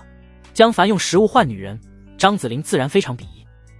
但是他注意到照片里的女人都脸色红润，容光焕发，显然没被虐待。张子林心中敌意大减，就凭这一点，这个叫江凡现在已经算得上好人了。江凡应该本性不坏，只是突然获得的能力让他迷失了自我，我得挽救他，我一定能感化他加入我的队伍，他能帮我救出更多幸存者，前往电视台救助点。张子林站起身来，杜医生，我去找江凡要点药和器械，你给我开个清单。啊，杜医生愣了，他有吗？孙建明憋着坏道，就算江凡有，也不一定愿意给咱们，他可不是个好东西。张子林听出了孙建明的恶意攻讦，心中不喜，不过没有表现出来。放心，杜医生你开药吧，我说给他必须得给。杜医生听出张子林准备动用武力，就放下心来。这位张警官的强大，他们这些一直跟着队伍的老人再清楚不过了。就算刚才那个大的离谱的青蛙，张子林都能打得有来有回，一个便利店员算什么？杜医生高兴地道，我给你多开几种药，如果一种没有，可以用其他的替换，老丁这些伤者活下来的希望才更大点。好，张子林点头。孙建明谄媚的陪笑，张警官，要不先吃了饭再去？张子林自信的摆手，不用了，我去就来，几分钟的事罢了，把药拿回来再吃饭。杨家伟担心地道，那只大青蛙可能还在下面等着你，要不等等再去。张子林随意地道，不碍事，我有办法。说完，他抬脚向楼上走去。去楼上干嘛？众人好奇，有几个好事的跟了上去。江凡站在20楼一个房间的窗边，找到了变异青蛙的位置。在感知视野中，他趴在 B 座1楼大厅外，一步也不肯离开，似乎还在蹲那个女警。江凡快笑喷了，这女警真是帮自己背了一手好锅啊！精神链接。江凡看到变异青蛙的七彩抑制气泡，跟变异青蛙强悍的外表不同，它的抑制气泡甚至比黑猫可乐还要弱了一些，比植物好不到哪去。看起来抑制强度跟身体强度、异能强度无关。江凡轻轻接触了一下，精神链接建立了。变异青蛙似乎在自言自语：“报仇，报仇，报仇。”江凡问道：“你要找谁报仇？”变异青蛙太笨，甚至没有察觉到有其他人在问他，本能地回答道：“那只母两足兽，报仇，吃掉。”找不到了。江凡提点道：“母两足兽在上面，一定会下来，你在这里等着就行。”变异青蛙重复道：“母两足兽会下来，等着，报仇，等着，报仇，搞定。”江凡笑眯眯中断了意志链接。至于那位女警，您就在楼上憋着卧槽，这是要干嘛？江凡震惊地看到张子霖走到天台边缘，突然全身光芒大作。几秒钟后，他身上的光芒快速收敛，全部灌注到他的双腿上，健美修长的双腿散发着太阳般的璀璨光芒。恐怖的力量猛地爆发出来，护栏水泥片片皲裂。轰！女警像一颗炮弹一样悍然跳过了 B 座和 C 座之间的几十米距离。卧槽！江凡惊呆了，这特马还是人？女警的身体划过一条完美的抛物线，从 B 座33楼楼顶起跳，精准地落入了 C 座20层的一个窗口中。而这个房间恰好就是江凡所在的房间。哗啦！张子霖撞碎无数玻璃碎片冲了进来，落地一个翻滚卸掉力量。他长长出了口气，这么大的爆发力对他的身体也是极大的消耗。他起身一看，顿时吓了一跳，面前居然站着个人，正是刚才在群里见到的包吃包住江凡。他怎么知道自己会跳到这里来的？张子霖无法理解。江凡本来也吓了一跳，难道这女警也有远程感知异能者的能力？否则为什么直接找到了自己？这是20楼，在红雾下面，他看不到才对。不过江凡看到张子霖的惊愕表情之后，才明白过来，这次纯粹是意外。张子霖本来就是跳到这个房间，只是恰好自己在这里。在感知视野中，张子霖身上散发着红黄参半的光芒。张子霖，年龄27，品质9分，英姿飒爽，妇德10分，未经人事，综合评分9分，定，符合系统要求。江凡心中却警铃大作，根本无暇多想。这个女警可以跟变异青蛙大打出手，非常危险。她身上的红光是冲我来的吗？还是她本身就是这种性格，对任何人都带着敌意？江凡正琢磨要不要装傻时，张子霖开口说话了：“你是江凡吧？我就是来找你的。”他就是冲我来的。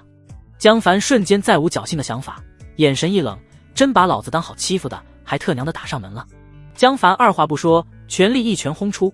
在张子霖眼中，江凡的拳头如同惊雷般爆响，并快速变大。他的身体怎么这么强？张子霖震惊，不敢硬扛，身体微微后撤半步。江凡的拳头从他面前几公分处扫过，带起了几缕发丝。这一拳就让张子霖看出了江凡的本质。没有练过的普通人，估计是获得了某种异能体质才变得如此强大。只有力量，没有技巧，不足为惧。哼！张子霖一脚从下到上撩出，江凡跟之前一样感知到了这一脚，意识也反应了过来，但是身体跟不上，他只能尽力躲避，然后收紧腹部肌肉，硬扛一脚。砰！江凡被踢飞了，但是并不疼。他有些奇怪，这个张子霖似乎没有杀意，并没爆发出跟变异青蛙战斗时的那种爆发力。江凡身体还在半空倒飞时，张子霖就如影随形地跟上，又是一记冲拳。江凡无奈，只能架起双手，再次硬扛。砰！张子霖的礼不饶人，紧跟着就是3拳2脚，砰砰砰砰砰。江凡像沙包一样加速倒飞向墙壁死角。抓到你了！张子霖冷笑，身体像游蛇一样在地面快速滑行，贴身紧跟，丝毫不给江凡喘息的时间。只要一顿揍把他打服了，以后就好相处啊嘞！张子霖眼睁睁地看着江凡像幻影一样穿过了墙壁，消失得无影无踪。穿墙，这就是他的钻地能力。张子霖无可奈何地站在墙壁面前，气得咬牙切齿。他知道江凡会钻地，所以才逼那么紧，生怕他逃跑。谁知道他钻地的速度那么快，就算自己能破墙，也是需要很长时间的。到时候江凡早不知道跑哪去了。这种速度，谁能抓住他？真是只臭老鼠！张子霖气得牙痒痒。突然，墙壁上诡异地伸出一只手，朝他扔了一个东西。震撼弹！张子霖表情凝固了。轰！巨大的音爆在张子霖面前不远处爆开。啊！张子霖惨叫着倒在地上，哪怕是他的强悍体质也扛不住这么近距离的震撼弹。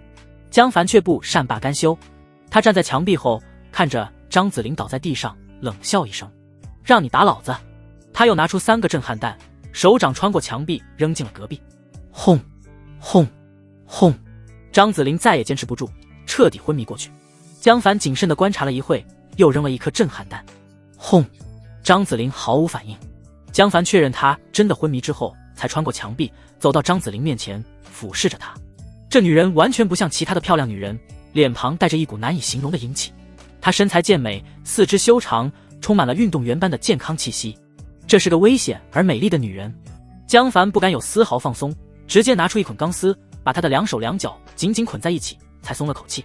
江凡不怀好意地看向张子霖：“你的能力到底是什么？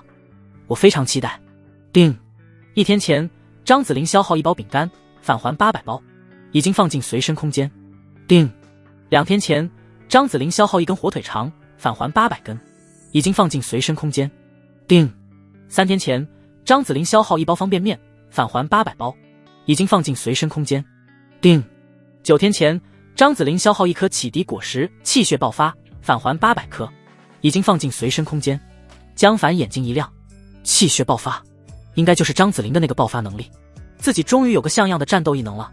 江凡立刻拿出1颗气血爆发果实吃了下去。气血爆发，3星，你消耗大量体力，短暂爆发气血，提高综合体质100%至500%，提高越多，消耗体力越多，综合体质提高5倍。江凡眼睛一亮，这个果实对于自己这种综合体质超高的人效果极佳。江凡心中一动，气血爆发，100%状态。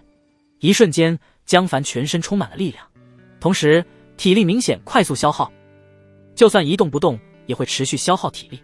这种状态我大约能坚持1小时。江凡感受了一下，打开属性面板，宿主江凡，综合体质90+90，普通成年人平均10，意志25，普通成年人平均10，180点综合体质。江凡猛地挥拳，轰！墙壁表面直接被打碎，里面的砖石也碎了一些，手指毫发无损。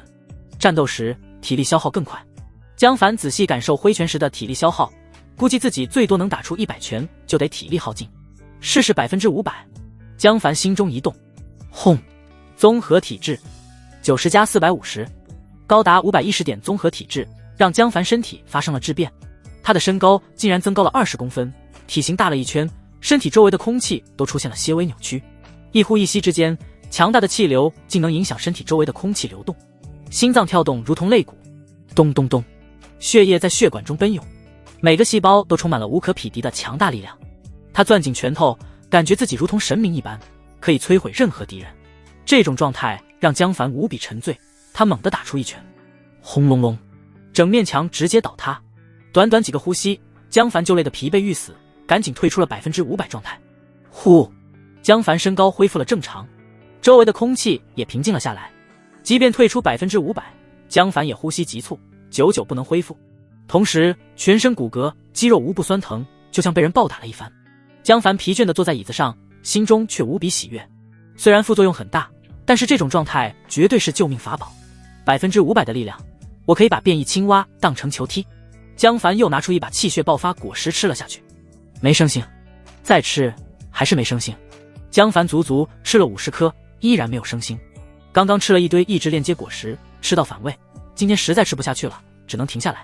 江凡琢磨起来，3颗意志链接果实就能生星，50颗气血爆发果实却没生星，吃体质强化果实生星也很慢，这肯定跟体质适应度有关。我的体质大约适合意志类果实，对体质类果实不太兼容。关于气血爆发能力，江凡还有很多细节技巧要练习。张子霖发力时短促爆发，然后立刻结束的技巧，就能极大延长作战时间，节约体力。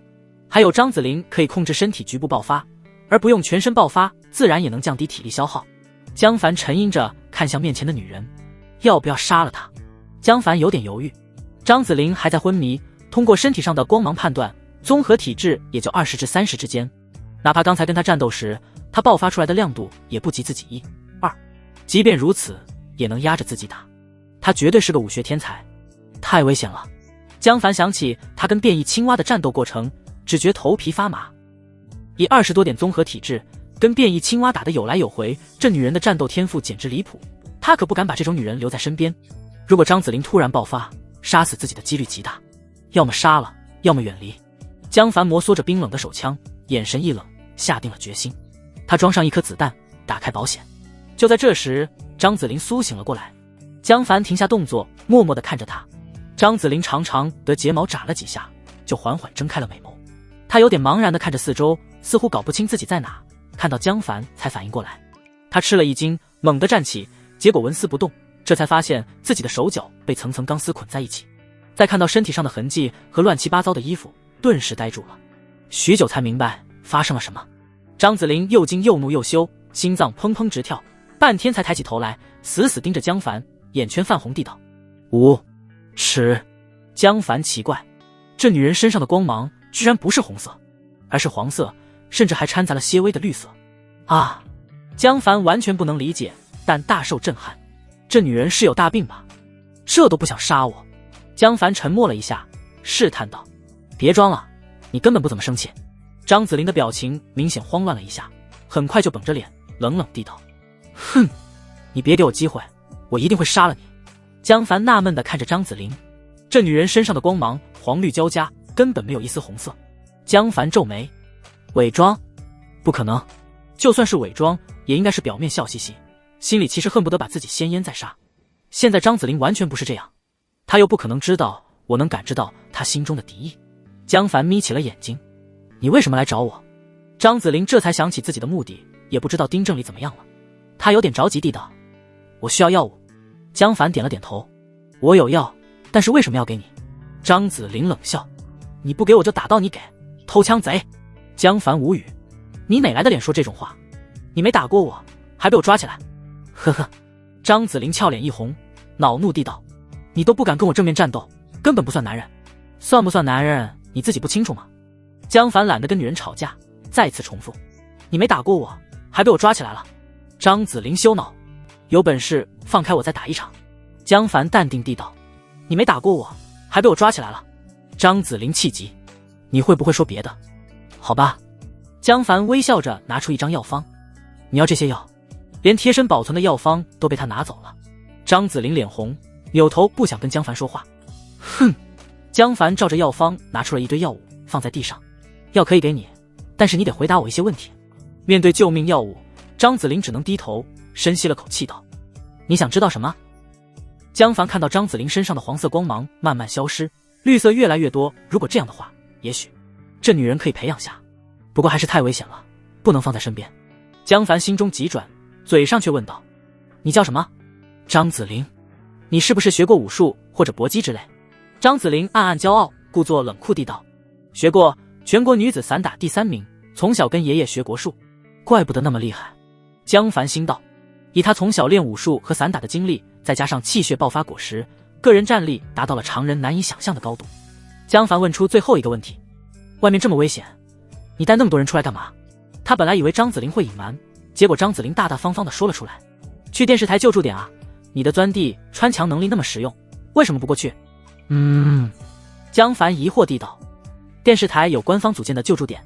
张子霖一脸的疑惑：对啊，你不知道吗？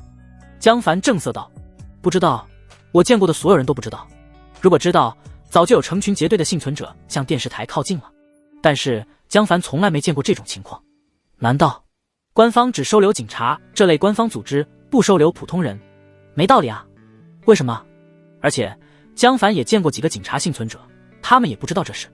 难道只收留警察异能者？这又是为什么？有意思。江凡眼睛眯了起来。电视台救助点距离财富中心并不太远，我倒要看看你们在玩什么。张子霖非常迷惑。啊，这是为什么？为什么通知我却不通知你？江凡看向张子霖，你现在还想去电视台救助点吗？张子霖闻言不由攥紧拳头，恼怒地道：当然，我要把这批幸存者全部送到电视台救助点，除非你杀了我，我绝不会留在这里的。我特娘的也不想留你，太危险了。江凡淡定的点头。好。张子霖愣住了，你愿意放我走？江凡心中一动，亚空间锚点，一个无形无味的亚空间锚点固定在张子霖身上，这样只要张子霖到了电视台救助点内部，他就能无声无息地传进去。江凡本能地感到电视台救助点有古怪，自己贸然前往，十有八九得不了好。其中最关键问题是，自己不知道救助点的真正位置在哪，电视台很可能只是个表面上的幌子，很可能自己一传送到电视台就被人盯上了。这个年代监控手段防不胜防，自己有感知，其他异能者说不定有什么神秘的手段，所以不如让张子霖这种收到消息的内部人去探探路，自己只要盯着张子霖就行。如果张子霖被人阴死了，江凡也不心痛，反正气血爆发果实已经到手，张子霖的价值不大，只是个漂亮女人而已，到处都是。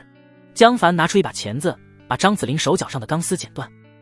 张子霖立刻跳了起来，疑惑地看着江凡：“你不怕我杀了你？”江凡轻笑，如果是获得气血爆发果实之前，他还真有点怕，现在他也有了气血爆发，就不怕了。正面作战，张子霖已经完全不是自己的对手，江凡只是不敢把他留在身边，怕他偷袭而已。只要把他扔得远远的，那就没啥危险了，还能帮自己去电视台趟雷，何乐而不为？江凡自信地道：“我能抓你一次，就能抓你第二次。”江凡的气魄让张子霖心中一震，他很想反驳，但是自己确实被抓了。张子霖深深看了江凡一眼，故意冷着脸道：“总有一天我会报复回来。”江凡嗤笑：“欢迎来送。”张子霖脸色铁青，然而江凡却看到他身上的绿光更加多了。呵，口是心非的女人。江凡大约明白了这个女人的心理。慕强，他从小练武，天赋又好，估计根本没有男人能打得过他，让他看不起那些弱鸡。直到被自己收拾了一番，才第一次感受到男人的力量。江凡走进墙壁，消失在张子霖面前。张子霖盯着墙壁，心中不知道在想什么。突然一只手穿过墙壁，扔过来一套女运动服。张子霖脸色一红，他身上的衣服都烂了，必须换新的。混蛋！张子霖咬了咬嘴唇，羞恼地换上运动服。衣服的大小居然非常合身，这让张子霖更加脸红。他恨不得把江凡揪过来揍一顿解气，可是根本找不到对方。LSP， 张子霖只能骂了一句：“快步上楼。”他在22层看到了一群幸存者躺在楼道里。这些幸存者虽然蓬头垢面，面黄肌瘦，但是显然没被任何人控制，也没有被虐待的痕迹。哼，那家伙还不错。张子霖心道，既然幸存者没有被控制，他也不会多事。现在那批幸存者已经达到了他的能力上限。他快步上楼。众人也看到了张子霖，心中羡慕嫉妒恨。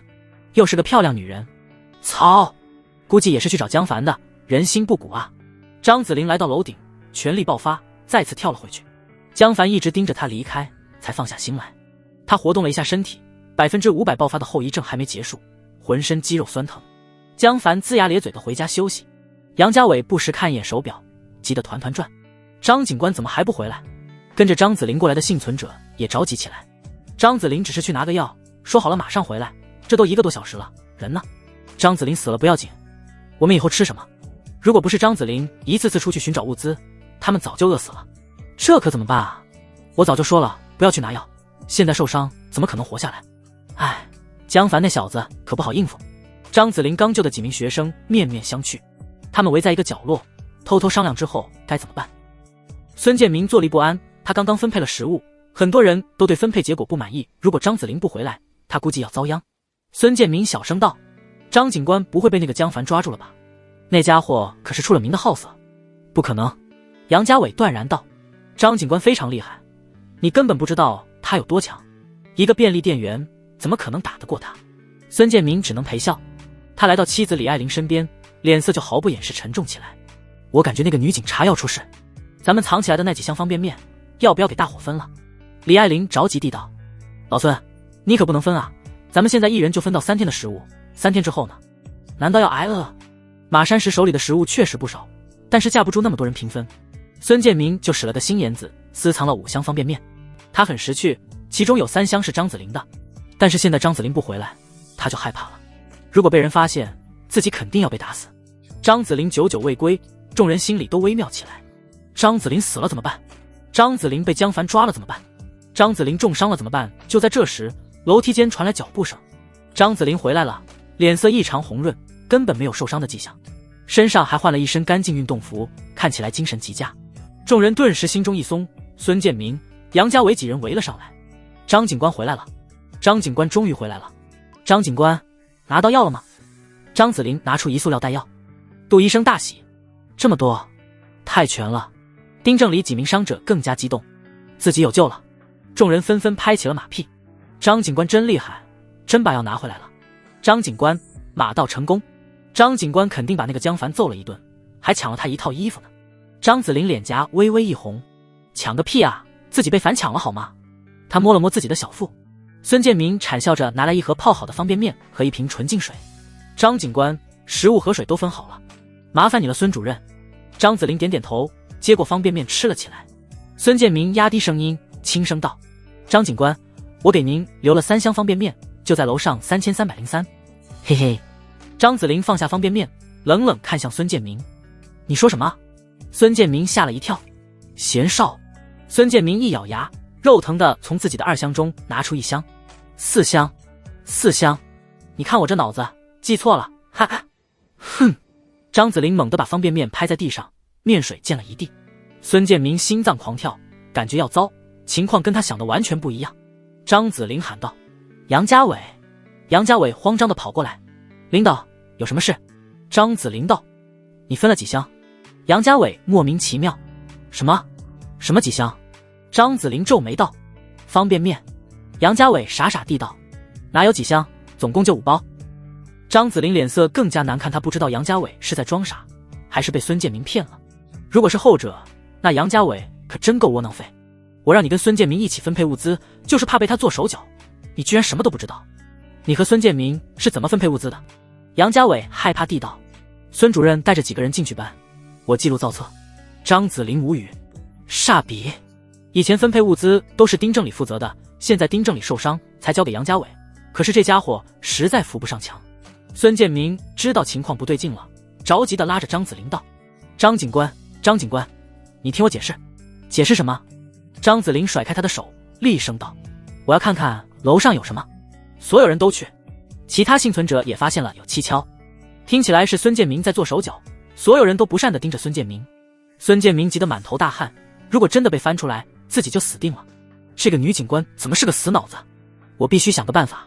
孙建民一咬牙，也变了个脸色，大声道：张警官，我也有个问题，那些物资都是马山市搜刮我们 B 座的物资，凭什么平均分给你们这些人？这是抢劫。我私留的物资也不是留给我自己的，是给 B 座所有人留的。不信你问他们。他朝那几个跟着自己进去搬运物资的人使眼色，这几个都是他的熟人，也分润了好处的。他们都很精明，立刻反应过来，跟着道：对，刚才孙主任说了，这些物资是留给 B 座幸存者的。孙主任可是个好人，你不能冤枉他。你们这些外来户凭什么分我们 B 座的物资？面对这种狡辩，张子霖都气笑了。孙建民毫不客气地反驳道：姓马的是黑社会，敢问张警官，你也是吗？你有什么资格抢劫我们的物资？这是我们 B 座所有人的物资啊！既然已经撕破脸皮，他只能摆出一副为民请愿的样子，咬牙硬挺。顿时幸存者们分成了2群，跟着张子霖来的幸存者生怕自己的物资被抢走，愤怒地道：如果不是张警官救你们，你们连饭都吃不上，还分配物资？分配个屁！马德，忘恩负义的王八蛋！B 座幸存者本来也在犹豫，搞不清孙建民到底在玩什么把戏，但是被那几个人一带，也站在了自己的立场上对骂。本来就是马山石抢我们的物资，你们凭什么分？谁让你们住在这里的？我们不欢迎你们，外来户都滚出去！财富中心不欢迎你们！张子霖沉默了下去。这种幸存者值得我拯救吗？今天连续几件事让他非常失落，自己坚持那么久，费那么大劲保护，到底是对的还是错的？有价值吗？孙建民看到张子霖的表情，心中不屑，嘴上情真意切地道：张警官，我这也是为了财富中心的居民负责啊！你们把食物都分了，然后走了，我们这些人怎么办？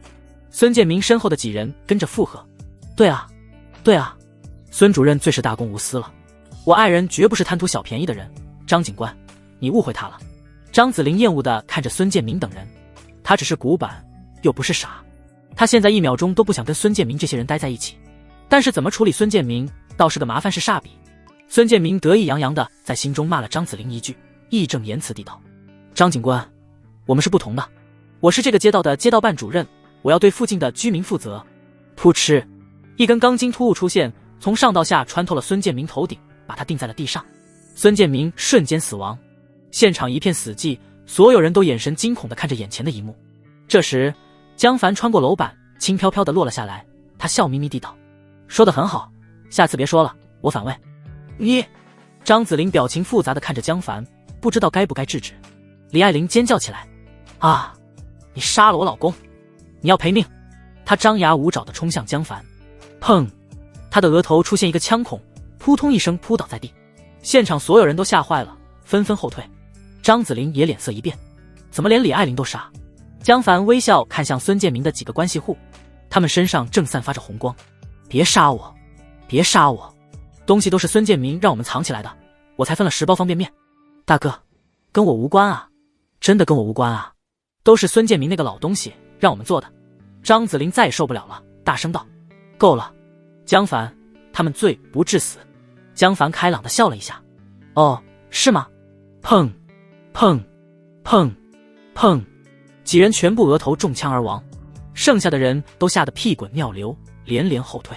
张子霖终于受不了江凡大开杀戒，愤怒地道：“你有什么权利剥夺他人生命？”江凡淡淡地道：“就凭我有枪，而他们没有。”张子霖争辩道：“你这是武力至上的危险思想，我们不能这么做，我们应该把他们抓起来审判。”审判？江凡嗤笑一声，冷冷地反问：“谁来审判？你，还是他们，还是谁？”张子霖当然回答不出来。江凡一字一顿地道：“在和平时期，法庭代表强权，所以法庭审判。现在我拥有最大的武力，所以我就拥有最终审判权。我说他对，他就对；我说他错，他就死。”你……张子霖心中隐隐觉得江凡说的有道理，但是难以接受，弱弱地反驳道：“巧言令色。”江凡也毫不客气地回敬一句：“榆木疙瘩。”张子霖愤怒，却没有动手抓江凡，因为那根本就是自取其辱。他低头看向几人的尸体，心中有些不足为外人道的暗爽。死得好！江凡看着这个傲娇拧巴的女人，身上的光芒又莫名其妙地绿了一些，心中非常鄙夷。就张子霖这种性格，到了救助点也是被人当枪使的命。这娘们不会被人坑死吧？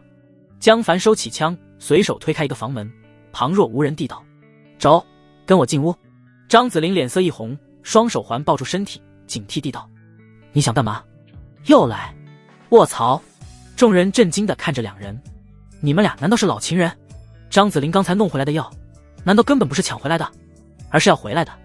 江凡的物资太多了吧，连药物都有，可是哪来的？B 座的幸存者们想起刚才江凡出现的方式，心中隐隐有所猜测，江凡应该会穿墙之类的异能，所以他才能积攒那么多物资。能活到现在的幸存者没一个是笨蛋，怪不得江凡有那么多食物，原来可以穿墙去搜刮。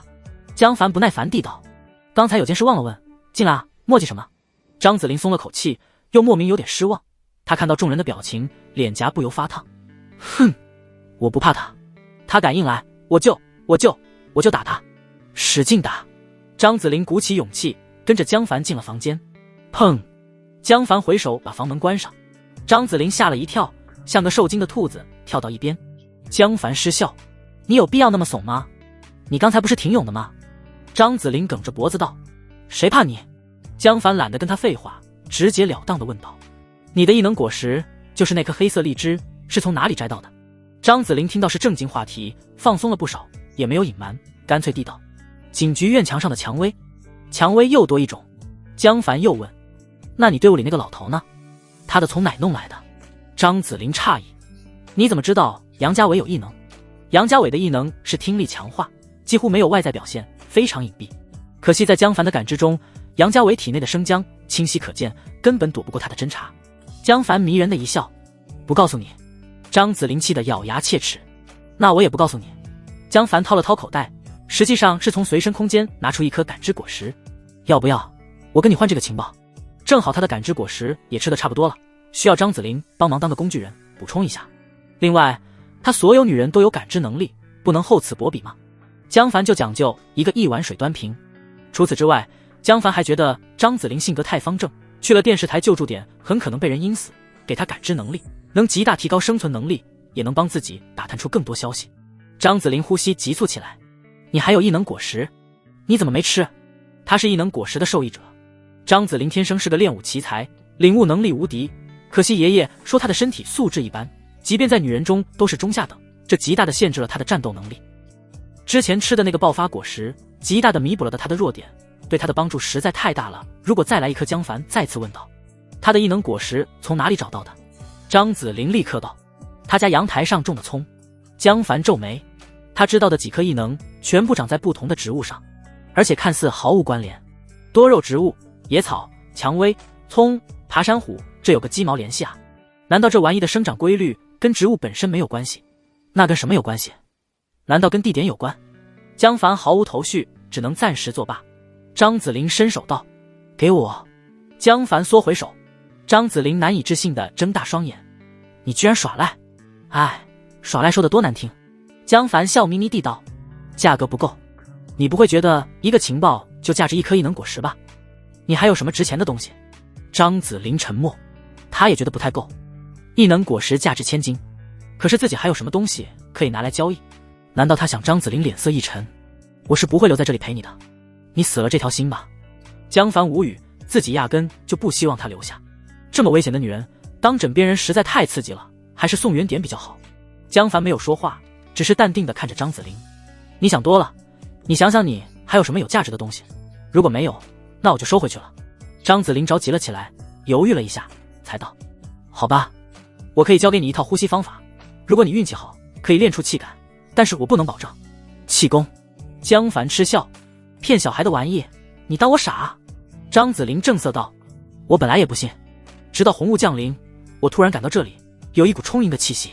这种呼吸法是爷爷教我的，我从小练到大，也没有感觉，只是入睡更快点。现在就不同了，我能感觉到这里在战斗时有明显的气流感。”张子霖指了指小腹。江凡瞳孔一缩，张子霖指的位置就是生姜所在，他又没有感知能力，怎么精准找到生姜的位置？难道他没有说谎？他这算什么？丹田、内力，为什么跟红雾有关？红雾不是导致万物进化吗？怎么又跟气功这些神神叨叨的东西联系上了？难道是小说中的灵气复苏？灵气复苏为什么会导致动植物进化？可是为什么万物进化，人类却普遍没有进化？人类不是动物吗？还有启迪果实的异能，怎么看也跟灵气复苏关系不大。江凡胡思乱想着，全球进化的真正原因越来越神秘莫测了。这股气流能做到什么？他沉声问道。就像这样。张子霖身体站得笔直，完全没有发力，却鬼魅般的后移了1米多，就像被人猛拉了一把。这次距离近，江凡清晰地看到张子霖体内生姜有光芒涌出，冲向了全身，然后一闪而逝。江凡眯起了眼睛，他一直在好奇异能者体内的生姜是干嘛的，原本以为生姜跟异能有关，可是他使用异能的时候从来没发现生姜有什么动静。现在他终于见到了有人能调用生姜里面的能量了。就凭这一点，江凡也不能放弃这门呼吸法。好，呼吸法换这颗异能果实。张子霖问道：“这颗异能果实是什么作用？”江凡才不会对他说实话，坚定地摇头道：“我哪知道，我又没吃过。”张子霖也没多想，只觉自己问了句废话。好，那我教你这种呼吸方法。来，跟我做。首先，屏息凝神，用人话说就是保持安静，尽量降低心率，越低越好。然后，呼吸时努力想象身体周围有漂浮的气，吸收它。江凡问道：“气是什么？”张子霖摊手：“我哪知道，反正我爷爷是这么教我的。”江凡狐疑：“你现在不是练出来了吗？还不知道？你是不是在骗我？”张子霖冷哼一声：“就是不知道啊，我能使用这股气，但是并不知道它怎么来的。你就想象周围有气，然后吸收，也许就成了。反正你爱信不信。”江凡皱眉继续听，他也没什么办法证伪，只能暂时相信张子霖。张子霖身上的绿光让他没有产生太多怀疑。几分钟后，张子霖讲完了所有细节。江凡站在原地，慢慢调整自己的呼吸，进行第一次尝试。张子霖一边指导，一边骄傲地道：“你不用着急，我大约练了半年，才感到入睡速度明显加快。爷爷说我是100年不遇的奇才。”嘎！只见江凡的身体诡异地后退了一段距离，完全违背了物理常理。虽然距离很短，大约只有10公分，但是确实移动了。张子霖张大了嘴巴：“不可能，绝对不可能！”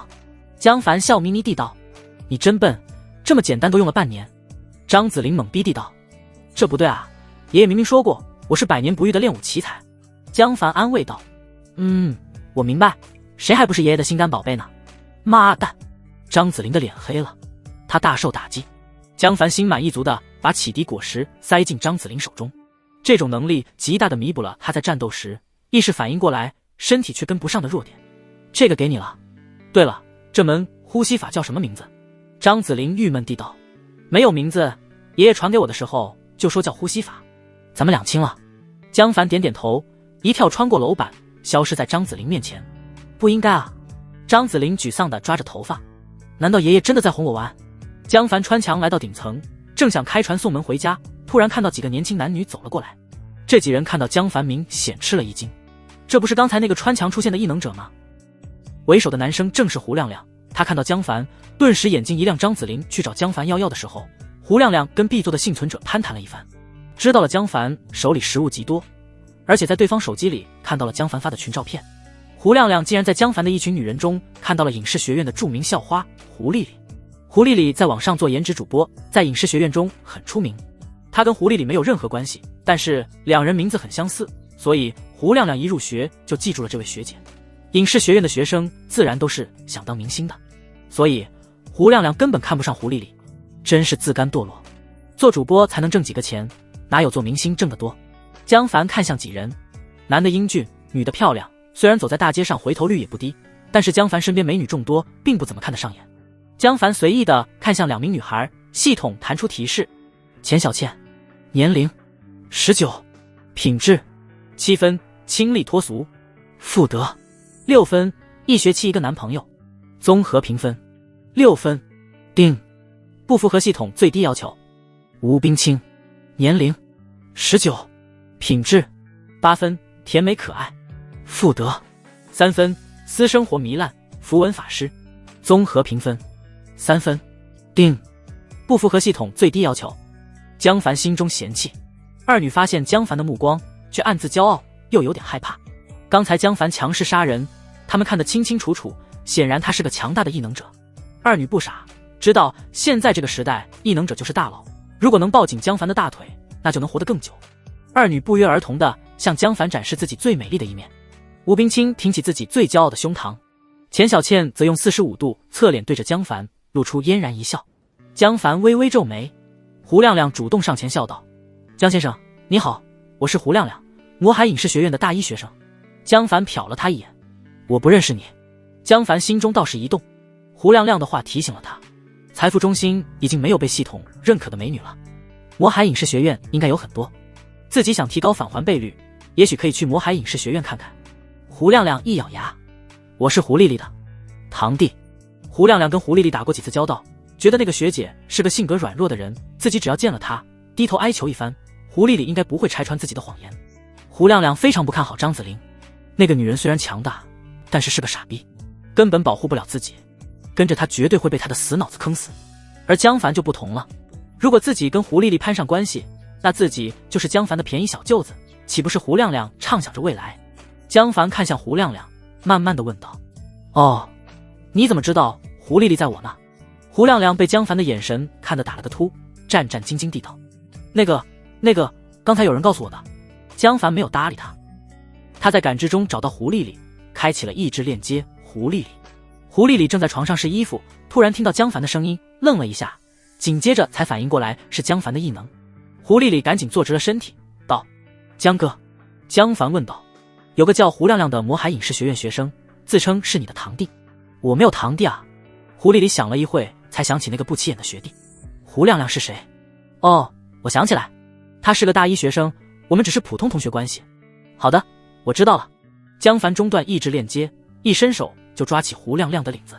胡亮亮吓了一跳，江先生，你干嘛？江凡笑眯眯地拍拍他的脸，下辈子做个好孩子，别骗人了。说完直接把他扔出天台。胡亮亮发出惊恐的惨叫，啊！几秒钟后，楼下传来重物落地的闷响声，剩下的6个学生脑子一片空白。胡亮亮这就死了。江凡微笑地转头看向他们，6个学生吓疯了。啊！别杀我！别杀我！胡亮亮跟我无关。他们屁滚尿流地跑进楼梯，再也不敢上楼。江凡冷笑一声，划开一个蓝色传送门走了进去。他回到家中，女人们莺莺燕燕地围了上来。胡丽丽赶紧道：“江哥，你刚才见到胡亮亮了？我跟他真不熟。”他生怕江凡怀疑两人有关系，那自己就麻烦大了。江凡笑了笑：“他骗我，所以他死了。”死了。胡丽丽哆嗦了一下，不敢再说话。江凡杀伐果断，心狠手辣，让几个女人都很害怕。她们在心中反复告诫自己，绝对不能欺骗江凡。同时，她们也感到强烈的安全感。如果没有这样的男人，她们怎么可能在末世生活的那么好？估计早就被其他男人关进笼子当成 BBQ 了吧。江凡拿出一瓶冰可乐喝了一口，淡定地问道：“胡丽丽，你是魔海影视学院的学生？之前网络没断的时候，你们学校的幸存者都在哪躲着？”胡丽丽努力回忆起来：“当时大部分都在学生宿舍，一部分在第一食堂，还有校内家属区，绝大部分老师都在那边。消息最后断绝前，我听说学院高层正在努力组织老师，按计划分配食物，救助学生，不知道现在怎么样了。”江凡沉吟起来，学生宿舍的学生应该坚持不了多久，那边人员密集，食物稀缺，学生们很快就不得不外出寻找食物，然后就会分散的到处都是。就像胡亮亮这群学生，应该就是从学院逃出来的。家属区情况又不同，那边的物资情况应该跟财富中心小区差不多，再加上学院高层的组织，应该生存着大量幸存者。不过他们的情况肯定也不好，否则胡亮亮几人就不用跑出来了。不论学校高层如何努力，食物短缺都是必然的，饥饿也是必然的。当饥饿达到一定程度，连命都保不住的时候，任何组织就是沙子上的碉堡。明天去魔海影视学院看看。江凡心中打定主意。夜深人静，身边的女人已经睡去。江凡起床走到窗边，盘腿坐下，默默地练起呼吸法。在感知的视野中，江凡清晰地看到，随着自己一呼一吸，粒粒无形无色的未知能量粒子从空气中缓缓浮现，流入体内生姜。沿途全身细胞都在贪婪地争抢这些粒子，并随着呼吸有节奏的明暗变化着。这正是江凡能快速学会呼吸法的原因。当时张子霖教完口诀，江凡就惊讶地发现，张子霖看不到的气在感知中清晰可见，剩下的就简单了。江凡有意识地吸收这些粒子，迅速就吸纳了一部分气。江凡吸收粒子的速度极快，半小时后生姜饱胀到无法继续，江凡只能停了下来。江凡心中一动，生姜内的气瞬间涌出，他的身体轨异地后飘了2米多，比张子霖还远。江凡嘴角微扬，以我的气量，大约可以做出10次鬼魅激动，绝对是偷袭保命的神技。大多数时候根本不需要移动这么远，如果能控制在1米左右，消耗就更低了。可是江凡反复尝试，最后气消耗干净，也没能把鬼魅激动的移动距离控制在1米以内。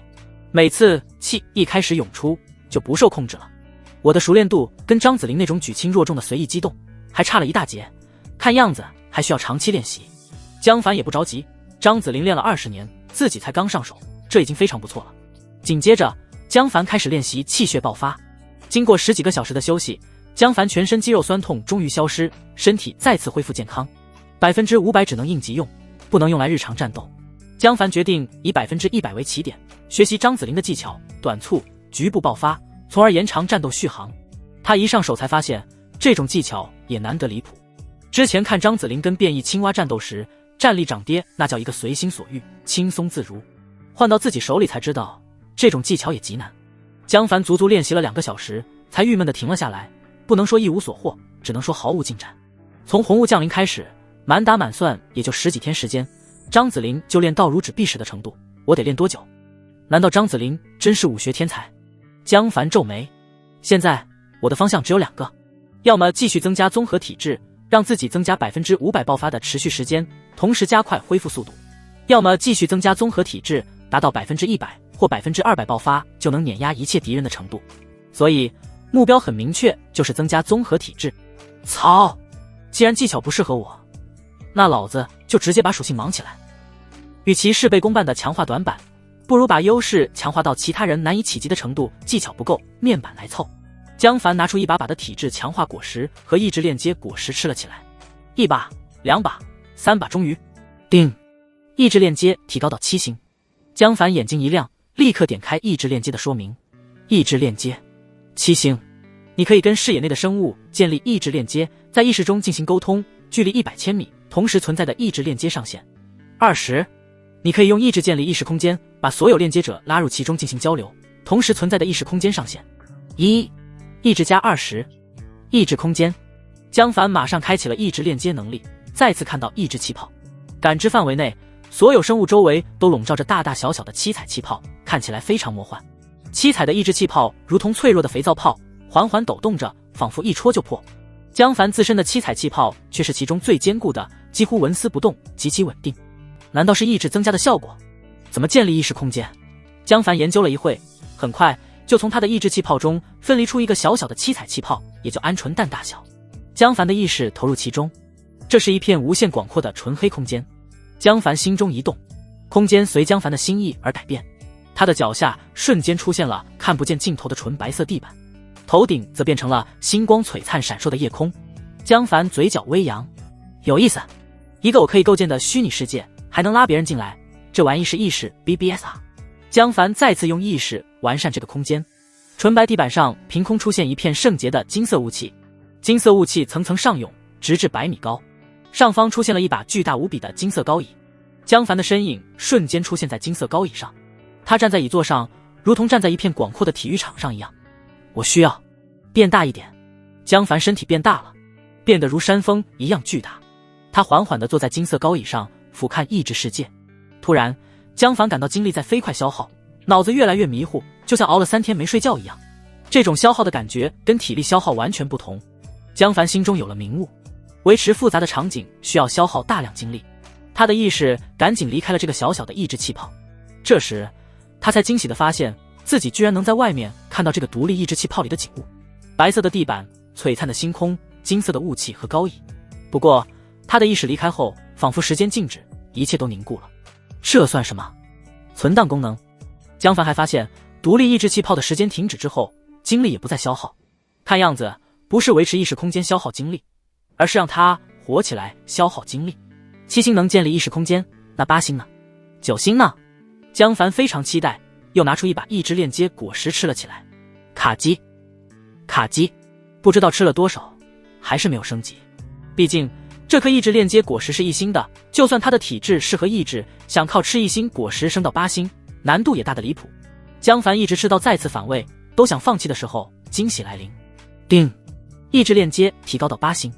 江凡大喜，赶紧查看面板。意志链接8星，你可以跟视野内的生物建立意志链接，在意识中进行沟通，距离200千米，同时存在的意志链接上限30。你可以用意志建立意识空间，把所有链接者拉入其中进行交流，同时存在的意识空间上限3。你可以强行把目标拉入意识空间，成功率和持续时间取决于你与对方的意志差距。意志加30。江凡立刻注意到最大的变化，抢拉意识。江凡简单一想就发现，这能力的用途就多了。比如阴人，如果自己跟敌人战斗了一半，突然把敌人的意识拉入意识空间，敌人发现自己身体处于高空中，是不是得吓一跳？身体自然会做出不恰当的应对，这就是自己打败对方的机会。只不过这个能力的限制也不小，成功率和持续时间取决于我的意志强度。虽然我不知道具体比例是多少，估计不是意志碾压的情况，我都很难拉敌人进意识空间。江凡眯了眯眼睛，眼下就有个最适合的敌人，那只变异青蛙。我不爆发500%，能打败它吗？江凡打开了面板，现在的自己已经非常强大。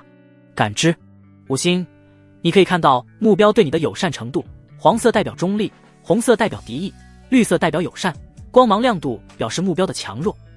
你能感知到目标体内的能量聚集点，你能感知到无生命物体，感知范围100米。体质强化4星，综合体质加80。虚化5星，你可以虚化身体，在固体和液态中穿行，固体密度越大，消耗体力越大。你可以在固体、液体中勉强呼吸。亚空间穿梭9星，满级，无法再提升。你再可以打开亚空间通道，前往在5000米内任意位置，每天最多12次。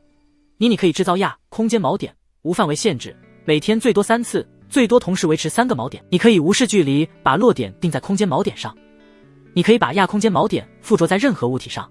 意志链接8星，你可以跟视野内的生物建立意志链接，在意识中进行沟通，距离200千米，同时存在的意志链接上限30。你可以用意志建立意识空间，把所有链接者拉入其中进行交流，同时存在的意识空间上限3。你可以强行把目标拉入意识空间，成功率和持续时间取决于你与对方的意志差距。意志加30。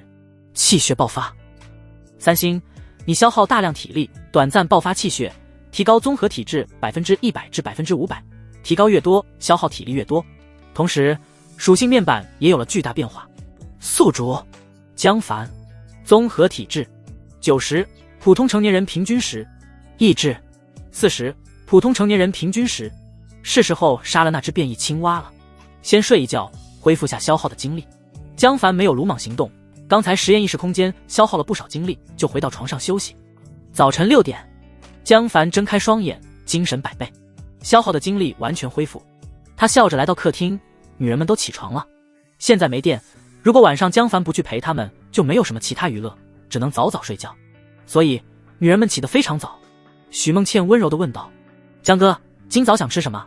他有点幽怨，江哥已经好几天没来找自己了。女人越来越多，他压力越来越大。江凡随意地道：简单点，煎蛋、牛奶、面包就行。今天中午会有好吃的。好的。许梦倩不知道江凡中午准备吃什么，温顺地从冰柜取出食物做了起来。虽然现在没电了，但是江凡从超市拿回了不少冰块，用冰箱保温效果可以放几天都不融化，所以江凡只需要每天拿出一些食物放在冰柜里，任由女人取用即可，这样比较省事，不用顿顿饭都要江凡拿食物。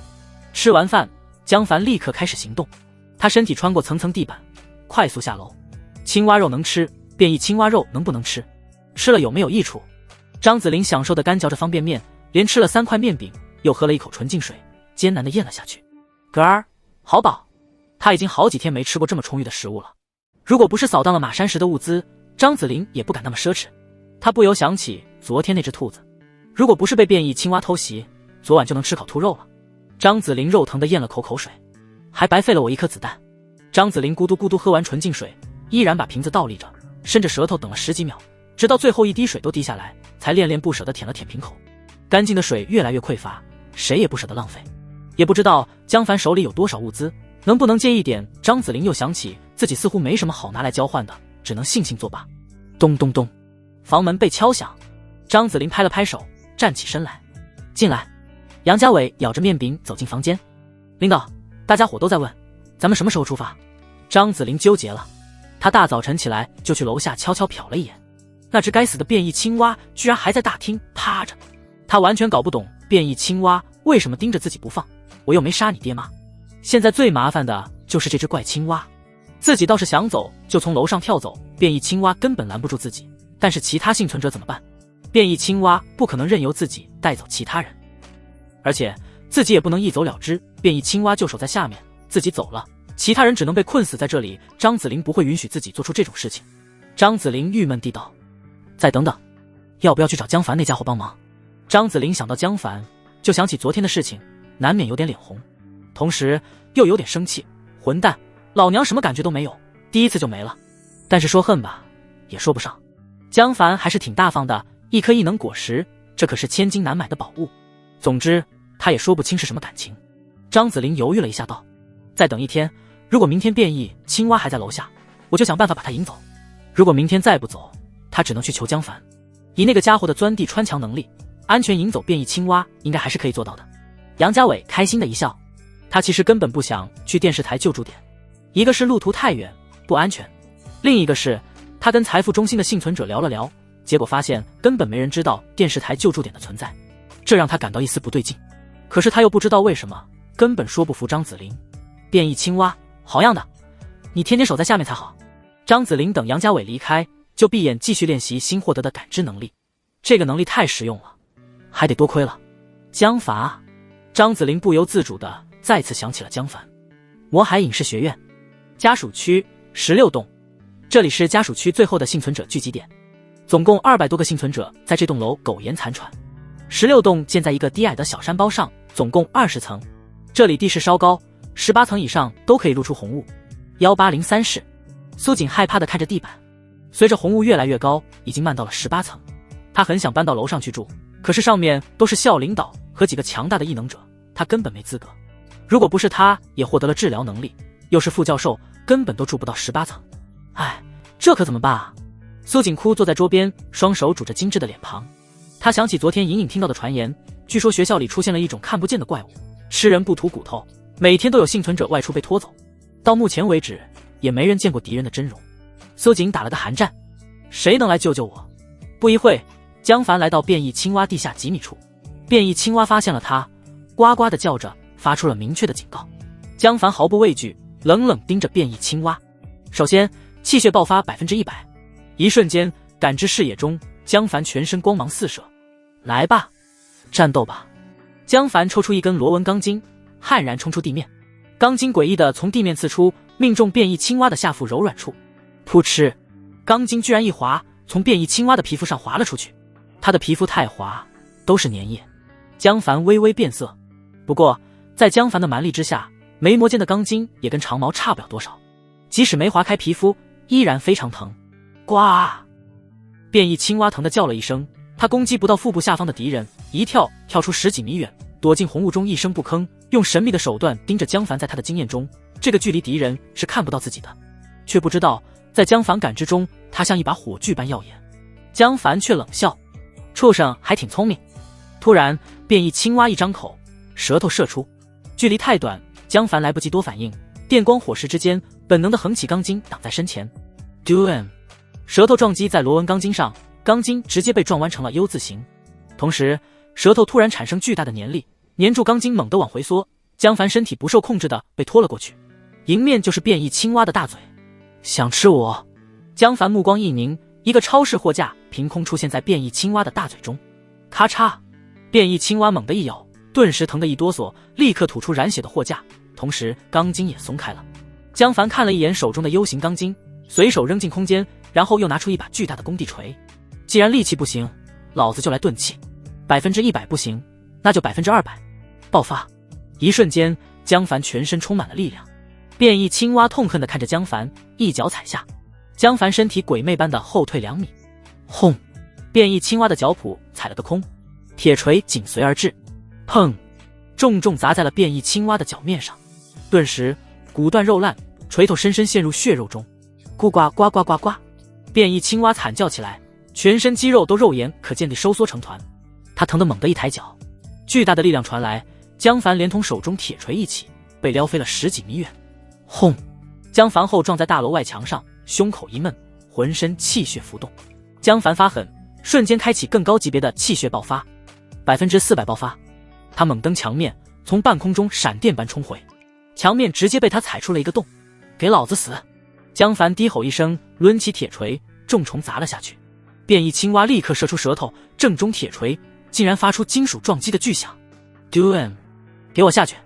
江凡再次发力，粗大的舌头抵抗不了巨力，被铁锤压向地面，连带着变异青蛙都被带的嘴巴下压，一下趴在了地上。砰！变异青蛙怕了，转头就跑，像炮弹一样一下跳到了10几米外，速度远远超出江凡的跑步速度。想跑？没门！意志链接开启，江凡的意识强行突破了变异青蛙的意志气泡，把他的意识拉入一个空白的意志空间中。变异青蛙正想再跳，突然发现自己身处虚空的高空，顿时吓得四脚乱扒，现实中的身体扑通一声趴倒在地。江凡感到精力飞速消耗，哪怕是变异青蛙那么弱的意志，强行拉意识都消耗巨大。他赶紧关闭意志链接，同时也追上了变异青蛙，铁锤劈头盖脸就砸了下去。砰砰砰砰！变异青蛙被砸得晕头转向，咕咕惨叫着趴在地上动弹不得。江凡砸了几十锤，发现这玩意皮糙肉厚，皮肤上还有一层滑腻的粘液，就算是铁锤效果也不太好，极其容易划开，被卸去大半力量。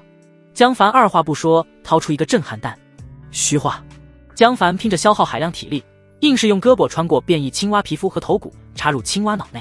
他把震撼弹丢进青蛙大脑，就赶紧拔出。轰！一声闷响，变异青蛙双眼暴突，7孔流血，浑身抽搐。几秒钟后，扑通，变异青蛙无力地趴在地上，终于死了。呼！江凡关闭气血爆发，重重喘了口气。不到1分钟的短促战斗就消耗了大半体力，这种爆发式战斗对身体的负担实在太大。还好，效果不错，终于杀了这只变异青蛙。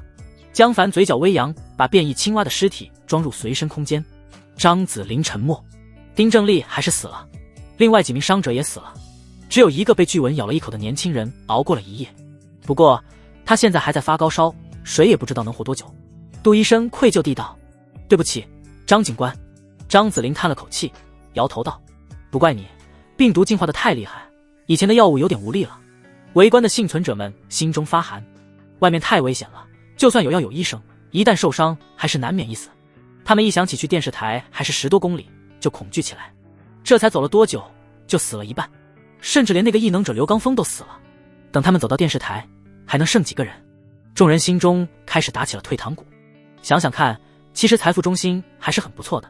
以前他们被困在平海路警局，一直被红雾覆盖，视野狭窄，既压抑又恐怖。现在在财富中心的高楼上，视野开阔，众人就觉得去电视台没有太大意义了。再说了，就算去了电视台，又能有足够的食物吗？怎么可能？房间内非常压抑。就在这时，杨家伟突然抬头道：“领导，楼下的那只变异青蛙好像在打架。”很快，窗外传来变异青蛙激烈的呱呱声，听起来变异青蛙好像还吃了亏。张子霖惊讶，赶紧下楼，在3楼小心翼翼地查看。变异青蛙不见了。他谨慎地观察了10几分钟，才下到1楼去检查。满地都是鲜血、碎石和压塌的植物。变异青蛙似乎跟某种动物打了一架，还吃了亏。张子霖看得暗暗胆寒，到底是什么变异动物？连强大的变异青蛙都打不过。不过他没有多想，趁变异青蛙不在，赶紧离开。张子霖3步并作2步爬上楼，对幸存者道：“变异青蛙现在不在，我准备离开，谁愿意走就收拾东西，10分钟后出发。”这就要走了。跟着张子霖过来的众人面面相觑，B座幸存者只是冷眼旁观。在这种时候徒步10几公里去电视台，找死！他们才不会去。只有魔海影视学院的6个学生打定主意要走。胡亮亮得罪了江凡，说不定哪天江凡会找他们麻烦，赶紧走，离那个大魔头越远越好。张子霖看了看众人，大约只有10多个人开始准备行装，心中有些失望，不过也暗暗松了口气。之前的幸存者太多了，他真的保护不过来，人少也好，生存率应该大一些吧。张子霖想了想，决定跟江凡告个别，就走上天台，蓄力后再次跳了过去。江凡费了9牛2虎之力才剁下变异青蛙一只腿，然后从腿上割了10几只肉下来。一群女人围观，哇，这只青蛙好大，江哥太厉害了，这么大的青蛙都能杀死。变异青蛙能吃吗？江凡也不清楚。他把几斤肉切成鸡蛋大小，奇异的肉香四溢。白眼和可乐死死盯着青蛙肉，急得直叫，白眼的口水更是流了一地。江凡扔了2块给猫狗，白眼和可乐立刻呜呜的大吃了起来。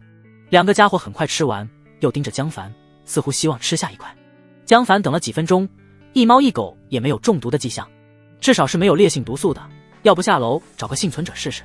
他把肉穿在钢签上烤了起来，再加上孜然、辣椒、盐，抹上羊肉，火中发出滋滋啦啦的声音。不一会，肉烤好，比生肉更香了。众女好奇地看着，不禁咽了口水，但是谁也不敢说自己要吃。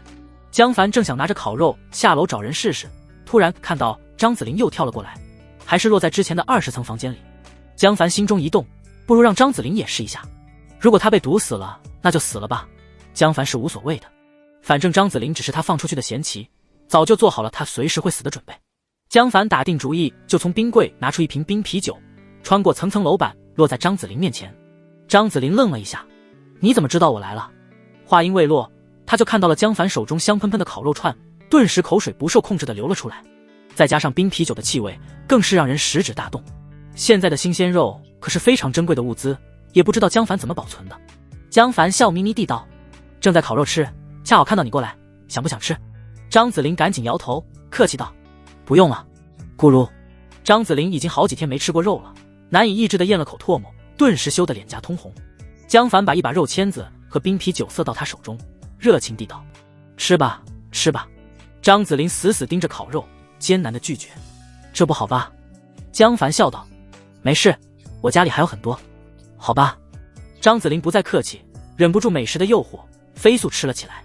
几分钟时间，10串肉就进了肚子。叮，张子霖消耗5斤变异青蛙肉，返还4000斤，已经放进随身空间。江凡笑眯眯看着张子霖，脸色微红，有点不好意思。不过反正吃都吃了，他也放开了，咕咚咕咚把啤酒一饮而尽。凉爽的啤酒从喉咙冲下，从口中到胃里一线冰凉，张子霖享受的眼睛都眯了起来。叮，张子霖消耗1瓶冰镇雪花啤酒，返还800瓶，已经放进随身空间。天气逐渐到了夏季，一天比一天闷热，烧烤加冰啤绝对是人间至乐。想想自己平时吃的都是什么玩意，张子霖都产生了一丝动摇。我要不留下来？似乎在江凡身边的生活也挺不错的，不过他立刻就打消了这种想法。不行，我必须去官方救助点，这样未来才能救出更多幸存者。谢谢，这是什么肉？真好吃。江凡笑道，腌过的羊肉，挺嫩的。他满意的看到张子霖吃了肉之后，身上的黄光完全消失，绿光更加明亮。张子霖没想到江凡会用自己试毒，就点头道，多谢你的款待，如果有机会以后我会还给你的。不过现在我要出发了。江凡笑问，去电视台？张子霖心满意足地摸着饱胀的胃部。那只变异青蛙不知道跟谁打了一架，现在不在楼下，我要趁现在离开。你还留在这个小区，一定要注意它。变异青蛙，它都进你的肚子了。江凡没有多说，只是笑道，我会注意的。张子霖深深地看了江凡一眼，这个自己人生中的第一个男人，也是唯一的男人。生气？说不上，毕竟是自己上门来找麻烦的，打不过别人就得认。喜欢？那就更没有了。两人满打满算也就认识2天时间，根本没有任何感情基础。而且这个男人是个 LSP， 家里藏了一堆女人。张子霖欲言又止。你……江凡掏出几盒子弹交给张子霖，应该对你有用。张子霖活得长久些，这样才能让自己得到更多信息。张子霖身上绿光更多了。谢谢，那我走了，再见。张子霖点点头，转身离开。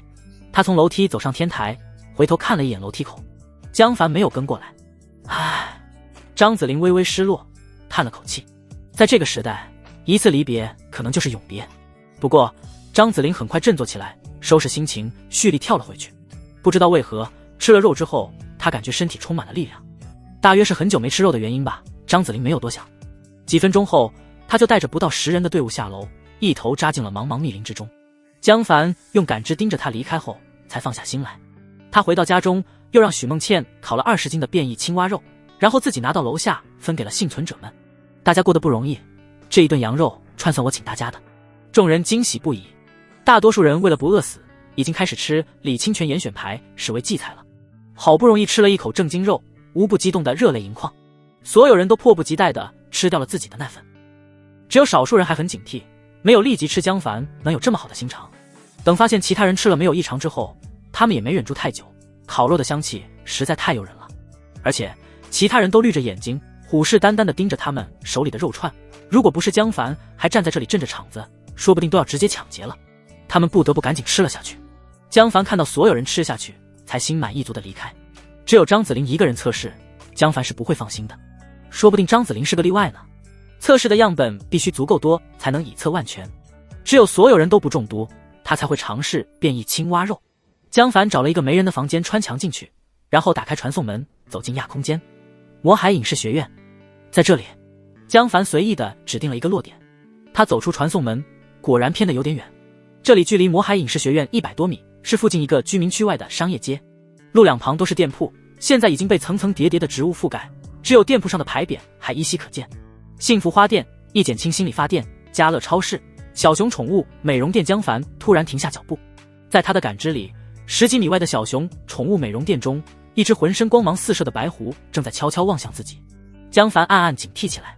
白狐的体型并不大，也就是普通的宠物白狐大小，但是它的亮度仅比那只变异青蛙弱一丝，体内也有一根散发着蓝光的生姜。白狐双眼也发出淡淡的蓝光，用某种瞳术透过浓重的红雾偷偷观察江凡。江凡没有回头，假装没有发现白狐的模样，继续向前走，只是用感知死死盯着对方。最终白狐也没有发起攻击，转身钻入一个洞中离开了。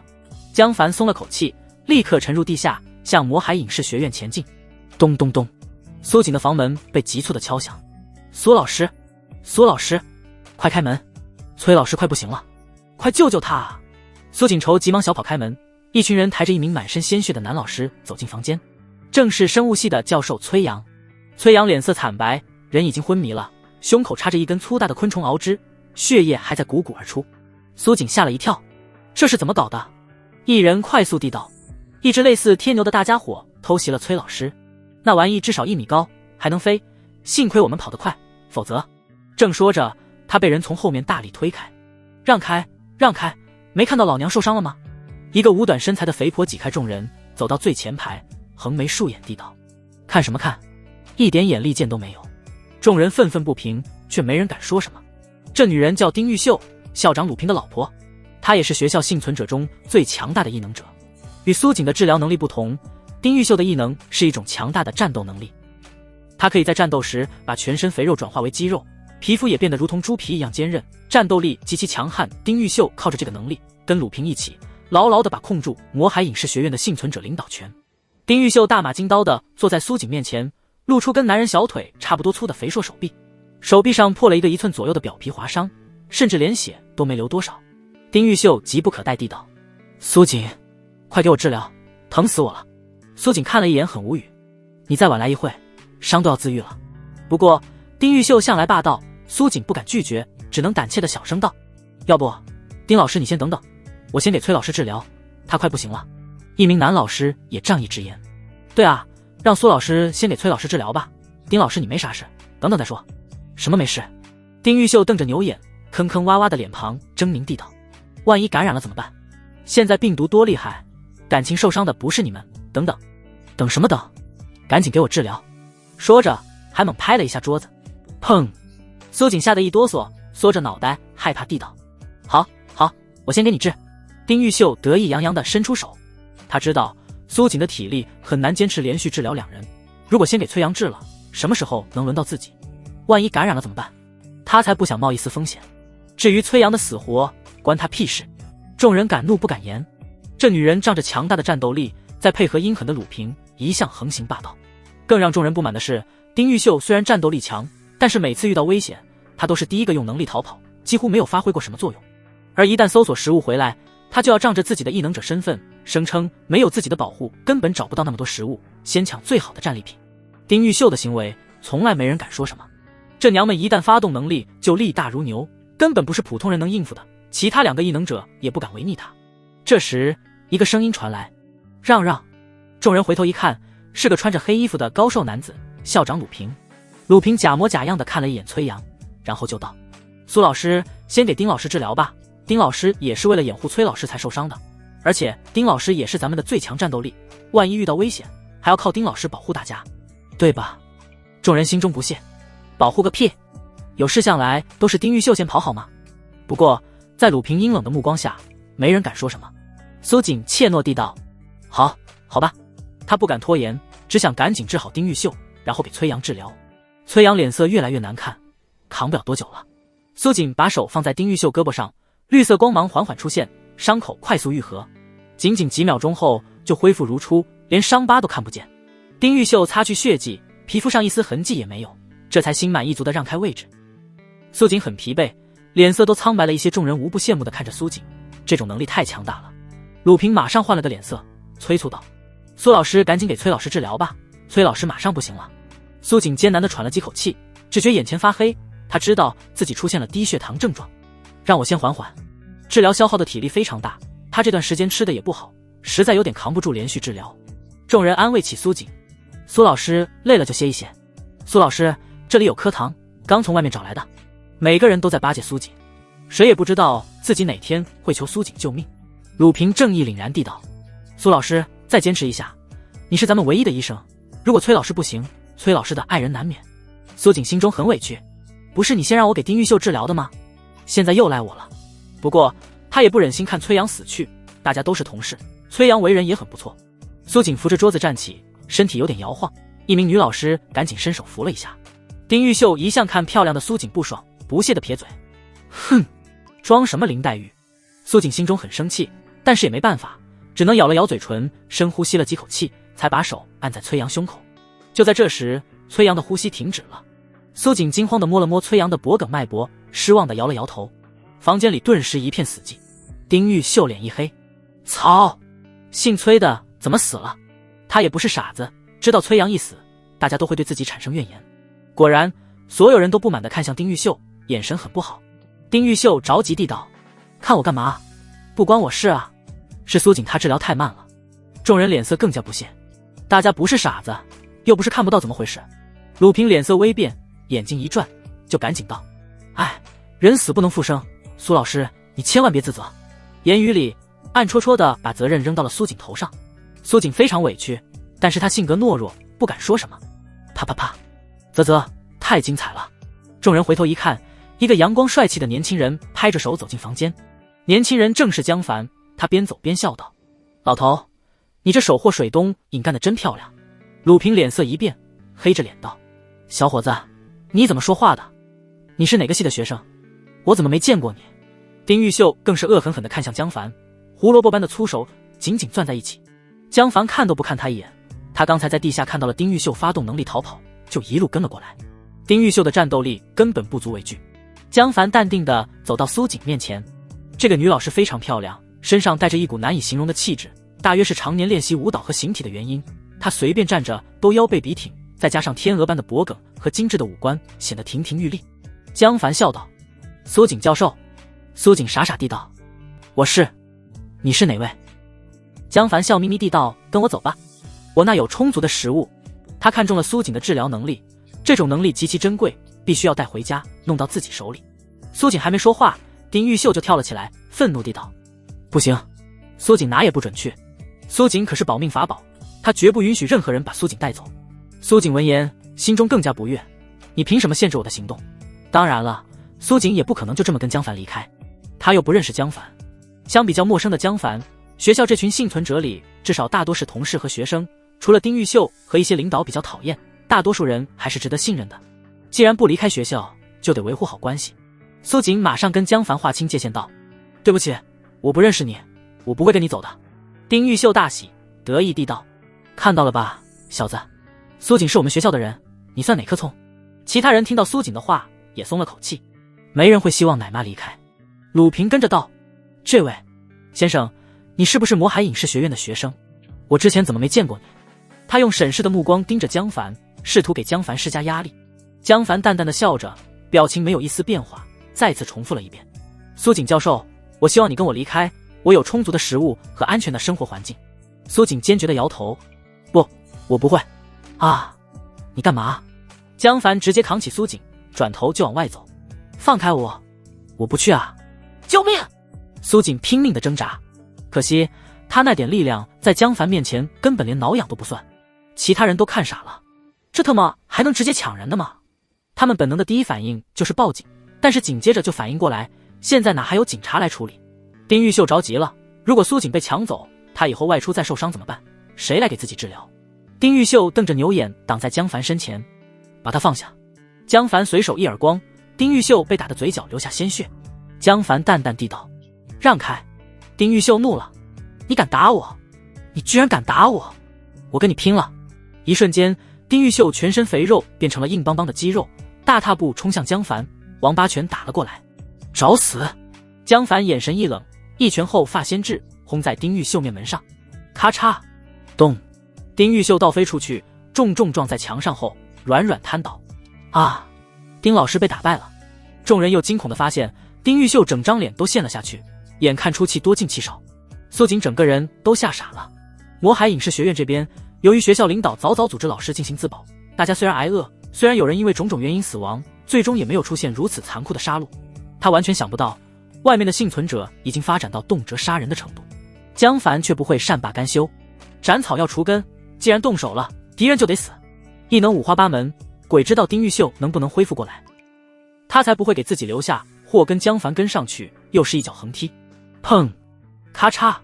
丁玉秀的脖颈折成了诡异的90度，当场死亡。啊！苏锦吓得当场昏迷过去，现场顿时鸦雀无声，任由江凡扛着苏锦走出门外。鲁平更是吓得瑟瑟发抖，根本不敢说一句话。这时2名异能者才慌里慌张地从楼上冲了下来。“谁在捣乱？是不是你，小子？”“卧槽！”两人说了一半，就看到被打死的丁玉秀，吓得浑身一哆嗦，再也说不出一句话来。丁玉秀居然已经被他杀了，这才几秒钟，他们虽然有异能，却连丁玉秀都打不过，哪敢得罪江凡？江凡淡定地看了他们一眼，两人快吓尿了，主动让开一条路，根本不敢丝毫阻拦。聪明！江凡满意的点点头，扛着苏锦下楼，在一群幸存者的注目中，施施然走进红雾中。鲁平等江凡离开，才冲到丁玉秀尸体面前。他看着死去的妻子，心中既惊又怒，有一种世界末日的感觉。他知道自己这段时间的行为惹了众怒，但是只要有丁玉秀，他就不怕。现在丁玉秀死了，鲁平只觉大祸临头，惊怒之下完全失去了理智，指着2名异能者怒道：“你们为什么不把那小子抓起来？他杀了丁老师，他是犯罪，必须要枪毙。”2人皱眉互视一眼。马德，那是你老婆，你自己不去报仇，让我们出头，想屁吃呢？中年异能者不悦地道。卢校长，话不能那么说吧，那家伙那么厉害，丁老师都打不过，我们怎么可能对付得了他？另一个年轻异能者的眼神也不对劲了，冷冷地盯着鲁平。以前叫你一声校长，是因为你老婆丁玉秀真的厉害，我们打不过。如今丁玉秀已经死了，你校长又算得了什么？现在哪还有什么狗屁学校，还枪毙，连个警察都找不到，枪毙你妈！鲁平色厉内荏，口沫四溅地骂道：“放屁！打不过就可以不用打了，不能努力一下吗？你们这种思想很危险，你们是强大的异能者，就应该以身作则，面对危险时要迎难而上，坚决保护集体安全。”年轻异能者听得更加厌恶，他只是个刚入职的讲师，在院里一直都是生态链的最底层，好处没他的份，有什么脏活累活全是他干。后来红雾降临，他好不容易获得了异能，又被鲁平和丁玉秀用种种手段欺压，每次弄来物资，他作为一名异能者，分的居然没有其他几个老头子领导多，这早已让他心中极其不满。现在鲁平又是一通迁怒，让年轻异能者眼睛里出现了怒火。马德，老子没异能被欺负，获得了异能还被欺负，这异能不是白来了吗？鲁平还在滔滔不绝地打着官腔，试图用给自己思考的时间。昨天我还给大家开了常务会，统一了思想，你们怎么都忘了组织是怎么教育你们的？他没注意到年轻异能者的双拳已经默默攥紧。这时一个中年女人慌慌张张冲了进来，一下扑到崔阳身上。老崔，老崔，你怎么死了？你死了叫我跟孩子可怎么办啊？鲁平不得不停了下来，心里惊慌。有个心地好的女老师红着眼睛安慰道：“王老师，别伤心了，人死不能复生，节哀啊！”王老师哭嚎道：“苏锦呢？苏锦怎么没救我家老崔？”一个跟苏锦要好的女老师开口：“刚才丁老师手臂上破了层皮，鲁校长却强行要求苏老师必须先救丁老师。你也知道苏老师没有体力连续治疗2个人。”王老师难以置信地看着鲁平：“鲁校长，孙老师说的是真的？”鲁平一致，磕磕绊绊地道：“王老师，其实丁老师刚才的伤也挺重的。”年轻异能者因恻恻地道：“对啊，挺重的，再晚来会伤口都自愈了。”鲁平脸色一变，王老师再也忍受不了，挥舞着指甲冲向鲁平：“鲁平，你个没良心的王八蛋！”鲁平吓得抱头后退，眨眼间就被王老师扑倒在地。王老师也发了狠，骑在鲁平身上，一手抓住鲁平头发，另一只手狠狠挠上去。呲呲呲！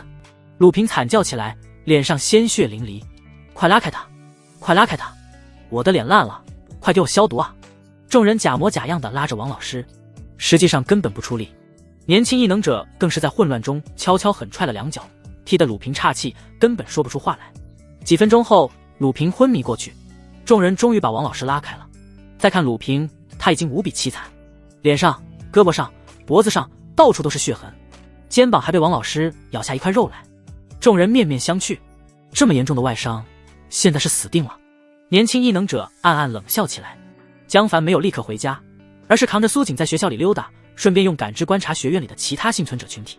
16栋有一大群幸存者，说明附近的危险不会太大，正好让他看看其他幸存者的状态。如果发现美女，就一起全带回去；如果遇到危险，那就逃跑。实在跑不掉，也可以把苏锦扔下当肉盾不是。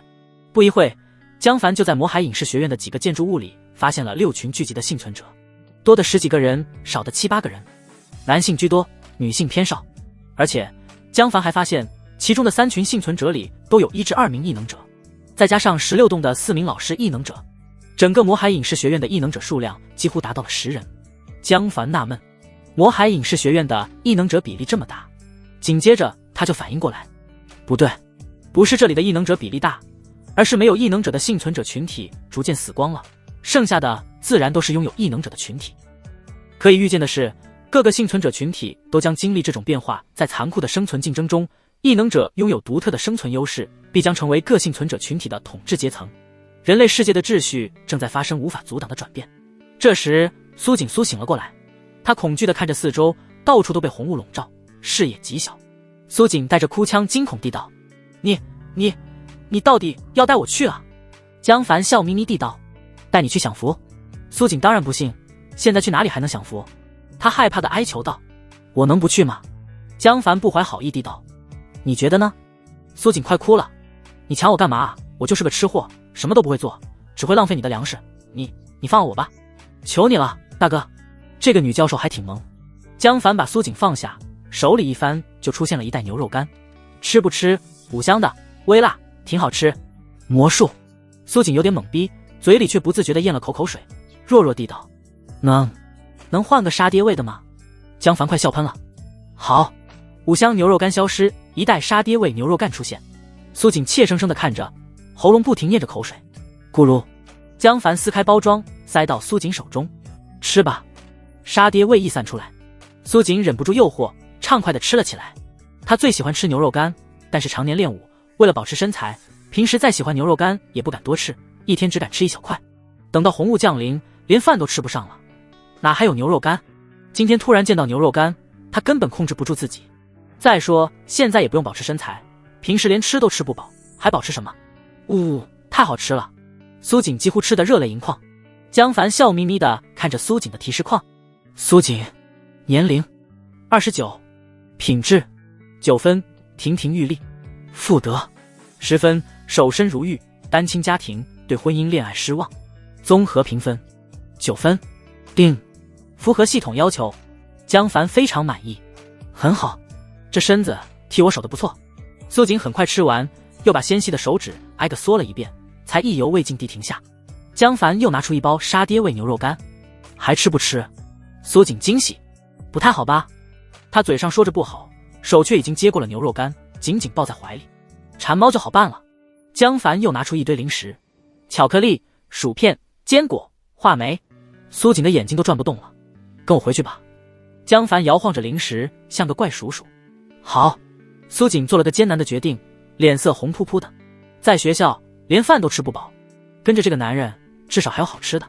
至于今天晚上会发生什么，他已经猜到了，但是现在只能埋头当鸵鸟，假装不知道。男人救美女，还能为了什么？苏锦明知自己的结局，只是不愿意多想。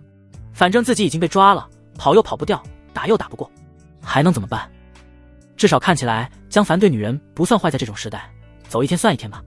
江凡笑道：好，那陪我在学校里看看，顺便告诉我大概还有多少幸存者。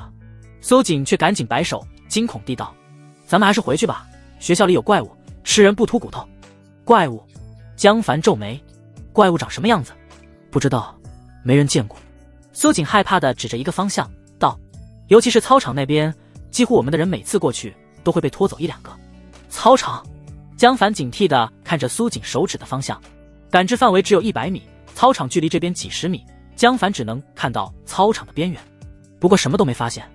不对，江凡注意到了异常，苏锦手指的方向，动物的密度明显少得多，而且越靠近操场，动物密度越小，乃至到了操场中，植物茂密，却没有一个动物。江凡顿时浑身汗毛直立，确实有古怪。他不由想起了诡异的魔海第3人民医院，操场的情况跟医院住院部的情况非常相似，但是2个地方距离很远，为什么会这样？有什么共同点？江凡突然想起来，这2个地方都临江，锦绣江横穿魔海市，魔海第3人民医院和影视学院都在锦绣江边，魔海第3人民医院的住院部就紧挨着锦绣江。江凡快速问道：操场那边是不是锦绣江？苏锦愣了一下，点头道：是啊，操场旁边是学校铁栅栏围墙，围墙外是一条滨江小路，路那边就是锦绣江。怪不得。江凡基本确定这种异常10有8九跟锦绣江有关，应该是江水里的某种生物爬到陆对上来了。地面的动植物都进化得那么疯狂，水里的生物当然也不会例外。地球上70%表面都是海水，无边无际的海洋里一定会诞生某种恐怖的存在。江凡果断道：走。他手指一滑，撕开一个蓝色薄膜。苏锦看呆了，这是什么？江凡没有解释，拉着他进入蓝色薄膜。苏锦懵逼地走进去，江凡没有让他在亚空间多停留，迅速打开家中的亚空间锚点。苏锦又被傻傻地拉了出来，他震惊地发现，一转眼的时间，自己居然来到一个装修高档的房间中。桌子上摆着丰盛的食物，地面一尘不染，家具干干净净。房间里还有几个颜值极其出色的女人，她们穿着各种高档服饰，画着精致的妆容，外形各具风情，但个个都是大美女。苏锦愣住了，这一瞬间他都产生了一丝恍惚。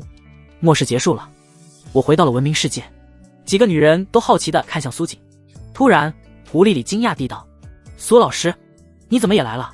苏锦惊讶地道：“胡丽丽，你也在这？”胡丽丽激动地握着苏锦的手道：“太好了，苏老师，你还活着。”这是他末世以来遇到的第一个熟人。他家是外地的，在魔海没有几个朋友，父母亲戚早就联系不上了，现在见到以前的老师，胡丽丽开心不已。苏锦见到胡丽丽，心中也松了口气，遇到自己的学生也让他心中得到些许安慰，同时又有点害羞。看着一屋子美女，就知道江凡是个什么样的人。胡丽丽应该也跟着江凡了，以后我也要跟他。爸。苏锦的脸颊通红，偷偷地看了一眼江凡。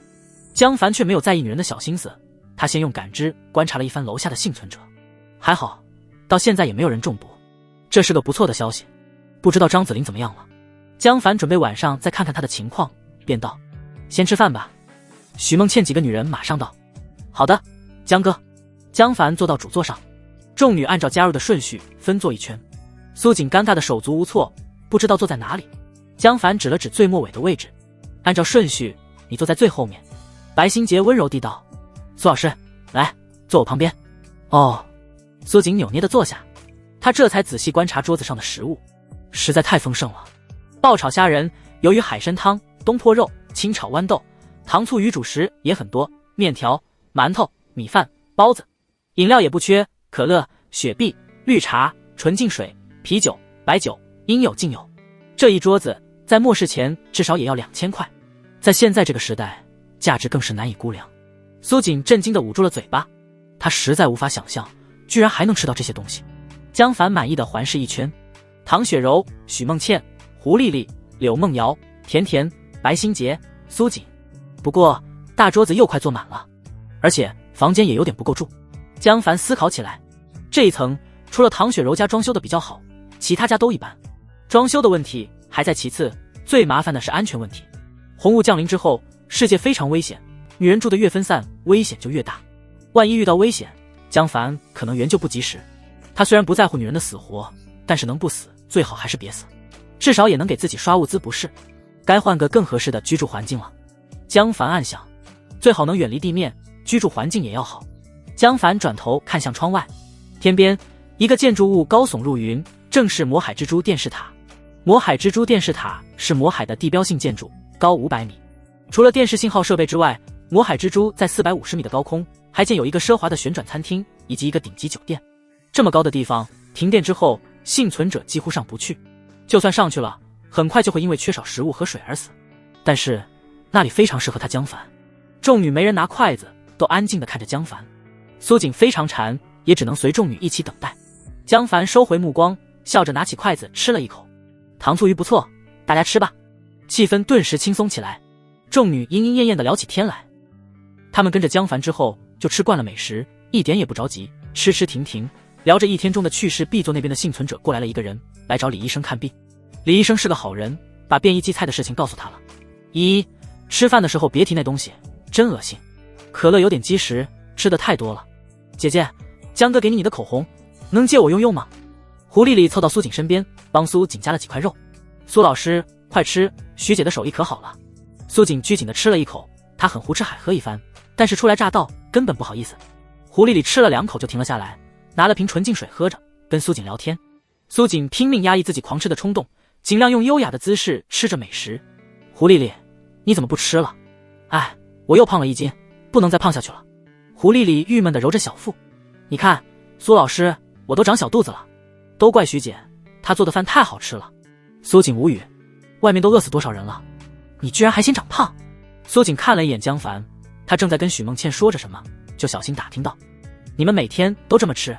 胡丽丽随意的道：差不多吧，大家被困在这里，又没有别的事可做，我跟几个姐妹就跟许梦倩学做饭。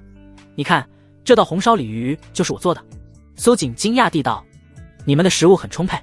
胡丽丽笑了起来，这是对外面的幸存者肯定不能说，不过江哥既然把你带到这里，那就是姐妹了，当然可以告诉你。江哥有个随身空间，他早就知道红雾会降临，提前准备了无数物资，足够咱们吃10辈子，所以你就安心在这里享福吧。苏锦脸色微红，学生这么赤果果地说跟自己做姐妹，让他有些不适应，同时他又很惊讶，江凡居然提前知道红雾降临，为什么？至于随身空间，他已经信了。刚才江凡魔术般的拿出一堆零食，应该就是从随身空间中拿的吧。就在这时，苏锦看到江凡拿出一颗黑色荔枝，随手递给了许梦倩。今天的饭不错，这个感知果实奖励你。许梦倩激动地道：谢谢江哥。他得意地看了一眼众女，才骄傲地把黑色荔枝吃了下去。众女嘴上恭喜，实际上心中暗暗嫉妒。贱人，碧池，哼，等我也学会做饭，看你还嘚瑟什么。苏锦震惊地道：那是，这不是自己之前吃的异能果实吗？无数幸存者趋之若鹜的宝物，居然被这么随意的拿了出来。狐狸里随意的道：异能果实罢了，江哥多的是，只要苏老师表现得好，也会奖励你的。真的假的？苏锦实在难以置信，这么珍贵的宝物还多的是，要不要那么夸张啊？这时一只体型巨大的哈士奇走了进来，苏锦吓了一跳，看到众女都言笑如常，才勉强冷静下来。哈士奇趴到江凡身边，江凡撸了撸狗头，随手拿出一颗亚空间穿梭果实扔到哈士奇嘴里，卡叽卡叽，哈士奇吃了下去。苏锦人都骂了，他看了一眼众女，他们也没有任何表情，显然习惯了这种场景。苏锦暗暗惊叹，外面出现一颗异能果实都要打出狗脑子，江凡的异能果实却多到可以喂狗了。苏锦吃完饭，整个人都迷迷糊糊的，他心中已经暗暗庆幸，幸亏江凡把自己抢来了，这里简直就是天堂。江凡吃完饭就去楼顶天台练习呼吸法和鬼魅激动，练完又拿出一把把的意志链接果实吃了起来。意志果实是最适合他的果实，当然要尽快升到9星。1把、2把、3把吃了不知道多少把后，江凡终于听到了系统提示：叮，意志链接提高到9星。江凡眼睛猛地一亮，立刻打开面板查看。意志链接9星，你可以跟视野内的生物建立意志链接，在意识中进行沟通，距离500千米同时存在的意志链接上限。100，你可以用意志建立意识空间，把所有链接者拉入其中进行交流，同时存在的意识空间上限。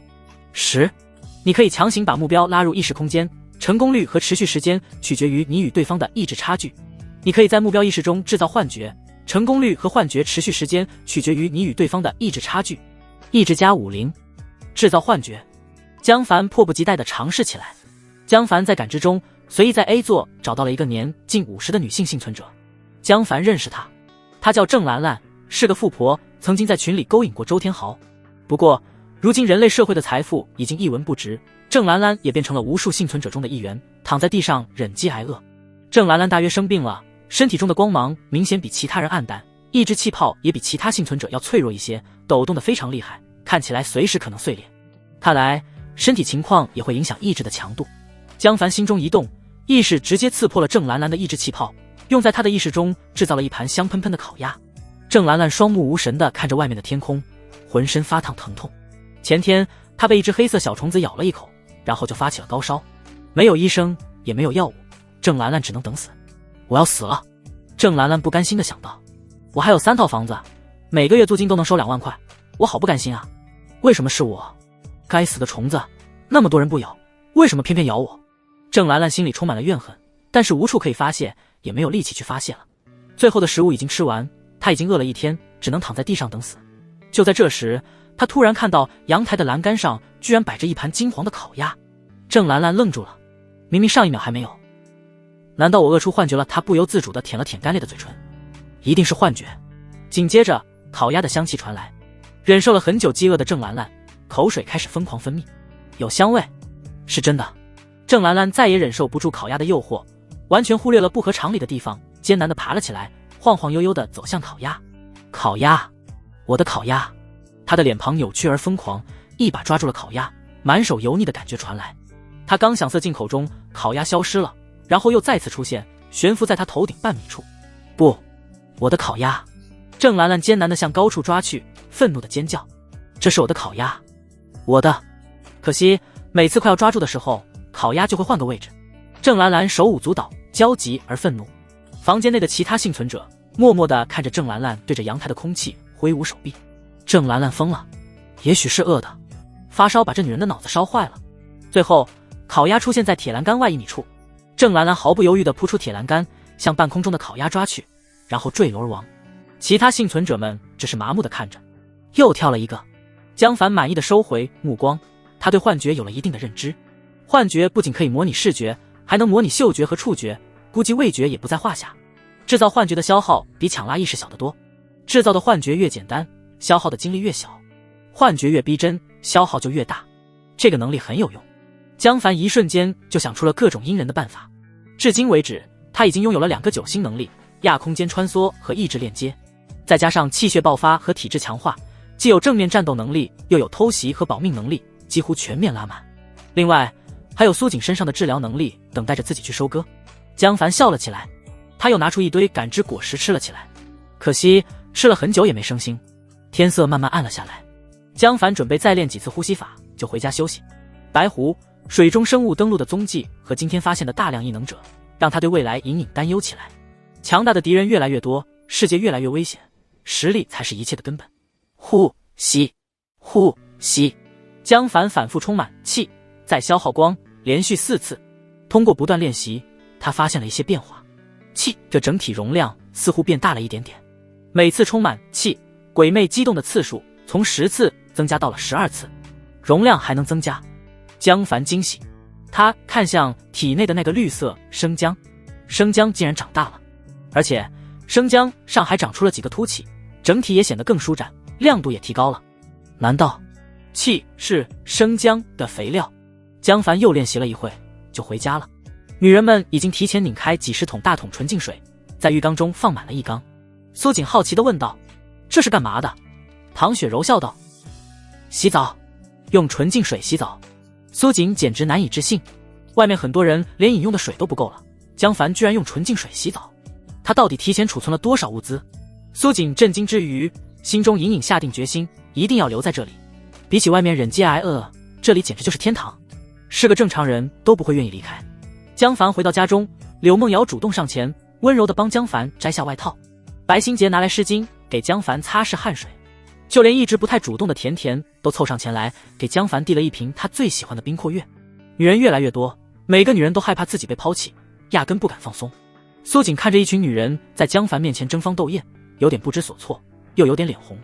江凡只是享受着女人们的服务，什么也没说，洗完澡就回房间休息了。众女嫉妒地看了苏锦一眼，三三两两各自回房。客厅很快只剩下苏锦和胡丽丽2人。胡丽丽羡慕地道：按照惯例，今晚属于你。啊！苏锦害羞不已。清晨6点，朝阳升起，苏锦还在沉睡。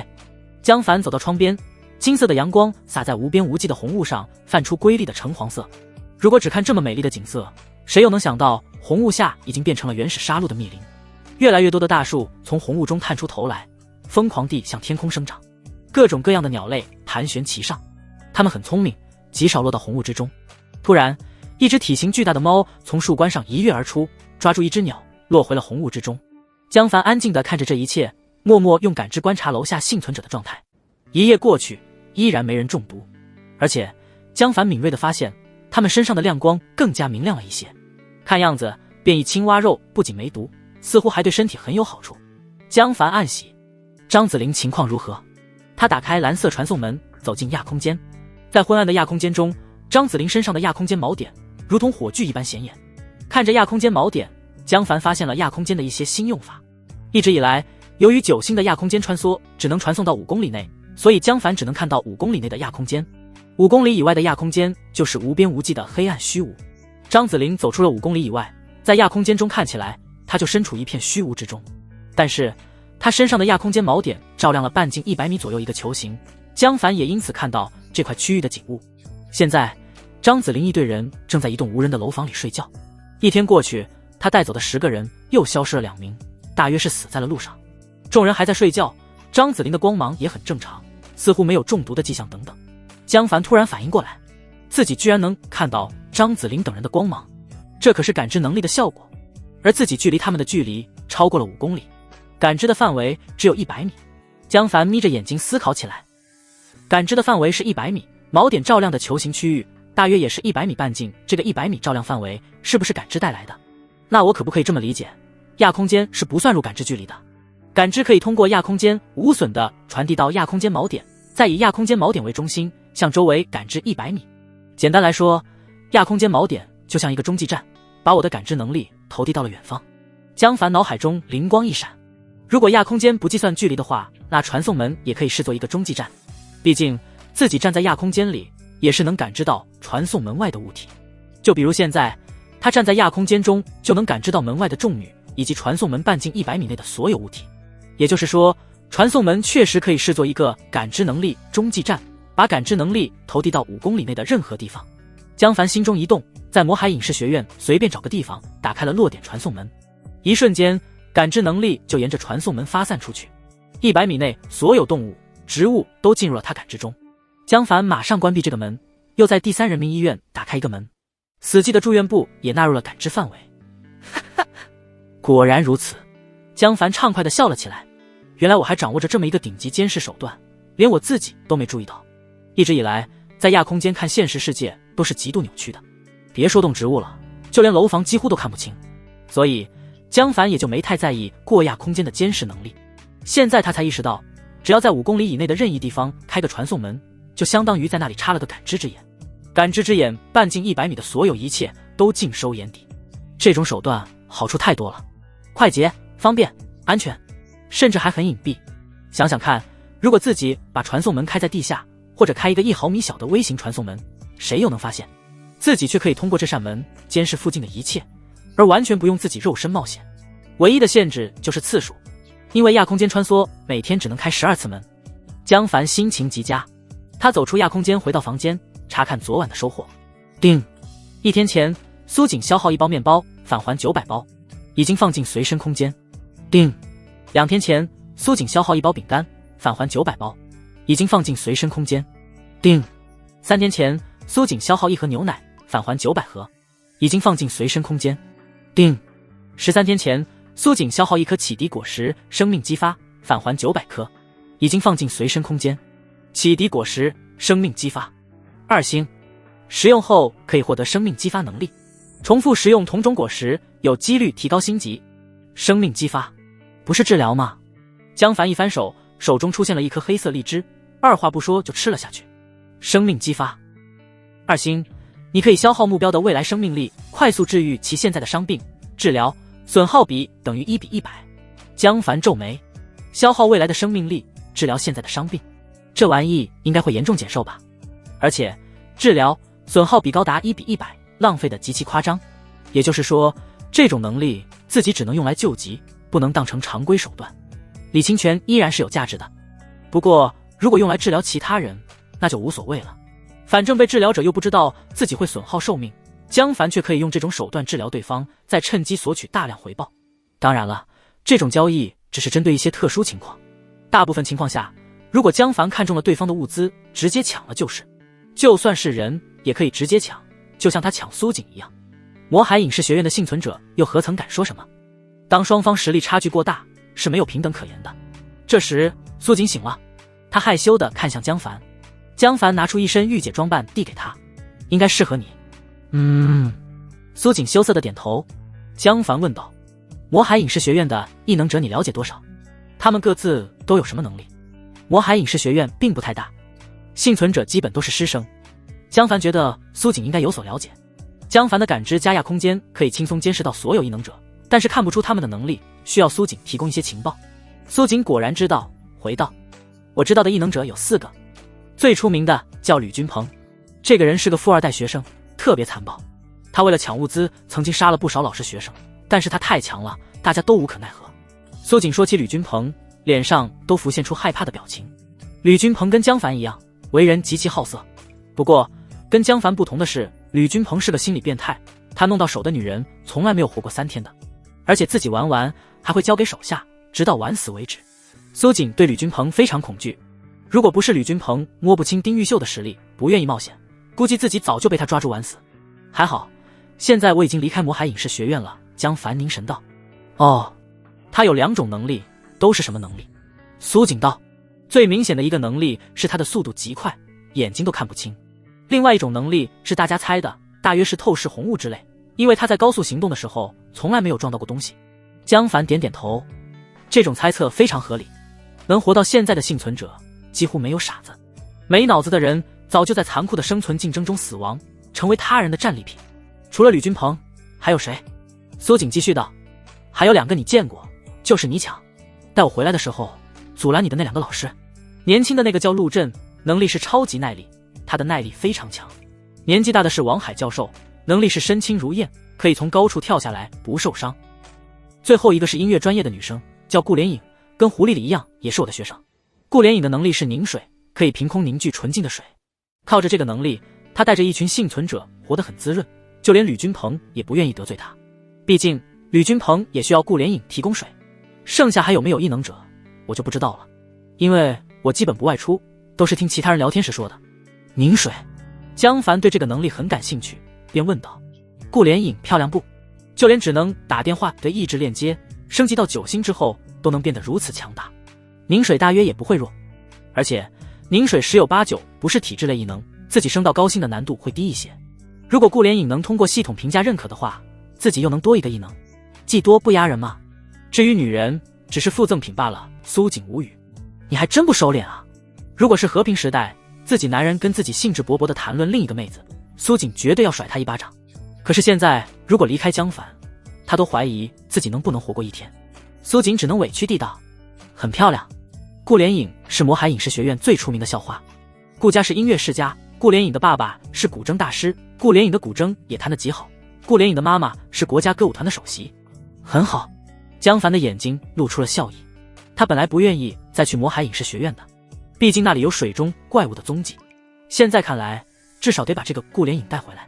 至于其他幸存者，没有顾连颖造水之后会不会死，江凡完全不在意。江凡还注意到一件事，随着时间的推移，活下来的美女越来越少，就连魔海影视学院这种本来应该美女如云的地方，也只剩下苏锦和顾连颖和2个足够漂亮的美女。她们2个都是靠着异能才活下来的。江凡觉得能活到现在的美女，除了个别运气逆天的，估计都是有异能的了吧。没有异能的美女应该都死绝了。在残酷的杀戮中，弱小和美丽向来是最好的猎物。魔海影视学院图书馆的最高层，10几名身体壮硕的男生围在一起，撕书烧火吃泡面。角落里扔着3个浑身布满伤口的女尸，最中间男生脸色白皙，眼神阴雾，耳朵上打着耳钉，穿着一身名牌西装，现在脏兮兮破破烂烂的。他就是吕君鹏。吕君鹏撸着袖子喝了一口酒，惊喜地道：丁玉秀真的死了。一名皮肤黝黑的男生肯定地道：死了。我意外看到了他和鲁平的尸体，被人扔在16栋楼下，丁玉秀的脖子都被人打断了。好。吕君鹏狂笑着拍了一下桌子，砰！那群煞比校领导和老师占据了最多的物资，现在都是老子的了。老子早就想尝尝女老师的味道。嘿嘿。吕君鹏淫笑道：还有可爱的苏锦苏老师，我可是想他很久了。众男生两眼泛红，兴奋地狂叫，哈哈哈！事不宜迟，咱们立刻就动手。对，杀光那群煞比老师，免得他们浪费食物。这群人跟着吕君鹏大杀特杀，早就不是以前的学生了。嘿嘿，苏老师上舞蹈课贼漂亮，再漂亮能比得过顾连颖。对了，鹏哥，咱们把顾连颖也抢了吧。吕君鹏听到顾连颖，不由想起那个绝美的脸庞，心里痒痒的。但是他还是有理智的，板起脸道：顾连颖暂时不能动，他死了谁给我们造水？一个叫方道平的人不甘心地道：鹏哥，把顾连颖抓起来吧，我不信他到了咱们手中还敢不造水。啪！吕君鹏扫手就是一耳光，破口大骂道：方道平你傻逼啊，万一顾连颖自杀了呢？他死了你个沙雕给老子造水啊！方道平被扇得半张脸都红了，不敢说话。众人幸灾乐祸地看着方道平，满脸嘲讽。方道平眼神低垂，双拳紧攥，压抑着愤怒。本来他跟吕君鹏都是富二代，关系还不错，其实他根本看不上吕君鹏。方道平他爹在魔海是能排得上前10的商界大佬，吕君鹏他爹算个掉毛。结果红雾一来，世道全变了。吕君鹏那个龟毛居然获得强大的异能，爬到了他方道平头上，这让方道平如何能忍？但是不忍也得忍。没有吕君鹏，方道平早就死8次了。吕君鹏得意地看了一眼方道平，心中爽得不得了。他早就知道方道平对自己不爽，但是就是故意留他一命。以前方道平经常明里暗里瞧不起他，吕君鹏也无可奈何。现在吕君鹏就想看方道平给自己当狗，持续折辱方道平的愉悦感可比杀了他强多了。另一人问道：可是老大，顾连颖那娘们天天在兄弟面前装清高，咱们不收拾收拾他？吕君鹏对顾连颖也是有企图的，狞笑道：当然得收拾，老子不用直接抓他，也能把他拿捏得死死的。众人好奇，哦，鹏哥快说说。吕君鹏得意地道，简单，顾连影那群女人不敢出门收集物资，全靠跟其他人交换，咱们只要把其他幸存者都杀完，他就只能跟老子交易，那他就不能做得起价，我想卖多少钱他就得卖多少，到了那时还不任由我拿捏。咱们只要杀光其他幸存者，抢到的水至少能撑1星期，而顾连影手里的食物最多能撑3天，过了3天之后，顾连影那娘们就得主动跪在我面前。众人大喜，还是鹏哥脑子好使，嘿嘿嘿，顾连影那娘们最会装，我早就看他不顺眼了，到时候脱光了看他还装个屁。老大吃头汤，咱们也能跟着喝点吧。哈哈，放心，鹏哥，我向来不亏待兄弟们，动手吧，赶紧动手吧。对，鹏哥，赶紧动手吧，我已经等不及了。吕君鹏眼睛冒着凶光。好，咱们吃完饭，今天先把苏锦抢了，让兄弟们乐呵乐呵，明天我们就把其他幸存者全部杀光。现在食物越来越少，也越来越难找，去外面搜集食物实在太危险，哪有抢劫其他幸存者快？而且幸存者死光了，食物自然相对就多了。求求你别杀我，求求啊！吕君鹏，吕君鹏，我可是你的老师啊！哈哈哈哈！老子早就看你这个装腔作势的老头子不爽了，给爷死！啊！你不能这么做，畜生！我杀了你！他妈的苏锦呢？谁他妈的把苏锦藏起来了？说，吕同学，你是不是跟苏老师有仇？他被人带走了，你有仇找他去啊，来找我们麻烦干嘛？啊！救救我！我腿断了！救命啊！16栋陷入了腥风血雨之中，吕君鹏带着10几个壮硕手下，在楼房里疯狂地发泄着。原本高高在上的领导教授，现在全趴在地上跪地求饶，随意决定他人生死的权利，让吕君鹏感到了深入骨髓的畅快。这才是人生啊！老子就是天命之子！吕君鹏挥舞着西瓜刀，放肆地大笑着，俯视众人道：王海、陆震，你们2个是异能者，老子给你们一个机会，臣服于我，我放你们一条生路。可嗨嗨，投降嘛！王海教授被打得趴在地上，艰难地扶着窗台站了起来。窗户已经碎了，刚才2名女老师被扔了下去。王海慢慢地道：吕同学，投降也不是不可以。他说了一半，突然翻身从窗户跳了下去。半空中，他的身体轻飘飘的，如同一片落叶，匀速落到了地面上。10几秒后，王海双脚落地，震得脚有点发麻。他还从来没从这么高的位置跳下来过。王海正想逃跑，突然发现吕君鹏已经好整以暇地站在面前等着自己。他知道吕君鹏速度快，但是没想到这么快，自己还没落地他就下楼了。王海大骇，惊慌地道：吕同学，你听我！吕君鹏狞笑着一刀斩出：老不死的还想跑！在极速异能的加持下，西瓜刀如同闪电一般拖出了幻影。唰！王海意识陷入了黑暗。王海跳楼逃跑，吕君鹏立刻冲下楼去追。房间里只剩下吕君鹏的几个手下，趴在地上的老师和校领导们悄悄互视一眼，正打算想办法逃跑时，吕君鹏的身影鬼魅般的重新回到房间，手里还拎着血淋淋的头颅。房间内顿时死寂一片。吕君鹏的手下兴奋地狂叫道：鹏哥牛逼，鹏哥无敌！吕君鹏费劲喘了几口气才缓了过来。他虽然获得了速度异能，体力却很一般，根本扛不住太长时间的爆发，更何况现在一口气爬20楼，差点没把他的肺给撑爆。如果不是为了在手下和幸存者面前立威，他才不会这么拼。众老师幸存者无不瑟瑟发抖，这也太快了，根本跑不了啊！扑通，吕君鹏把王海的头颅扔在地上，头颅咕噜噜滚到一名女老师面前。只见头颅上布满血污，王海的双眼死不瞑目的圆瞪着，女老师吓得尖叫一声，当场昏迷过去。吕君鹏狞笑道：叫个屁！来人，把他给我扔下去！好嘞！方道平和另一名手下应和一声，屁颠屁颠上前，抬着女老师从窗口扔了出去。很快，楼下传来一声沉闷的落地声，有几个老师吓得裆部湿了一片。吕君鹏看向最后一名异能者陆震，不怀好意地道：陆老师。陆震再也扛不住巨大的恐惧，手脚并用地爬出来，惊慌地道：吕鹏哥，我愿意投降，我愿意投降啊！其他老师们都露出了鄙夷的眼神，一个老师居然趴在学生面前跪地求饶。不过形势比人强，他们只能恐惧地看着这一切。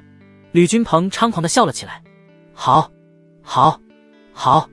识时务者为俊杰。陆震心中非常羞愧，不过也松了口气。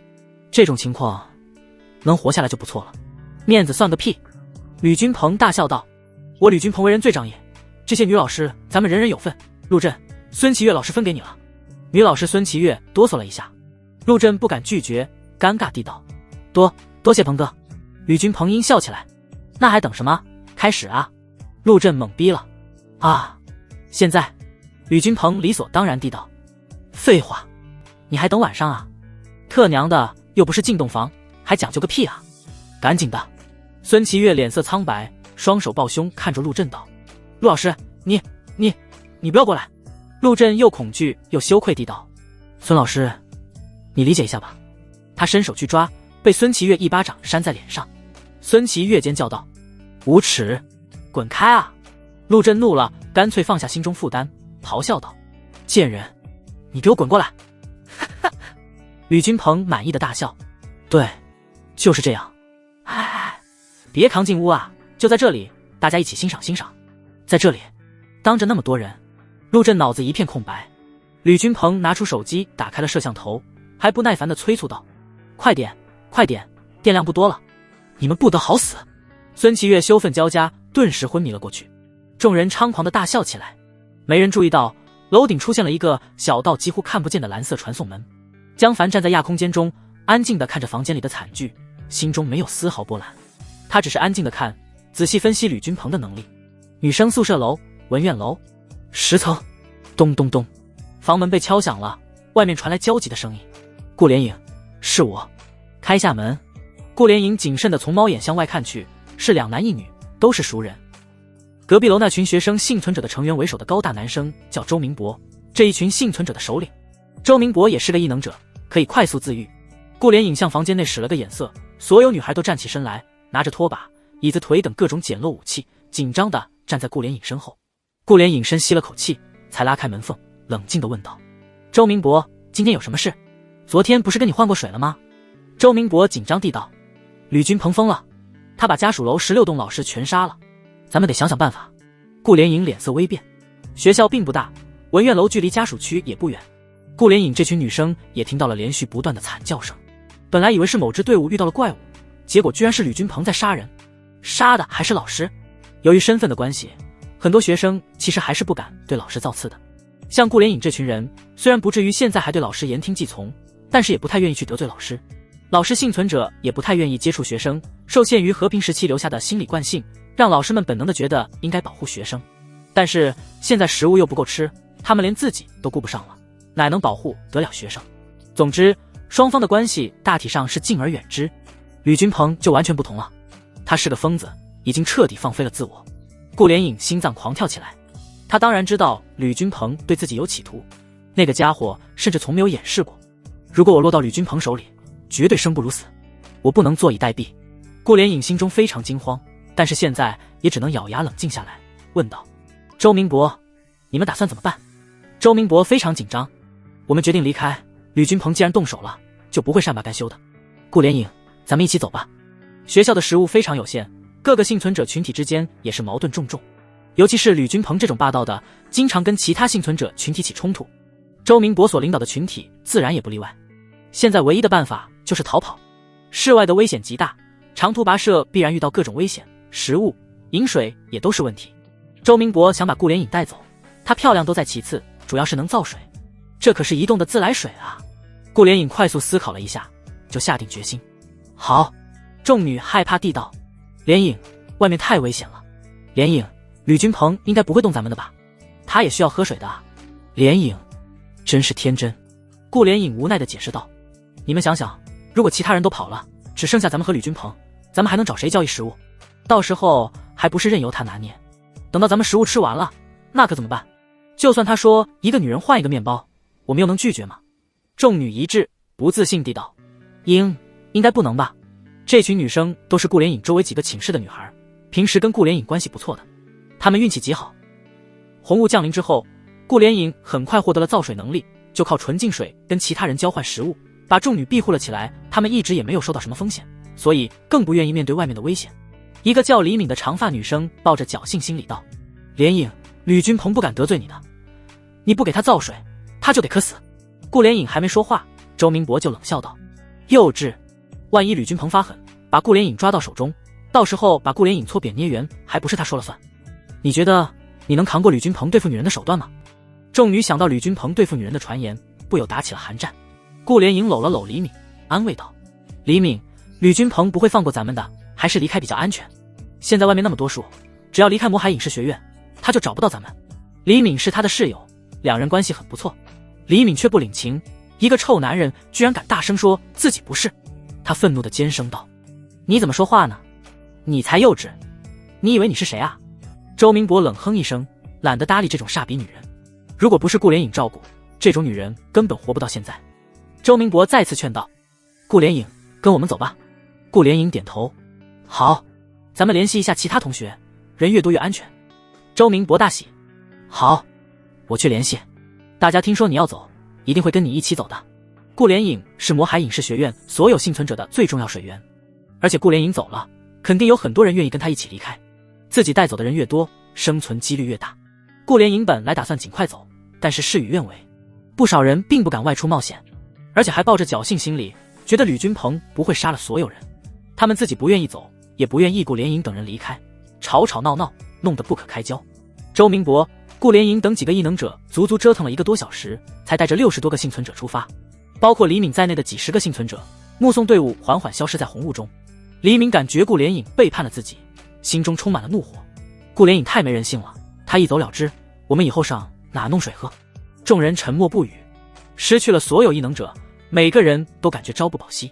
李敏看众人不说话，心中一发狠，又蛊惑众人道：等吕君鹏来找我们的时候，我们交不出水来，那就死定了。尤其是咱们这些女人，怕到时候想死都难。女生无不面色金黄。那怎么办？要不去追顾连影他们吧，现在追应该还来得及。外面太危险了，我怕。顾连影一点没把我们当姐妹，怎么能说走就走，太自私了。黎明眼睛一转，冷冷地道：要我说，唯一的生路是投靠吕君鹏。咱们只要告诉吕君鹏顾连影跑了，他就会把顾连影等人抓回来，那大家就都有水喝了。靠着这个功劳，咱们一定能活下去。众人震惊地看着黎明，这女人也太恶毒了。顾连影照顾你那么久，你转头就把她卖了。不过一些人心动了，黎明的手段倒不是个好办法，只要自己能活下去就行。至于顾连影会遭到什么样的报复，他们才不在乎。黎明快速道：不管你们说不说，反正我要去了。现在跟我一起去，功劳也有你们一份，别怪我没提醒你们。在黎明的怂恿下，2个男生和7个女生心动了，跟着黎明一起去向吕君鹏告密。周明博一脚深一脚浅地走着，短短几百米就走得满头大汗。所有幸存者一个接一个，不敢远离。红雾中的视野只有5米，稍微远一点就可能与大部队失散，那才是死定了。顾连影在队伍最中间，他是所有人的纯净水来源，得到了最好的保护。周明博仔细分辨了一下周围的景物，原本熟悉的校园如今被植物覆盖，很难认出来位置。大伙加把劲，前面应该就是校门。周明博开心地道：只要走出去，吕君鹏就找不到咱们。众人无不如释重负，露出了逃出升天的笑容。我们去哪驻扎？周明博看了看手中的纸质地图，为了保证安全，我们得走2公里以上。出校门向前走200米，再向南走。顾连影突然感到一阵风刮过，正在侃侃而谈的周明博僵住了，脖子上出现一道血痕，头颅缓缓滑落在地，鲜血喷了2米多高。他身后的幸存者脑子一片空白。吕君鹏出现在队伍最前方，他甩了甩西瓜刀，血迹洒了一地，狞笑道：各位想去啊？说给我听听。啊，吕君鹏来了，周明博死了，快跑！幸存者瞬间炸锅，转头就往学校里跑去。吕君鹏狂笑起来，哈哈，跑，使劲跑，今天全得死。他站在原地休息了10几秒，体力恢复得七七八八，然后身体化作一团幻影，瞬间砍死了最后面的一名幸存者。吕君鹏一路追杀，幸存者慌不择路的逃跑。莫名其妙的，这群人竟然跑进了操场。吕君鹏发现不对时，带着手下挡都挡不住。最后，吕君鹏等人脸色难看地站在了操场边缘，没人敢踏足一步。手下担心地道：老大，咱们别进了吧。鹏哥，操场太危险了。吕君鹏愤怒地砍断身边的树枝道：马德，老子不知道危险吗？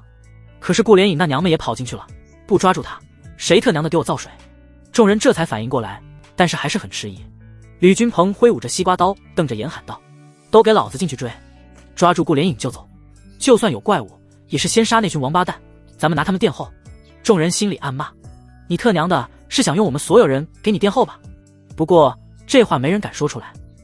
吕君鹏可是个杀人不眨眼的恶魔，谁敢说谁就死。在吕君鹏的逼迫下，众人只能咬紧牙关冲进了操场。地下20米，江凡把这一切看得清清楚楚，满意的笑了起来。咦，这倒是好事，正好帮我探探那种怪物。他谨慎地从地下跟了过去。这个体育场一侧是空空荡荡的操场，现在长满了半人深的草坪，另一侧是主席台，主席台后方连着一个室内篮球场。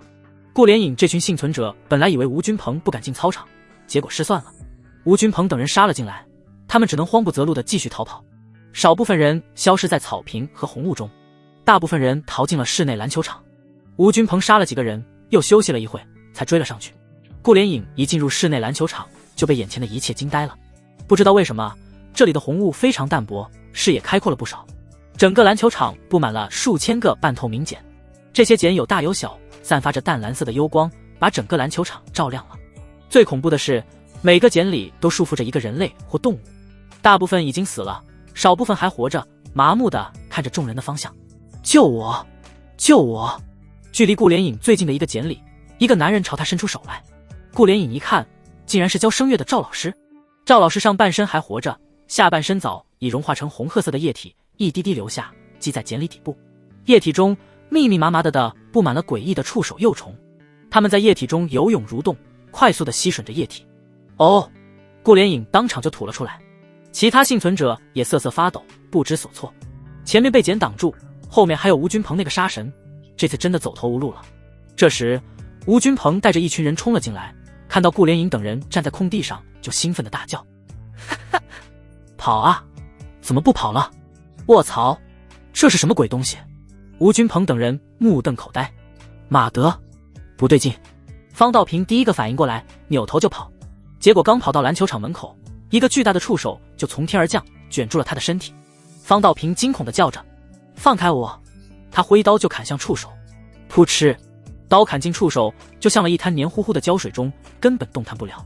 触手拉着他升到了屋顶，众人抬头向上看，这才发现屋顶上趴着一只巨大的半透明章鱼，身体时隐时现，但是它又不太像章鱼，头很像某种蜘蛛，长着3对长长的獠牙，触手足足几百根，在空中缓缓挥动着，诡异而邪性。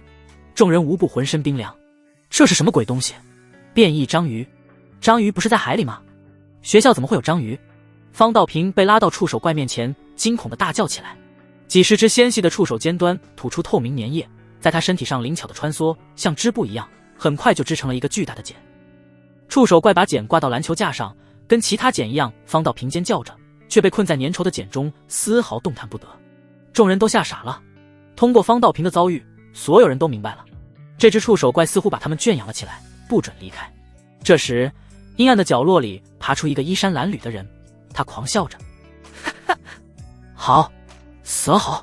众人转头一看，这才发现角落里居然还有2个活人，2人似乎也是魔海影视学院的学生，一个明显神志不清，疯疯癫癫的，另一个人高个子的，看起来还算正常。邓伟，你还活着？一个幸存者惊喜道：你都失踪3天了，居然还活着。邓伟大喜：对啊，我还活着。你们来了好啊，你们来了，我就能多活几天了。吕君鹏一耳光把邓伟扇倒在地，咆哮道：笑你妈呢？说你是怎么活下来的？邓伟还在笑，似乎也有点精神不正常了。嘿嘿，触手怪1至2小时抓一个人做茧，他死了我就能活1小时了，嘿嘿嘿。吕君鹏脸色巨变，他惊恐地抬头看向触手怪，1、2小时杀一个。他环视一圈，这里还有40多个幸存者，自己只能活40、50个小时了。吕君鹏坚定地道：不，我不能死，我一定有办法冲出去。邓伟冷笑：不，你死定了。话音未落，吕君鹏就一刀砍断了他半边脖子，并一字一顿地重复道：我说了，我一定能冲出去。现场一片死寂，只有那个精神失常的幸存者还在癫狂地大笑。死了，都死了。他在场馆中狂奔，触手怪似乎真的1小时只攻击1次，并没有攻击他。江凡凝神看向触手怪，触手怪的体内有个拳头大小的扭曲肉团，在江凡的感知中闪闪发光。扭曲肉团一边吸收红雾，一边向四周散发着气粒子。奇怪，它怎么能吸收红雾？江凡皱眉，这是他发现的第一种主动吸收红雾的生物，而且这只触手怪还能释放出气。江凡不由想到张子霖的呼吸法。按照张子霖描述，红雾之前他练了几十年也没什么动静，等到红雾降临之后，他就能感到生姜位置充盈了。难道气并非环境变化的产物，而是某些类似触手怪的动物或者植物产生的？我能不能吸收这种气？江凡决定试一试。从亮度来判断，触手怪的战斗力并不高，主要是它的攻击距离极长，攻击方式以及防御能力也很特殊，但是对于江凡却是无效的，他随时可以沉入地下逃走。江凡确认自己没危险之后，就从角落升到地面，然后走了出来。幸存者们听到脚步声，转头一看，居然还有个活人。大家只看了江凡一眼，就发现了不对劲的地方。这家伙怎么穿得这么干净，一点也不像在末世求生，就像大学生周末来体育场玩一样。而且这人看起来也很健康，脸色红润，肌肉隆起，完全没有饥饿的表现。吕君鹏完全想不通，只是暗暗警惕起来。江凡无视众人，走到触手怪的正下方，这里也是气最密集的地方。他盘腿坐下，练起呼吸法来。陆震懵逼地看着江凡，卧槽，这个家伙怎么也在这里？吕君鹏问道。哦，你认识他？他是谁？陆震小声道。就是他杀死了丁老师，然后抢走了苏老师。原来他也被困在这里了。苏老师呢？难道被这只怪物吃了？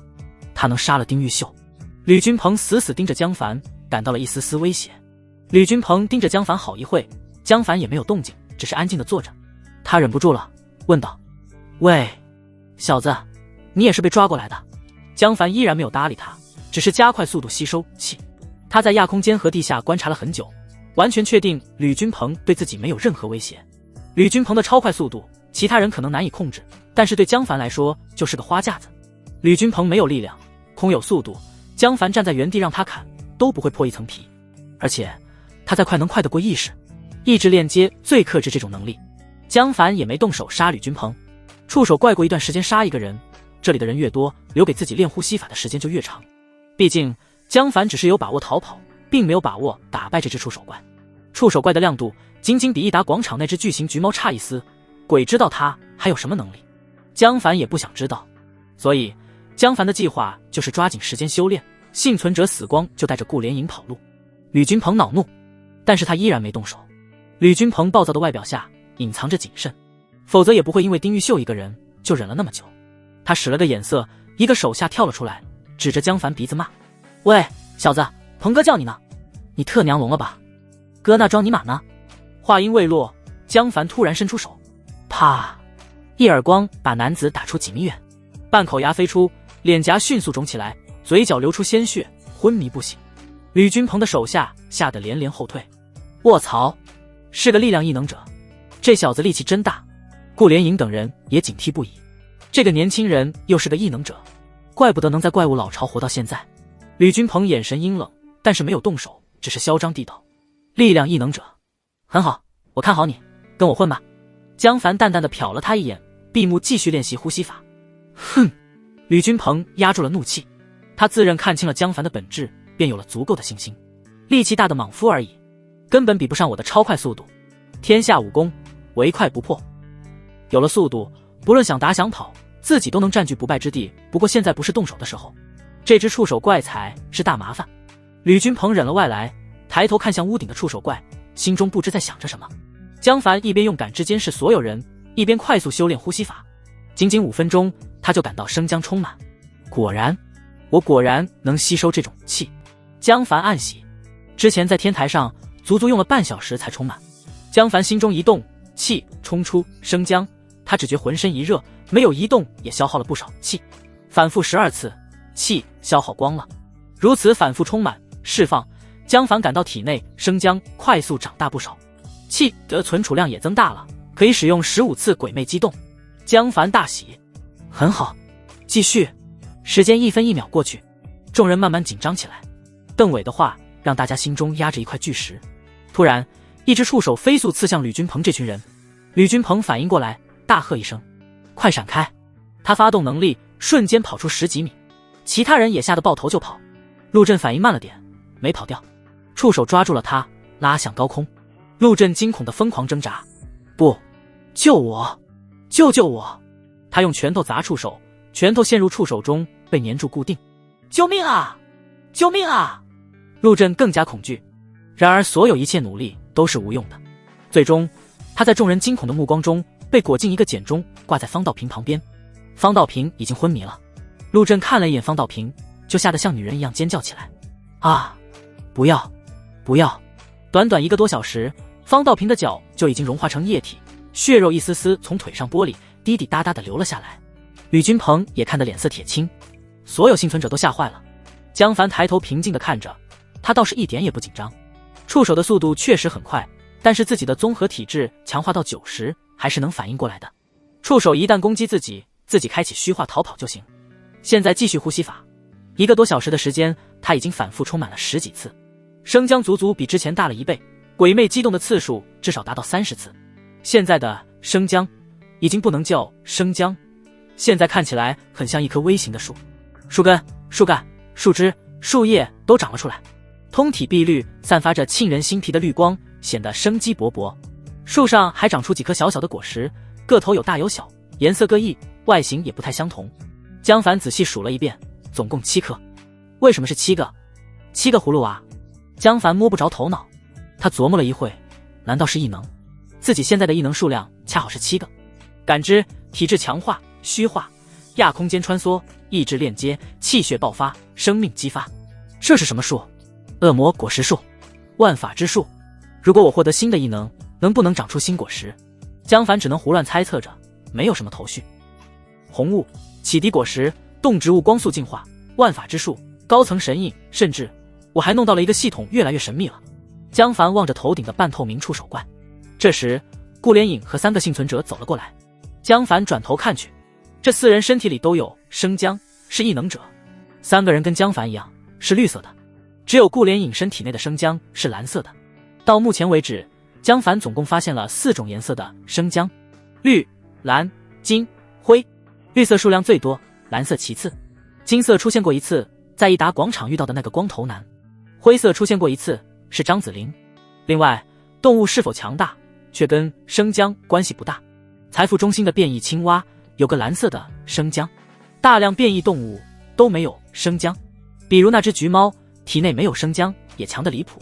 还有哈士奇白眼，江凡最早见到它时并没有生姜，但是那时它显然已经变异或者说进化了。后来江凡为它启迪果实后，白眼体内就出现了绿色的生姜，也就是说动物跟人类一样，吃了启迪果实才会长出生姜，获得某种异能。只不过动物就算不吃启迪果实，也有很多能自主变异，这是人类所不具备的。顾连影4人走上前来，主动道：同学你好。江凡看了顾连影一眼，这个女生确实非常漂亮，几乎比江凡所有女人都漂亮。最难得的是她身上有一股清丽脱俗的气质，哪怕再逃难，衣服脏乱，头发也很久没洗，依然难以遮掩她独特的气质。顾连影年龄20，品质9， 5分，凡尘仙子，妇德10分，未尝人事，综合评分9， 5分，果然又是个9， 5分。到目前为止，一群女人里只能胡丽丽达到了9， 5分。实际上胡丽丽的颜值并没有碾压众女，只不过她的身材太占优势了，大的离谱，才造就了那么高的评分。顾连影就不同了，这女生靠着对 A 都能评到9， 5分，纯靠颜值和气质能打，很好，我的了。江凡嘴角露出别有意味的笑容。什么事？顾连影被江凡盯得有点不自在，不过还是说道：同学，我叫顾连影，是个异能者，可以造水。他们也都是异能者，我觉得咱们应该联合起来，从这里逃出去。还有那个吕君鹏。顾连影放低声音：他是个大坏蛋，我们要不是他追着我们杀，也不至于被逼到这里。3个男异能者也点头道：对，我们应该联合起来。这个触手怪太厉害了，咱们一个个跑，肯定跑不出去。咱们得一起想想办法。江凡对所谓的合作没有任何兴趣，也不想跟一群期货死人聊天。除了顾连影，这里的所有人都会死。江凡淡淡地道：对不起，我没兴趣。说完就闭上了眼。4人脸色微变。一个男异能者怒道：你别以为你力气大就了不起了，告诉你吧，那个吕君鹏非常厉害，你根本不是他的对手。顾连影也跟着道：对，他的速度特别快，我们根本反应不过来，你力气再大，碰不到他也打不过他。这时，吕君鹏快步走过来，厉声道：“你们在说什么？说出来给我听听。”顾连影四人吓了一跳，他们不敢跟吕君鹏当面作对，赶紧退回幸存者人群中。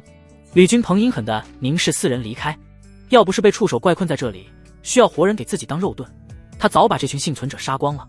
触手怪显然对死人不感兴趣，邓伟的尸体扔在地上，他也没抓走作践。吕君鹏冷哼一声，又瞪了江凡一眼，什么都没说就离开了。不到万不得已，他是不会杀了这个人的，至少还能给自己当个肉盾。反正只是个力量莽夫，根本伤不到自己分毫。幸存者们分成两群，吕君鹏一伙聚在一起，顾连营等幸存者聚在另外一边，只有江凡独坐在场地中间，闭目盘腿，没人知道他在干嘛。时间飞快过去，众人的心理压力越来越大，每个人都惊慌失措。不出意外，触手怪又抓走了一个女生，把她弄成茧，挂在天花板高处。女生叫得非常凄惨：“救命！救救我！吕君鹏，救我！你想做什么都行，救我啊！妈妈，我怕。”触手怪人有女生的凄厉惨叫，也不弄死她。看起来这只触手怪只喜欢活物。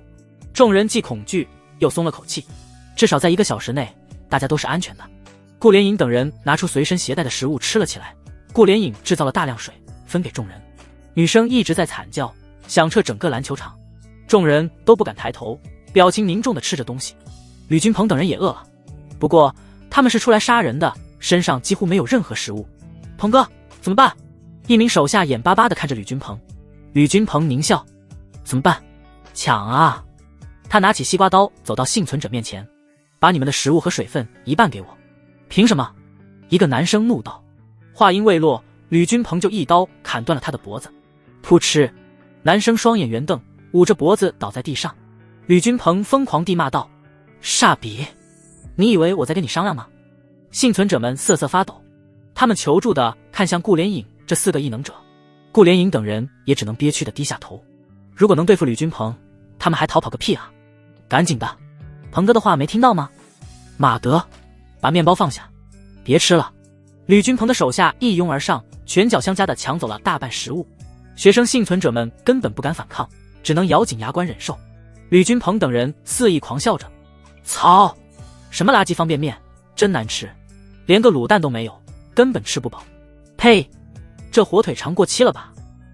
他们肆无忌惮地浪费着幸存者们辛辛苦苦存下的食物，众人眼睛冒火，却无可奈何。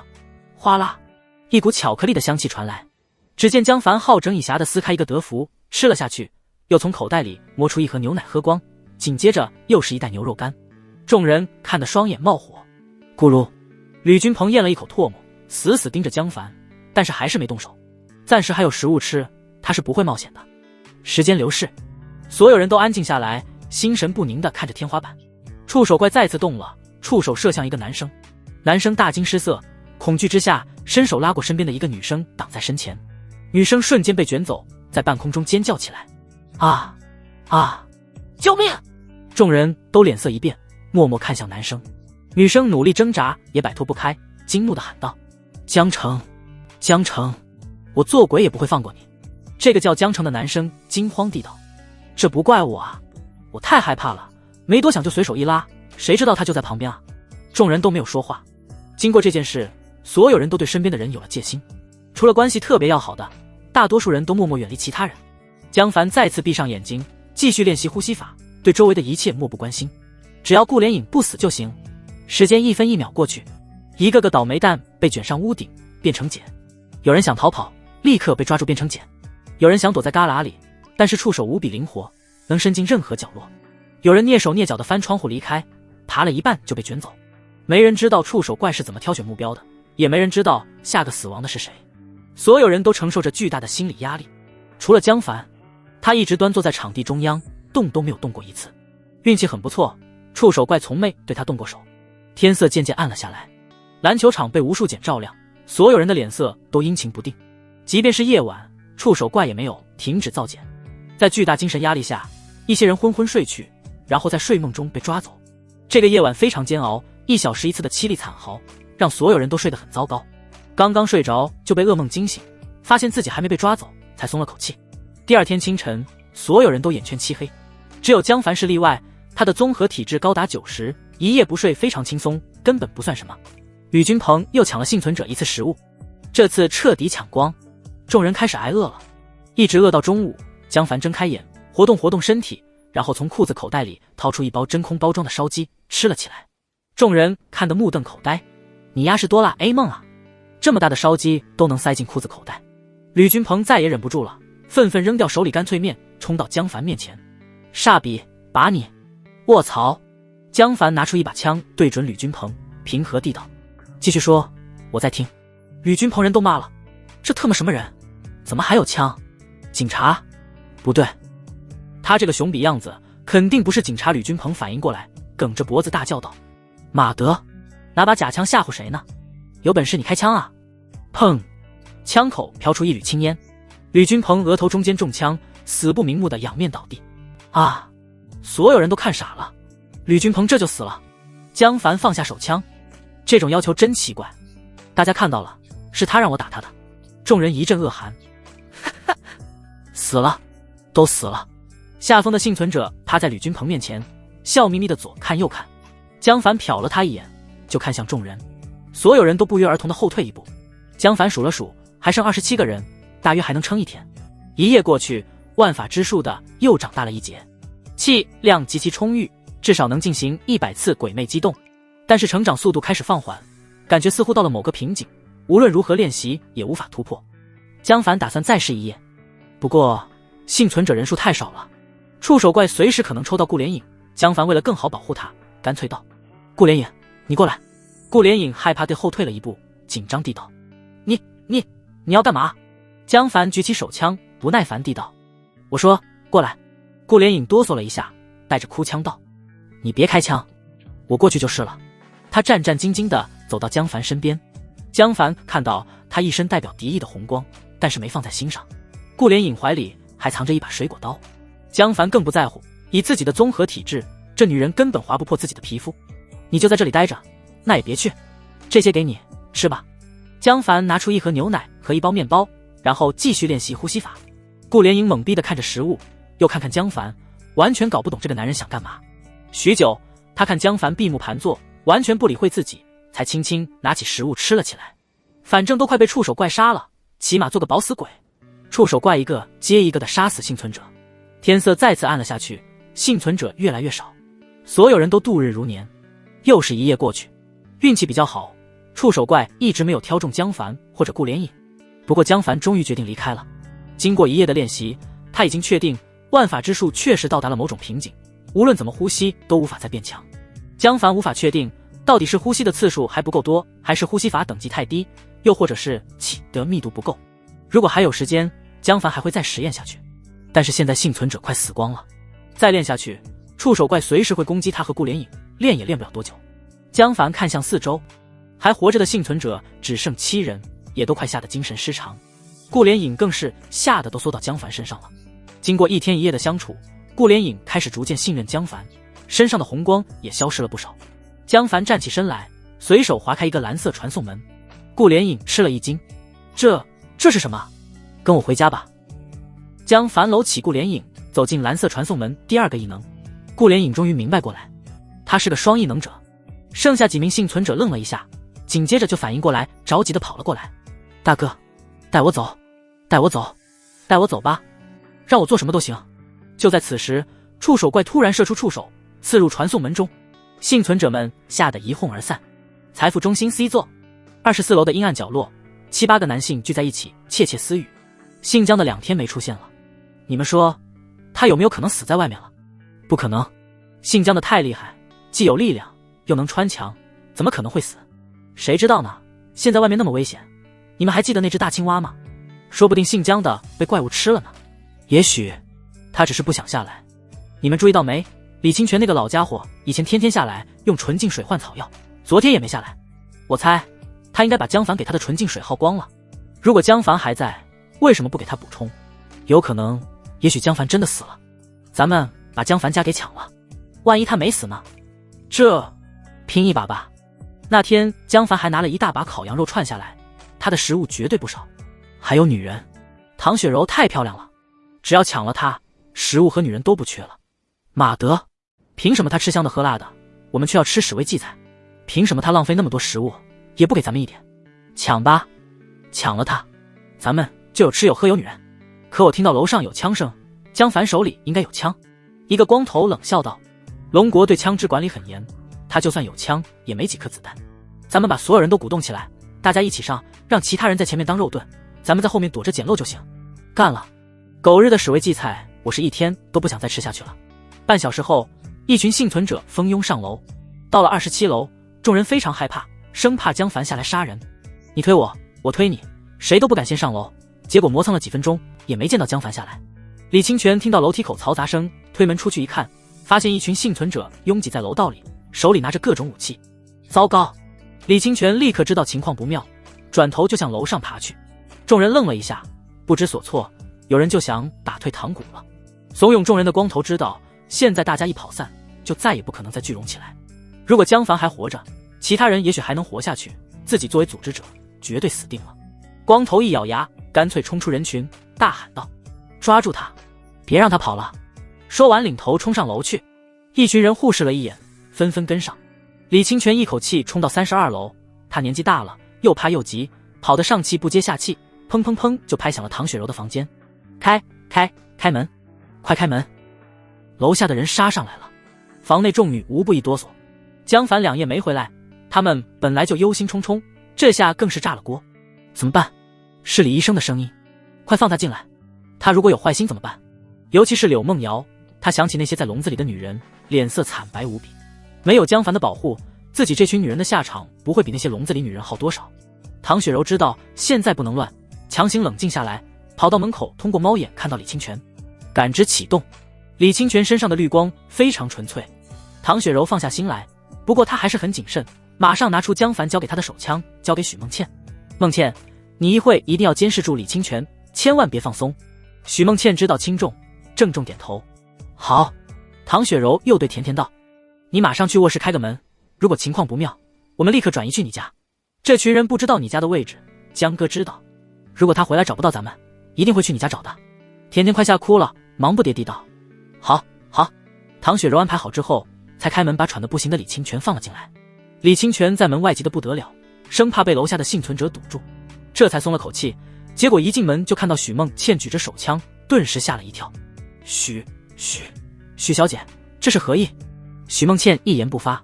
唐雪柔解释道：李医生，江哥不在，这也是为大家好，你就待在这里，说说下面的情况。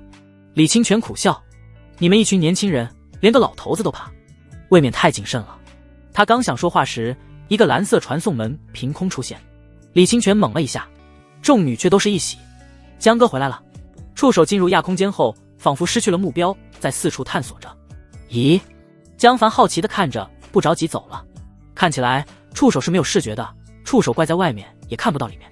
逐渐的，更多的触手穿过传送门伸了进来，密密麻麻的触手在亚空间挥舞着，不断向周围探索，如同噩梦中才有的场景，让人头皮发麻。顾莲影吓得尖叫起来：快把他赶出去啊！快！啪！江凡重重拍了他身后一巴掌。别吵！他快速想了想，就从随身空间掏出一辆压路机，扔在触手旁边。顾莲影看傻了，这压路机又从哪里出来的？触手怪仿佛感知了什么，所有触手一拥而上，抓住压路机，像蟒蛇一样缠绕绞杀起来，同时用力往外拖。卡机！压路机外壳被巨力压得扭曲变形，沉重的铁轱辘也发出刺耳的声音，看得江凡直牙疼。紧接着，江凡就发现，与他绞杀的恐怖力量相比，触手怪的拖力并不算大，至少10几吨的压路机，触手怪是拉不动的。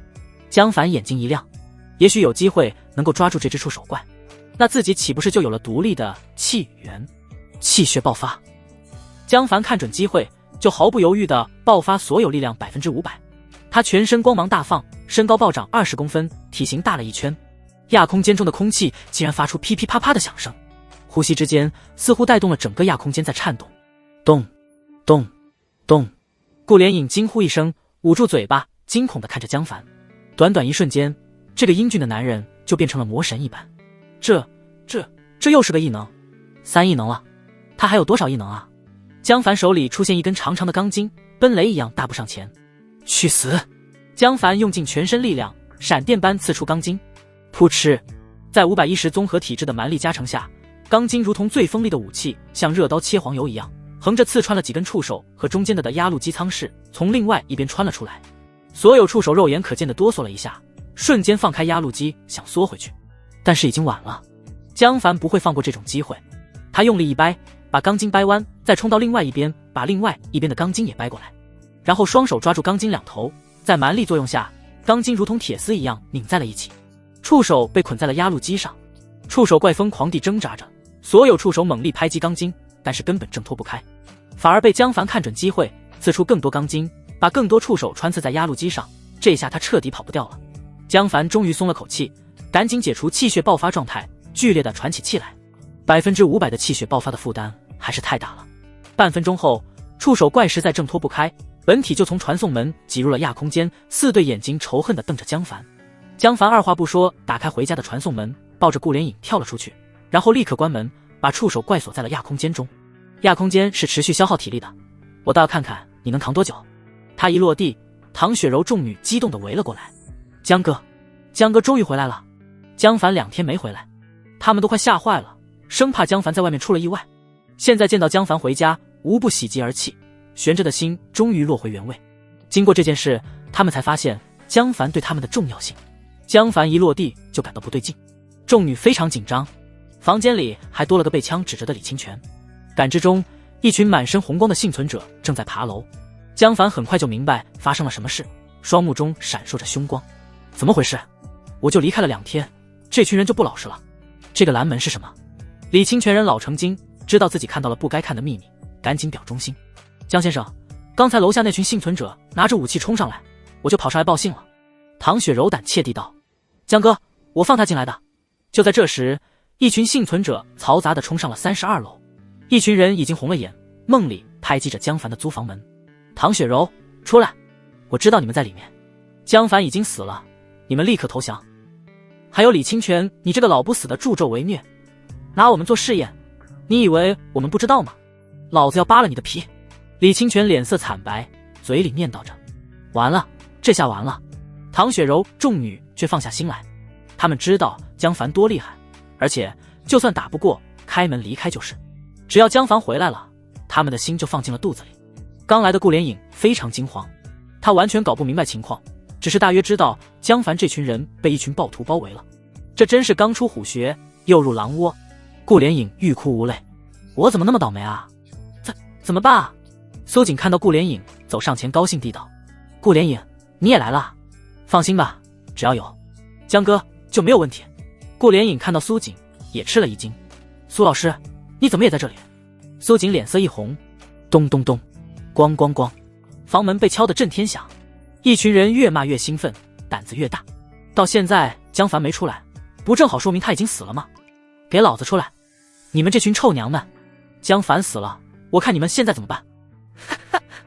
杀光他们，抢光吃的。江凡眼睛眯了起来，他修炼了2天呼吸法，又气血爆发500%抓住触手怪，现在非常疲惫，只想休息。结果一回家就遇到这种事，江凡很生气，后果很严重。看样子我还是太心慈手软了。白眼，江凡喊了一声，汪！哈士奇跳了出来。江凡面无表情的道：去楼下堵住他们，谁也别让跑。汪汪汪！白眼开心的跳了起来，穿过楼板就跳了下去。江凡则拿出一把手枪，走向门口。咔嚓，门开了。门外疯狂的幸存者愣了一下，转头一看，一个熟悉的身影走了出来。众人顿时头皮发麻，脑袋嗡的一声，无不惊恐的叫道：是江凡！江凡没死，他有枪。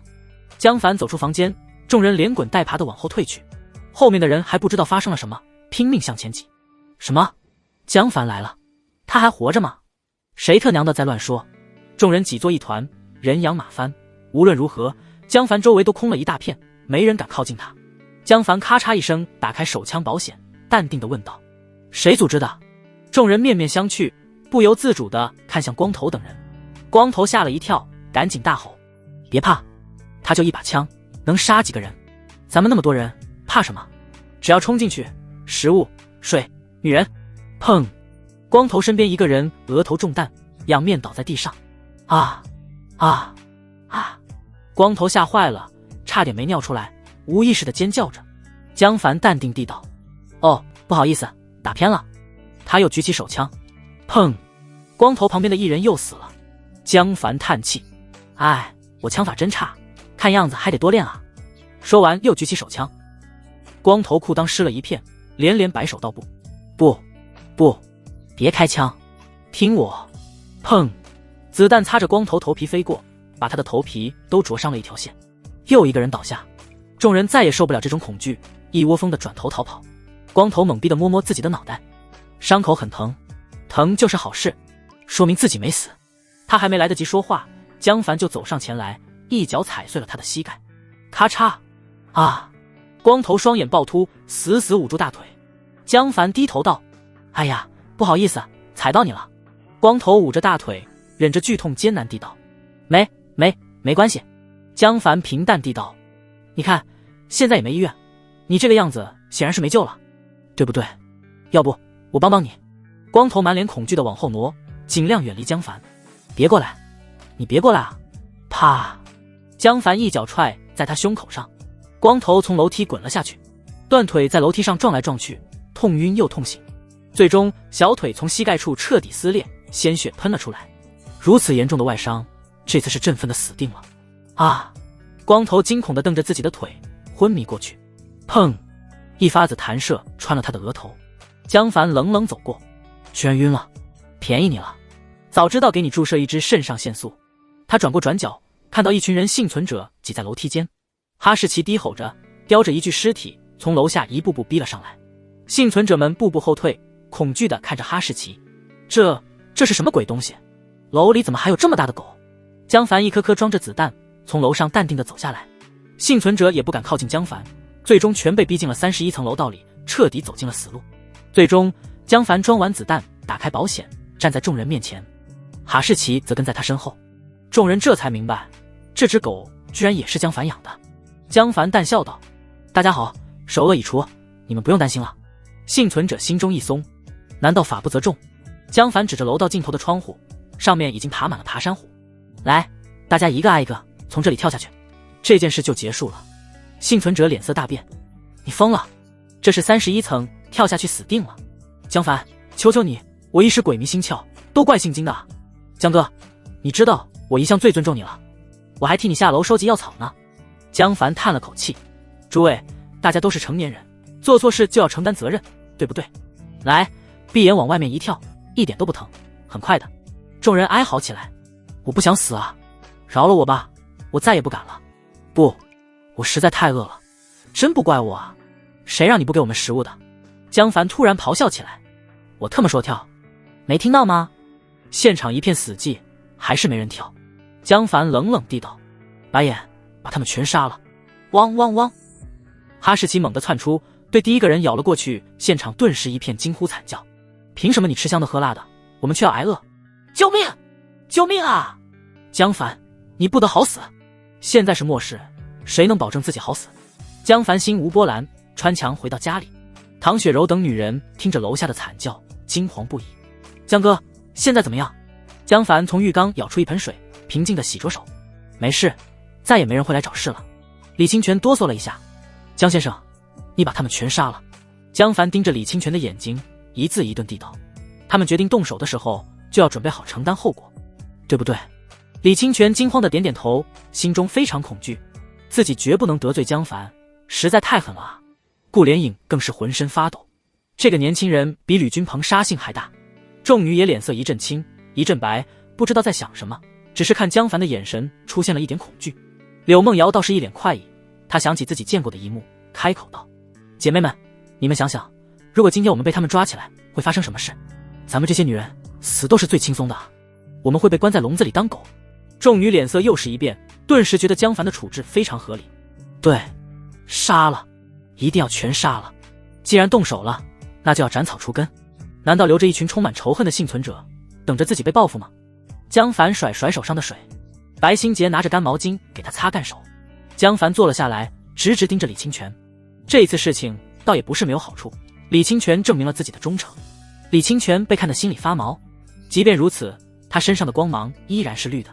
江凡满意地道：李医生，你的表现很好，你获得了我的信任。以后我会给你更多更好的食物，还有足够的日常生活的物资。李清泉如蒙大赦，感激地道：多谢江先生。这时楼下安静下来，江凡看向楼下，很好，幸存者全死光了。紧跟着白眼从楼下穿过楼板跳了上来，他浑身沾满血迹，目露凶光，低吼着看向江凡。吼！众人无不心里发毛，难道这畜生杀人之后开始想反抗了？这么大的畜生谁能对付得了他？江凡纳闷地看着白眼，他身上的光芒还是绿色的，那做出这副姿态干嘛？江凡突然想起狗的习性，难道这瘪犊子想挑战我的位置，想竞争当头狗？操！老子是人！啪！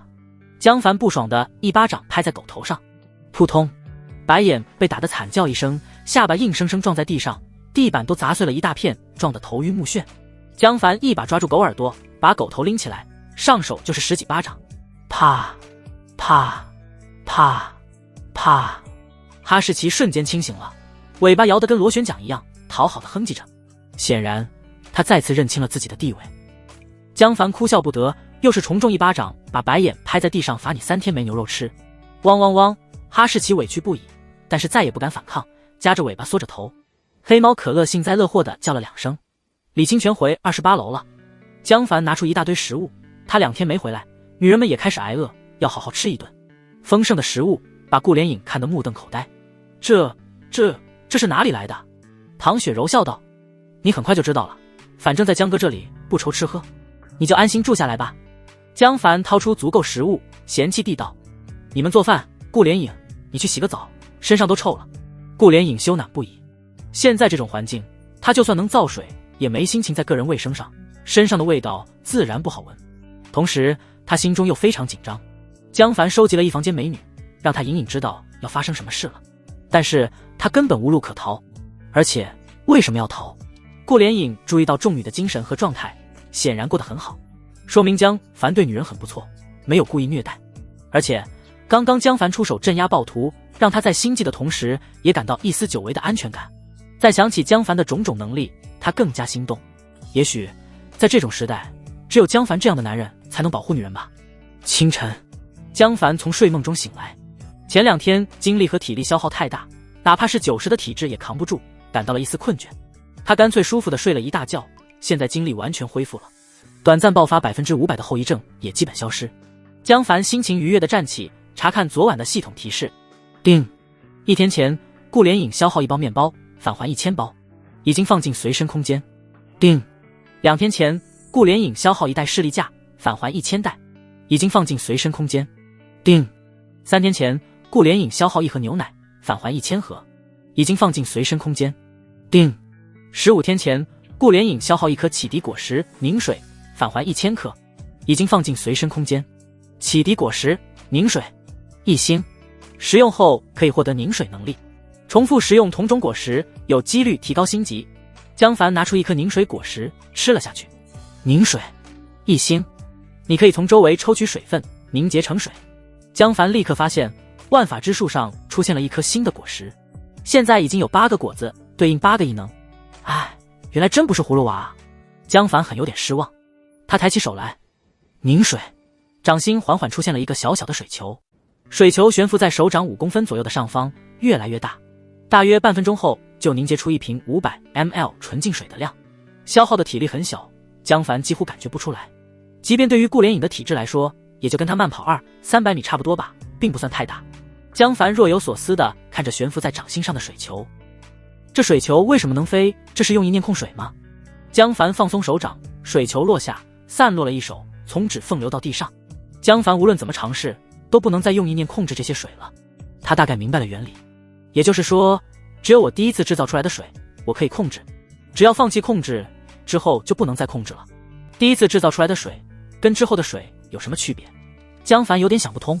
他又凝结了一个水球，用感知仔细查看，也看不出任何异常。水球里没有丝毫能量，看起来就是普普通通的纯净水。想不通就不想。江凡又拿出几把凝水果实吃了下去，这次的效果果然不太好。吃到第15颗时，凝水才升到了2星。叮！凝水升级到2星，凝结水的速度加快。看起来我对凝水果实的适应能力比感知果实还差一些，但是比体质强化果实好多了。江凡试了试凝水速度，果然加快了一大截，现在只需要10秒左右就能凝结出一瓶纯净水的量，这下再也不会缺水了。江凡继续吃凝水果实，足足吃了60多颗，终于升到了3星。叮，凝水升级到3星，凝结水的速度加快，凝结距离增加到1米。江凡惊喜，凝结的距离也能变远。江凡立刻测试了一下，这一次只需要3秒钟就能凝结出一瓶纯净水的量，而且水球可以悬浮在江凡面前1米处。虽然还是跟之前一样，只要放松控制之后就再也无法控制这颗水球，但是江凡还是想出了更多用法，比如跟敌人近身搏斗的时候，突然在他鼻子下方凝结一个小水球，那画面太美，简直不敢想。不过如果用来战斗，1米的距离还是不太够用。另外凝水速度更是太慢了，近身战斗双方高速移动，按这个凝结，等自己凝结出水球，对方头部的位置都不知道换了多少次了。江凡又用顾莲影试了试，看看能不能在他的鼻腔里直接凝结水，结果发现可以，倒是可以，但是对体力的消耗大到恐怖。仅仅凝结了1 ml 不到的水，江凡就感到身体一阵虚脱，而且越是往身体内部消耗越大。江凡想试试能不能在顾莲影的肺泡凝结水，试了一下就赶紧放弃，估计凝结出1 ml 的水自己就得昏迷过去，这种方法太不实用了，至少在体质碾压敌人之前都不实用。如果体质都能碾压敌人了，何必这么费劲，直接一拳打过去多省事。继续吃，江凡再次拿出一把凝水果实吃了起来，吃到快反胃的时候，终于听到了提示，叮，凝水升级到4星，你可以消耗更多体力，提高凝结速度，凝结距离增加到5米，可以消耗体力，提高凝结速度。江凡大喜，他什么都缺，就是不缺体力，还能凝结在5米之外。江凡走到窗边，使出全力，凝结一个人头大小的水球，瞬间出现在窗外。这种速度，敌人几乎反应不过来。这么大的水球，还往别人鼻子下方凝结个屁啊！直接水球呼脸，不仅窒息，还能短暂致盲。只不过，这种凝结速度对体力的消耗也极大的，即便是江凡90的综合体质，也感到一阵乏力，几秒钟后才缓过来。如果是顾莲影，估计会直接累到昏迷。而且确实可以穿透障碍物凝结水球。江凡笑了起来，再配合自己的感知，完全可以做到隔墙凝结，这可是阴人的神技。江凡心满意足，这是他获得的第一种元素攻击手段。虽然水球看起来弱了点，只要利用得好，还是不错的补充。江凡还发现，凝结水其实就是从周围的环境中抽取水分子，跟环境的含水量紧密相关。它凝结的越多，抽取的水汽越多，空气越干燥，凝结难度越大，消耗的体力就越大。如果在海面上、河面上，估计凝水速度又能提高一大截。对了，那只触手怪死了吗？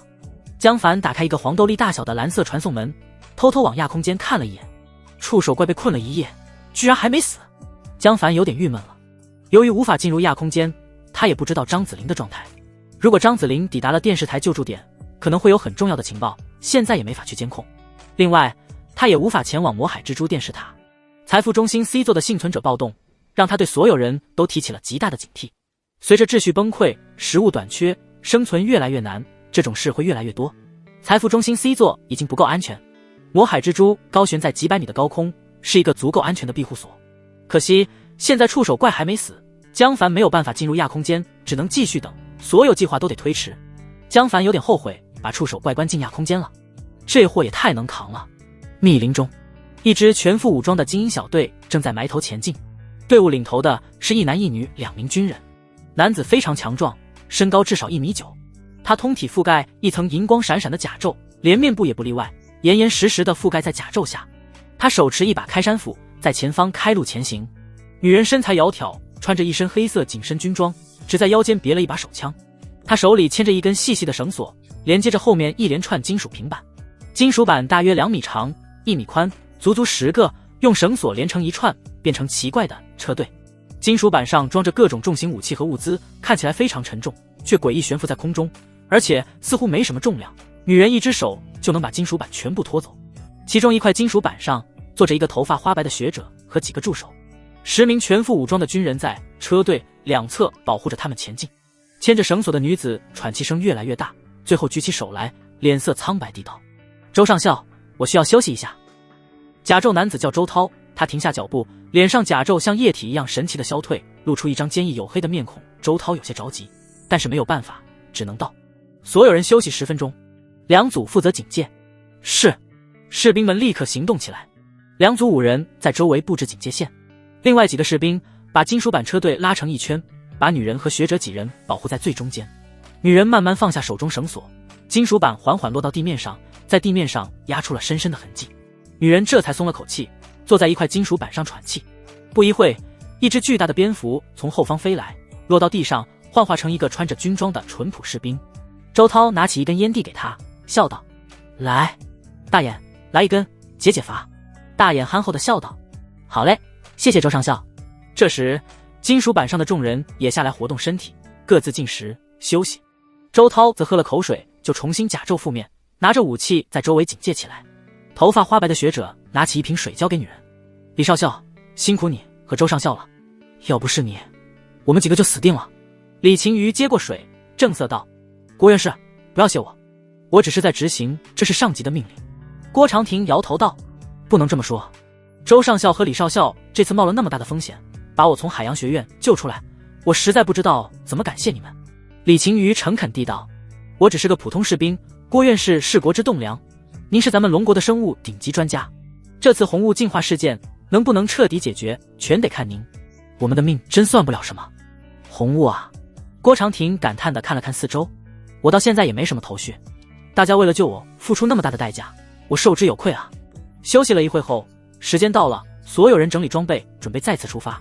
周涛不断看着地图，努力从浓厚的红雾中分辨现在的方位，最后指着一个方向道：“今晚咱们无论如何也赶不到魔海蜘蛛电视塔了，咱们需要找个地方休息一夜，明天中午之前应该能抵达，然后我们就给基地发消息，他们会派人来接应咱们。出发，再走1公里，兄弟们就能休息了。”李晴瑜牵起绳索，金属板一个接一个的悬浮起来，车队再次前进。江凡打开房门，离开卧室。顾连影轻轻睁开眼睛，看着江凡的背影，面色复杂。实际上，江凡一起床他就醒了，他睡觉一向很轻，他只是有点不知道该怎么面对这个男人，所以才装睡不起。顾连影觉得自己应该怨愤，实际上并没有。在朝不保夕的红雾时代，江家这种避风港对女人来说简直就是天堂一般，安全，食物充足，物资充沛，甚至还有足够丙烷当煤气烧，除了没有电，几乎跟和平时代没什么区别。可是我除了漂亮，在这里还有什么价值？顾连影突然想起苏锦，他早就知道苏老师会治疗，这就对了。宁水，江凡一定是因为我们2个的能力才把我们救回来的，这个能力才是我的立身之本。顾连影心中有了底气。江凡突然回头道：“别赖床了，快起床吃早饭。”啊！顾连影吓了一跳，无比羞赧，原来江凡早就知道自己已经醒了。顾连影赶紧起床，一到客厅就惊呆了，满满一桌子食物，非常丰盛，牛奶、面包、油条、煎蛋、豆浆，顾连影都看傻了，怎么这么多吃的？这也太奢侈了吧！这么一桌子饭放在魔海影视学院，够10个人吃1星期，在江凡这里却只是一顿早餐罢了。顾连影虽然靠着凝水异能没挨过饿，但是也不是能挑食物的，基本就是有什么吃什么。这么丰盛的食物，只能说明江凡的物资储备非常丰富。他想起昨晚唐雪柔做的岗前培训中的一条：江哥早就知道红物奖励，他有个随身空间，提前购买了海量物资，足够大家放开吃100年。顾连影看到眼前的一幕，终于相信了。除非这个原因，否则江凡怎么可能如此浪费食物？顾连影不由看向江凡，他为什么提前知道红雾降临？那他知道红雾降临的原因吗？江凡正拿着白煮鸡蛋，一口一个，吃得极快。2个漂亮的女人一左一右给他剥鸡蛋。早餐比较放松，女人们自发3、5成群的聊着天。顾连影有点不知所措。胡丽丽招手道：“顾连影，来这里一起吃啊。”胡丽丽身边坐着苏锦，也对顾连影嫣然一笑。顾连影松了口气，赶紧坐到2女身边。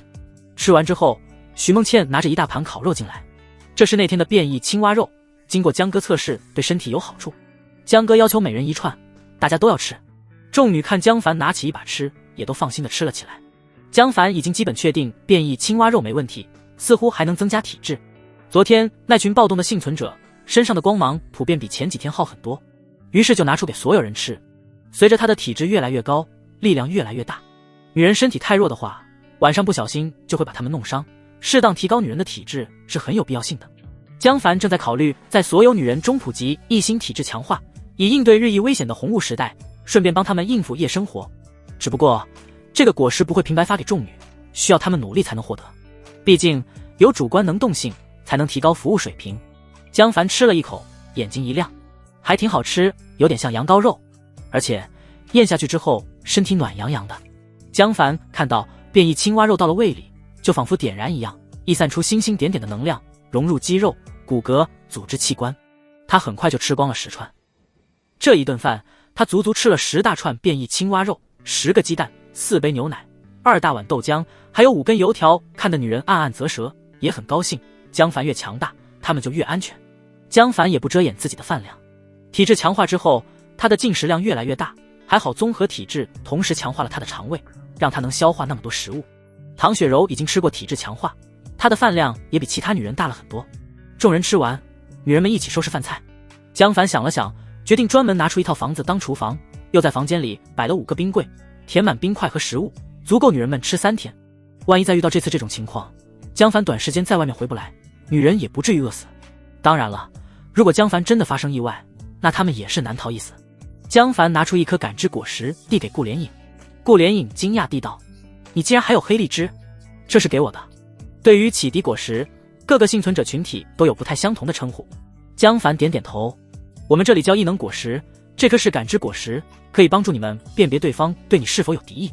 每个女人加入都能获得1颗感知果实，其他的果实我还有很多，但是需要你自己争取了。”顾连影人都傻了，他万万想不到，外面无比珍贵的宝物，在江凡这里竟然成了奖励女人的奖品。他难以置信地道：“也就是说，他们都有异能？”江凡笑了笑：“对，有几个还不止一种异能。”众女笑盈盈地看着顾连影，甜甜骄傲地炫耀道：“我能传送，唐雪柔姐姐能穿墙，许梦倩姐姐能用意识给我们打电话。”顾连影彻底懵逼了。江凡一招手，一个巨大的水球出现在顾连影面前。顾连影美眸瞪大：“你也会凝水？可你凝水的速度为什么这么快？”江凡笑了笑，掏出一把凝水果实道：“我有很多凝水果实，吃相同的果实，能力可能升星，变得更强。如果你表现得好，我会奖励你更多凝水果实。”其他女人已经见怪不怪了。一大把异能果实，顾连影再也没了一丝骄傲。她本来以为江凡一定是为了自己的凝水能力才把自己抢回来的，自己必然能获得江凡的疼爱，这群女人一个都比不上自己。现在看起来，自己根本没有任何特殊的地方。外面珍贵的异能，在这里竟然人手一份，甚至多份。江凡穿墙来到楼顶，练习了一番气血爆发和鬼魅激动，可是还是没有任何长进。想做到张子玲那种收放自如的程度，不知道要练多久。江凡不得不承认，原来张子玲真是个武学天才。江凡拿出一把果实吃了起来，既然技巧不行，那就把面板顶起来。他站在天台边缘，看着一望无际的红雾海洋，一颗接一颗的吃起了启迪果实。也不知道张子玲到电视台没魔海预警小区。一栋楼的天台，大腹便便的孔永健穿着一身干净清爽的黑色行政夹克，副手在前面走着，完全一副官员做派他的模样，就像在和平时代一样，跟如今的情况格格不入。但是孔永健身后跟着一群幸存者，脸上完全没有任何异样，毕恭毕敬地跟在孔永健后面。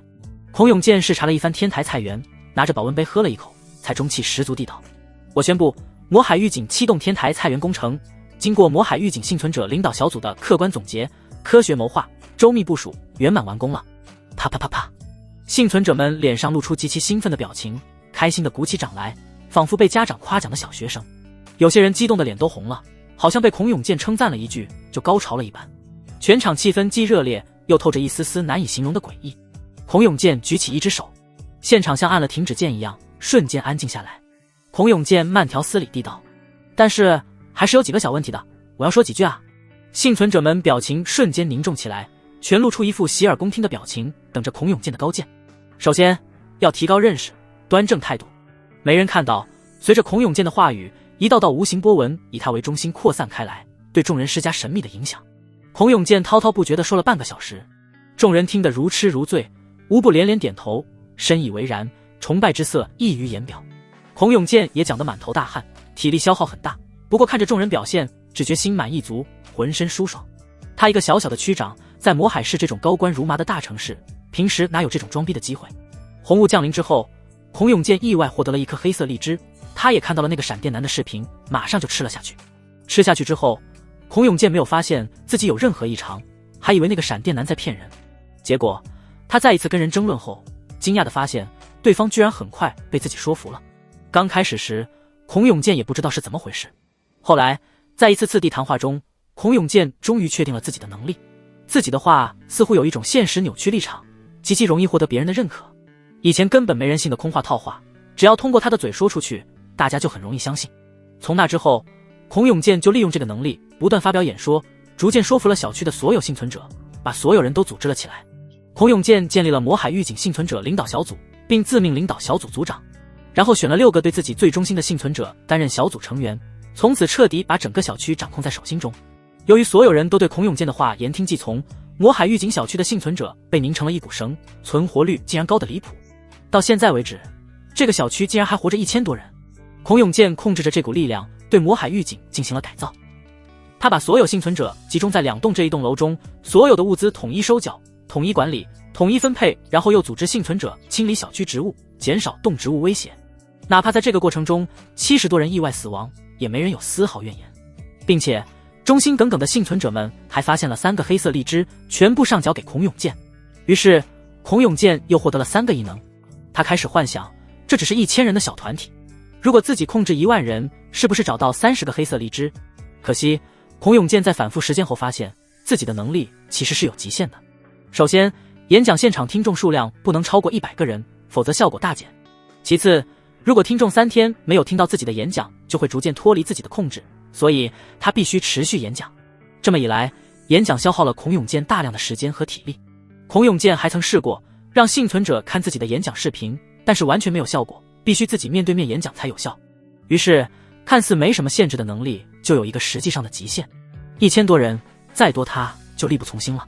孔永健正在演讲时，魔海预警幸存者保卫处处长刘永维急匆匆走过来。这是孔永健亲自任命的嫡系亲信，深得孔永健信任。孔永健脸色微变，问道：怎么了？刘永卫着急地低声道：孔主任，外面来了一队当兵的，我至少发现了2个异能者，领头的是个铁甲人，还有个女人，似乎能把金属悬浮起来。士兵？孔永健眼神一凝，不禁反喜。军队终于进城了吗？他可是渴望军队进城很久了。以自己保护上千人的功绩，一定能在组织里混个好位置。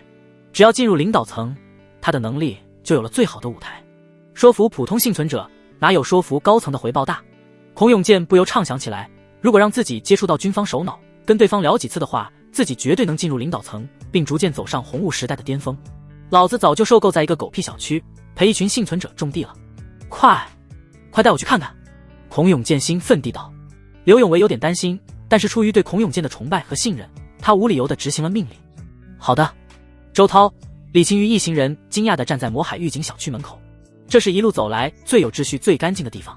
消瘦但是精神抖擞的幸存者穿着统一的黑色衣服，手持自制武器，在小区内巡逻。一组组的幸存者正在割草，把小区里的野草清理得干干净净。大树全部被砍倒，并砍成一段段的推到院门外加固院墙。一些人把地面整理成农田，种上一种奇怪的荠菜，看起来似乎能吃。无论男女，他们都表情平和，没有其他幸存者聚居点的恐惧和凶恶，反而充满了干劲和难以形容的快乐。如果不是浓重的红雾，这里几乎看不出一丝漠视的迹象。周涛脸上的金属褪去，惊讶地道：这里是谁干的？厉害啊！就连物资充沛的基地都没有这么和谐的场景。只有李晴瑜感到一丝异样，他本能的有些不安，想了想，上前问道：小伙子你好，我是军方的李晴瑜少校，请问你们的主官叫什么？几名巡逻队员手持武器，紧张地盯着周涛众人。即便他们很害怕几人手里的武器，也没有一点退缩的意思。巡逻队员只是盯着李晴瑜，一言不发。郭长亭也从金属板上下来，惊喜地看着种菜的人群道：这种菜能吃？周涛赶紧拉了他一把，防止他太靠近巡逻队员。虽然对方看起来没有攻击意图，但是现在情况不明，还是尽量小心为妙。巡逻队员依然一言不发。能吃。红雾中传来一个爽朗的声音，紧接着一个五短身材的胖子大步走出，他脸上洋溢着笑容，热情地伸出双手上前。同志们，我可把你们给盼来了，咱们魔海预警的1035名群众日日夜夜在盼望咱们龙国军人啊。孔永健抓住周涛的手就是一通猛摇。我是孔永健，原新海区区长，现任魔海预警幸存者领导小组组长，请问将军贵姓？周涛本来还有点警惕，但是孔永健说话后，他莫名就觉得眼前这个胖子很值得信任，不由自主地介绍道：“我不是将军，我只是个上校，叫周涛，奉命救援郭长廷院士回基地，路经贵地。”咦，我怎么把任务给说出来了？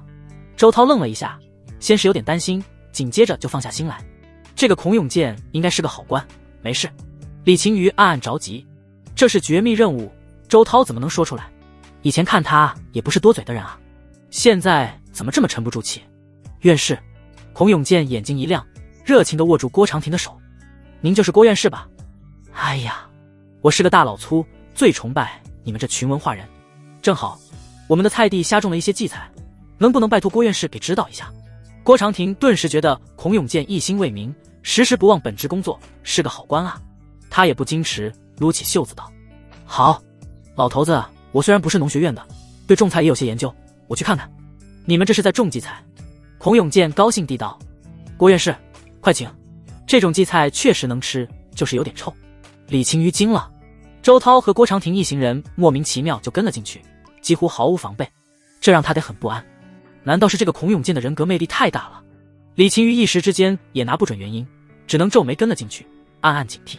天色暗了下来，江凡再次打开亚空间，发现触手怪死了，血肉干瘪，只剩下一层厚厚的外皮，紧紧裹在压路机上，看起来有点搞笑。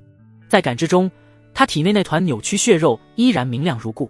江凡爬上触手怪的尸体，皮肤表面的粘液干裂结块，非常坚硬。江凡走到扭曲血肉上方，一斧头劈了下去。几分钟后，江凡挖出了一团血红色的宝石。这团扭曲血肉在触手怪死后竟然凝结成了宝石。扭曲血肉的外形还是血肉的模样，只是变成了透明的，看起来有些诡异。这玩意还能转化气？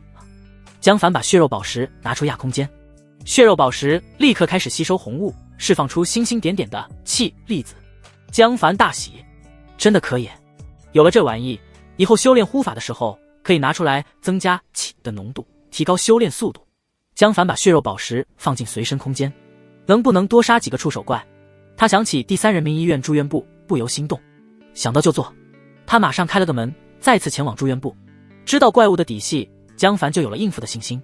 触手怪对普通幸存者和其他异能者威胁极大，但是对江凡来说只能说一般，实在打不过就虚化逃跑呗。他开启虚化，走出传送门，落在住院部楼顶。眼前的一幕让他惊呆了，住院部已经跟上次来发生了巨大的变化。大楼外墙上到处都挂满了茧，在感知中，密密麻麻的触手怪正在丛丛锦绣江爬上岸，向陆地爬去。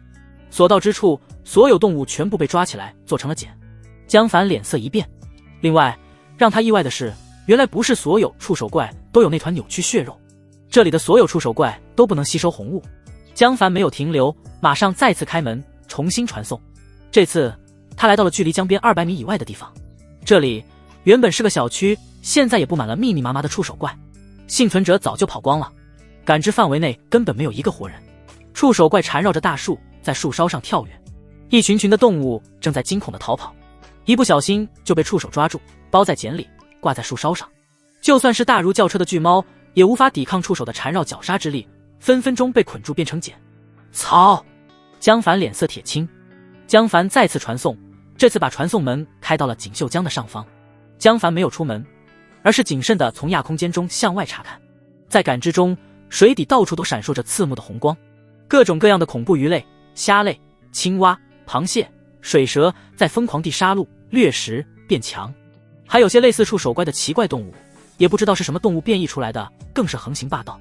比起陆地毫无阻碍物的水下，才是真正的修罗场。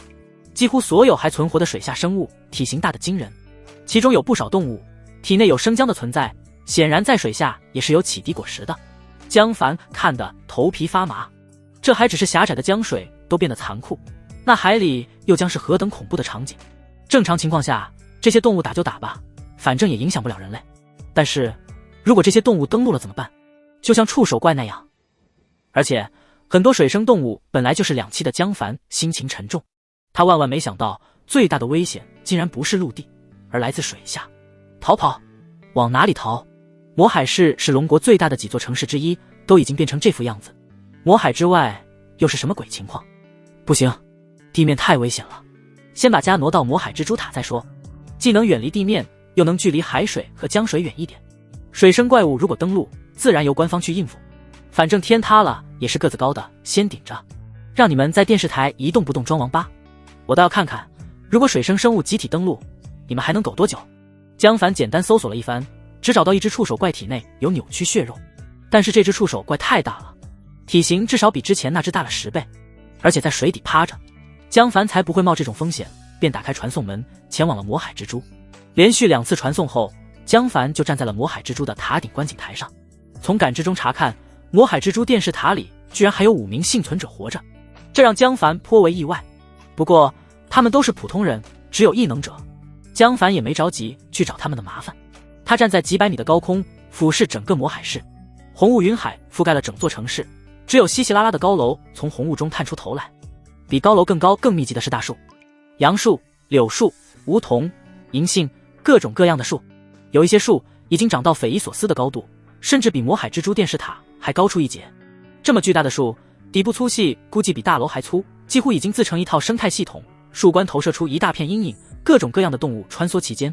魔海蜘蛛电视台旁边1公里左右就有一棵极高的树，树梢上趴着一群不知道哪来的古怪猴子，它们白脸黑背，竟然都长着4只手臂。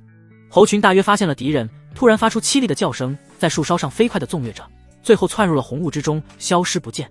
江凡叹了口气，恐怕地球很难回到过去了。江凡远眺东方，那里本该是一片蔚蓝的海洋，现在也被红雾遮挡。海洋上没有高楼，没有大树，只有一望无际的红雾，如同云海一般。就在此时，一只巨大海蛇突然逾越出近100米的红雾。巨型海蛇通体覆盖着银蓝交替的鳞片，身体2侧张开恐怖的古翼，背部长着3排骨刺。它头顶云层，下半身还在红雾之中，身高几乎难以想象。巨型海蛇嘴里叼着一艘巨型游轮，看起来就像人口中的香烟一般大小。按这个比例对比，巨型海蛇至少5000米长。江凡看得目瞪口呆，面对这种恐怖到难以想象的生物，他已经没有言语来表达了。吼！巨型海蛇发出通天彻地的吼声，方圆100里内的红雾云海都被震得剧烈颤抖。然后巨蛇划过巨大的抛物线，重重落入海水中。轰！轰！轰！巨大的撞击轰鸣声传来，仿佛发生了核爆一般，水雾磅礴。天空上甚至挂了一道美丽的彩虹。江凡瞠目结舌地看着红雾，许久才道：我操啊！魔海蜘蛛电视塔主体从下到上分布着3个大型观光工作平台，分别为下球体、上球体、太空舱。其中太空舱位置最高，建设了一座旋转餐厅和一座魔海天际线酒店。魔海天际线酒店的总统套房中，魔海首富徐显达穿着丝绸睡衣，端着一杯红酒，站在落地窗边。一向自诩见惯大风浪的徐显达，现在也惊得嘴巴比拳头还大。刚才是什么鬼东西？他刚刚起床就看到了那只顶天立地的巨型海蛇。他妈的，居然把游轮当玩具，这玩意得多大？徐显达身后站着一名寸头壮汉，壮汉是徐显达最信任的保镖刘磊。刘磊从军队退役后，母亲重病没钱治疗，徐显达掏了100万给他母亲治病。虽然刘磊的母亲最终还是死了，但是从此刘磊就对徐显达忠心耿耿，10几年来一直跟着徐显达，深得徐显达的信任。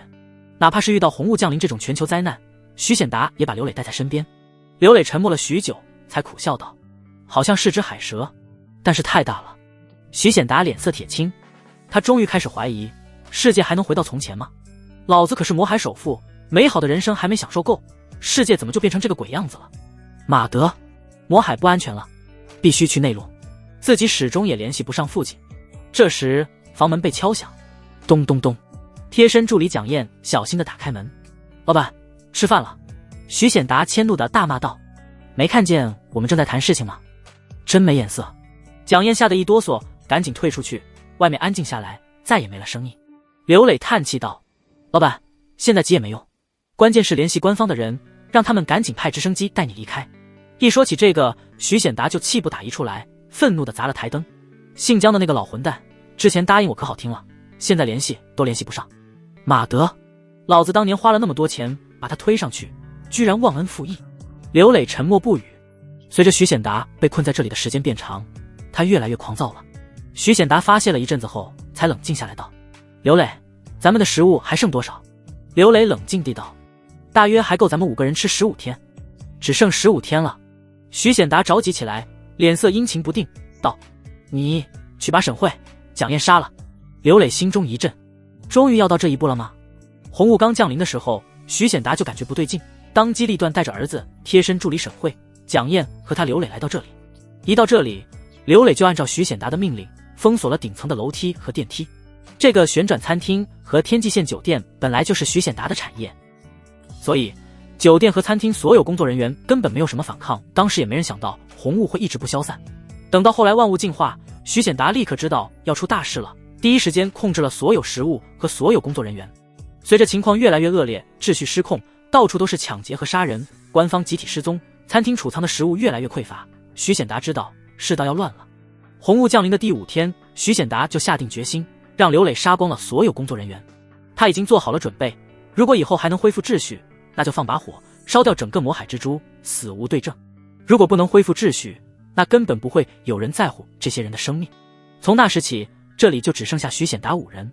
现在情况越来越恶劣，就连跟了徐显达多年的沈慧、蒋燕也得去死了。徐显达说完就死死盯着刘磊，他其实非常紧张，让刘磊杀酒店和餐厅的工作人员和让刘磊杀自己身边的人情况完全不同。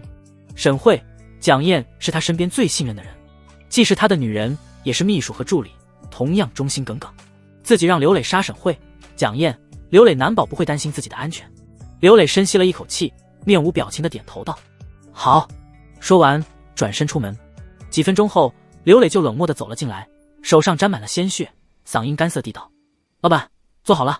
徐显达勉强松了口气，假装不在意地道：你的枪呢？给我。刘磊慢慢抬起头，盯着徐显达，一字一顿地道：老板，你这是不信任我？徐显达心中很慌，但是脸上依然强势地道：刘磊，你在胡思乱想什么？你连我的话都不听了吗？把枪给我。刘磊突然笑了起来，我就知道你是这样的人。他拍了拍手，房门被打开了，沈慧、蒋燕2女满脸怨恨地走了进来。徐显达惊慌失措：刘磊，他们怎么还活着？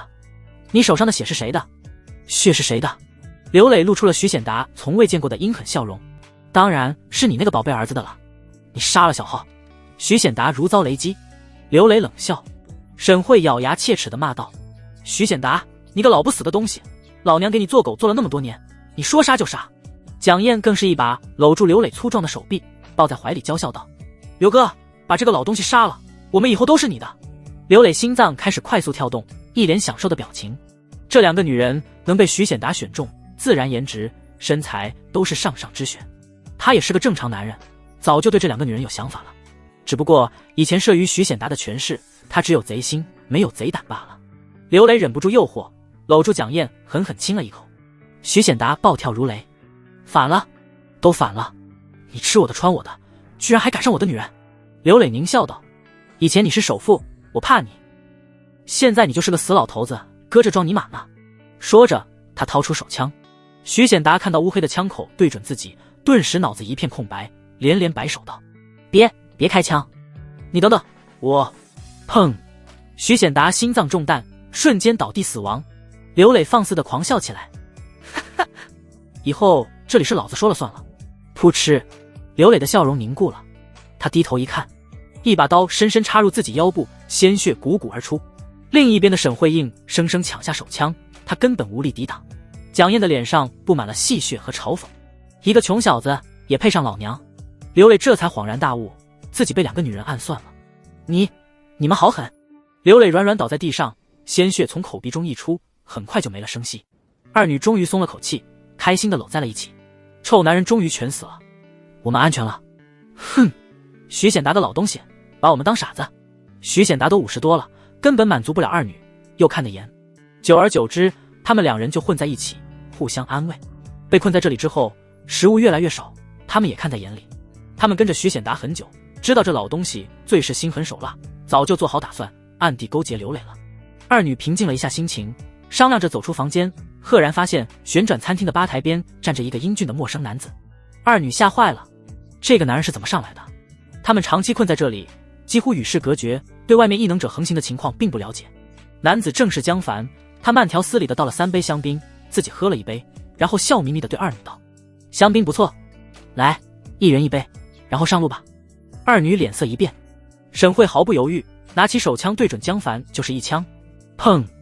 可惜他的速度对于江凡来说太慢了，江凡不躲不避，只是启动了虚化，子弹穿过他的身体，在身后的墙壁上留下了一个子弹孔。江凡淡定地看着他，连眼皮都没眨一下。呀，没打中，要不再试试？蒋燕更是气坏了，真笨，这么近也打不中，快杀了他！沈慧气恼，也以为自己没打中。他虽然没开过枪，但是5-6米的距离实在太近了，他很有信心。紧接着又是3枪，砰砰砰，江凡依然毫发无损，身后的墙壁再次留下3个枪痕。这次二女终于感觉到不对劲了，这么近，怎么也不可能枪枪不中吧？甚至其中一发子弹就落在正对着江凡背后的墙壁位置。沈慧颤抖的道：“你是人是鬼？”蒋燕也难以置信的看着江凡，就算他没打中，这人也太淡定了，好像早就笃定自己打不中一样。除非他不是人，是鬼。二女从来没有见过异能者，不由想偏了。虽然之前网络没断的时候，他们在网上也看到了异能者的视频，但是他们并不信，只是觉得那些人在装神弄鬼。江凡一口把香槟喝完，好整以暇的走到二女面前，伸手夺过沈慧的手枪。沈慧竟然毫无反应，惊恐的看着江凡：“你不是鬼，你能碰到我？”江凡笑了笑，和蔼的道：“你自己上路，还是我帮你？”沈慧惊恐的连连摆手：“不，我疼，放开我！”话音未落，江凡就一把抓住沈慧的头发，拖着她走向电梯。他用指尖硬生生地插入电梯门缝，稍微一用力就把电梯门撬开，里面是黑洞洞的电梯井。由于已经停电，电梯箱停在最下层，再也上不来。沈慧看得头皮发麻，惊恐地尖叫：“饶了我，饶了我！”江凡没有任何回应，只是拉着他的头发一甩，把沈慧扔进了电梯井。砰砰砰！沈慧的身体在狭窄的电梯井墙壁上来回撞击，很快没了声音。不一会，下方传来重物落地的回声。砰！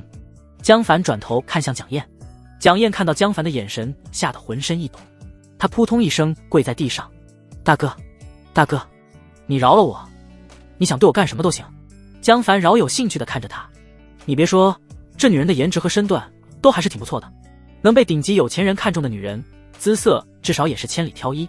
可惜江凡对于坐公交车没兴趣，而且这个女人太心狠手辣，江凡可不敢留在身边。不好意思，我怕半夜你用刀捅我腰子。”蒋燕愣住了，这个男人看到了自己刚才杀人，他刚才到底躲在哪里？我怎么没看见？不容蒋燕多想，江凡一把抓住他的长发，拖着他走向电梯井。“放开我，放开我！”蒋燕立刻变了脸色，疯狂地叫着：“你杀了我，我做鬼也不会放过你！”他一边尖叫，一边拼命用指甲挠江凡的手背。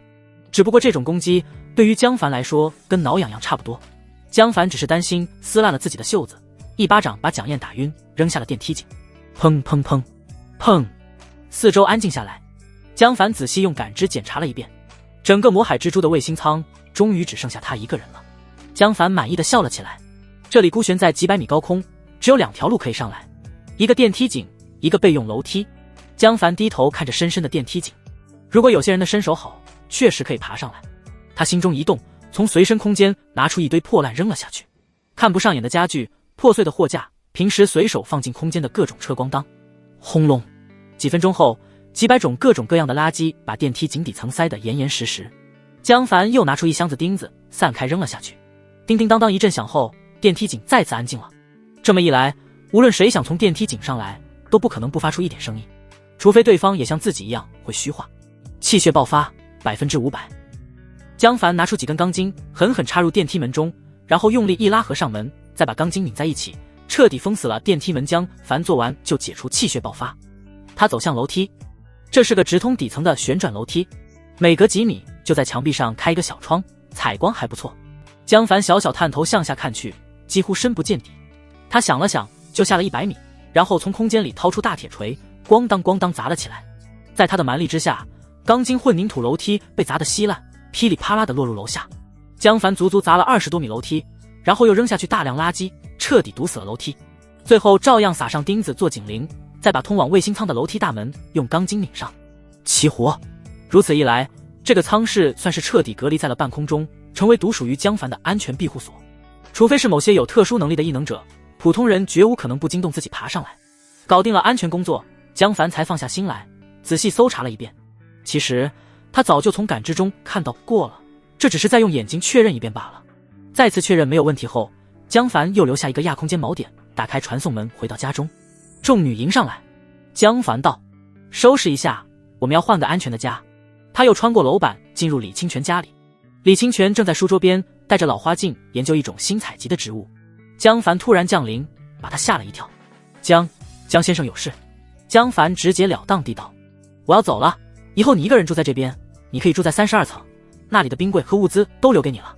以后我每隔3天给你补充一次物资，如果我有治病的需要，也会随时来找你。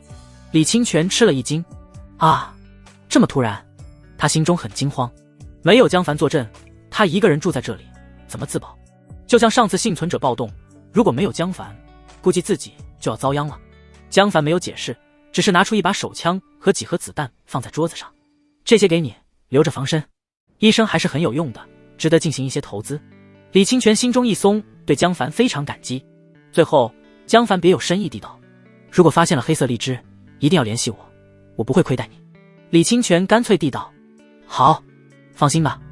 江凡没说什么，反正李清泉也瞒不过自己。如果他某次回来发现李清泉体内有生姜，那就说明他偷吃了启迪果实，直接杀了就是。如果李清泉发现启迪果实后真的交给了自己，那江凡也不会亏待对方，可以奖励他2颗启迪果实。这样一来，双方都有好处。李清泉获得了2种异能，江凡获得了新的果实。江凡回到家中，女人已经收拾好了行装，他们想带走的东西，江凡全部收进随身空间。然后江凡手指一滑，撕开传送门，无视距离把落点定在魔海蜘蛛的亚空间锚点上。女人们一个接一个走进传送门，江凡最后看了一眼这个房间，就义无反顾地带着白眼，抱着可乐走进了传送门。很多女人都是第一次进入传送门，非常好奇。进去的时候还是财富中心小区，出来的时候就变成了魔海蜘蛛的最顶层，这让几个女人兴奋地叫了起来。一出门就是旋转餐厅，旋转餐厅的一卷落地窗全部由高强度钢化玻璃制造，站在这里可以鸟瞰整个魔海，无边无际的红雾云海极度震撼。财富中心顶层也在红雾之上，但是那里也仅仅是高处红雾20-30米，远没有这里的视野好。众女无不瞠目结舌地看着窗外，太漂亮了，原来红雾云海是这个样子。以前来魔海蜘蛛的时候可没有现在那么壮丽，好多树都比楼还高。快看快看，那只猴子真大。众女惊叹，站在远离地面的高空让他们有了极大的安全感，也有闲情逸致评价红雾了。顾连影突然惊讶地道：奇怪，那片红雾为什么隆起来了？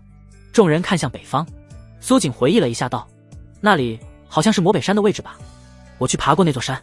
魔北山位于魔海北部几10公里，高度不高，也就200多米，占的面积倒是不小。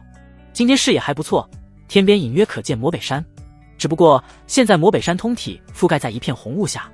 江凡淡定地道：你们忘了吗？连高原上都有红雾，山上有红雾怎么了？有网络的时候，他曾经很仔细地收集过全球各地的红雾情况。红雾的高度是60至70米左右，而全球很多地方本身海拔就已经超过这个高度，比如昆藏高原，海拔高度至少800米以上。按道理来说，这些地方应该没有红雾才对。但是江凡看了全球不少高原居民、山区居民发的视频，结果无一例外，这些地方全部被红雾覆盖了，而且同样是60多米，看起来跟平地上没有什么区别。这是为什么？还有，海洋上的红雾其实也很奇怪，海底距离海面非常深，但是红雾依然超出海面60多米，这又是为什么？至于海底有没有红雾，他也不知道，也没看到过相关视频。现在就更没人敢下海去实验了。总体来说，红雾似乎能根据地球各个地点不同的表面高度，在每个地方都保证高出60多米左右，这就很神奇了。只有高楼、大树之类是例外，可以探出红雾，红雾并不会强行覆盖这些地方。江凡还看到了一名大坝工程师的视频，那名工程师所在的大坝建得很高，同样也能超过了红雾的高度。难道是因为高楼、大坝是人造物，大树是生物，不是地球本身固有的存在？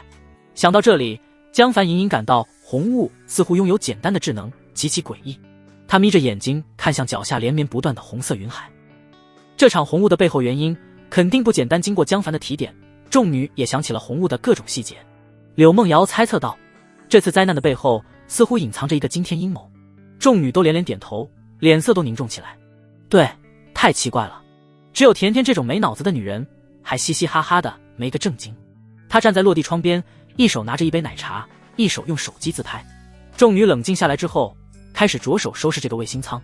江凡做了简单的规划，旋转餐厅是公共场合，天际线酒店是大家的居住地方。天际线酒店总共35间大大小小的房间，江凡理所当然地占据了最大、视野最高的总统套房。其他8个女人按照被江凡接纳的顺序自行选择自己喜欢的房间，以后的女人也是如此，谁先来谁就能先挑。这里有这么多房间，至少在很长一段时间，江凡都不用再烦心女人的居住问题了。按照顺序，唐雪柔第一个挑，不过她没有选择仅次于总统套房的豪华套间，而是选择紧挨着江凡房间左边的一个商务套房。许梦千愣了一下，紧接着也反应过来，紧随其后选择了江凡房间右边的套房。其他女人这下都醒悟了，房子大小不重要，反正这是超豪华酒店，随便哪个套房都足够一个人居住了。最关键的其实是江凡的态度，是距离江凡的远近，谁能离江凡近一点，获得宠爱的几率就大一点，就能在各方面占据先机。退1万步来说，距离江凡越近，万一遇到危险，被救下来的可能性也就越大。众女都不傻，一个接一个的选择了距离江凡近的房间。江凡看在眼里，什么也没说，他很满意女人们的表现，尤其是带头的唐雪柔，这丫头真是越来越懂事了。他拿出一颗感知果实交给唐雪柔，奖励你的。唐雪柔大喜，她知道自己选对了，开心地道：谢谢江哥。她吃下感知果实，很快眼睛就亮了起来，激动地道：江哥，我的感知能力好像升级了，我能感知到更远的距离。江凡笑了起来：哦，恭喜啊，你能感知到多远？唐雪柔找甜甜配合实验了一下，然后道：大概从这里到那面墙。江凡看了一眼，这段距离大约是5米，跟自己升到2星感知的效果相同。江凡心道，看起来感知升星的成长幅度跟人是没有关系，纯粹看异能本身。众女羡慕地围着唐雪柔问东问西，原来真能升级啊，升级是什么体验？唉，雪柔姐真厉害，我什么时候才能升级啊？一直以来江凡都告诉大家，重复吃相同果实可能升级，但是到目前为止还没一个女人升级，不免对江凡的说法将信将疑。现在唐雪柔感知能力升级了，众女再无疑虑，心中又不免有些羡慕嫉妒恨。几个有心机的女人互视一眼，空气中隐隐闪烁着火花，她们在心里暗暗下决心，一定要表现得更好，让江哥给我更多的异能果实，我要做第2个升级的女人。江凡看到女人们的表情，只是笑而不语。此境对他有很大好处，他当然不会介入制止，女人们就算打起来也无妨，他有生命激发异能，随时可以给女人们治疗。而且反正闲着也是闲着，看小猫咪打架也很有趣不是？众人刚刚搬到这里，还有很多事要做，首先就要打扫一遍卫生，彻底清除之前那群人生活过的痕迹。当然了，这种事江凡才不会管，由唐雪柔带领众女完成就行。他撕开传送门，走进亚空间，该看看张子玲那个蠢丫头的现状了。无边无际的密林中，一支惨不忍睹的小队走了出来。张子玲摸了一把头上的汗水，激动地道：终于到了。众人都露出逃出升天的表情。经过3天的艰苦跋涉，付出4人减员的惨重代价，他们终于抵达了电视台附近。这里明显有人活动的迹象，地面上的植物很稀疏，大约是被人反复清理过，到处散发着刺鼻的味道，似乎是燃烧的某种驱虫物。密林中常见的巨大昆虫，这里也没了踪迹。张子玲找了一会，看到一条明显有条人走的小路，路边还竖着一块巨大的路牌，上面画了个箭头，前方100米，电视台官方救助点接待处。路牌上面应该有人经常维护，没有被攀援植物遮蔽。张子玲一马当先，走！眼看就要看到光明，众人互相搀扶着，说说笑笑地走了过去。在这种地方行走明显轻松很多。红雾中逐渐出现了一栋集装箱铁皮房，铁皮房墙壁上写着7号接待处，还有一个极富龙国特色的铁栅栏服务窗口。众人高兴地上前，大门和玻璃窗紧闭，里面黑洞洞的也看不清。魔海影视学院的女生李玲玲好奇地道：难道工作人员在里面睡觉？除了张子玲和杨家伟2个异能者之外，现在只剩下3个幸存者，一个同样是魔海影视学院的学生，表演专业的林天，还有个从警局一直跟着张子玲的幸存者，中年男性王建华，是个电工。杨家伟听了听，疑惑地道：没听到呼吸声，没人，难道中午回去休息了？张子玲也摸不着头脑，她围着铁皮房转了一圈，没看到哪边有路。似乎就是洞孤零零的房子。王建华恼怒不已，救助点的人呢？林天也着急地道，怎么没人来接我们？这时杨家伟突然紧张地道，有人来了，四面八方都是。张子霖愣了一下，陷阱！他马上举起消防斧，警惕地看向四周，所有人都紧张起来。不一会，10几名全副武装的士兵包围了几人，用枪指着他们。一名士兵明显是个异能者，他举着一块大到夸张的铁盾，站在另一个身材窈窕的妖艳女人面前，似乎在保护她，不知道这妖艳女人有什么能力。一名肩上带着少尉军衔军官大声喝道，这里是魔海基地卫戍部队，我命令你们立刻放下武器，向我投降。众幸存者没想到面对的是这一幕，无不惊恐地看向张子霖。所有人都是听到张子霖的宣传才过来的，现在这一幕跟想象不一样啊。杨家伟颤抖地道，领导，这到底是怎么回事啊？放心，张子霖安慰了他一句。看到面前这群人的气质确实是军人，他心中放松了一些，缓缓放下消防斧，冷静地道，我是平海路的警员张子霖，接到上级命令前来此处，没有任何恶意。军官一听是接令前来，也松了口气，不过还是举着武器严厉道，张警员你好，由于现在暴徒肆虐，为了避免发生不必要的伤亡，请你方立刻放下所有武器，接受检查。张子霖有点恼火，你们让我过来，来了之后就这样。不过理智告诉他，对方说的也有些道理，红雾降临，食物匮乏，和平时代的秩序已经荡然无存。他一路走来也遇到了2次抢劫，如果不是自己有足够的武力，这些人就得全交代在路上。估计救助点的人也被胆大妄为的抢劫团伙抢过，才会那么谨慎。最大的问题是张子霖无法确认对面到底是什么人，就这么放下武器，未免太天真。可是不投降又能怎么样？被那么多支枪盯着，还有不明能力的异能者，他也没信心冲出去，更何况其他人，只能相信对方了。张子霖率先掏出手枪和匕首扔在地上，大声道，大家把武器放下。众人面面相觑了一会，然后才不甘心地放下手中武器。为了穿过密林，所有人都制作了简单轻便的防身武器，在拖把头绑一把匕首，做了盖板长矛，既能刺杀，又能用拖把推目标，远离自身。中尉军官接着道，张警员，还有你身后那名男子，你们2个异能者跟我先行离开。张子霖惊讶，对方居然能分辨出自己和杨家伟是异能者，也不知道是什么能力。他若有所思地看了一眼那名女人，难道是她的能力？没问题，不过我想问一下，你们打算怎么对待我的其他同伴？军官冷淡地道，放心，我们会按照幸存者援救制度处置。处置这个词让张子霖皱眉不已。不过如今人为刀俎，张子霖也没什么好办法脱困，只能带着杨家伟跟着军官离开。一名士兵在最前面引路，军官带着巨盾士兵、妖艳女人以及2名看似平平无奇的士兵半押送地离开。张子霖等人离开后，士兵一拥而上，对3人进行了严密的搜身。李玲玲脸颊发红，你别乱摸啊，我没带其他武器。没人理睬他。在确定没有武器之后，另一名军官才冷冷地道，你们3个跟我走。林天3人紧张起来，但是周围都是持枪士兵，他们也不敢反抗，只能老老实实的跟着军官离开。王建华胆怯地问道，大哥，我们要去哪？军官厉声道，闭嘴。王建华吓得一哆嗦，3人顿感不妙，无不在心中大骂张子霖，这个傻女人把大家带进坑里了。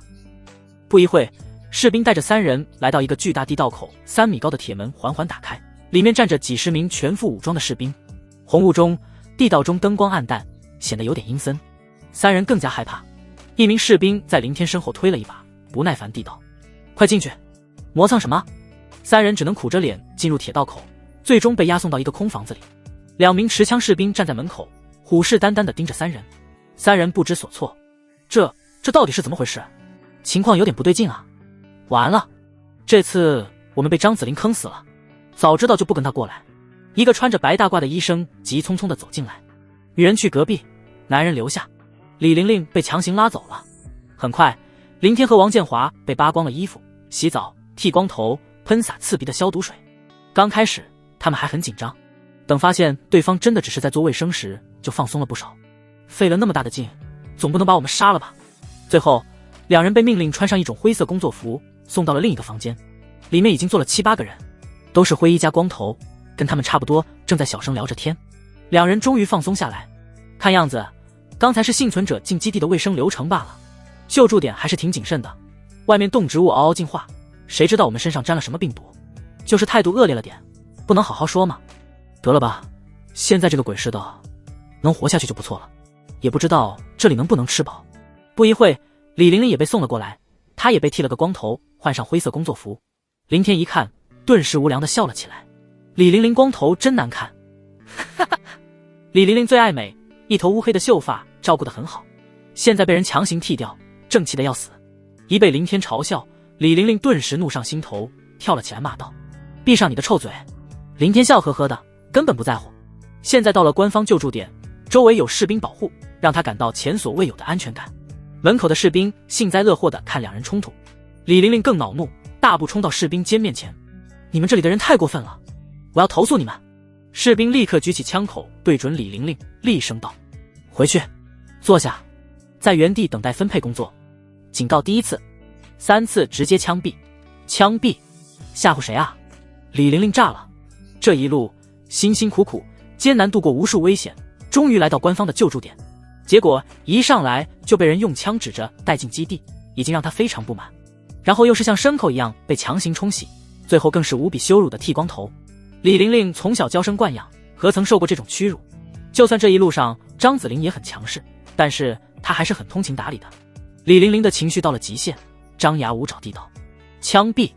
老娘是厦大的，有种朝我头上开枪啊！我要睡觉，我要吃饭，我要休息，我还是个学生，我要得到优待。咔嚓，士兵拉开保险，冷冰冰地道：第2次警告，回去，坐回你的位置。王建华感觉有点不对劲了，他在社会上摸爬滚打多年，本能的感觉士兵不是吓唬人，赶紧站起来道：李玲玲，快回来！当然了，王建华并不觉得士兵会开枪，不过得罪这些当兵的，以后可能要吃亏，说不定还得挨揍，何必呢？对于李玲玲，王建华也是有点想法的。李玲玲能考进魔海影视学院，自然颜值出众。以前王建华这个层次的底层男人，怎么敢幻想李玲玲这种美女？现在不同了，大家都是幸存者，不都差不多吗？这一路上，王建华就对李玲玲嘘寒问暖，还尽量照顾她，否则所有女幸存者都死光了，凭什么李玲玲能活着走到这里？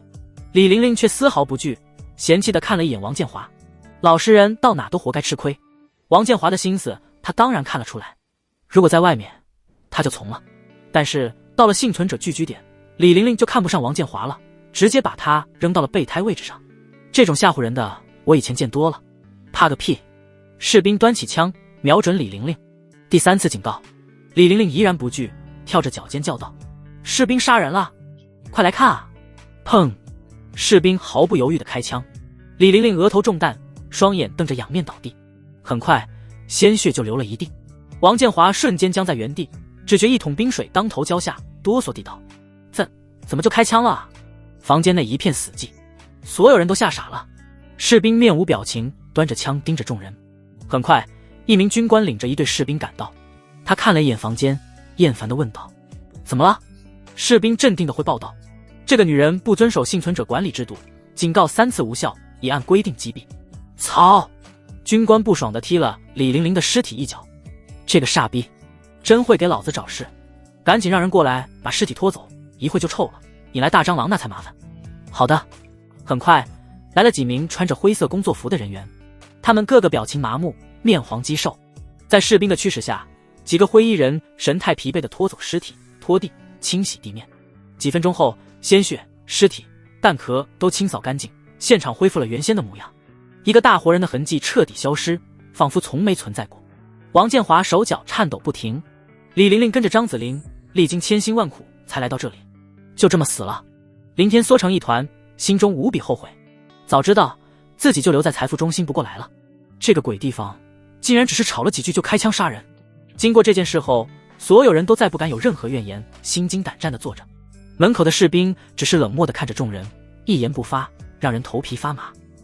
过了一会，几名肥头大耳穿着蓝色制服的男子走了进来，一个身材高大的蓝衣男子看着众人道：我读名单，读到名字报出自己职业、学历、专业以及其他特长，不要虚报，我们会按照你的分配工作，如果发现作假，直接枪毙。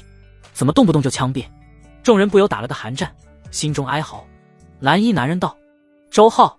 排头的年轻男子畏畏缩缩地站起来：我是送外卖的，大学读的土木工程，没有其他特长。蓝衣男子迅速道：你去工程队。很快众人被分完工作，王建华也被分到了工程队，林天只会表演，没有任何用处，被分到杂工队。张子霖和杨家伟也跟着军官来到地下基地，不过他们从另一个门进入，全程都有全副武装的士兵监视。最后他们到了一个空旷的地下大厅，整个大厅只有一名长着鹰钩鼻子的瘦高男子。张子霖看了一眼，惊讶地发现他虽然走得松松垮垮，肩上竟然扛着少将军衔。张子霖赶紧敬礼，瘦高男子随意地摆摆手，直视着他道：张子霖。张子霖点头，是的。他本能地感觉这个人似乎不是军人，更像是个平民。平民怎么获得少将军衔的？男子道：我叫贾梦轩，是甲级异能者，负责你的入职考核。胡磊，他两人有几个异能？一直跟着张子霖两人的妖艳女人扭着腰肢上前，甜腻地道：贾将军，他有2个异能，一个是自体类爆发型异能，另一个也是自体类，不过是观察型的。那个男人有一个能力，自体类，也是观察型，似乎是耳朵，好像是听觉增强。张子霖和杨家伟惊讶地看着胡磊，这女人竟然能看出其他人有几个异能，连能力都看得8、9不离10，这也太强了。贾梦轩也很惊讶，道：你有2个异能，很好，也许我们要多一个甲级异能者了。张子霖好奇地问道：甲级异能者是什么？贾梦轩倒也没有隐藏，介绍道：基地对异能者进行了分级，单能力者是丙级，双能力者是乙级，3种能力以上是甲级。如果你能通过我的测试，这里还储备着异能果实。张子霖又问：自体类又是什么？贾梦轩被问住了，挠了挠头问道：胡磊是哪几个来着？胡磊笑眯眯地道：这是基地王院士对大量能力进行分析后，根据能力的外在表现进行的分类，总共6种元素类、冰、火、电之类的能力。自体类也是最常见的，对于自身身体的各种强化。外物类可以影响身体之外的生物、物质。空间类非常少见，跟空间有关。精神类，精神、意识相关能力也很少见。其他类，一些无法归类、非常古怪的能力。张子霖仔细地记了下来，这种知识非常稀缺。6大类异能，个个听起来都很不俗，而自己只是最普通的自体类，我要获得更多异能。张子霖正色问道：好，怎么测试？贾梦轩昂着头道：跟我战斗，我来评估你有没有资格获得新果实。张子霖皱眉：战斗，徒手还是武器？贾梦轩随意的道：随你。张子霖摸不清对方底细：徒手吧。贾梦轩点头：好，开始吧。张子霖很快摆好架势，扎了一个进攻性十足的马步。呵呵，花拳绣腿。贾梦轩松松垮垮的站着，轻松地道：用全力，千万别收着，我对你评分越高，你得到的好处越大。狂妄！张子霖心中恼怒，他决定好好给这个不像军人的将军点颜色看看。我要出手了，小心，贾少将！贾梦轩咧嘴一笑，尽管放马过来，这世上还没人能破我的防。哼！张子霖眼睛微眯，他之前对江凡动手时有留手，结果吃了个哑巴亏，这次他长了记性，出手绝不留情。好，那就让我见识见识军方的强者。张子霖全身力量瞬间爆发，体型仿佛都增大了一圈，甚至连齐耳短发都恍若长了一截。贾梦轩看傻了，卧槽！等等，然而来不及了，咔嚓！张子霖一脚踩碎了脚下的地板，身体如同流星一般冲向贾梦轩。贾梦轩只觉眼前一花，张子霖身影就出现在他面前，拳头像铁球一样重重砸在他的腹部。轰！强大的力量爆发开来，贾梦轩后背被打得突出一个巨大的隆起，双目暴突的像牛眼，整个人倒飞出去。砰！他撞在墙壁上，墙壁碎了一大片，然后 duan 的一声弹回来，重重砸在地上，又 duan 的一声弹起，又落下，反复弹了几次才停了下来，再也爬不起来了。胡磊都看傻了，这女人怎么这么暴力？拿着钢铁巨盾的士兵哆嗦了一下，他看了一眼自己手里铁盾，觉得一点安全感都没有。张子霖也是脸色微变，糟糕，使大劲了，这家伙怎么这么弱？那你刚才吹的牛逼轰轰干嘛？他慌张地跑到贾梦轩身边，手足无措地拍拍他的背。喂，你没死吧？贾梦轩可是军中的少将，如果被自己打死，那就麻烦了。贾梦轩憋了半天，终于缓过气来，一口老血喷在地面上。噗！可嗨！他艰难地爬了起来，硬撑着道：不可能，我绝对死不了，刚才只是意外，我没做好准备罢了。张子霖皱眉，难道你的能力需要时间发动？好，那你发动好能力，我再试试。不用了。贾梦轩立刻摆手，开什么玩笑，再来一拳老命都没了。看你这个丫头长得眉清目秀的，怎么打起人那么野蛮？贾梦轩快速地道：张子霖，恭喜你，你考核过了，可以奖励1颗异能果实。贾梦轩二话不说就替上级做了决定。至于杨家伟就不用测试了，他就是个辅助，战力肯定拉胯掉死。他招来一个士兵，2位请先去休息区稍等片刻，待张少将领了异能果实再分配住房。少将？张子霖疑惑。贾梦轩简单解释了一句，在我们这里成为甲级异能者自动受少将军衔。原来你的少将是这么来的。张子霖恍然大悟，紧接着就感到一阵荒谬，一个小小的基地也有权利任意授衔少将，这不是开玩笑吗？贾梦轩看众人离开，再也坚持不住，扑通一声跪在地上，剧烈的咳嗽起来。大厅里一扇门打开，几个长相各异的人走了出来，为首的是个国字脸军官，剑眉星目，气势不凡。贾少将怎么样？贾梦轩捂着肚子地道，你看我样子就知道了，如果我没有橡胶能力，估计已经被打死了。刘医生，快给我治治。一个看起来病恹恹的老头上前，用手放在他肚子上，很快就拿出一盒止疼药。没事。贾梦轩瞪着眼睛道，止疼药？我肠子都快断了。刘医生不耐烦地道，我给你看了，屁事没有，你还有自愈能力，怕什么？贾梦轩郁闷，不敢跟刘医生顶嘴，没人敢得罪一个会异能的医生。国字脸军官点头道，既然如此，我也没意见。张子霖的破坏力我也看到了，可以发给1颗异能果实。贾少将，你亲自去发吧。贾梦轩休息了一会就缓了过来，他找到休息区的张子霖，带着他前往仓库区。张子霖看到他完全正常，也不由佩服，真厉害，我还没见过挨了我一拳还能站起来的。贾梦轩嘴角抽搐了一下，死撑面子道，哼，我这个人没别的优点，就是抗揍。两人走进深深的隧道，向下走了不知道多深。这个基地在电视台不远处的山脚下，看起来是以前的军用防空洞。一个负责管理仓库的军官走了过来，三人一起前进。张子霖突然注意到整个基地的红雾都特别淡，一眼可以看出10几米远。他好奇地问道，这里的红雾怎么这么淡？贾梦轩没有多想，我不知道，自从我来的时候就是这样。张子霖好奇地问道，你们有很多异能果实吗？贾梦轩摇头，哪有，就几颗罢了，其他的要不做实验，要不奖励给其他人了。怎么保存的？摘下来不会腐败吗？为什么要摘？把长着异能果实的植物连根挪回来就行。张子霖恍然大悟，居然还能这样。张子霖看着周围的地道，你们不怕被人偷吃？军官自信地道，绝对不可能。你别看这里看起来普普通通，实际上都是陷阱和监控，还有6名擅长监控的异能者和50人的精英士兵守卫，谁来了都有来无回。原来如此。张子霖佩服的点点头。贾梦轩也深以为然的附和道，对，我们的仓库安全低很。江凡一进亚空间就看到张子霖身上的亚空间锚点已经换了个地方，这次他跟一个军装男子向地下走去。江凡顿时好奇起来，这是要去哪？以张子霖为中心，100米之内都暴露在江凡的感知之内。张子霖所在地道的墙壁后面有几十个士兵，他们正通过监视器默默地监视着3人，其中5人体内有生姜，应该是异能者。这层地道的下方还有一个盘旋地道。张子霖头顶10几米处是个巨大的军械仓库，那里存放的都是重型武器、坦克、装甲车等。这里应该是军方的地下仓库，红雾降临后就被启用了。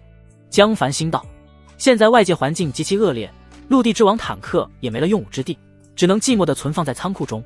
张子霖下方的地道则一直盘旋向下，不知道通向何方。最终张子霖跟着贾梦轩2人来到一个钢铁大门前，负责库管地军官再走到门前，谨慎地拨动密码锁。这个密码绝对不能输错，错一次就会响起警报，整个基地所有异能者都会听到。如果在15秒内没有输入正确密码，就会直接喷射毒气，再强的异能者也得呼吸，那就死定了。所以这里很安全，绝对没人能进去。军官有点谄媚，因为张子霖一进基地就能获得异能果实，未来一定是个前途无量的大人物，多巴结巴结有好处。张子霖不由想起了江凡，这种防御根本挡不住他。基地的领导者还是太经验主义了一些，用过去的思维防御现在千变万化的异能，实在太天真了。不过他没说什么，只是点点头，配合地道。这种方法虽然危险，但是很严密。江凡离这里10几公里，他才不会冒险跑这么远。想这么多干嘛？军官又道，其实还是可以使用红外探测、夜视、激光等手段增加安保强度，不过现在什么都缺，根本凑不出那么多物资。张子霖点头道：理解，这个防空洞原本应该是预防战争的，谁也不知道会发生这种事情。军官感慨地道：谁不说是呢？唉。贾梦轩摆摆手道：要求那么高干嘛？这已经很够了，现在交通断绝，外面的人想来基地都很难，更何况来这里偷。这里存放过几十颗异能果实，可从来没有失窃过。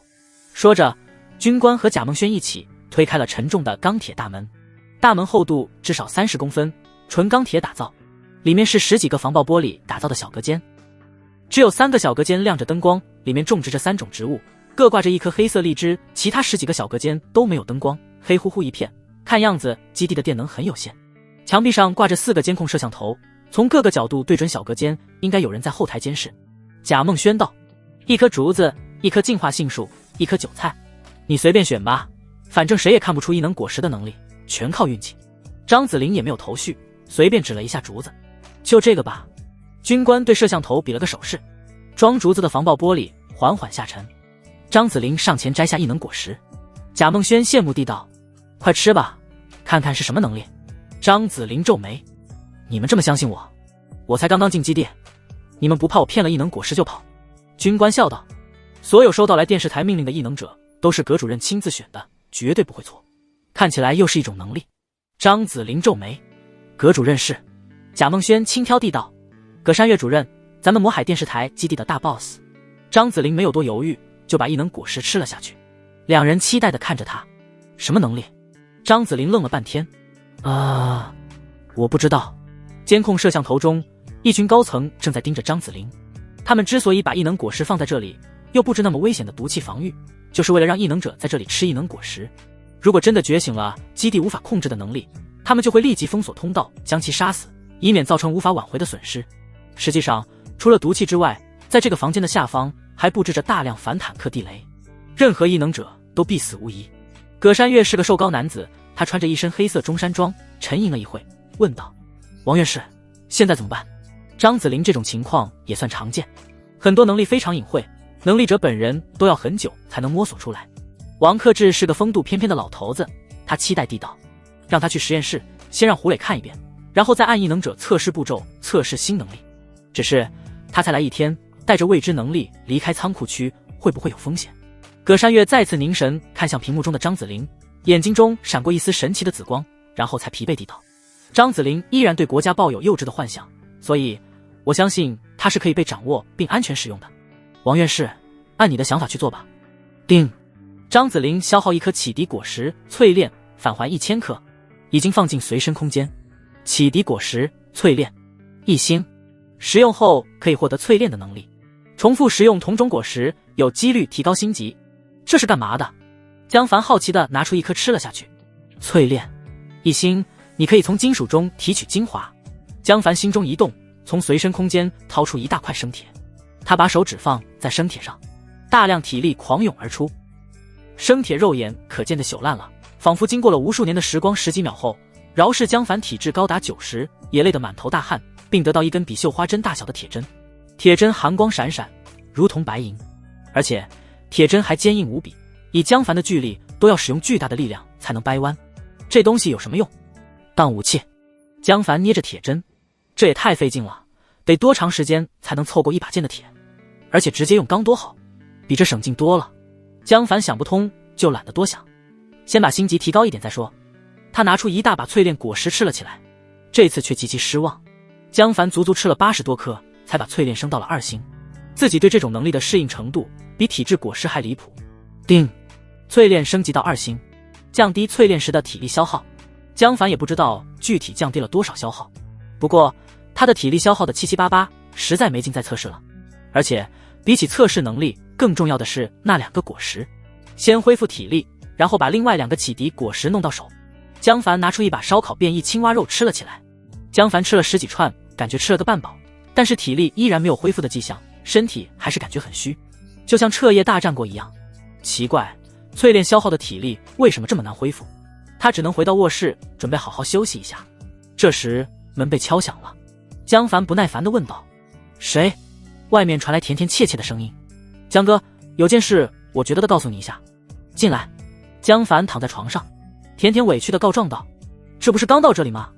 我就开传送门出去转了一圈，熟悉环境，结果发现旁边那栋楼有坏人，我还差点被抓住了。你看，我的衣服还被飞刀划破了，好吓人。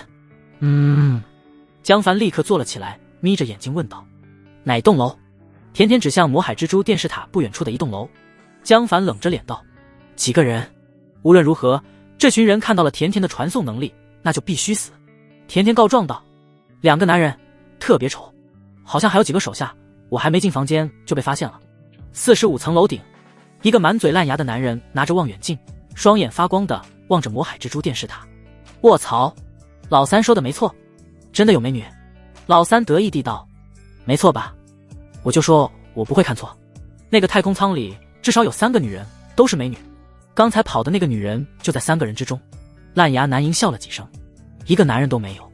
老三嘿嘿笑道：应该没有，否则男人怎么可能放心让那个小美女出来转悠，跑了怎么办？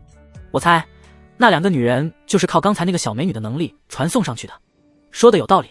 操，一个女人居然有传送能力，老三羡慕不已，太浪费了，如果给老子，天下何处不可去得。烂牙男眯着眼睛道：没事，那娘们有就等于我们有，等我们抓住她，玩够了就砍断她的双腿和双手，逼着她带咱们传送，她能把其他女人传上去，就能带我们传送，敢不传就脱光扔到外面，她敢不听话，嘿嘿，还是你黄老三有办法。2个男人阴笑了一番，等晚上他们睡着了再行动。这几个傻娘们以为自己爬到高处就安全了，哈哈，老子最擅长爬高。2人回到客厅，客厅里围坐着7、8个面相凶恶的恶徒，正在大口吃饭。4个女人被死死捆在一起，像粽子一样动弹不得，还有一些男人的尸体，身上破破烂烂，到处都是伤口，他们在生前遭到了虐杀，尸体随意地扔在地上。恶徒们对尸体完全不在意，只顾自己吃喝。4女见到2人走进来，吓得呜呜直叫。老三狞笑：叫什么叫，马上就让你们爽，今晚就送你们上路。女人们一听，吓得呜呜哭了起来。烂牙男骂道：马德，把尸体扔下去，引来老鼠蟑螂怎么办？陈四、大头，赶紧的。2个被点名的恶徒不情愿地站起身来，其中1人抗议道：操，老大，怎么这次又是老子？因为你们俩力气大。煞笔，靠，力气大就该多干活啊，别他妈废话，麻溜的。2人吭哧扛着尸体从阳台扔下楼去。女人们哭得更凄惨了，这些男人都是他们的家人，他们是这里的住户，好不容易跟家人一起活到现在，现在家人都被杀了，自己的生命也走到了尽头。众人吃饱喝足，拖来一些床单扔在地上，发泄自己的兽欲。房间内传出女人们的惨叫和男人兴奋的声音。半小时后，女人们没了声息，只有男人们还在兴奋的大叫。1个小时后，烂牙男站起来道：可以了，今天到此为止，晚上有活要干，现在省点力气。恶徒们不满地吵闹：兄弟们3天没玩了，马德，你那个娘们都没气了，赶紧起来，还热乎呢，凑合也行。滚，你真他妈恶心。烂牙男砰的一声踢碎茶几，瞪着眼道：老子说了，停下。恶徒们这才害怕，不敢废话。老三道：一群没见识的东西，魔海蜘蛛电视塔有3个美女，今晚我带你们爬上去，所有人都有份，绝对比这些货色好。恶徒们2眼放光：真的假的？比这几个还好？废话，老子什么时候骗过你们？恶徒们的呼吸顿时急促起来。紧接着，烂牙男开始布置计划。计划极其简单：老三搭梯子，我打头，兄弟们跟我一起上，上面就3个女人，谁怂我就把谁踢死。众人轰然应是。老大英明，杀了他们。操，煞笔，杀了还玩个屁。对，抓住他们，嘿嘿嘿。突然，天花板上莫名其妙地掉下来个东西，啪嗒，咕噜噜。众人低头一看，居然是个手雷，顿时一片鬼哭狼嚎。卧槽，有敌人，快闪开！轰！震撼弹的巨大轰鸣声把众人震得东倒西歪，不少人当场昏迷。紧接着，一把自动步枪轨异地穿过天花板，伸了下来。砰砰砰砰，砰砰砰！救命！啊！快跑！10几秒钟后，房间内安静下来。江凡穿过天花板，跳入房间。这群人有异能者，他才不想冒险，也不想关心对方的能力是什么，直接杀了最安全。江凡冷漠地环视一圈，所有人都死了，身上暗淡无光，除了一个 LYB， 那家伙浑身散发着明亮的红光，装死趴在地上，手压在肚子下面，握着一把匕首，正在伺机而动。他自以为装得万无一失，实际上在江凡感知中无比扎眼。江凡随意地走了过去，尸体蓄势待发。啪！江凡重重一脚踩在尸体的脖子上，然后一碾，咔嚓，颈椎断了，尸体变成了真尸体。烂牙男死不瞑目，他完全不知道自己是怎么暴露的。这下房间内彻底安静了。江凡拿起望远镜，走到阳台，看向魔海蜘蛛电视塔，看了一眼就不由皱眉，果然能看得清清楚楚。唐雪柔和甜甜几个女人正趴在太空舱的窗边向这边看。江凡无奈，这还只是魔海蜘蛛旁边的一栋楼，1公里内至少有10几栋，都高出红雾。这些楼顶的人只要想看，就能看到魔海蜘蛛。如果再有个望远镜，那太空舱窗边的情况都能看得七七八八。一群美女自然很吸引眼球。这下麻烦了，江凡郁闷。他之前选中魔海蜘蛛就是为了安全，现在他才发现这地方确实安全，但是太扎眼了。魔海蜘蛛是全魔海最高的建筑物，很容易被人盯上。江凡皱起了眉头，必须得在下面布置更多的陷阱。江凡把这伙人的物资搜刮了一番，没什么好东西，食物也不多，江凡大部分都看不上，直接扔在那里没拿。他正想离开，突然看到隔壁房间还捆着2个女人，这2女大约是恶徒的老大给自己留下的，似乎没让其他人碰。江凡推门进去，2女看到一个陌生男子进入房间，同时发出尖叫：啊，别杀我们，干什么都行。他们听到了枪声不敢出去，现在看到江凡进来都吓坏了。江凡，其中一个女人突然惊讶地道。江凡诧异，这女人自己认识，居然是合租房的那个高冷女室友许诺。许诺，年龄25，品质7分，有点回头率的小美女。妇德5分，自视甚高。综合评分5分，定，不符合系统最低要求。许诺顿时明白过来，江凡，你是专门来救我的吧？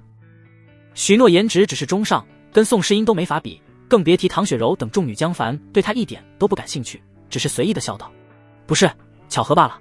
哼，男人口是心非。许诺不屑。江凡如果不是为了救自己，怎么可能出现在这里？这里距离租房多远啊？许诺开始仔细打量江凡，看起来他这段时间过得很好，肌肉有力，皮肤健康，一看就没挨过饿。许诺心动了，他以前是看不上江凡的，虽然对方的女朋友宋诗音比自己还漂亮，但是宋诗音太无趣，天天就知道考编。许诺作为一名都市丽人，爱好非常广泛，旅游、骑马、滑雪。虽然他的收入很低，但是不妨碍他每年都用几个月的工资跑到北方去滑雪。他想找的男友也得是个有趣的男人，还要有钱，能承担自己的爱好花销。所以江凡一直都不在他的考虑范畴内。现在不同了，现在是末世，强大的男人才是绩优股。听刚才的动静，江凡手里显然有枪，这可是巨大加分项。和平时代男人的武器，豪车和情绪价值；红雾时代男人的加分项则是异能和武器。许诺鉴于江凡有武器，决定给他一个宝贵的考察机会。江凡上前稍微一使劲就拉断了绳子。之前2人毕竟住在一个房子过，现在既然见到了，那就顺手就一把吧。许诺的眼睛微微一亮，好小子，原来有异能了。没想到江凡在女人面前还挺会装啊。在他眼里，江凡强行用力量扯断绳子，跟以前男人炫耀豪车没什么区别，怪不得以前能追上宋诗音。江凡今天获得新异能，还有2颗启迪果实等着自己去拿，心情还算不错。他干脆顺手把另一个长发女人的绳子也拽断了。长发女人怯怯地道：谢谢。她不知道这个男人的性格，也不知道自己将面对什么。不过既然许诺认识对方，至少他不会杀了自己吧。长发女人有点讨好的看着许诺，许诺则端了起来。江凡，扶我一下，被捆的脚有点麻了。江凡皱眉，自己起来。他才懒得照顾一个公主病患者。以前在租房的时候，许诺就喜欢装矜持和高大上，另一个女室友何倩则很放荡，2人性格格格不入，经常吵得不可开交。江凡最喜欢就是看2女的热闹。许诺不满地道：你一个大男人，帮一下女人怎么了？别以为你救了我，我就一定要感谢你。你想追求我，我还得再考察你一段时间，我可不是随便的女人。老子什么时候要追求你了？江凡莫名其妙，你特娘的是不是搞错了什么？你长得连宋诗音都不如，是不是过于自我感觉良好？还不是随便的女人，还考察我？你都被人家绑起来免费玩了，还跟老子拿起架子了。江凡用感知查看了一下其他房间，确定没什么问题之后，干脆逗许诺道：好了，诺诺，别生气了，你打算怎么考察我？许诺本来还在紧张，他就是拼一把，万一江凡不接受，自己也没什么办法。他一听到江凡说这种话，顿时升起了希望。果然，这个家伙一直在亏去我。哼，我就知道，宋诗音那种肤浅的女人，除了脸长得好，哪里比得上我？许诺得意忘形，昂着下巴道：首先，你的物资交给我管理，你不能随便吃喝，我这是为你好，现在可是末世，咱们必须珍惜每一份食物。其次，我不同意，你绝不能碰我，这是原则问题，我可不是随便的女人，你想跟我在一起，就得听我的。另外，我可是独生子女，不会洗碗，也不会洗衣服，我们在一起，你得把家务活全负责了。还有，你也要负责出去寻找食物，我不是异能者，出去太危险。江凡快笑喷了。许诺，你都给爷说笑了，你怕是活在梦里吧？许诺心中咯噔一下，紧接着就强撑着道：江凡，我在跟你说正事的，别嬉皮笑脸的。没事的，他一定在诈我。第一次确立关系，必须要压住男人，以后就能骑在他头上了。谁知许诺正在给自己做心理建设时，江凡甩手一耳光，啪，咔嚓，许诺的颈椎被打断，当场死亡。长发女人都看傻了，你们不是谈得好好的吗？怎么突然杀人？江凡这才冷淡地道：你有什么资格跟我这么说话？说完，江凡转身离开。长发女人瑟瑟发抖，根本不敢发出任何声音。张子霖在胡磊的协助和王克志的指导下，终于发现了新能力的用法。他费了全身力气，用了几分钟时间，才从铁块中提炼出一小块物质。张子霖疲惫地看着面前的细小铁线，这是什么东西？王克志拿出一块磁铁试了试，结果发现这块铁屑根本不会被吸，顿时生起了兴趣。也许是某种新材料，让我拿到实验室测试一下。张子霖确定了新能力的效果后，也获得了更大的信任。首先，他没有隐瞒能力的效果，表现出了相当大的配合。其次，这种辅助能力并不会对基地造成巨大威胁。王克志看张子霖非常疲惫，就让一名女兵带着张子霖去休息。基地总共就4名甲级异能者，张子霖是第5个，还是非常关键的。张子霖却着急地问道：王院士，我什么时候能接到任务？我想要做外派救援任务，外面还有无数幸存者在面临死亡的危险，能救一个都是好的。救外面的幸存者。王克志心中冷笑，葛山月可不想救啊。表面上他还是文质彬彬地推脱道：我只是个科研人员，任务的事情由其他领导分配。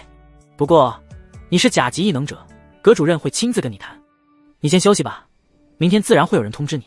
张子霖无奈，不过刚到这个基地，也只能听从组织的命令。他跟着女兵走过长长的隧道，来到住宿区。打开房门，是一个30多平的单间，基本生活用品一应俱全。崭新的绿色军用被褥，干净的房间和地面，白色的吸顶灯，甚至还有个小小的卫生间，看起来还能淋浴。房间内散发着消毒水的刺鼻气味，也让人无比安心。一切都让张子霖恍若隔世。在阴暗、潮湿、危险的密林中跋涉了好几天，终于回到了人间。女兵恭敬地道：张少将，按照规定，您是甲级异能者，享受少将级待遇。张子霖皱眉：我不是少将，我只是个警员。女兵略带谄媚的道：甲级异能者都会受少将衔的，您马上就是了。张子霖越发感到这里不对劲，军方对军衔非常重视，怎么可能任由一个小小的基地任意分配？不过他实在太累了，在密林跋涉，又跟贾梦轩战斗测试，又测试新异能，现在体力到了极限。张子霖没有精力提出异议，既然那位基地最大领导葛主任要跟自己面谈，那不如明天当面问问。他还有个疑问，基地为什么不公开发出通知，召集幸存者前往这里？就算公共通讯断绝了，不是还有无线电台吗？很多幸存者手里应该都有收音机吧？但是基地什么都没做。女兵看张子霖没有说话，就接着道：张少将，基地电能有限，每天晚上11点到第二天9点，宿舍将停止供电，请您合理分配作息时间。张子霖理解的点了点头，只是随意的问道：基地的能源是什么？女兵知无不言：基地下方有条地下河，那里有个小型水力发电站。女兵离开后，张子霖痛快地洗了个澡，彻底洗去了浑身汗水和疲惫。水是地下河抽上来的，冰冰凉，洗起来并不舒服，却让他无比感动。这才是生活啊！张子霖舒服躺在床上，感受着干净被褥的感觉，感动得有点想哭。可能是在地下的原因，被褥稍微有点潮。张子霖很快睡着了。实验室，那块铁屑的检验结果出来了。王克志非常兴奋，这种物质太奇特了，密度27，87克 cm 立方，比黄金还重。另外，化学极其稳定，无法与多种酸类反应。最重要的是导电率，这玩意居然是个超导体，完全没有电阻，无论加热还是零下都没有一丁点电阻，太神奇了，不可思议。王克志看着小瓶子里的铁屑，心中无比激动。如果是在和平时代，这一小块玩意就能让他拿到诺贝尔奖。为什么能从纯铁中提取出超导体？这东西到底是什么？王克志马上把好消息发给了葛山月。葛山月敷衍地庆祝了几句，心中并不以为然。超导体耗尽体力只能制造1、2克，这么少有什么用？现在最大的目标是活下去，并尽快研究异能果实，制造出更多的异能者战士。葛山月默默地想着。城外杨少泽那支部队早就想进城救援了，只不过他坚决反对罢了。别看杨少泽说的冠冕堂皇，自己还不知道杨少泽打的什么主意吗？无非是想打着救援的名义夺下这个基地。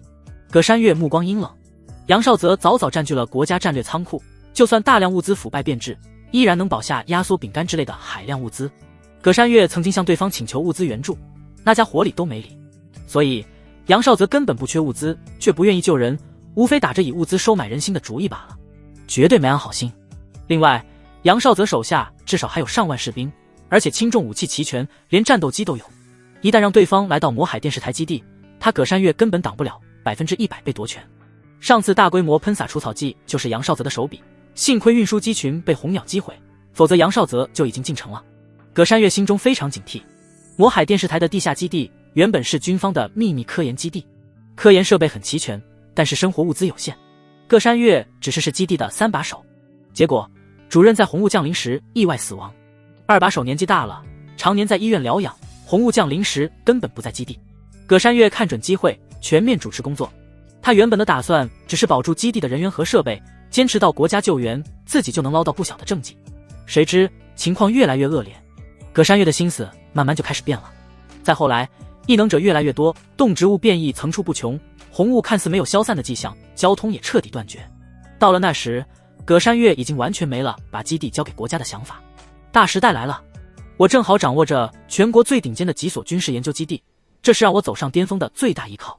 只要能研究出异能果实的秘密，批量制造出异能者，杨少泽算个屁。甚至不要多，只要能攒出1000异能者，攻守之势就会逆转。到了那时，我葛山月将成为红雾时代之王。到了那时，就算杨少泽不想进城会合，葛山月都会主动跟对方会合。不过想做到这些，郭长廷院士才是关键。王克志院士精通的领域是化学、物理和军械，郭长廷则是国家在生物领域的领军人物，最适合研究异能者的秘密。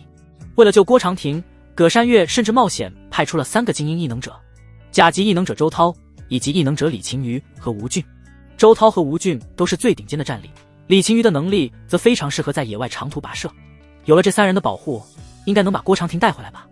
除此之外，帮助葛山月打定主意自立的还有一段关键视频，那是红雾降临后的几天，龙国宇航局发给各大保密研究所的绝密视频。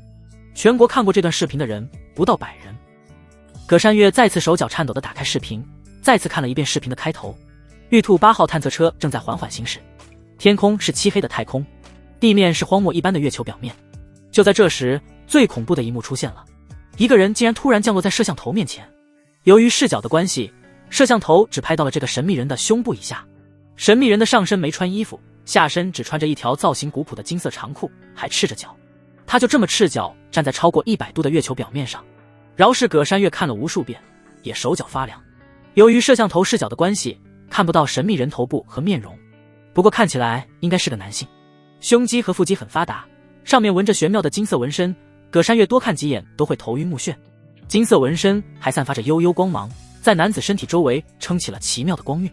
视频中，神秘人面向月兔探测车，似乎在好奇地观察这台机器。紧接着，一只燃烧着火焰的大手抓向摄像头，咔嚓，屏幕一黑。10几秒的视频结束了，葛山月头疲乏麻地关闭了视频，心情久久不能平息。这段短短的视频背后隐藏的信息实在太多了。神秘人到底是谁？如果是外星人，为什么身体长得跟人类差不多？如果是人类，那就更加细思极恐。难道在人类社会中还隐藏着这么强大的存在？他隐藏在人类社会干嘛？他是怎么跑到月球表面上去的？他去月球干嘛？他是怎么赤身在真空高温的月球表面活动的？他身上的纹身是什么作用？龙国宇航局表示，这段视频是红雾降临5天后拍摄到的。那神秘人跟红雾有没有关系？或者神秘人是不是某个强大的异能者？他只是狗屎运的吃了一颗神奇的异能果实，于是就有了横渡38万公里的能力。什么果实能有这么强大的效果？总之，问题实在太多了。这还只是葛山月一个人的猜测。龙国高层发视频的目的，就是为了让各个研究所集思广益，提供更多的思路，以应付未来的危机。随着情况越来越恶劣，高层再也顾不上这么遥远的威胁，只能全力应付眼前。后来更是干脆联系不上最高层。实际上，从红雾降临第10天之后，整个京都市就彻底失联，没有一丝消息传出，没人知道京都市发生了什么。所以葛山月根本就没把视频给其他人看，而是私自隐藏了下来。由于这段视频是龙国宇航局发给研究所的，所以葛山月没有怀疑其真假。国外就不一定了。当然了，他不知道龙国有没有把视频发给其他各国。葛山月猜测，按龙国高层的性格，十有八九是不会发的。就算发了，葛山月也可以想象，国外高层也会觉得是伪造视频，是龙国在向各国宣传本国异能者的强大。这次红雾看起来不简单啊。葛山月叹了口气，越发坚定了制造异能者的决心。这个视频让红雾灾难的原因波诡云谲，未来不知道会变成什么样。无论如何，强大自身实力都是刻不容缓。就算最糟糕的情况出现，那个神秘人确实是外星人的话，但凡对方能交流，葛山月还可以投降，当个带路党。当然了，给外星人当狗也需要资本，自己掌握的实力越强，外星人自然也就越重视。反抗外星人？别开玩笑了，能肉身度过宇宙来到月球的智慧生命，人类靠什么抵抗？葛山月心思百转，小心地把军用加密 U 盘收好，放在一个隐蔽的角落。他看了看手表，夜深了，该休息了。明天还要跟张子玲好好谈谈，需要养精蓄锐。一个甲级异能者对基地还是非常珍贵的。不过葛山月比较有信心说服张子玲听从命令。这是他亲自挑选出来的几个异能者，是这个时代少有相信国家、真心愿意为国家、普通人奉献的好人。好人？呵呵。葛山月嗤笑一声，缓缓闭上眼睛，进入了睡眠。纯粹的好人在这个时代是活不下去的。我也是在帮他活得更久啊。江凡有些疲惫地回到家中，他很久没这么累过。淬炼能力的副作用实在太大，他又拿出一把变异青蛙肉吃了起来。唐雪柔看到男人疲惫，识趣地上前按摩着他的太阳穴。许梦倩则轻轻敲击江凡的大腿，眼神充满渴望，都快拉丝了，幽怨地道：江哥，你都好几天没去我房间了。江凡拍了拍许梦倩的脸颊，笑道：别急，轮到你的时候你会吃撑的。许梦倩心中一喜，只要江凡不讨厌自己就好。想到之前以前的惨烈战况，不由羞红了脸颊。江凡拿出几个异能果实吞了下去，然后又吃变异青蛙肉。变异青蛙肉进入胃里，热乎乎的，溢散出星星点点的能量，滋润着每个细胞，让江凡很舒服。吃了一会，仿佛到了某个极限，江凡只觉浑身突然一松，淬炼后的疲惫感一扫而光，身体竟瞬间恢复了全盛状态。江凡吃了一惊，这是怎么回事？这时系统适时提醒：叮，综合体质+1。江凡大喜，综合体质居然提高了。他已经卡在90体质很久，体质强化升到4星之后，他都不知道吃了多少体质强化果实，再也没有升级过。江凡都有点绝望了，还以为以后再也提升不了一点，现在却突然升级，为什么？我到底干了什么？难道江凡看着手中的变异青蛙肉串？变异青蛙肉串能提高体质，甚至体质强化果实都提高不了的，变异青蛙肉也能提高。江凡的眼睛亮了起来，以后要多吃变异青蛙肉，而且每个女人都要吃，每天每顿都要吃，这既能让他们慢慢变强，也能给自己积攒更多变异青蛙肉。红雾时代太过危险，那只恐怖的巨型海蛇给了他巨大的压力。江凡并不能保证这些女人一直活下去，万一她们死了，江凡也要保证自己有足够的存货，撑到弄到下一批女人。许梦倩看江凡不说话，小心地问道：江哥，怎么了？江凡突然一笑：走，现在就填饱你。夜深人静，江凡起身下床，他看了看手表，凌晨3点40，这个时间是人最困倦的时刻，正好去偷启迪果实。江凡嘴角微扬，撕开蓝色传送门走了进去。5公里以外的亚空间一片虚无黑暗，张子霖身体上的亚空间锚点撑起了一片光明的球体。江凡清晰地看到张子霖正在沉睡，这女人睡着了还是挺温柔漂亮的，完全没了清醒时候的凌厉英气，反而更有女人味了。紧接着江凡又注意到张子霖所在宿舍区有几十个房间，每个房间都有1至2个人员，而这些人全都是异能者。这些异能者的体内各种颜色的生姜闪烁，跟江凡的猜测一样，绿色、蓝色最多，金色其次，灰色依然只有张子霖一人。这女人怎么这么特殊？江凡不敢贸然开传送门，这么多异能者，鬼知道有什么探测能力，万一被发现了，那才是危险重重。我是来偷果子的，可不是来打架的。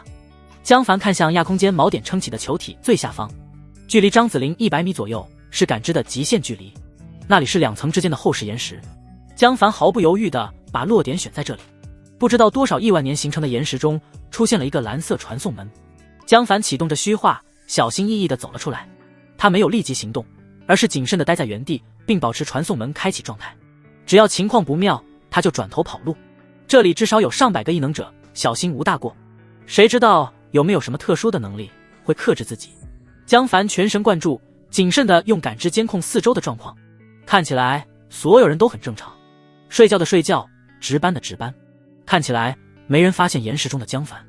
江凡足足等了10分钟，周围依然风平浪静，然后他才关闭了传送门，慢慢地在岩石中行动起来。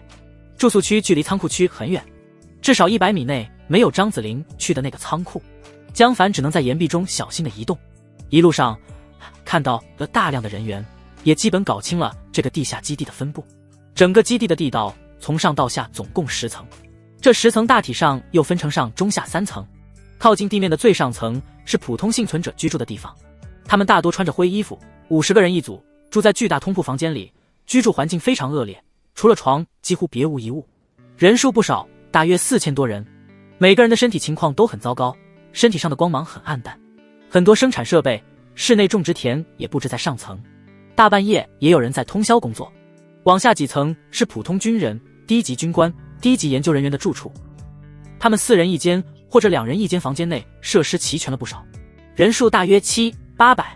异能者、高级军官、高级研究人员住在最下层，房间基本都是20-30平，数量也最少，总共不到200人。其中有个官员住的面积最大，达到了惊人的200平。这个官员也是异能者，身体上的光芒也比普通人亮1倍。门外还有4名异能者和20名军人在执勤保护，大约是这个基地的首领。江凡暗想，不过他没有惊动对方，此行的首要目的是偷果实，现在没必要冒险。同样的，一些科研实验室还有人在工作，有的在研究化学材料，有的在研究进化动植物，有的在解剖死人，这里肯定有不少有用的信息。江凡依然没有动手，如果需要的话，等到弄到启迪果实再动手也不迟。他又找到了轻型武器仓库区，里面有大量军火、步枪、手枪、狙击枪，还有一箱箱的子弹。这里的武器比警局的武器多太多了，而且还有真正的进攻型手榴弹，而不是仅用震撼弹。江凡想了想，轻轻升上仓库地面，拿走了2把狙击枪、10几箱子弹和几箱手榴弹。如果全拿光，基地的人一定会猜测潜入了异能者，甚至还能猜出异能者有类似空间背包之类的能力，否则根本拿不完。江凡不想让外人猜到自己的能力，如果只拿很少的一部分，那么仓库管理员发现之后只会觉得有人在监守自盗，他为了避免自己背锅，反而会想办法把真相掩藏下来，慢慢想办法屏障。所以坦克、火炮之类的武器江凡也没动，反正这些东西也没有可以使用的地方了，这个地下基地根本没法消耗这些武器，就当存放在这里了，如果自己需要随时可以过来拿。江凡几乎把整个基地绕了一圈，也没被人发现，他基本确定了没人能探测岩石内的敌人，这就让江凡放心不少。一路上他见到不少感兴趣的地方，比如最下方的螺旋地道很深，超出了100米感知之外，不知道通向哪里。还有几个让他很感兴趣的人，就像一个正在值夜班的女异能者，她的7彩意志气泡居然非常坚固，当然跟江凡没得比，但是也比其他人强了一大截。这是江凡见到的除自己以外的意志最强者。最终他找到了存放异能果实的防爆玻璃小隔间。卧槽，毒气、地雷、喷火器。江凡看到了大量防御设施，走廊里有异能者和士兵在值夜班，显然基地的人也很重视这里的防御。江凡站在小隔间下方，看着头顶不远处的启迪果实。小隔间有闪烁红灯的摄像头，自己只要伸手就一定会被拍下来。如果去破坏摄像头，说不定还会发出警报，更加危险。没办法，只能硬拿了。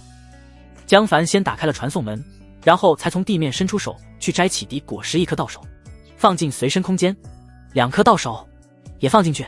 江凡得手之后就立刻沉入地下，警惕地观察四周，安静如初，没人发现。江凡终于对基地的防御有了足够的认知，这里的防御主要还是针对普通人，没有特别考虑针对异能者，或者说异能类型太过繁多，基地猜不到居然还有人能穿墙，就没有防御这种情况。总之就对我无效。既然如此，江凡胆子大了起来，决定去看看那几个自己感兴趣的人。首先就是那个意志强大的女人。江凡先去军需仓库找了件士兵军服换上，然后才从岩壁中慢慢走向那个女人。地下研究所，胡磊正在值班。异能者太少，每个人都要高强度工作，女性异能者也不能例外。胡磊半靠在椅背上昏昏欲睡。这个休息室是异能者独享的，其他几个值班士兵只能在外面站岗，没有允许，绝不准进入。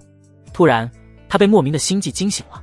胡磊一睁眼就看到窗外走过一个看似普通的士兵，士兵随意地看了他一眼，有点小帅，在胡磊眼中却如同看到了一只史前巨兽一般。这个士兵居然有1、2、3、9个异能。胡磊浑身颤抖起来，他清晰地知道这人绝对不是基地中的人，基地中异能最多的异能者也就4个异能，这人是个极其强大的潜入者。